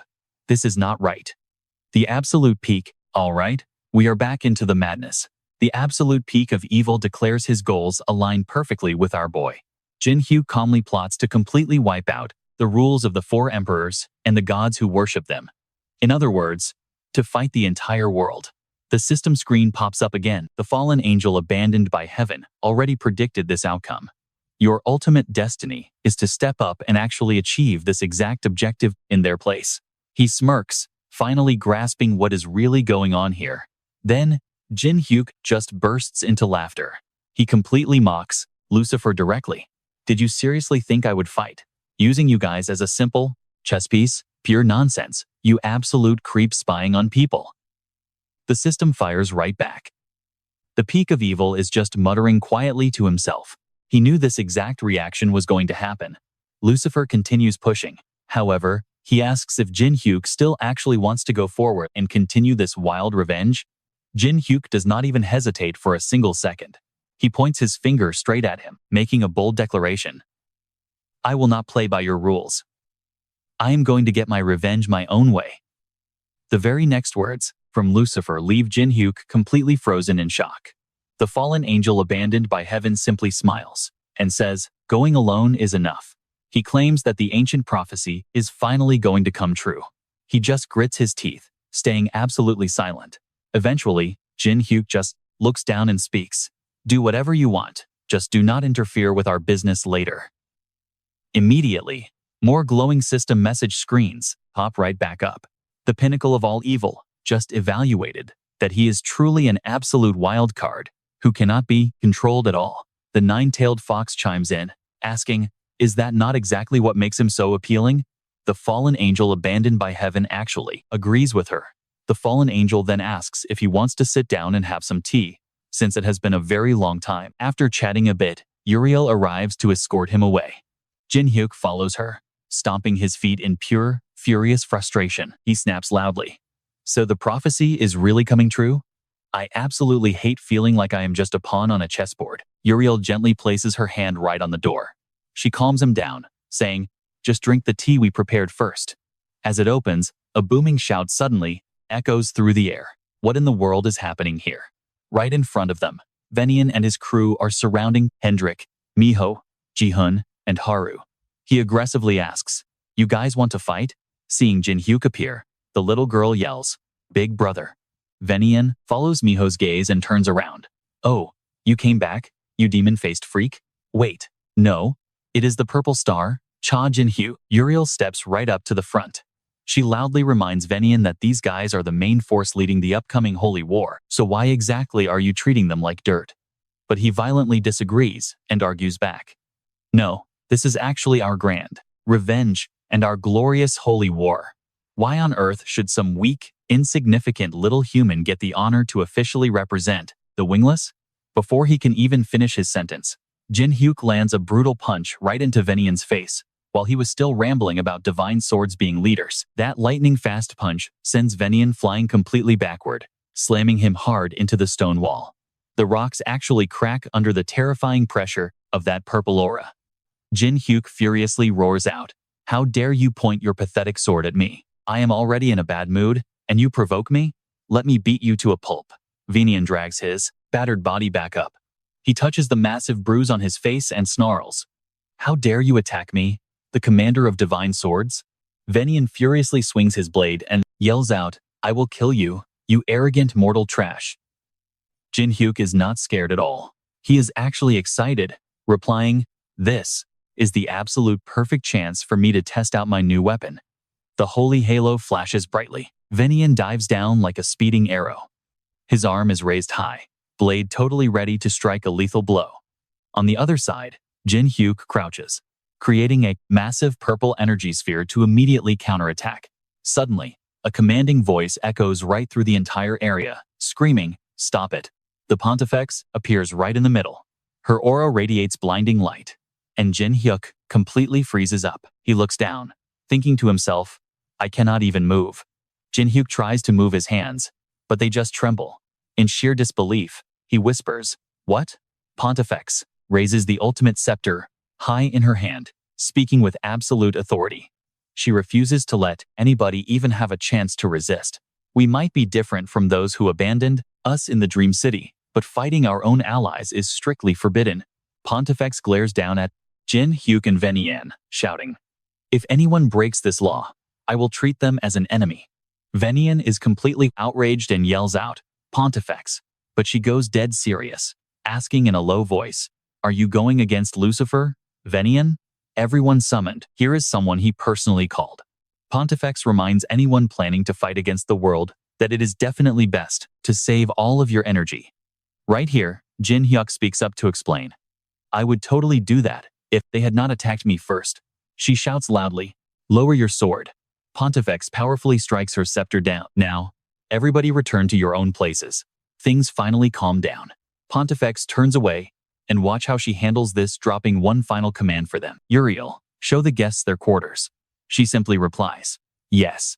Down below, Jin Hyuk glares and says coldly, "You got really lucky this time, you pigeon." "All right, you and I know this tension won't last."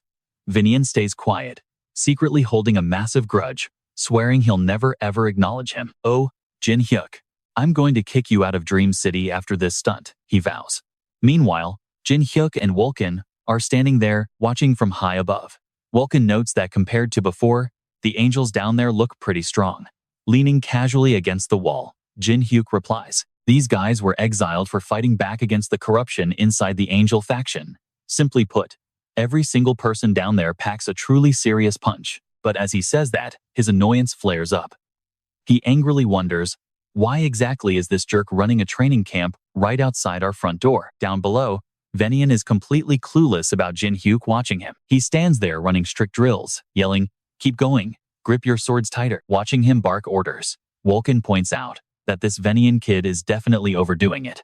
Jin Hyuk just smirks, treating the whole thing like absolute child's play. He replies, "He knows he can't attack me directly, so he's trying to pressure us." After a while, Venian hypes up his squad. "Great job. Your sword skills are flawless. We are all the swords of Lucifer, and we will crush any enemies coming our way." Then, he shoots a deeply sarcastic side glance, heavily implying, "It won't even matter if we have those pathetic little humans around or not." Hearing that obvious jab, Jin Hyuk grits his teeth. Is he seriously mocking us right now? Vulcan nods right along in total agreement. "We can't just let this slide." Vulcan turns and adds, "It's a huge problem. If they refuse to let us rest, it's going to heavily impact the upcoming battle." Jin Hyuk narrows his eyes. "Yeah, but more importantly," he hisses, clenching his fists, "he's annoying the hell out of me. I'm done." He leaps right onto the windowsill. "I'm going to go mess with them a little." Seeing him about to do something crazy, Vulcan tries stopping him. "Wait, hold on. Didn't you hear that fighting is completely banned here?" But Jin Hyuk doesn't care at all and leaps straight down. Vulcan barely has time to shout, "Hey," before Jin Hyuk lands smoothly right behind Venian. The angel instantly senses him there. Venian glances back and sneers, "So you finally crawled out of hiding, human?" Jin Hyuk fires right back without hesitation, "I couldn't get a proper rest because you loud pigeons wouldn't shut up." Venian fully turns around, stepping right up to his face. Looks like someone's a little upset. "What are you gonna do? Hit me again?" Venian points a mocking finger at him. Feeling untouchable with an entire army backing him, he loudly warns, "But if you do, you instantly become an enemy of the wingless faction. We, the Divine Swords, will end your pathetic life right here and now." Venian clenches his fist, basically begging for a fight. Try it, can't do a single thing, right? So just pack up and leave Dream City. But amidst a blinding purple aura, now, here's where you and I need to watch closely. Jin Hyuk casually keeps his hands pocketed, unleashing an invisible pressure. "You absolute idiots." Someone in the crowd screams in panic. Is that demonic magic? Venian freezes, completely paralyzed by what's happening. He refuses to believe it, muttering under his breath, "No way. How could a mere human do this?" Then, loudly, he demands, "Do you seriously possess both demonic energy and divine power inside you?" Jin Hyuk expands his terrifying aura. "Yeah, it's pretty amazing, right?" An incredibly arrogant smirk spreads across his face. Casually showing off his god-tier power, he holds pure, suffocating darkness in one hand, while blinding, radiant divine light burns in the other. Jin Hyuk drops the ultimate hint, "Don't I remind you of someone specific?" An angel stares at the holy light radiating off him, mouth wide open in pure, utter shock. And finally, every single one of them drops to their knees, shouting together, "Lucifer, the angel discarded by heaven. He's an actual apostle of Lucifer." Venian panics, turning to stop them. Wait a second, everyone." But Jin Hyuk casually strolls up, places a hand on his shoulder, and confidently says, "That's right. You should get on your knees too. I am the direct representative of the very God you all blindly serve." The crowd below answers in totally respectful unison. "Yes, Lord Apostle." Seeing his little plan working flawlessly, Jin Hyuk laughs inwardly. He hates using the name of that creepy stalker god, but if he wanted to make this guy miserable, there was literally no better way. He tilts his head up and loudly complains, "Ah, talking this much made me so thirsty." He orders Venian, "Go fetch me some water. And do it yourself." Hearing this absolute disrespect, an angel quickly chimes in, full of pure admiration. "Wow, just as expected." The guy next to him smiles and adds, "The apostle chose our commander as his personal attendant." Everyone happily congratulates him, turning Venian's face totally green with rage. "We're so proud of you, Commander." In the end, he's forced to play along despite absolutely hating it. Venian quietly mutters, "Fine, I'll be right back." Meanwhile, over on the other side, Haryu sits down, totally exhausted and panting hard. Someone holds a cold water bottle out in front of her. Uriel gently asks, "Is the training going okay?" Haryu looks up to see who it is. Oh, Uriel. The two girls watch, Ki Jung-hun and Jin Hyuk training up ahead. Uriel smiles and adds, "Just let me know if there's anything you're uncomfortable with." Haryu quickly answers, "No way, thanks to you. We can actually sit back and relax out here." She takes a long sip of water, smiling softly to herself. "Honestly, last week was absolutely amazing," she continues with a smile. "We're actually getting closer and closer to the wingless Uriel and the sword god." Uriel nods, completely satisfied. "It's truly a miracle that you guys managed to tame Venian." Haryu then chimes in, "I can feel it. I'm getting stronger and stronger after every single training session we do. It honestly reminds me of climbing the tower with my brother." She winks playfully. "Am I acting way too carefree right now, considering our next big battle is right around the corner?" Boom! A massive tremor suddenly shatters the glass. The penalty eraser shoots up into the sky with insane force. Uriel and Haryu instantly freeze, whipping their heads toward that deafening noise. A frantic scream echoes through the air. "Enemy ambush! We're under attack!" A towering Lucifer appears, flexing wings that are half god, half demon. The sheer pressure is absolutely suffocating. His eyes suddenly ignite with a blinding, raw energy. Glowing bright blue, he glares down at the tiny mortals with pure, unadulterated killing intent. The ground buckles and totally shatters under the devastating pressure. The explosive shockwave sends dirt and massive rocks raining down everywhere. Down below, Jin Hyuk snaps his head up, staring right at the smoking crater where the penalty eraser was. He narrows his eyes in confusion. "Wait, is that Uriel?" Beside him, a worried voice shouts out, "The temple. It is being attacked right now." Jin Hyuk aggressively grits his teeth. "It's starting already? How?" Our intel was completely secure, but suddenly, something forces him to freeze dead in his tracks. Right behind Jin Hyuk, A towering pillar of blood-red fire erupts like a hungry monster.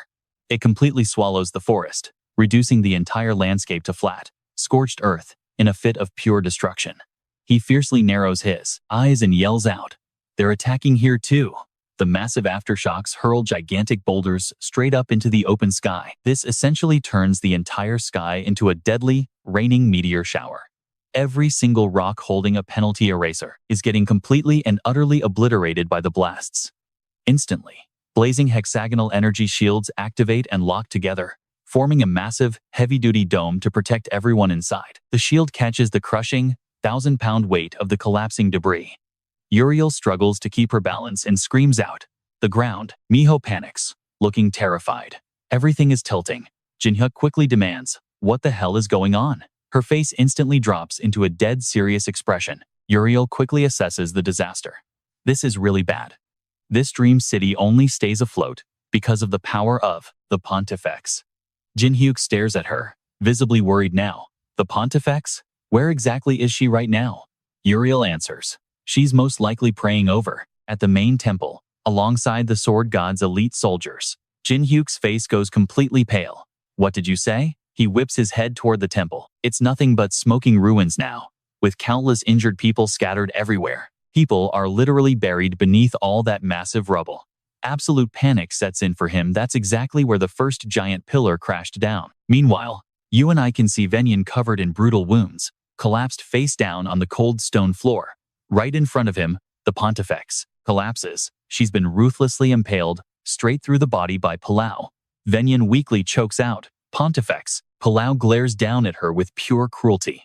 "Now, why don't you tell me exactly where Jin Hyuk is hiding?" The Pontifex struggles to keep her eyes open, but she stubbornly refuses to say a single word. Even this blinding, thick smoke can't hide the terrifying ferocity of the massive boulders continuously crashing down around them, turning this entire area into a claustrophobic tomb. The wide blue sky is completely exposed, but what's falling down isn't warm sunlight. Instead, it's a brutal rain of pitch-black boulders, tearing through the air and crashing down just like apocalyptic meteors. Getting absolute silence in return, Palau quickly pivots to threats. "Oh? Still desperately trying to protect those pathetic tower climbers while your own life bleeds out? What an absurdly strong will. But if this floating city crashes down, those climbers on floor 190 will be completely crushed by the mortal rubble, and nobody will even know." The bleeding Pontifex gasps for air, forcing her words out. "We actually value life. We aren't monsters like you and him." That instantly strikes a nerve. Triggered, Palau tightly clenches his jaw and furiously snarls. "How dare you speak so disrespectfully about our almighty God?" He brutally summons a razor-sharp energy spear, fully intending to finish the old woman off. "Die, you heretic!" Palau roars. Seeing the lethal strike coming, a desperate Venyan screams out, "Pontifex, no!" Boom! An earth-shattering explosion instantly rocks the entire area, sending out a blinding, shockwave-filled flash of light. It literally rips right through space itself. Then a very familiar voice echoes out. It's Jin Hyuk. He's holding the Pontifex securely, his heavy energy shield having completely blocked Palau's lethal spear thrust. Jin Hyuk calmly looks over. "You're actually still alive, Venyan?" Getting exactly what he wanted, Palau starts laughing. "Well, guess I don't need to hunt for you, Jin Hyuk." Jin Hyuk just smirks right back at him. "Long time no see, you superstitious fanatic." Using his power, Jin Hyuk gently moves the Pontifex straight over to Venyan. He gives a strict order. "Hey, Venyan, take her and hide. Protect this old lady with your literal life. Do you understand me?" Venyan quickly reaches out, catching the bleeding priestess. "Got it." Once Venyan escapes, the camera pans back to Palau, who is staring down from the high ground. With a twisted look, "You're seriously still alive.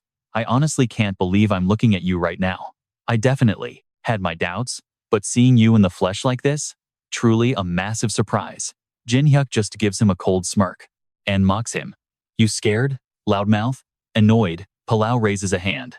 He starts summoning a massive surge of power around his body, instantly flaring up with a blinding, golden aura. He unleashes a wave of divine energy that completely suffocates the entire area. Palau snaps back. "Between the two of us, there's absolutely nothing left to say." Jin Hyuk's face drops all humor. Dead serious now, he looks up. Let me ask you one, alright? You and I are jumping right in. Did you ever regret killing me? Without a second of hesitation, he smirks and answers, not at all. Bello dashes straight toward Jin Hyuk. He keeps talking. You were punished, and my only regret is that I didn't finish you off properly back then. On this side, our guy clenches his fists, completely ready to attack Bello. Jin Hyuk casually fires back. Yeah, that is exactly what you should say, Bello. That just makes me want to destroy you even more. Suddenly, the mysterious bracelet on his wrist transforms into a long, razor-sharp sword. Standing his ground firmly amid an absolute rain of destructive light beams, Jin Hyuk looks like a ghostly purple aura of death. He coldly grips his weapon and charges forward with wind-tearing speed. With eyes glowing with intense killing intent and a body cloaked in dark purple flames, he swings a strike that completely rips through space. Over on this side, Haru is not letting her guard down, swiftly gliding to dodge an attack. Opposite her is Meg, who lets out a furious roar. Stop moving around, you annoying little fly. She bends her knees, bracing her body, and then thinks back to Uriel's important reminder. We have two main targets. She stands in front of everyone and shares her strategic assessment. First, we absolutely need to destroy the massive pillars of each region. If we do that, the City of Dreams will not fall. Hendrik chimes in too. I can literally feel massive amounts of power radiating from every single pillar. Jin Hyuk glances over at him and says, that is our second mission. Uriel nods her head in agreement. All right, I am guessing that every pillar has enemy forces stationed inside. They will definitely be defending those structures.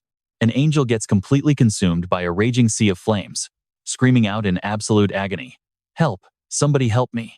Meanwhile, Cannon is just wrecking absolutely everything.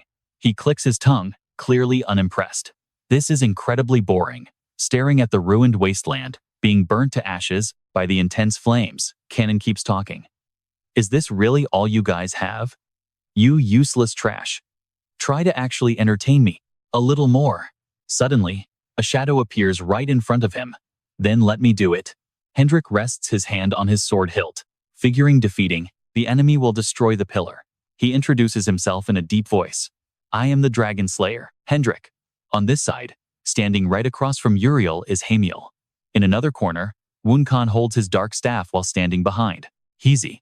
Haru and Miho team up to launch an attack on Meg. An ear-piercing scream echoes through the air. Bello. Jin Hyuk flashes a wicked, totally thrilled smile.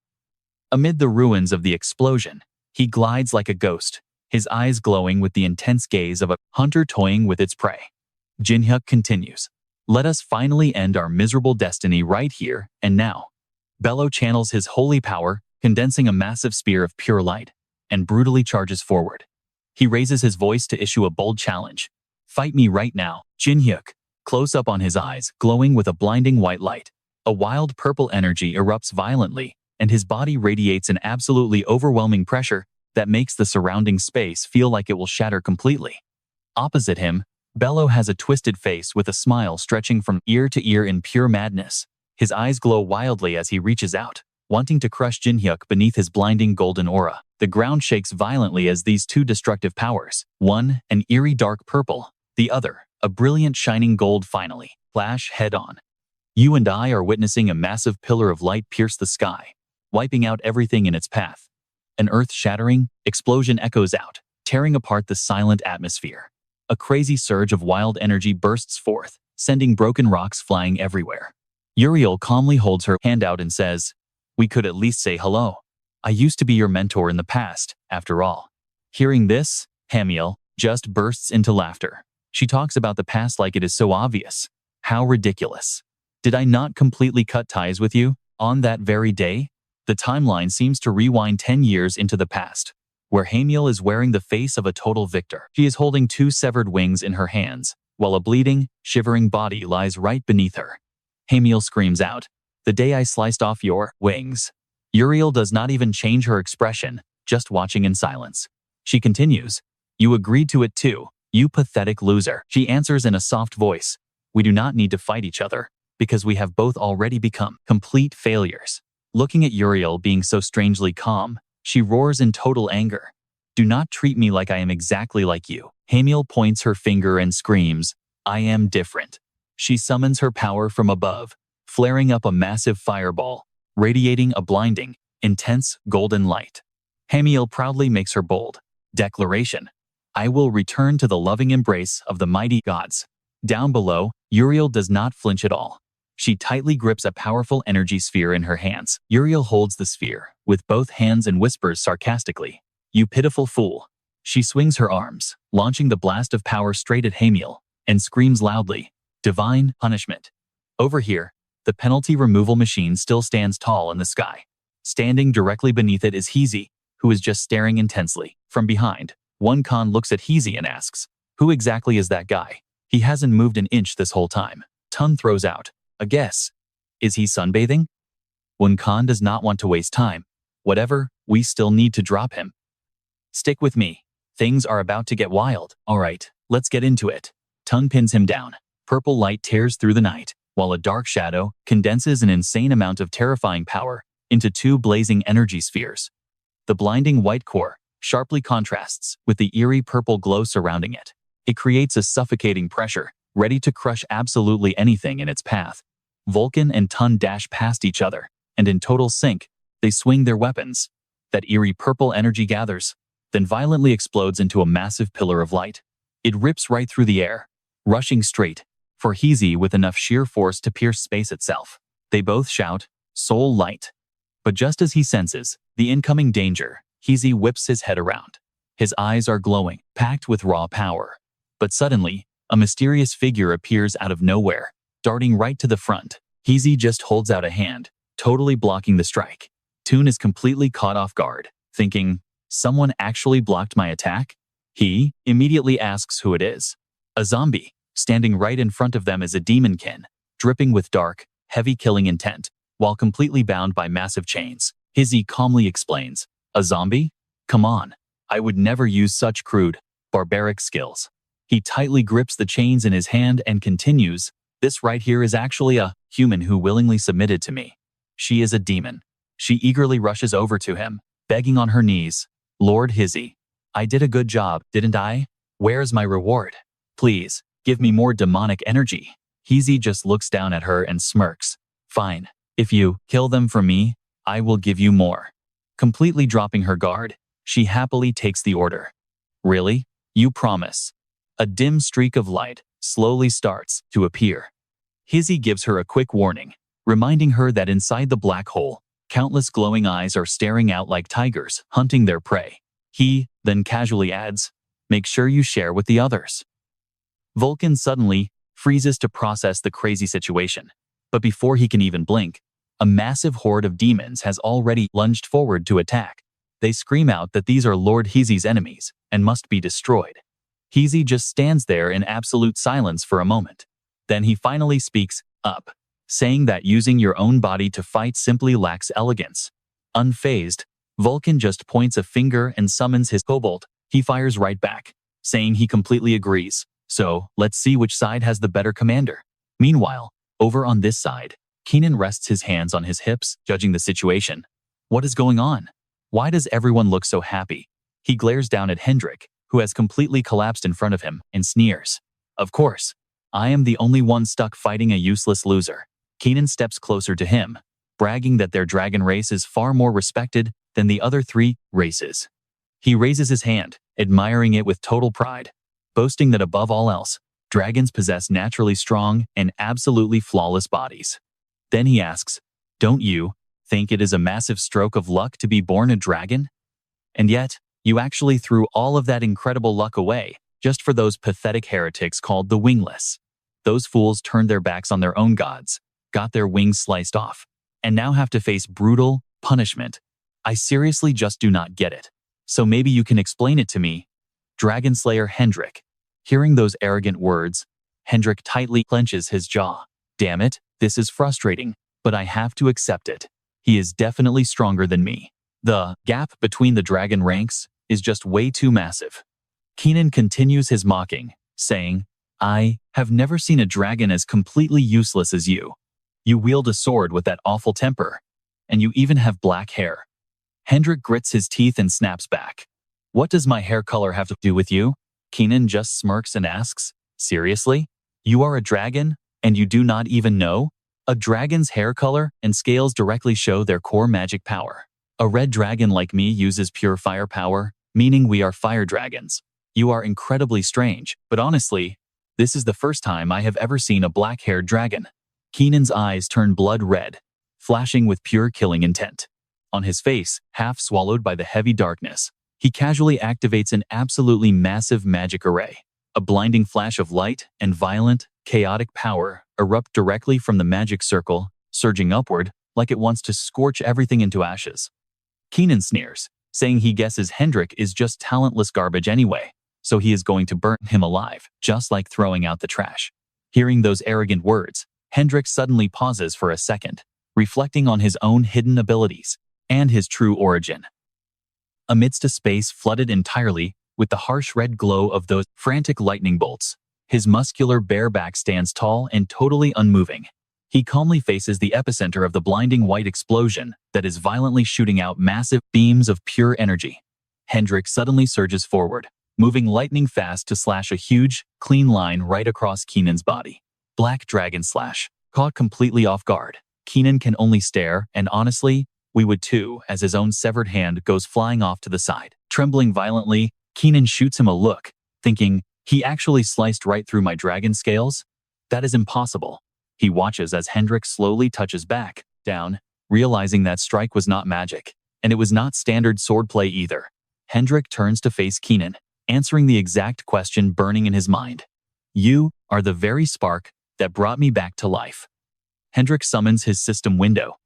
The peak of all evil is apparently talking way too much, saying that I have finally been discovered.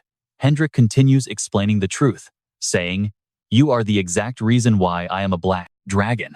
My power stems directly from the absolute peak of all evil, a truly supreme demon. Keenan's eyes shoot wide open, completely unable to believe this overwhelming level of power. Right behind Hendrik, a massive, terrifying dark dragon manifests, letting out an earth-shattering roar. He is completely surrounded by thick, suffocating black, killing intent. Keenan screams in horror, demonic energy. You are a demon dragon. With zero hesitation, Hendrik violently launches himself right at Keenan. Scream, don't you dare run. Where is your dragon pride? Honestly, you and I are watching absolute madness unfold right here. Hanging by a thread in this life or death moment, Keenan violently grinds his teeth. He channels every drop of survival instinct into his glowing, golden hand. He charges up a desperate counterattack, right in the middle of a roaring, blood-red storm of flames. A massive magic circle forms around Keenan. He screams out, get lost. Back off. An earth-shattering explosion rips through the air, practically blowing out our eardrums. The dead center of the impact completely detonates into a blinding, white-hot flash of pure energy. It unleashes a furious, blood-red firestorm that completely wipes out everything in sight. Right in the middle, a crimson aura violently spirals around, like an absolute hurricane. Hendrik glares back with razor-sharp eyes and an ice-cold demeanor. Oozing pure, murderous intent, he faces Kenan, who is now hovering helplessly mid-air. His bright red cape snaps wildly in the wind like actual fire. He coldly reaches out, commanding a massive surge of dark energy. Down below, Hendrik slashes a gigantic, half-moon wave of power that brutally sweeps away everything. Kenan grinds his teeth and hisses, damn it. With sweat pouring down his face and his eyes bloodshot, the guy just screams like a complete maniac. He explodes his full power into dark red streaks that totally rip the space apart. Damn it, god damn it. Hendrik just watches him go crazy in pure silence. Kenan keeps summoning his power, blasting wild sparks right at him while screaming his lungs out. Get away! The twisting flames form a gigantic tornado right next to the penalty eraser device. It seriously looks like it wants to devour every single thing. Kenan mutters with a raspy voice, totally in disbelief. How could a pathetic little brat like him actually turn out to be a demon dragon? This is where your little magic tricks end. There is absolutely no way you can defeat a high-tier dragon in this lifetime. Suddenly, a massive eye with a glowing, golden slit pupil snaps wide open, pure nightmare fuel. That razor-sharp glare holds absolute, unhinged fury. It looks ready to swallow its enemies whole, without a single second thought. Under the glowing, threatening gaze of this gigantic dark dragon, deep crimson streams of dark energy start swirling together in an absolute frenzy. It condenses into a deadly energy core right in front of its mouth, signaling a devastating attack is about to drop. Kenan drops his jaw, terrified by that breath attack, mixing with the dark energy from above. Henrik, now in full dragon form, spreads his wings. He rains down his absolute fury, firing a massive pillar of dark red energy from his jaws that violently tears the night apart. It crashes straight down onto the target with unstoppable, destructive force. The demon breath. Kenan cannot counterattack, and he definitely cannot dodge this. He only has time to scream out, "No." Meanwhile, Palau, who is busy fighting on the other side, notices the problem and mutters, "Kenan's mana just vanished. There is no way he actually got beaten." Taking this perfect opening, Jin Hyuk leaps high into the air, ready to slam a massive strike down. He shouts out, "You are completely wide open right now." As Jin Hyuk's shadow violently dives from above, he brings down a gigantic, glowing purple greatsword to deliver an absolute death blow. A burst of golden light explodes from Palau, completely blocking the heavy attack and sending out a terrifying shockwave. That aggressive, dark purple energy grinds across the rock layers. It fires off a brutal shockwave that absolutely shreds the surrounding ground into a million pieces. Jin Hyuk totally taunts him. "What is wrong with you? Fight me for real. Beating you like this is not fun at all." He stretches out and launches an energy sphere straight at Palau, then calls out, "Didn't you come all the way here just to kill me?" Over on this side, the guy still cannot calm down. Palau thinks to himself, what exactly just happened? Kenan, a guy who pushed all the way to the 600th floor, was actually defeated by a dragon like that? Jin Hyuk points and continues, "What is the matter? Why can't you stay focused right now? Is it because you seriously cannot believe my teammate just totally wrecked your teammate?" He smirks and fires back. "Ha, teammates? Wow, Jin Hyuk, don't tell me you actually think these guys are really your true team?" Hearing that, Jin Hyuk slightly furrows his brows. Palau just looks down on him from above, dropping an absolutely disrespectful insult. "It really seems like your standards have dropped to rock bottom since you came back to life, Amethyst. If you are seriously letting literal trash follow you around, it just looks like you are pretending they are actually your real allies." Of course, I am not talking about Choi Ji-hun, who is just floating up there in the sky right now. I am absolutely certain the reason he is not getting involved in this fight is because he is extremely wary of all of you. Palau's face darkens, looking like he has the whole game in his hands, but the rest of them are just outsiders trespassing in this tower. They are literally just bugs that wouldn't even make a sound if they were slaughtered. Honestly, if I were in your shoes right now, brilliant streaks of light start glowing all around him. Palau points his finger, blasting a beam of power right at Jin Hyuk, and keeps talking. "I would have killed every single one of them and turned them all into undead. Dead center is an energy sphere. From there, blinding arrows shoot out, raining down right where he is standing. All around him, bright streaks of light are exploding violently. Jin Hyuk just stands there completely calm, not moving a single inch. His expression slowly shifts into something dark and totally unreadable. Amidst this destructive power, tearing space apart and cracking the ground, he stands tall with an ice-cold face. You and I know exactly what this means. He's the only one holding the reins in this pure chaos. Boom. The second that arrow hits the ground, a blinding explosion erupts. But look at Palau, he doesn't even flinch. Just stands there, back straight, totally unfazed. Right in the heart of the blast, soaking in the chaos, Palau actually makes an offer. Instead of sticking with those losers, joining our 9 stars would be way better. But Jin Hyuk's answer catches him completely off guard. "Oh, you can't even compare to them." Smirking, our guy steps right out of that thick, blinding smoke. Jin Hyuk casually raises a massive shield right in front of him. He declares, with absolute confidence, "My current team, they're on a whole different level now." Palau just stares at him, absolutely baffled. A giant shield? Where the heck did he even pull something that massive from? Palau starts panicking, yelling out, "What are you trying to pull?" But ignoring the shockwaves, Jin Hyuk charges straight ahead, an absolutely wild, unhinged grin locked on his face. His eyes flash with this eerie, demonic purple light. He reaches his hand out, completely ready to strike back with some genuinely terrifying shadow magic. Way too early to be surprised. Jin Hyuk taunts him, as a crackling sphere of intense purple energy starts building up right in his palm. It's his ultimate all-rounder weapon, the divine artifact of primordial chaos, capable of infinite forms. Jin Hyuk closes the gap in an absolute flash. He raises a hand armed with razor-sharp claws. That primordial relic? It can literally become anything. Palau completely freezes up, his mind racing. The weapon's form is shifting. Jin Hyuk is moving so insanely fast now that he's leaving these glowing trails of light with every single step. Listen up. Palau. Jin Hyuk roars. My teammates are nothing like yours. We only managed to survive and make it this far by trusting and actually protecting each other, no matter the danger. Meanwhile, Meg glares down with these furious, glowing eyes. He roars right at Haryu. You're not getting away either. A lightning-fast strike drops down with pure destructive force. Die, you miserable little bug. But standing right opposite him, Haryu just grips her sword tighter. Her face, completely calm. She's already locked into the perfect counterattack stance. That cold, sharp blade swings up. You can only see Haryu's fierce eyes behind it, perfectly reflecting Meg's twisted face and his every movement. Suddenly, Meg's eyes just roll completely into the back of his head. And get this, sparkling little hearts start flying all around his body. Taking the perfect opening, she and Miho team up, rushing in for the absolute finishing blow. Jin Hyuk's voice echoes out. When you're true teammates, you never, ever leave them behind. And just like that, it's game over. The razor-sharp blade tears through the air, slashing straight across Meg's face. A brutal, bloody cut stains the entire space red, finishing him for good. Back to Jin Hyuk, he clenches his fist, charging forward. And that's exactly why Palau is totally helpless against this surprise counterattack. Driven by pure, explosive rage, the punch connects, unleashing a massive, blinding surge of raw energy. The brilliant purple shockwave blasts straight into Palau. It's literally the strike of a fallen god. Jin Hyuk just chuckles. His voice is dead serious. We're going to win. Taking that brutal punch head-on, Palau's eyes bulge in absolute agony as blood violently erupts straight out of his mouth. The insane force of the blow sends him flying backward like a broken ragdoll. Palau starts panicking hard, realizing that weapon doesn't just change its shape.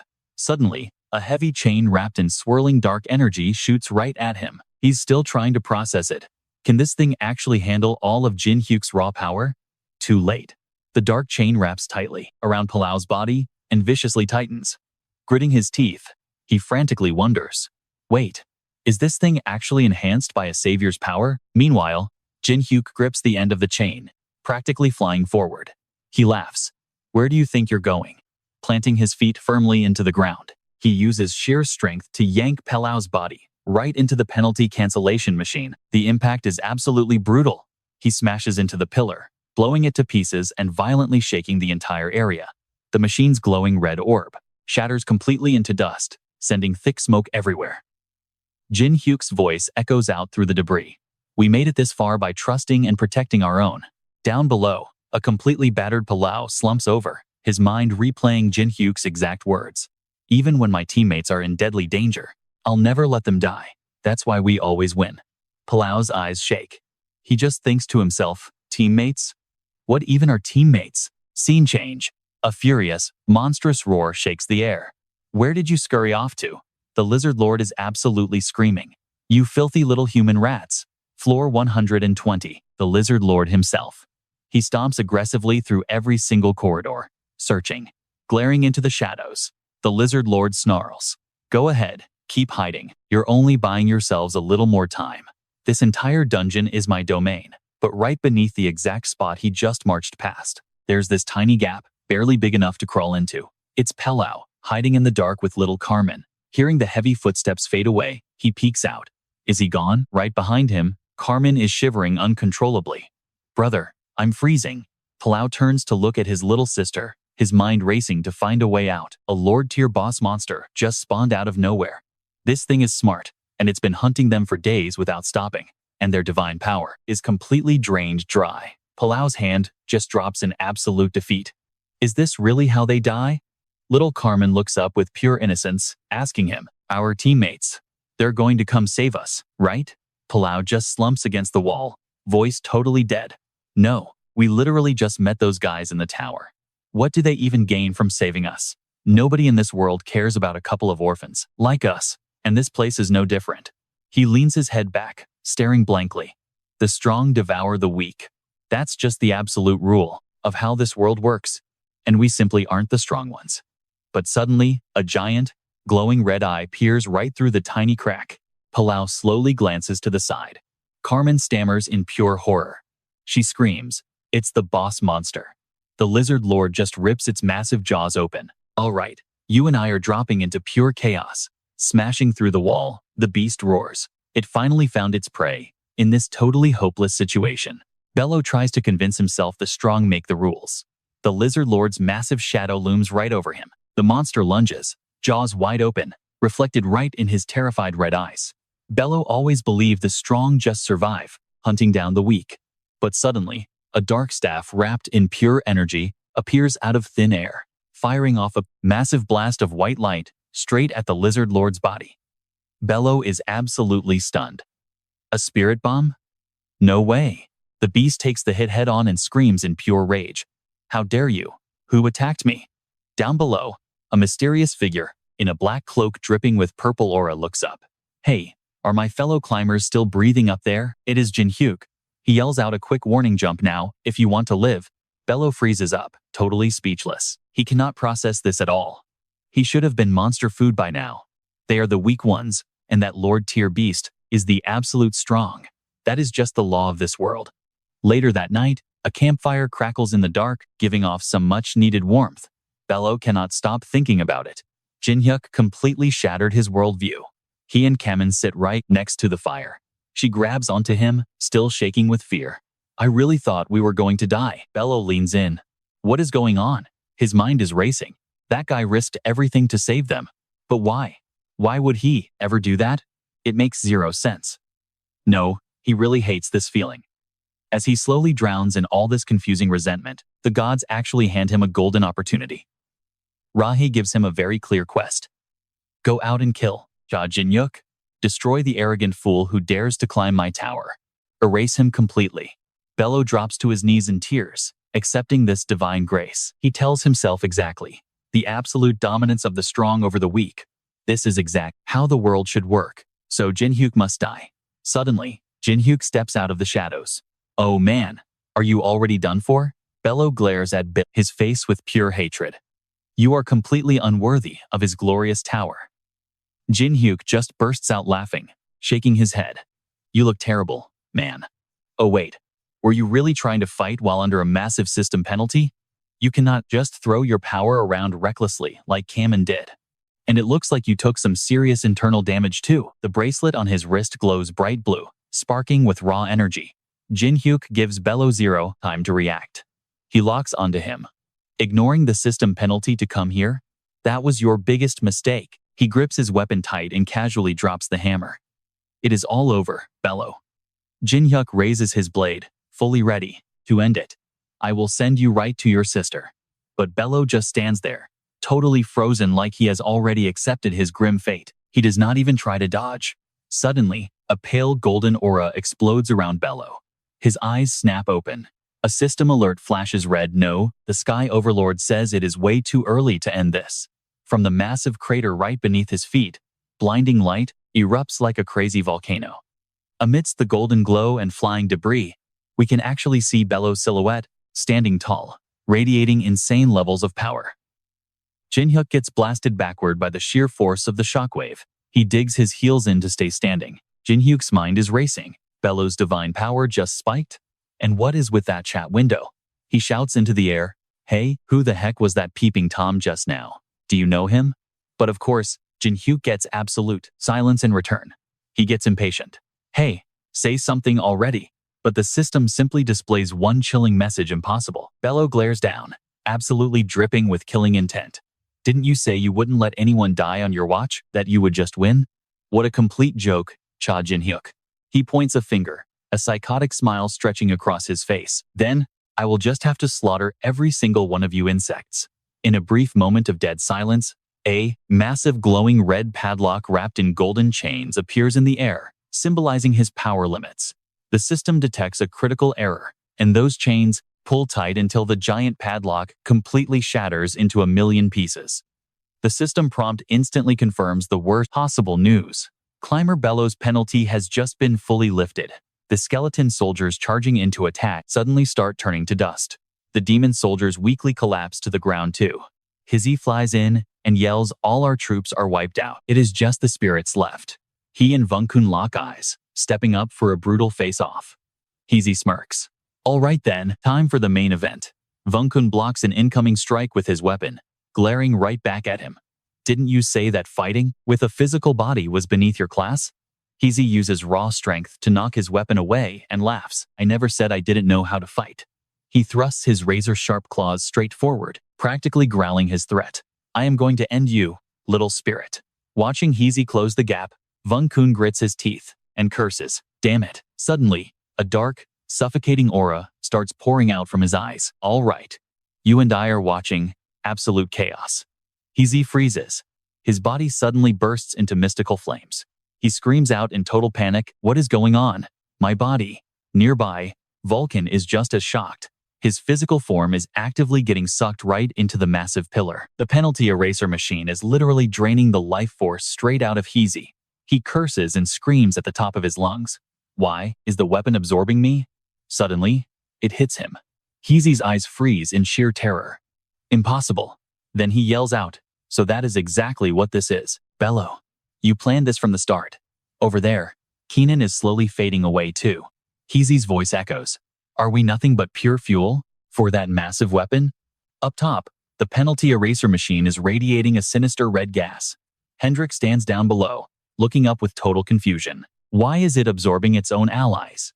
A glowing red spherical object sits directly on a mechanical pedestal, completely surrounded by a massive shield of brilliant light. It radiates blinding golden crystal energy. Right from the center, the penalty eraser machine starts collapsing. Then, an insane power surge. A fierce crimson energy beam blasts downward, creating a blinding flash of pure destruction. Hendrik stares at the pillar of light, tracking its path, and suddenly realizes where it is heading. He screams. That is Jin Hyuk's location. The fiercely glowing red energy beam crashes down with extreme force. It finally slams into the ground, triggering a massive white explosion that completely blinds everything around it. Within that burning crimson halo, something else appears. A white sword-shaped crystal emerges, glowing intensely from the core. It promises absolute, unmatched power. Just wait until you see this. After the blast, the red energy sphere containing a weapon symbol sits deep inside a massive crack in the shattered ground, radiating an intensely bright light. Jin Hyuk pushes himself up with one hand. Behind him, Bello is physically locked down, but the guy is smiling. A crimson chain wraps around the lock, trying to disable its power. System warnings flash everywhere, detecting a major anomaly in the area. The massive tower system suddenly acts. Moments later, the chain tightens, violently shattering the lock into countless pieces. The system announces, the penalty on the climber Bello is removed, completely free. Bello stands right in front of the penalty eraser machine, looking down. A deep, sinister voice suddenly echoes through the chaotic battlefield. This is the exact weapon I prepared specifically for you. A true penalty eraser. Looking at the device, Jin Hyuk freezes up in total shock. It erases the penalty, bathed in a fiery orange and gold aura. Bello stands there with his eyes hidden. A smug smirk crosses his face as both hands grip a blinding orb of light. He speaks with absolute confidence. I am certain that for someone who has climbed to the upper floors, you know exactly what this means, do you not? Jin Hyuk? You guys literally cannot win this. Jin Hyuk glares at him, grinding his teeth in pure rage, staying completely silent. The massive machine stretches into the sky like a giant spiral. It radiates sparkling light, completely wrapped inside a massive, shimmering rainbow halo with a glowing red sphere right at the peak. Suddenly, a blinding golden light violently erupts directly from the very center of the device. Rings of intense light spread outward, while massive chunks of stone debris are sent flying by the sheer explosive force of the awakening weapon. Venian and every single angel present are violently thrown backward. Desperate screams echo through the air. The massive dream city is absolutely going to be destroyed. A brutal series of orange explosions rocks the ground. Brilliant slashes of light create a scene of pure, apocalyptic chaos everywhere you look. It is an absolute nightmare of a destructive attack. Venian collapses onto the cracked stone floor, barely able to ask, "Are all of you okay?" A nearby angel weakly replies, "No, we are fine." Venian frantically asks, "What about the apostle? Where did he go?" Then, he looks ahead. The scene in front of him is insane. A fierce orange beam crashes down, piercing straight through the massive boulders flying through the air. He thinks to himself, no way. Is he seriously still fighting the enemy? High above, Bello looks down at Jin Hyuk, who is crushed under massive debris. Bello heavily mocks him. You had so much to say earlier. Why are you suddenly so quiet now? Ha ha. Jin Hyuk struggles to put himself up. Jin Hyuk snaps back. Shut your mouth. He silently calculates his next move. A penalty eraser. Could that be the exact weapon Donat mentioned earlier? Jin Hyuk continues. You got a fun toy there, Bello. But going against the tower like this, you and I both know the backlash. It will be brutal. Bello points straight at the penalty eraser, his voice dripping with confidence. I literally sacrificed my own allies. I can only use it after sacrificing 4 emperors, who climbed over 600 floors. Suddenly, a dark figure silently appears right behind Bello. The mysterious assassin holds a sword, preparing for a deadly strike. Completely clueless. Bello keeps bragging. They were basically on death's door anyway, so who cares? Over here, only Jin Hyuk notices the deadly threat lurking behind Bello. He realizes instantly.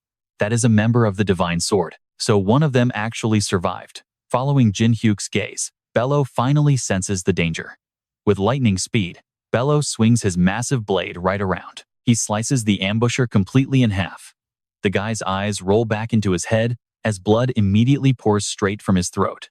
Brutal, he smirks with absolute disgust. You wingless trash cannot even put up a real fight. Meanwhile, a sinister mask starts materializing right on Jin Hyuk's face. He violently lunges forward with absolutely terrifying, breakneck speed. Jin Hyuk screams out a warning. You bastard, stop right now. Watching this nightmare unfold, the panicked angels start realizing the truth. A 9-star without a penalty? We could not even beat them before. Another angel chimes in with pure despair. Yeah, we are completely dead. Venian suddenly cuts them off. No, we cannot just give up now, all right? You and I are dropping right into the chaos. Someone yells, we're Lucifer's sword. We have to crush these invaders. But right at the peak of their hype, a voice cuts in. No. Haryu waves frantically from above. Get out of here. Move to another zone. Hurry, it's too dangerous. And she's right. Just above the penalty nullifier machine, a massive hand reaches out, crushing a glowing red energy sphere. Haryu senses something entirely wrong and spins around on high alert. Down below, Venian is completely paralyzed with shock. No way. The system flashes a chilling alert. Anomaly detected. And then, Meg looms right behind the penalty nullifier. His fist is clenched tightly around that sphere. The system window updates the penalty on the tower climber. Meg has officially been lifted. Meg unleashes a roar packed with pure, unadulterated rage. The sheer force of his scream instantly crumbles the machine beside him. The shockwave hits hard. Everything in the surrounding area violently quakes from his deafening roar. Uriel shoots a panicked look toward the noise. That sound? Meanwhile, Hamiel is slumped on the ground, her body pierced by multiple arrows. She manages to speak up. Meg's penalty, it's completely gone. Uriel flinches hard. What did you say? But Hamiel just smirks with absolute confidence. You're all dead meat now. Meg is going to obliterate this entire place. You see, giants usually have low intelligence, and they aren't exactly obsessed with gaining power. Yet, their legendary spot among the 4 emperors has never once been shaken. Now, here's what we need to remember. There's only one reason for that overwhelming, raw strength, eclipsing absolutely any other race's advantages. Hearing this, a panicked angel speaks up. A giant without any penalties? The guy right next to him is trembling as well. What does that even mean for us? Uriel turns around, yelling to keep them focused. Don't give up. We need to provide backup over there. Suddenly, Hamiel cuts her off. No, you're not going anywhere. She's now channeling the immense power of Sandalphon. She screams, don't take another step. Over on the other side, Meg mutters something. He raises his massive hand, staring at it closely. What was that? I heard a faint little shout. And then, it finally clicks in his mind. Did the bugs get smaller? Or did I just get bigger? Meg clenches his giant fist, entirely resolute. Whatever. He pulls his arm back. I can use even more power to destroy everything now, so I don't really care. Haryu gauges the situation and screams her lungs out. He's coming. Everybody dodge. Venian grits his teeth in pure frustration. There is absolutely no way to dodge something that massive. With a heavy step, Meg charges straight toward them. Hendrik and Vunkun dash forward to intercept the giant. Their faces are locked in pure focus, not a single second of hesitation. Crimson and purple energy blasts strike his position, throwing Meg off balance and pushing him backward. He growls out in pure, unbridled fury. His glowing eyes lock directly onto Hendrik and Vungkun. Then, Meg unleashes a roar that literally shakes the space around them. That hurt. You bugs. Hendrik braces himself against the shockwave and yells a warning. Dodge. In a brief moment of intense, pressurized focus, with cold, glowing eyes, the giant throws a devastating punch, completely wrapped in swirling black and blue energy, tearing up the ground. A blinding blue light erupts outward, and both Hendrik's and Vungkun's figures are violently pushed back by the overwhelming force. High above the chaotic battlefield, massive, jagged boulders are just floating entirely suspended in midair. Then, two energy blades, one blazing gold and the other an icy blue, violently clash against each other with absolutely immense power. Bello and Jin Hyuk are locked in an incredibly tense standoff. Bello swings his arm, detonating the energy and knocking Jin Hyuk backward. Jin Hyuk's gaze suddenly shifts toward another spot. He's completely shocked. The penalty on that giant had actually got lifted. The people down there are in serious danger right now. I have to step in and help them out myself. Suddenly, from the peak of a floating boulder, a ferocious golden lightning bolt crashes down, making him freeze completely. Hamiel, radiating blinding light and sporting brilliant golden wings, slowly descends right across from Uriel. Jin Hyuk instantly realizes it. That light, an absolute supreme being, has descended. Her deep, ruthless gaze sweeps downward as she speaks. So it is you. The one who actually opposed the selection and killed. Without a single hesitation, he shoots up into the air and yells, "It's Uriel." Behind him, Bello closely follows, shouting, "Don't let your guard down." Jin Hyuk glares angrily at the blinding light, cursing under his breath. Damn it. He frantically touches down on a nearby rock. A blinding surge of energy narrowly blasts right past him. Jin Hyuk stabs his sword straight into the ground to steady his body. And now, the gloomy, dark purple aura completely surrounding his body slowly dissipates. Jin Hyuk assesses the terrifying situation in front of him. Damn it, he broke right through. All right, you and I are jumping right in. Scanning his demonified body, Jin Hyuk aggressively grinds his teeth. Not enough demonic energy to fuse. And still not enough to beat Bello. No penalties left? Hovering above, Bello looks down with pure arrogance. What is the matter? Cha Jin Hyuk, you cannot focus because you are too busy worrying about everything else, right? You left a massive opening just to protect those totally useless comrades of yours. Up in the sky, we have the mighty Sandalphon waiting, and down below, we have Meg. Your little friends are all going to die. Looking Jin Hyuk dead in the eyes, he confidently declares, "And I will absolutely kill you." Bello points his finger, laughing with pure excitement. All right then. As punishment for defying the divine will of the gods, I hereby decree that anyone who stands against the heavenly realm must be immediately put to death. Jin Hyuk smirks and fires back. I already told you, my comrades are nothing like yours. Meanwhile, Meg turns around in total silence, watching Balkan and Hendrik desperately team up to protect each other. Jin Hyuk's voice echoes out loud. We will never let our comrades die. Meg lowers his head and mutters a dark command. Evasion magic activated. As a true knight, I will completely destroy you this time. Before he can even finish speaking, a single gold coin drops right in front of him. Out of nowhere, endless gold coins start raining down from the sky. A deep, warm voice suddenly calls out, "Golden rain." Meg wildly panics and screams. The coins are floating. Standing high above, Lich continuously tosses gold coins down. He boldly shouts, 5 million gold. A bright flash of light right above Sandalphon immediately catches the angel's attention. Sandalphon turns his head to look, wondering aloud, is that what I just saw? Choi Kyung-hoon freefalls through the air, trailing an intensely bright line of pure energy wherever he passes. The angel stares in total shock, realizing it is the Apostle of Death. Choi Kyung-hoon cracks a sinister smile, his eyes glowing fiercely within a massive aura of vibrant green light. First form, long blade slash. He decisively unleashes a brutally heavy strike, sending a massive wave of green light crashing right into the very center of Sandalphon's head. This insanely fierce turquoise power violently pierces down from above, triggering a massive explosion of blinding light and scattering fiercely burning debris everywhere. Holding a gold coin, Lich speaks coldly, "This victory is ours." Choi Kyung-hoon excitedly chimes in, "Oh, we are just getting started here. But wait, check this out." A shadowy figure suddenly blasts upward from the deep bottom of a cylindrical abyss, completely surrounded by ruins and hazy green light. Sandalphon's body is violently blasted away. Choi Kyung-hoon lands heavily on the ground, his eyes glowing intensely and completely overflowing with absolutely raw, untamed power. Looking down at his horribly scratched hand, Choi Kyun-hoon grinds his teeth. That hurts way worse than I thought. I might need to stop using this hand for a while. His injured hand just keeps trembling uncontrollably. Choi Kyung-hoon thinks to himself, sacrificing this hand to effortlessly banish a literal god without any other major obstacles is honestly a totally fair price. Thanks to this hand, Sandalphon has now completely vanished. Suddenly, a pair of long, slender legs steps right in front of him. From the very beginning, Hamiel, her body looking completely battered, speaks with a freezing tone.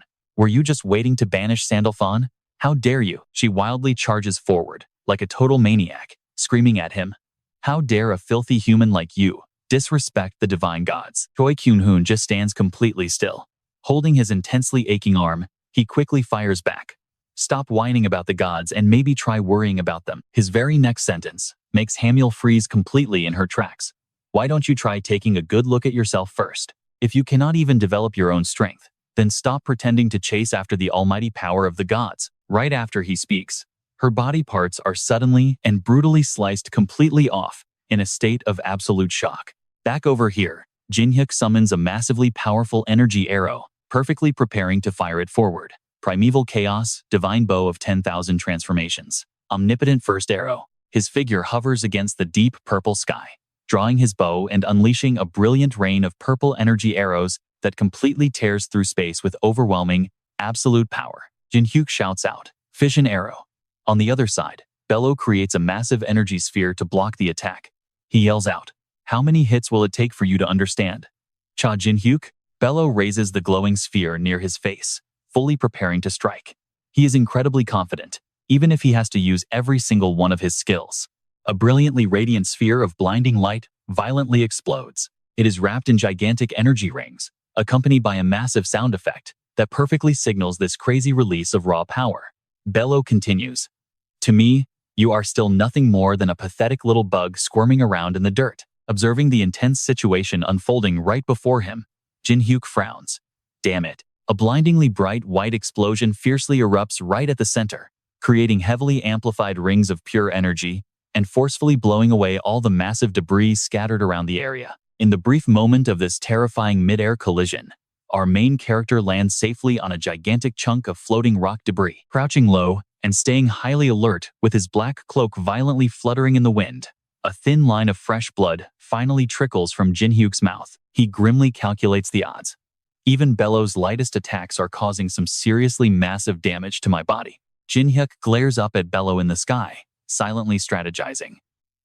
There is absolutely no way I can defeat Bello without suffering some kind of severe penalty. He slowly raises a hand to wipe the blood from his mouth, finally making a firm decision. Then the only thing I need to focus on is that penalty deletion machine. So what is our play here? The penalty deletion machine still stands tall, featuring a glowing red sphere topped with a strikingly prominent vertical white crystal. Right up there, we see Hendrik raising his sword, ready to strike. He swings his blade, releasing a massive wave of crimson energy that rips through the sky. Black Dragon Slash. But Meg casually throws his bare hand out, blocking the insane attack. Meg just scoffs, calling it nothing. Meanwhile, Hendrik quickly drops low to the ground after his strike. But look closely. The giant upper half of Meg's massive body is actually covered in blood and glowing red slash marks from that exact attack. Hendrik grits his teeth. He thinks about how his insane training finally pushed him to this exact level. But suddenly, a massive shadow flashes right beside him.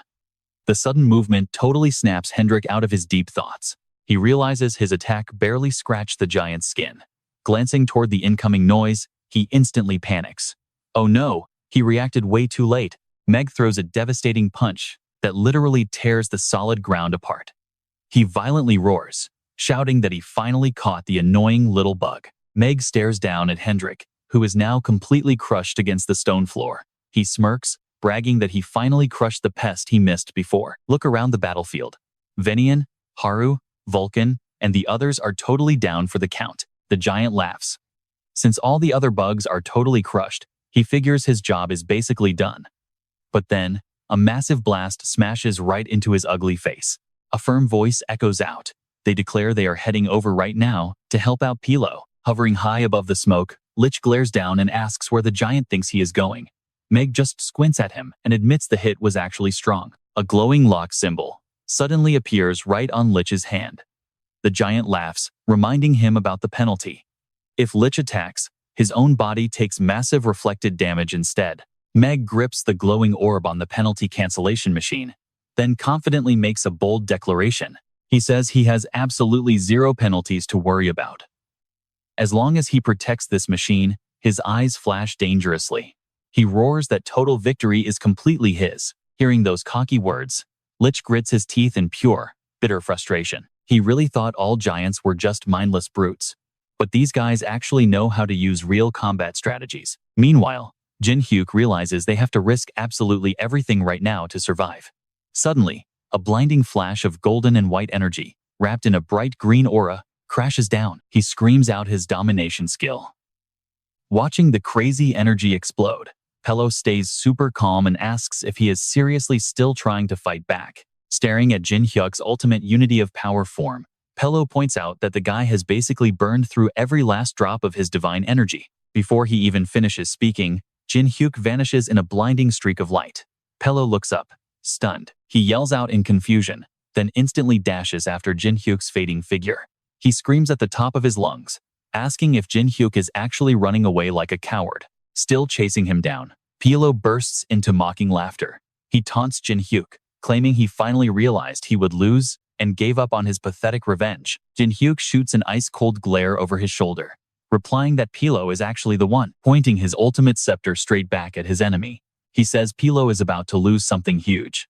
Pello spots the projectile flying right past him and instantly grits his teeth. No freaking way. Following Jin Hyuk's crazy flight path, Pello finally connects the dots.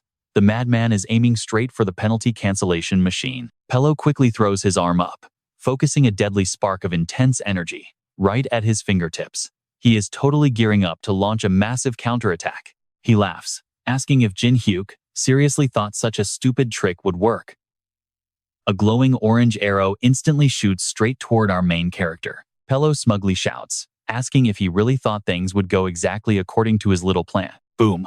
The glowing energy arrow completely pierces through Jin Hyuk's arm, triggering a massive, blinding explosion right on impact. But somehow, despite the brutal bleeding wound, he absolutely holds his ground. Lifting his scepter high into the air, he summons a pitch-black sphere of dark energy, completely surrounded by these glowing, magical rings of light. Suddenly, a massive, brilliantly red pillar of pure destructive energy violently erupts straight out from his glowing scepter. It rips right across the sky at absolute dizzying speeds. Jin Hyuk screams out his signature move, the divine power shot. Pello smirks, figuring the shot completely missed because his arrow threw off Jin Hyuk's aim. He violently curses under his breath, realizing how crazy close that just was. But Jin Hyuk isn't sweating at all. He knows perfectly well that he didn't miss. Glancing straight down at the giant Meg, he casually reveals that this was his actual target all along.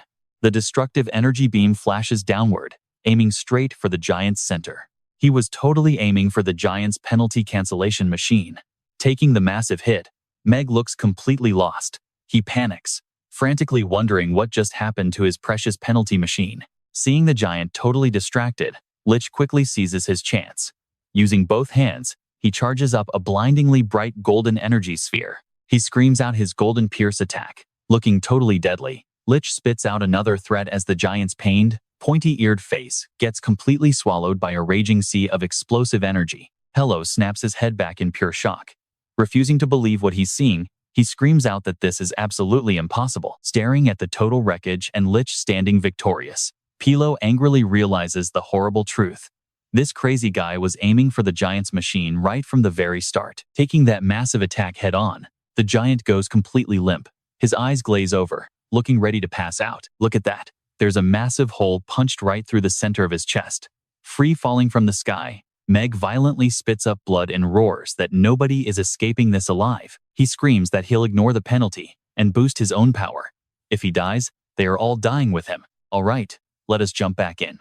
Hendrik's shadow appears behind Meg. He raises his sword high, ready to strike a brutal blow down on her. You are not the only one dying today. Hendrik growls Demon Dragon Slash. In a flash, his dark shadow swings a crimson energy blade, completely tearing through Meg. Seeing the situation turn bad, Bilal grits his teeth and screams, "Cha Jin Hyuk." He angrily blames our main character. "If you had not returned, everything would have gone exactly according to my plan." Bilal thrusts his hand forward, forming a dense energy sphere. He states firmly, "This time, I will kill you for good." Right after, Choi Yoon-hoon leaps forward. He angrily shouts, "You plan on killing Iger?" Yoon-hoon's eyes glow brightly, throwing a fierce punch. He roars, "How dare you betray my friend?" He releases a massive blast of dazzling emerald green energy right at him, exploding into a powerful beam of light that spreads everywhere. He yells out loud, "Eat this." At that critical second, a glowing energy shield made entirely of bright hexagons suddenly appears out of nowhere to completely block the incoming attack. Bilal stands firmly behind his shield. "Attacks like that cannot shatter my divine power." Choi Young-hoon. Young-hoon smirks and asks, "You really are not getting punished, huh?" Suddenly, another fierce strike crashes heavily against the shield.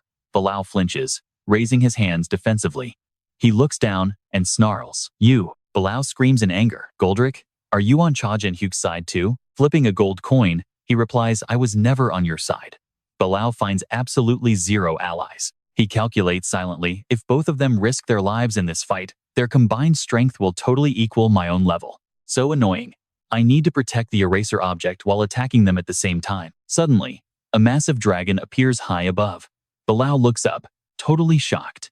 "A dragon? Over here." Uriel, Venian, and other angels perform a ritual. She whispers, "We have used all the divine power we have." Uriel looks up, begging, "Please."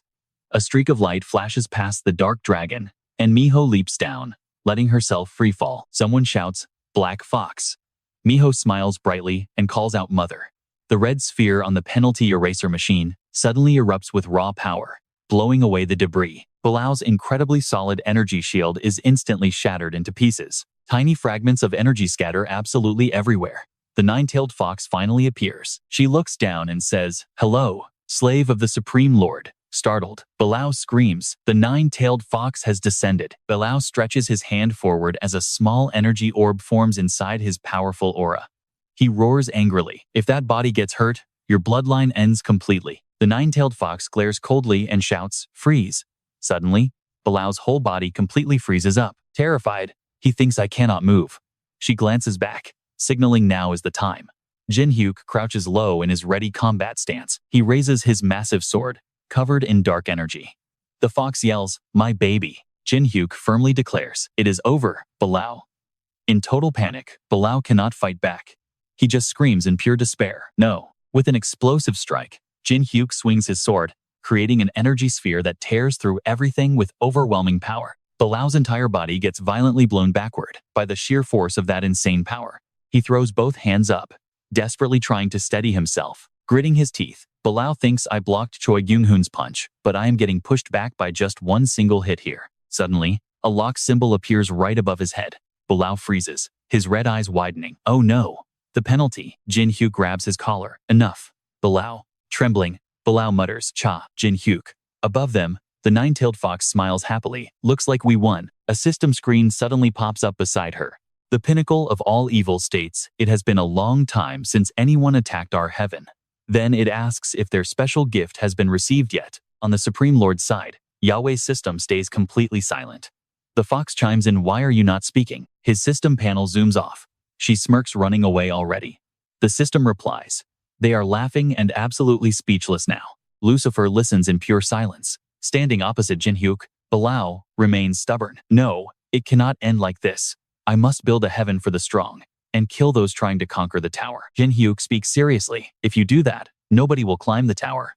That is definitely not a heaven." Bilal simply laughs it off. "That world is the right one, where everyone knows their place and obeys."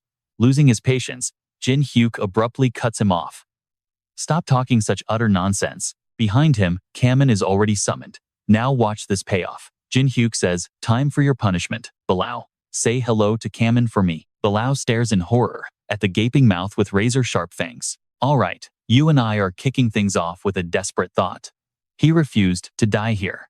He still needed to witness the new world his master was creating. Screaming in pure defiance, he called out, he couldn't die like this. Begging the Supreme Heavenly Lord for salvation. A massive streak of light tore straight across the sky. A colossal dark hand glowing with white light gripped the sky. It shattered the heavens like glass, ready to drag its massive body right through the bleeding rift. Stepping straight out of the void, Yahweh revealed his massive, muscular form.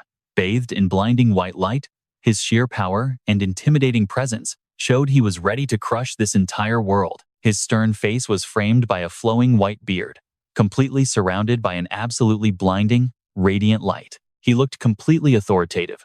His glowing eyes blasted out raw, heavy energy, perfectly capturing his absolute supremacy and his terrifying, godlike power. Suddenly, a dazzling flash of light ripped straight down from the highest heavens, instantly grabbing the attention of both Jin Hyuk and Bello down below. Jin Hyuk completely froze in place, whispering, "What is that?" The nine-tailed fox locked up too, gasping, "Impossible." Meanwhile, Bello just smirked, looking perfectly confident, like he had already won. "He actually answered my prayer." Vulcan stood there with crossed arms, while Haru simply stared up in pure awe. Bello's voice echoed loudly across the field. "The strongest angel? No. The absolute strongest god in the entire tower."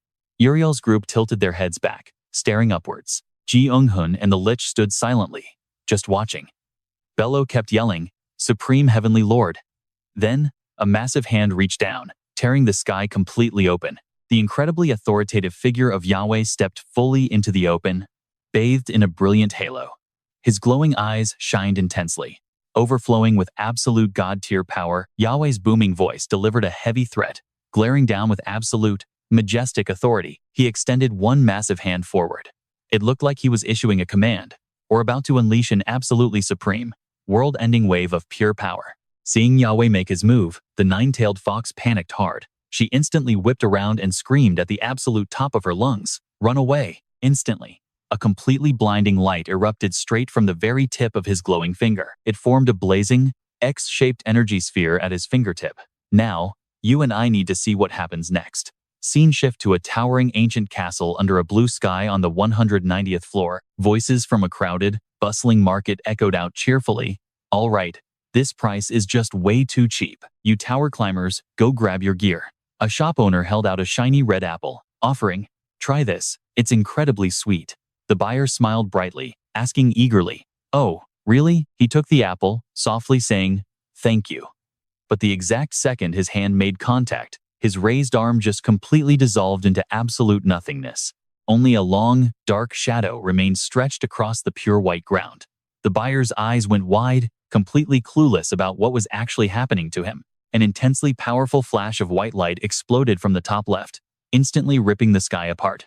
It caused that majestic castle with its towering black spires, and the entire city below, to simply vanish like they never even existed at all. One by one, absolutely everything slowly faded into the void. Massive high-rise buildings got completely swallowed by that blinding light. All that remained were glowing streaks, leaving behind a totally irreversible, horrifying wave of pure erasure. The entire city drowned in a fiercely overwhelming, pure white flash of light. Those massive architectural marvels were subjected to totally merciless destruction. The intense attack left nothing behind except scattered debris and the bright, glowing red colors of absolute ruin. A violently explosive wave of raw energy erupted outwards. It shot down, tearing the sky apart, and violently launching huge architectural fragments high into the air. Following the massive blast, giant city blocks were completely shredded, leaning over in a tragic collapse. It painted a truly horrific picture of absolute, world-ending destruction. That buyer's hand holding the apple fell right to the ground and slowly vanished.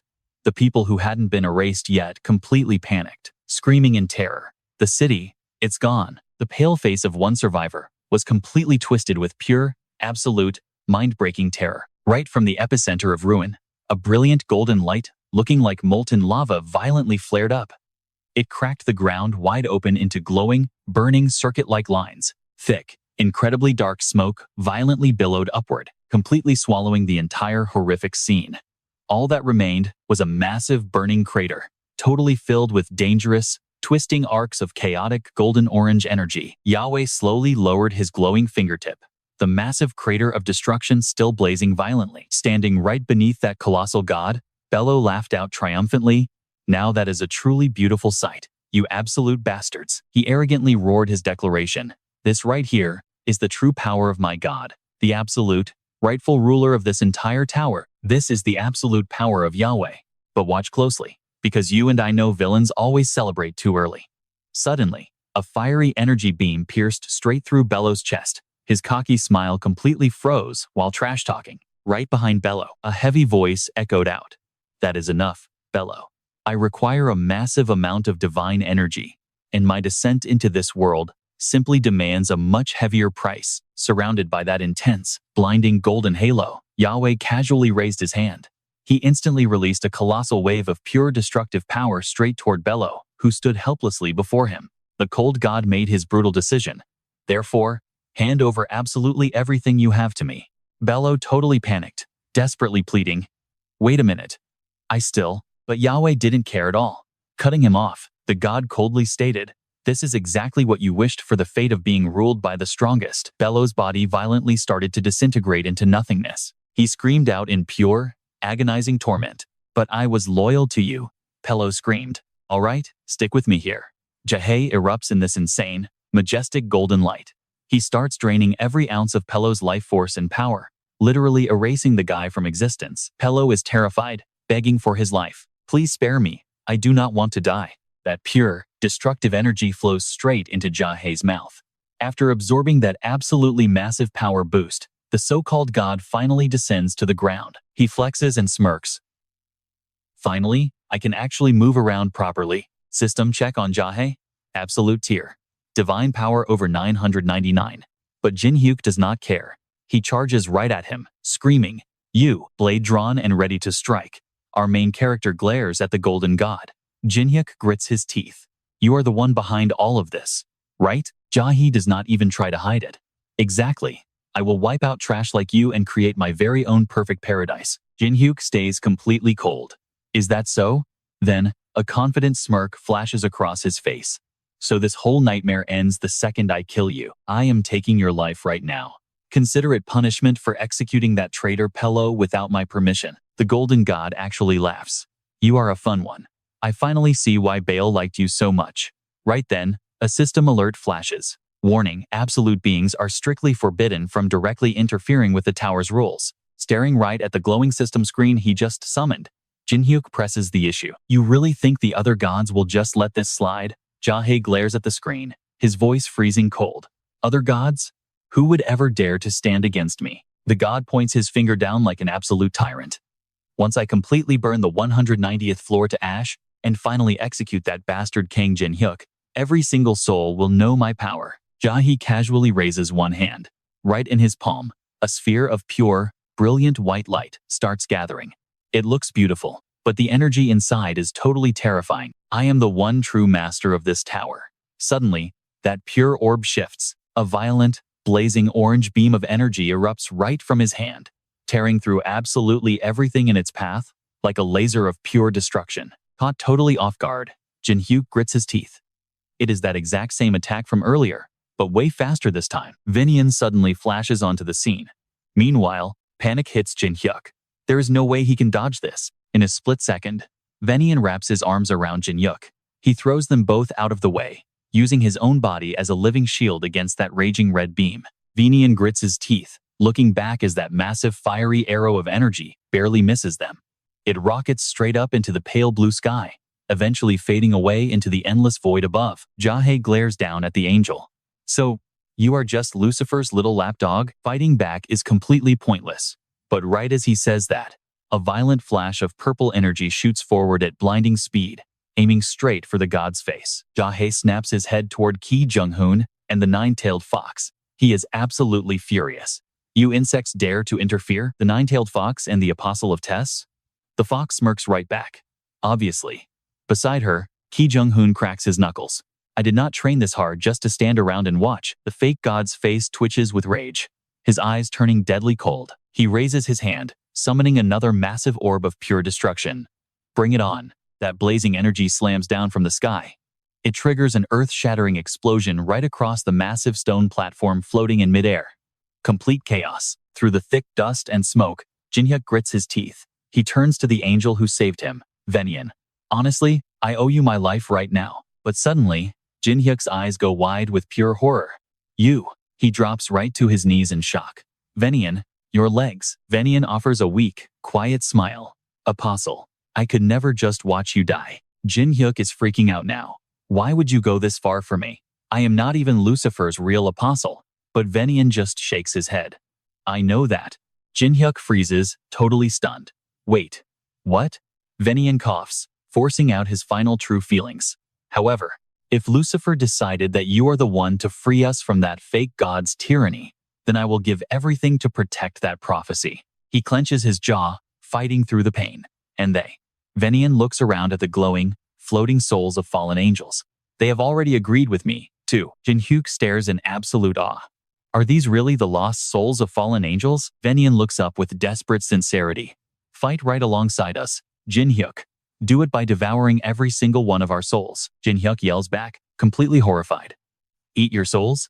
Do you even realize what that actually means for all of you? You will never find true peace. No reincarnation, not even a chance to come back as undead. This is permanent erasure. It is the absolute end. But Venian does not flinch. I am already completely prepared for that fate. Jin Hyuk grits his teeth, but Venian cuts him off instantly. You are the only one who can defeat Jahi. The dying angel screams in desperation. We are completely out of time. Jin Hyuk, you have to do this right now. Jin Hyuk clenches his fists so hard his arms shake. Fine, his eyes burning with absolute rage. Jin Hyuk opens his jaw and begins forcefully swallowing the glowing souls of every fallen angel around him. I swear I will never let your sacrifice go to waste. Tilting his head back, Jin Hyuk rapidly absorbs all that pure, blinding angelic energy straight into his own body. He triggers his ultimate skill, roaring out, Gluttony. Down on the ground, Venian quietly watches his new master. The angel finally closes his eyes, a peaceful smile on his face. Thank you. Watch this final push. A blinding orb of energy detonates, revealing a dark, mysterious core, splitting right into 4 sections. Taking their chance, Ki Jung-hoon and the Nine-Tailed Fox launch a massive combo attack straight at Jahe. Gi Eung-hun clenches his fist tight, launching a wind-tearing punch right at the old man. He realized fighting a literal god like this was completely pointless. At the exact same time, you and I can see the Nine-Tailed Fox charging up a massive energy sphere. Ready to strike, she calculated their odds. They had to go all out to secure this win. The Nine-Tailed Fox stands tall, surrounded by a brilliant pinkish-purple light. Ribbons of pure energy radiate outward, unleashing the true power of the mystic fox. Over on the other side, wrapped in a fierce jade-green aura, Ji Eung-hoon grips his fist and lunges forward, his eyes glowing with absolute rage. He readies a completely devastating strike, his enhanced one-hit smash, meant to crush everything. 2 brilliant bursts of intense power, one jade green and the other pinkish purple, violently flare up, reflecting directly off Jahe's ancient but completely overwhelming and powerful face. Following the collision, that explosive energy blasts straight into his body, triggering a massive electrical shock, tearing space apart. Right after the brutal impact, thick smoke rises straight from Jahe's head. A pitch-black cloud of dense smoke completely covers his face. The Nine-Tailed Fox turns to check on Ji Eung-hoon, asking if he is all right, calling him the Apostle of Tess. Clutching his arm, he replies he cannot use that hand because of a penalty. Suddenly, a gigantic hand shoots forward, aiming to grab Gi Eung-hoon right out of nowhere. Completely unaware, he keeps talking, bragging that with this much power, not even an absolute supreme being could stand a chance. The moment he finishes speaking, he finally realizes it. He turns his head and yells, crap. Jahe's giant hand has already clamped down tight. It crushes around Gi Eung-hoon's entire body. The god's other hand reaches out, not letting the Nine-Tailed Fox escape either. Jahe glares at them both and growls. How dare you insects resist the king of all gods? I will never forgive you. The god roars in pure fury, repeating himself. Jahe stands completely straight, his whole body glowing with a terrifying aura, a blinding golden light. He clenches both fists tight, cursing them as arrogant little bugs. Then his voice drops dead cold. I have decided. I will slaughter all of you and completely destroy the lower floors of this entire tower. That way, you insolent little bugs will never be able to crawl out again. Down below, absolutely everyone is panicking. They look up at the violently crumbling sky. Jahe's voice echoes out, saying he will block the gates to all towers. I will create my own paradise, a place where nobody dares to challenge my absolute authority. Ji Eung-hoon rolls his eyes back in sheer agony. The Nine-Tailed Fox isn't doing any better. She grits her teeth, struggling to hold on, when suddenly a high-speed, razor-sharp black slash rips right through the air. It cleanly severs both of the god's massive arms. For a split second, Jae completely freezes in absolute shock. Right after that insane save, a familiar voice rings out, calling this whole situation ridiculous. Ji Eung-hoon weakly mutters his name, then comes a piercing scream, Cha Jin Hyuk. Standing right there, he rests his massive sword casually on his shoulder. He looks down and asks, "Who said they would let you do that?" The nine-tailed fox watches Jin Hyuk, silently evaluating his absolutely massive amount of divine power. The power that just sliced off Jahe's arms. Did he actually absorb the power of the wingless one? But what if he did? Jahe suddenly bursts into maniacal laughter. He roars with explosive anger, calling him a fool and just a tiny, insignificant human to be greedy enough to eat Lucifer's minions. Now watch this. You and I can see he has gathered power almost rivaling a true god. There it is. Completely ignoring his brutal injuries, Jahe extends his freshly severed arms, suddenly blasting out a fiercely destructive wave of raw energy. The god violently declares, "You do not have the authority to hold onto that kind of divine power." Jin Hyuk smoothly glides past the beams of light, easily dodging Jahe's attacks. The god's booming voice keeps echoing through the air, claiming he took divine power way above his level. "It will keep burning your body from the inside until you collapse." Jin Hyuk tightly clenches his jaw, staring right at Jahe. Despite everything, the crazed god thrusts out his giant hand, reaching out as if to snatch Jin Hyuk, who is now flying around with pure white angel wings. Jahe yells, "I will crush you." Jin Hyuk's eyes widen, his pupils radiating a violently glowing purple light that looks exactly like blazing magical fire. Surrounded by dark black and pinkish purple auras, it clearly signals a massive, explosive burst of power. The god's unbelievably giant hand rushes straight at him. It violently slams into the blazing purple energy radiating from Jin Hyuk, creating an absolutely blinding explosion of pure light and crackling lightning right in midair. Jahe screams out, "What is that?" Down below, Ji Eung-hoon is equally shocked, yelling out in complete disbelief, "Is that demonic energy?" But the power Jin Hyuk consumed was actually divine energy. But wait, the nine-tailed fox completely freezes up, muttering, "Impossible." Rewinding time just a bit, Jin Hyuk had sucked the souls of all the angels straight into his body. He shouted, "Gluttony." Jin Hyuk's teeth clamped shut, absorbing all the vital energy. Suddenly he opens his mouth, and a blazing golden energy sphere violently shoots out from inside him. It is fiercely exploding. Jin Hyuk braces himself, thinking, the divine power is flowing in non-stop. If this keeps up, the system suddenly pops up. It warns him, "Calm down." Jin Hyuk, struggling, he stares at the system screen, calling out to Lucifer. The digital prompt continues updating. "You must already have a clue to solve this." Now, you and I see him suddenly flashback to standing right in front of the statue. Watch closely. Lucifer's legendary silhouette is deeply imprinted right in his wide eyes. Suddenly, a massive, dark purple wing pulsing with veins rips right through the air. And on the exact opposite side, a pure, flawless white angel wing bursts out. He focuses his mind, completely converting that massive divine energy into pure demonic power. By perfectly balancing these two opposing forces, he totally neutralizes the crushing pressure in the air. Jin Hyuk finally emerges, flexing this absolutely insane, contrasting power combination. Dark magic purple on one side, and blazing white gold on the other. Right in the center sits a brilliant, diamond-shaped core of glowing energy. Hovering high above with those majestic, mismatched wings, he smirks and calls out to Jae, looking down at him like he is nothing. Realizing what is happening, the old villain grits his teeth and hisses, "That form!" Jae furiously roars out, "Lucifer," but Jin Hyuk keeps it brutally short. He just coldly drops the line, "All right, let us end this right now." Jae, meanwhile, right in the center of Jae's palm, a pitch-black, violently powerful sphere starts forming. The old man growls, "How dare you!"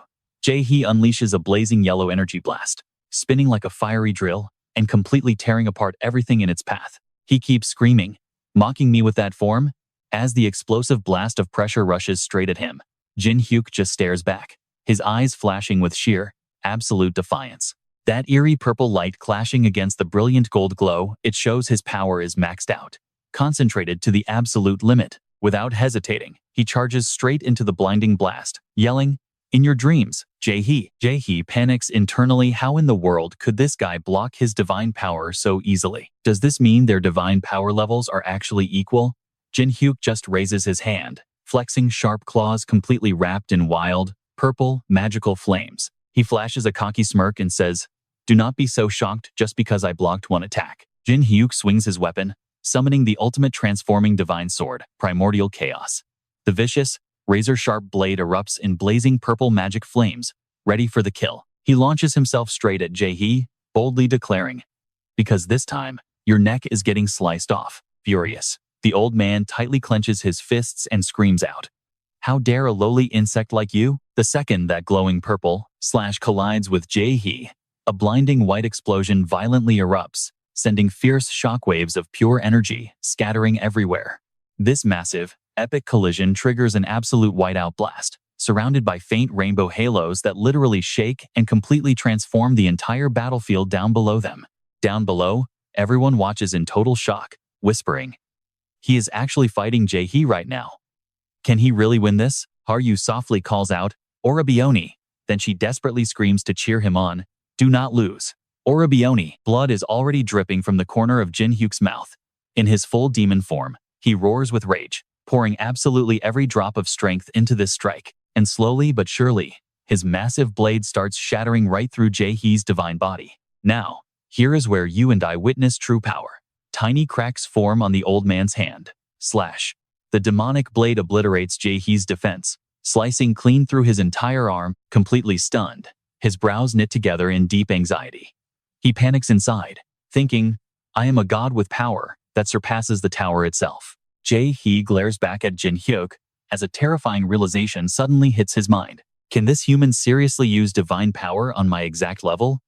Jin Hyuk smirks, firing back, "Oh, and demonic energy too." Refusing to accept this insane defeat, Jae-hee frantically screams out, "Impossible. I am a god, the absolute master of this tower." Jae-hee's brutally severed fingers just float there in midair, surrounded by burning golden energy before slowly fading away into absolute nothingness. The old god violently shrieks out, "No freaking way." Suddenly, a rogue soul glowing brightly like a fierce orange flame shoots straight toward him. Countless souls appear all around them as Jae-hee's desperate scream echoes through the air. "How could a human ever surpass me?" Jin Hyuk coldly cuts him off. "No, you are not a god." He points his finger straight at the old man, bluntly stating, "You are just a pathetic, frightened coward." Jae-hee angrily grits his teeth as Jin Hyuk finishes the thought, "Terrified of someone surpassing you." Meanwhile, two brightly glowing souls fly straight at him. The old god snaps, "Shut up. Let us see if you can still act tough after surviving this attack." Jin Hyuk just leans back, calmly watching those two massive streams of light aiming straight for him as power explodes. It creates a gigantic, blinding, white, and bright orange fireball, completely swallowing up everything in its path, with pure, destructive fury. Jae-hee aggressively mocks him, "Getting power by absorbing a few of Lucifer's little flies? You look pathetic." That fierce beam of light completely swallows the entire scene. But the reflection in the old man's eyes shows a distorted silhouette exploding with unimaginable energy, instantly forcing Jae-hee to shut up. Right in the middle of this ruined, brilliantly glowing battlefield after the explosion, Jae-hee gapes in pure shock, watching Jin Hyuk effortlessly hovering with those insane contrasting wings, swinging his wildly flaming sword in a powerful arc. Our hero slides on his mask and replies in a deep, chilling voice, "Not like you." Epic memories of those fallen angel souls suddenly flash through Jin Hyuk's mind. He firmly continues his sentence, "Because those exact people you just called mere bugs." Vanian's gentle smile flashes by. Jin Hyuk confidently declares, "They are infinitely more courageous than you." As he speaks, Jae-hee just gets more violently agitated, cursing in sheer frustration. "All right, you and I are looking at one arrogant jerk. Demon mask, purple horns, and fiery eyes." Jin Hyuk steps up and unleashes an absolutely massive slash. The attack tears right through that glowing purple energy, plunging into a pit shining like pure magma. It rips straight through Jae. The guy's whole body violently convulses in shock. Suddenly, the villain's entire figure gets completely swallowed up by blinding light and raging purple lightning. Ban and Jae face off. The system screen pops up for the villain. "Are you just here to laugh at me?" The message repeats, echoing from Ban's side. Ban's system fires right back. "Yeah, just like he said. You are an absolute coward. You had all this insane power, but you used it to crush anyone with potential. And you tried to crush him, too." Ban calls him out completely. being terrified of real talent and destroying it? That exact fear is exactly why you failed. On the other side, Jae offers nothing but dead, heavy silence. Then a final message pops up, damn it, and just like that, it instantly shatters. Out in the real world, Jae's actual body starts fading into total nothingness. Even in his final seconds, the guy is still screaming, "Impossible. I am the true master of this tower."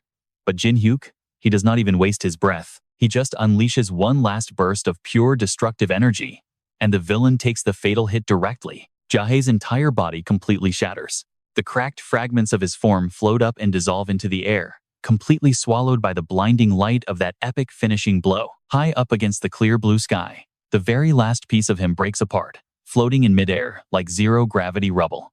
Just totally gone. A brutal but fitting end. The absolute last traces of this villain crumble into tiny dust particles, vanishing from existence forever. Jin Hyuk calmly powers down, pulling his massive aura back. He thinks to himself, that overwhelming power my body could barely handle is finally fading. He picks up the mask, glances to the side, and simply asks, that is enough, right? The spirit of Vanny Ann, along with the other angels, suddenly appears right there. He smiles at them. I finally got revenge for all of you. Vanny Ann gives him this beautifully warm, satisfied smile of gratitude, before gently fading away into the light. Jin Hyuk just stands there in silence, watching the spirits peacefully fade away. Finally, Jin Hyuk lowers his eyes. He thinks to himself, yeah, I have officially hit my limit. He completely relaxes, letting his exhausted body drop into a free fall, but a hand quickly reaches out to catch him. Haru grabs onto him, holding his tired body tight. Jin Hyuk slowly, weakly forces his eyes back open. The very first thing he sees is her face. Haru's voice echoes repeatedly as she cries out to him, brother, brother, brother. The whole crew is gathered right there, looking down at him. You finally awake? Jin Hyuk takes one look around at his team and quietly says, you guys, everyone is safe. Then he gently lets his eyes close again, whispering, thank goodness. Haru instantly panics. Brother, everyone rushes over in a complete panic. What is happening? Wake up, Jin Hyuk. Haru is absolutely terrified, screaming at him. Brother, please open your eyes. Brother, so what happens next? Fast forward 1 month. The Holy Kingdom's lower levels, previously sold by Perlo, now completely belong to the rebel forces. With Goldrick running things, and their main leader gone, the 4 emperors basically start turning on each other. The highest floors of the tower have totally devolved into pure chaos, leaving the lower floors completely ignored. Now, we are at floor 190. The next entrance. Henrik glances over at him and asks, did you get some good rest? Jin Hyuk rubs his shoulder and smirks. I rested for so long that my whole body is completely stiff now. Haru instantly chimes right in. You literally used enough power to defeat a god. Of course you needed to sleep that long to recover. Down below, Miho totally agrees. Yeah, exactly. He nods. Jaehae's insane plot to bury the tower completely failed. And now, nobody is left to stand in our way. Jin Hyuk looks up, his face full of absolute determination, as he rallies the team. All right, guys, let's go sweep this entire tower clean. The whole team cheers together in unison. Hell yeah, let us do this. After that massively glorious victory, Jin Hyuk and his entire squad finally step forward together, walking straight into the glowing blue portal. It is the ultimate new beginning, and a perfect way to close their epic journey.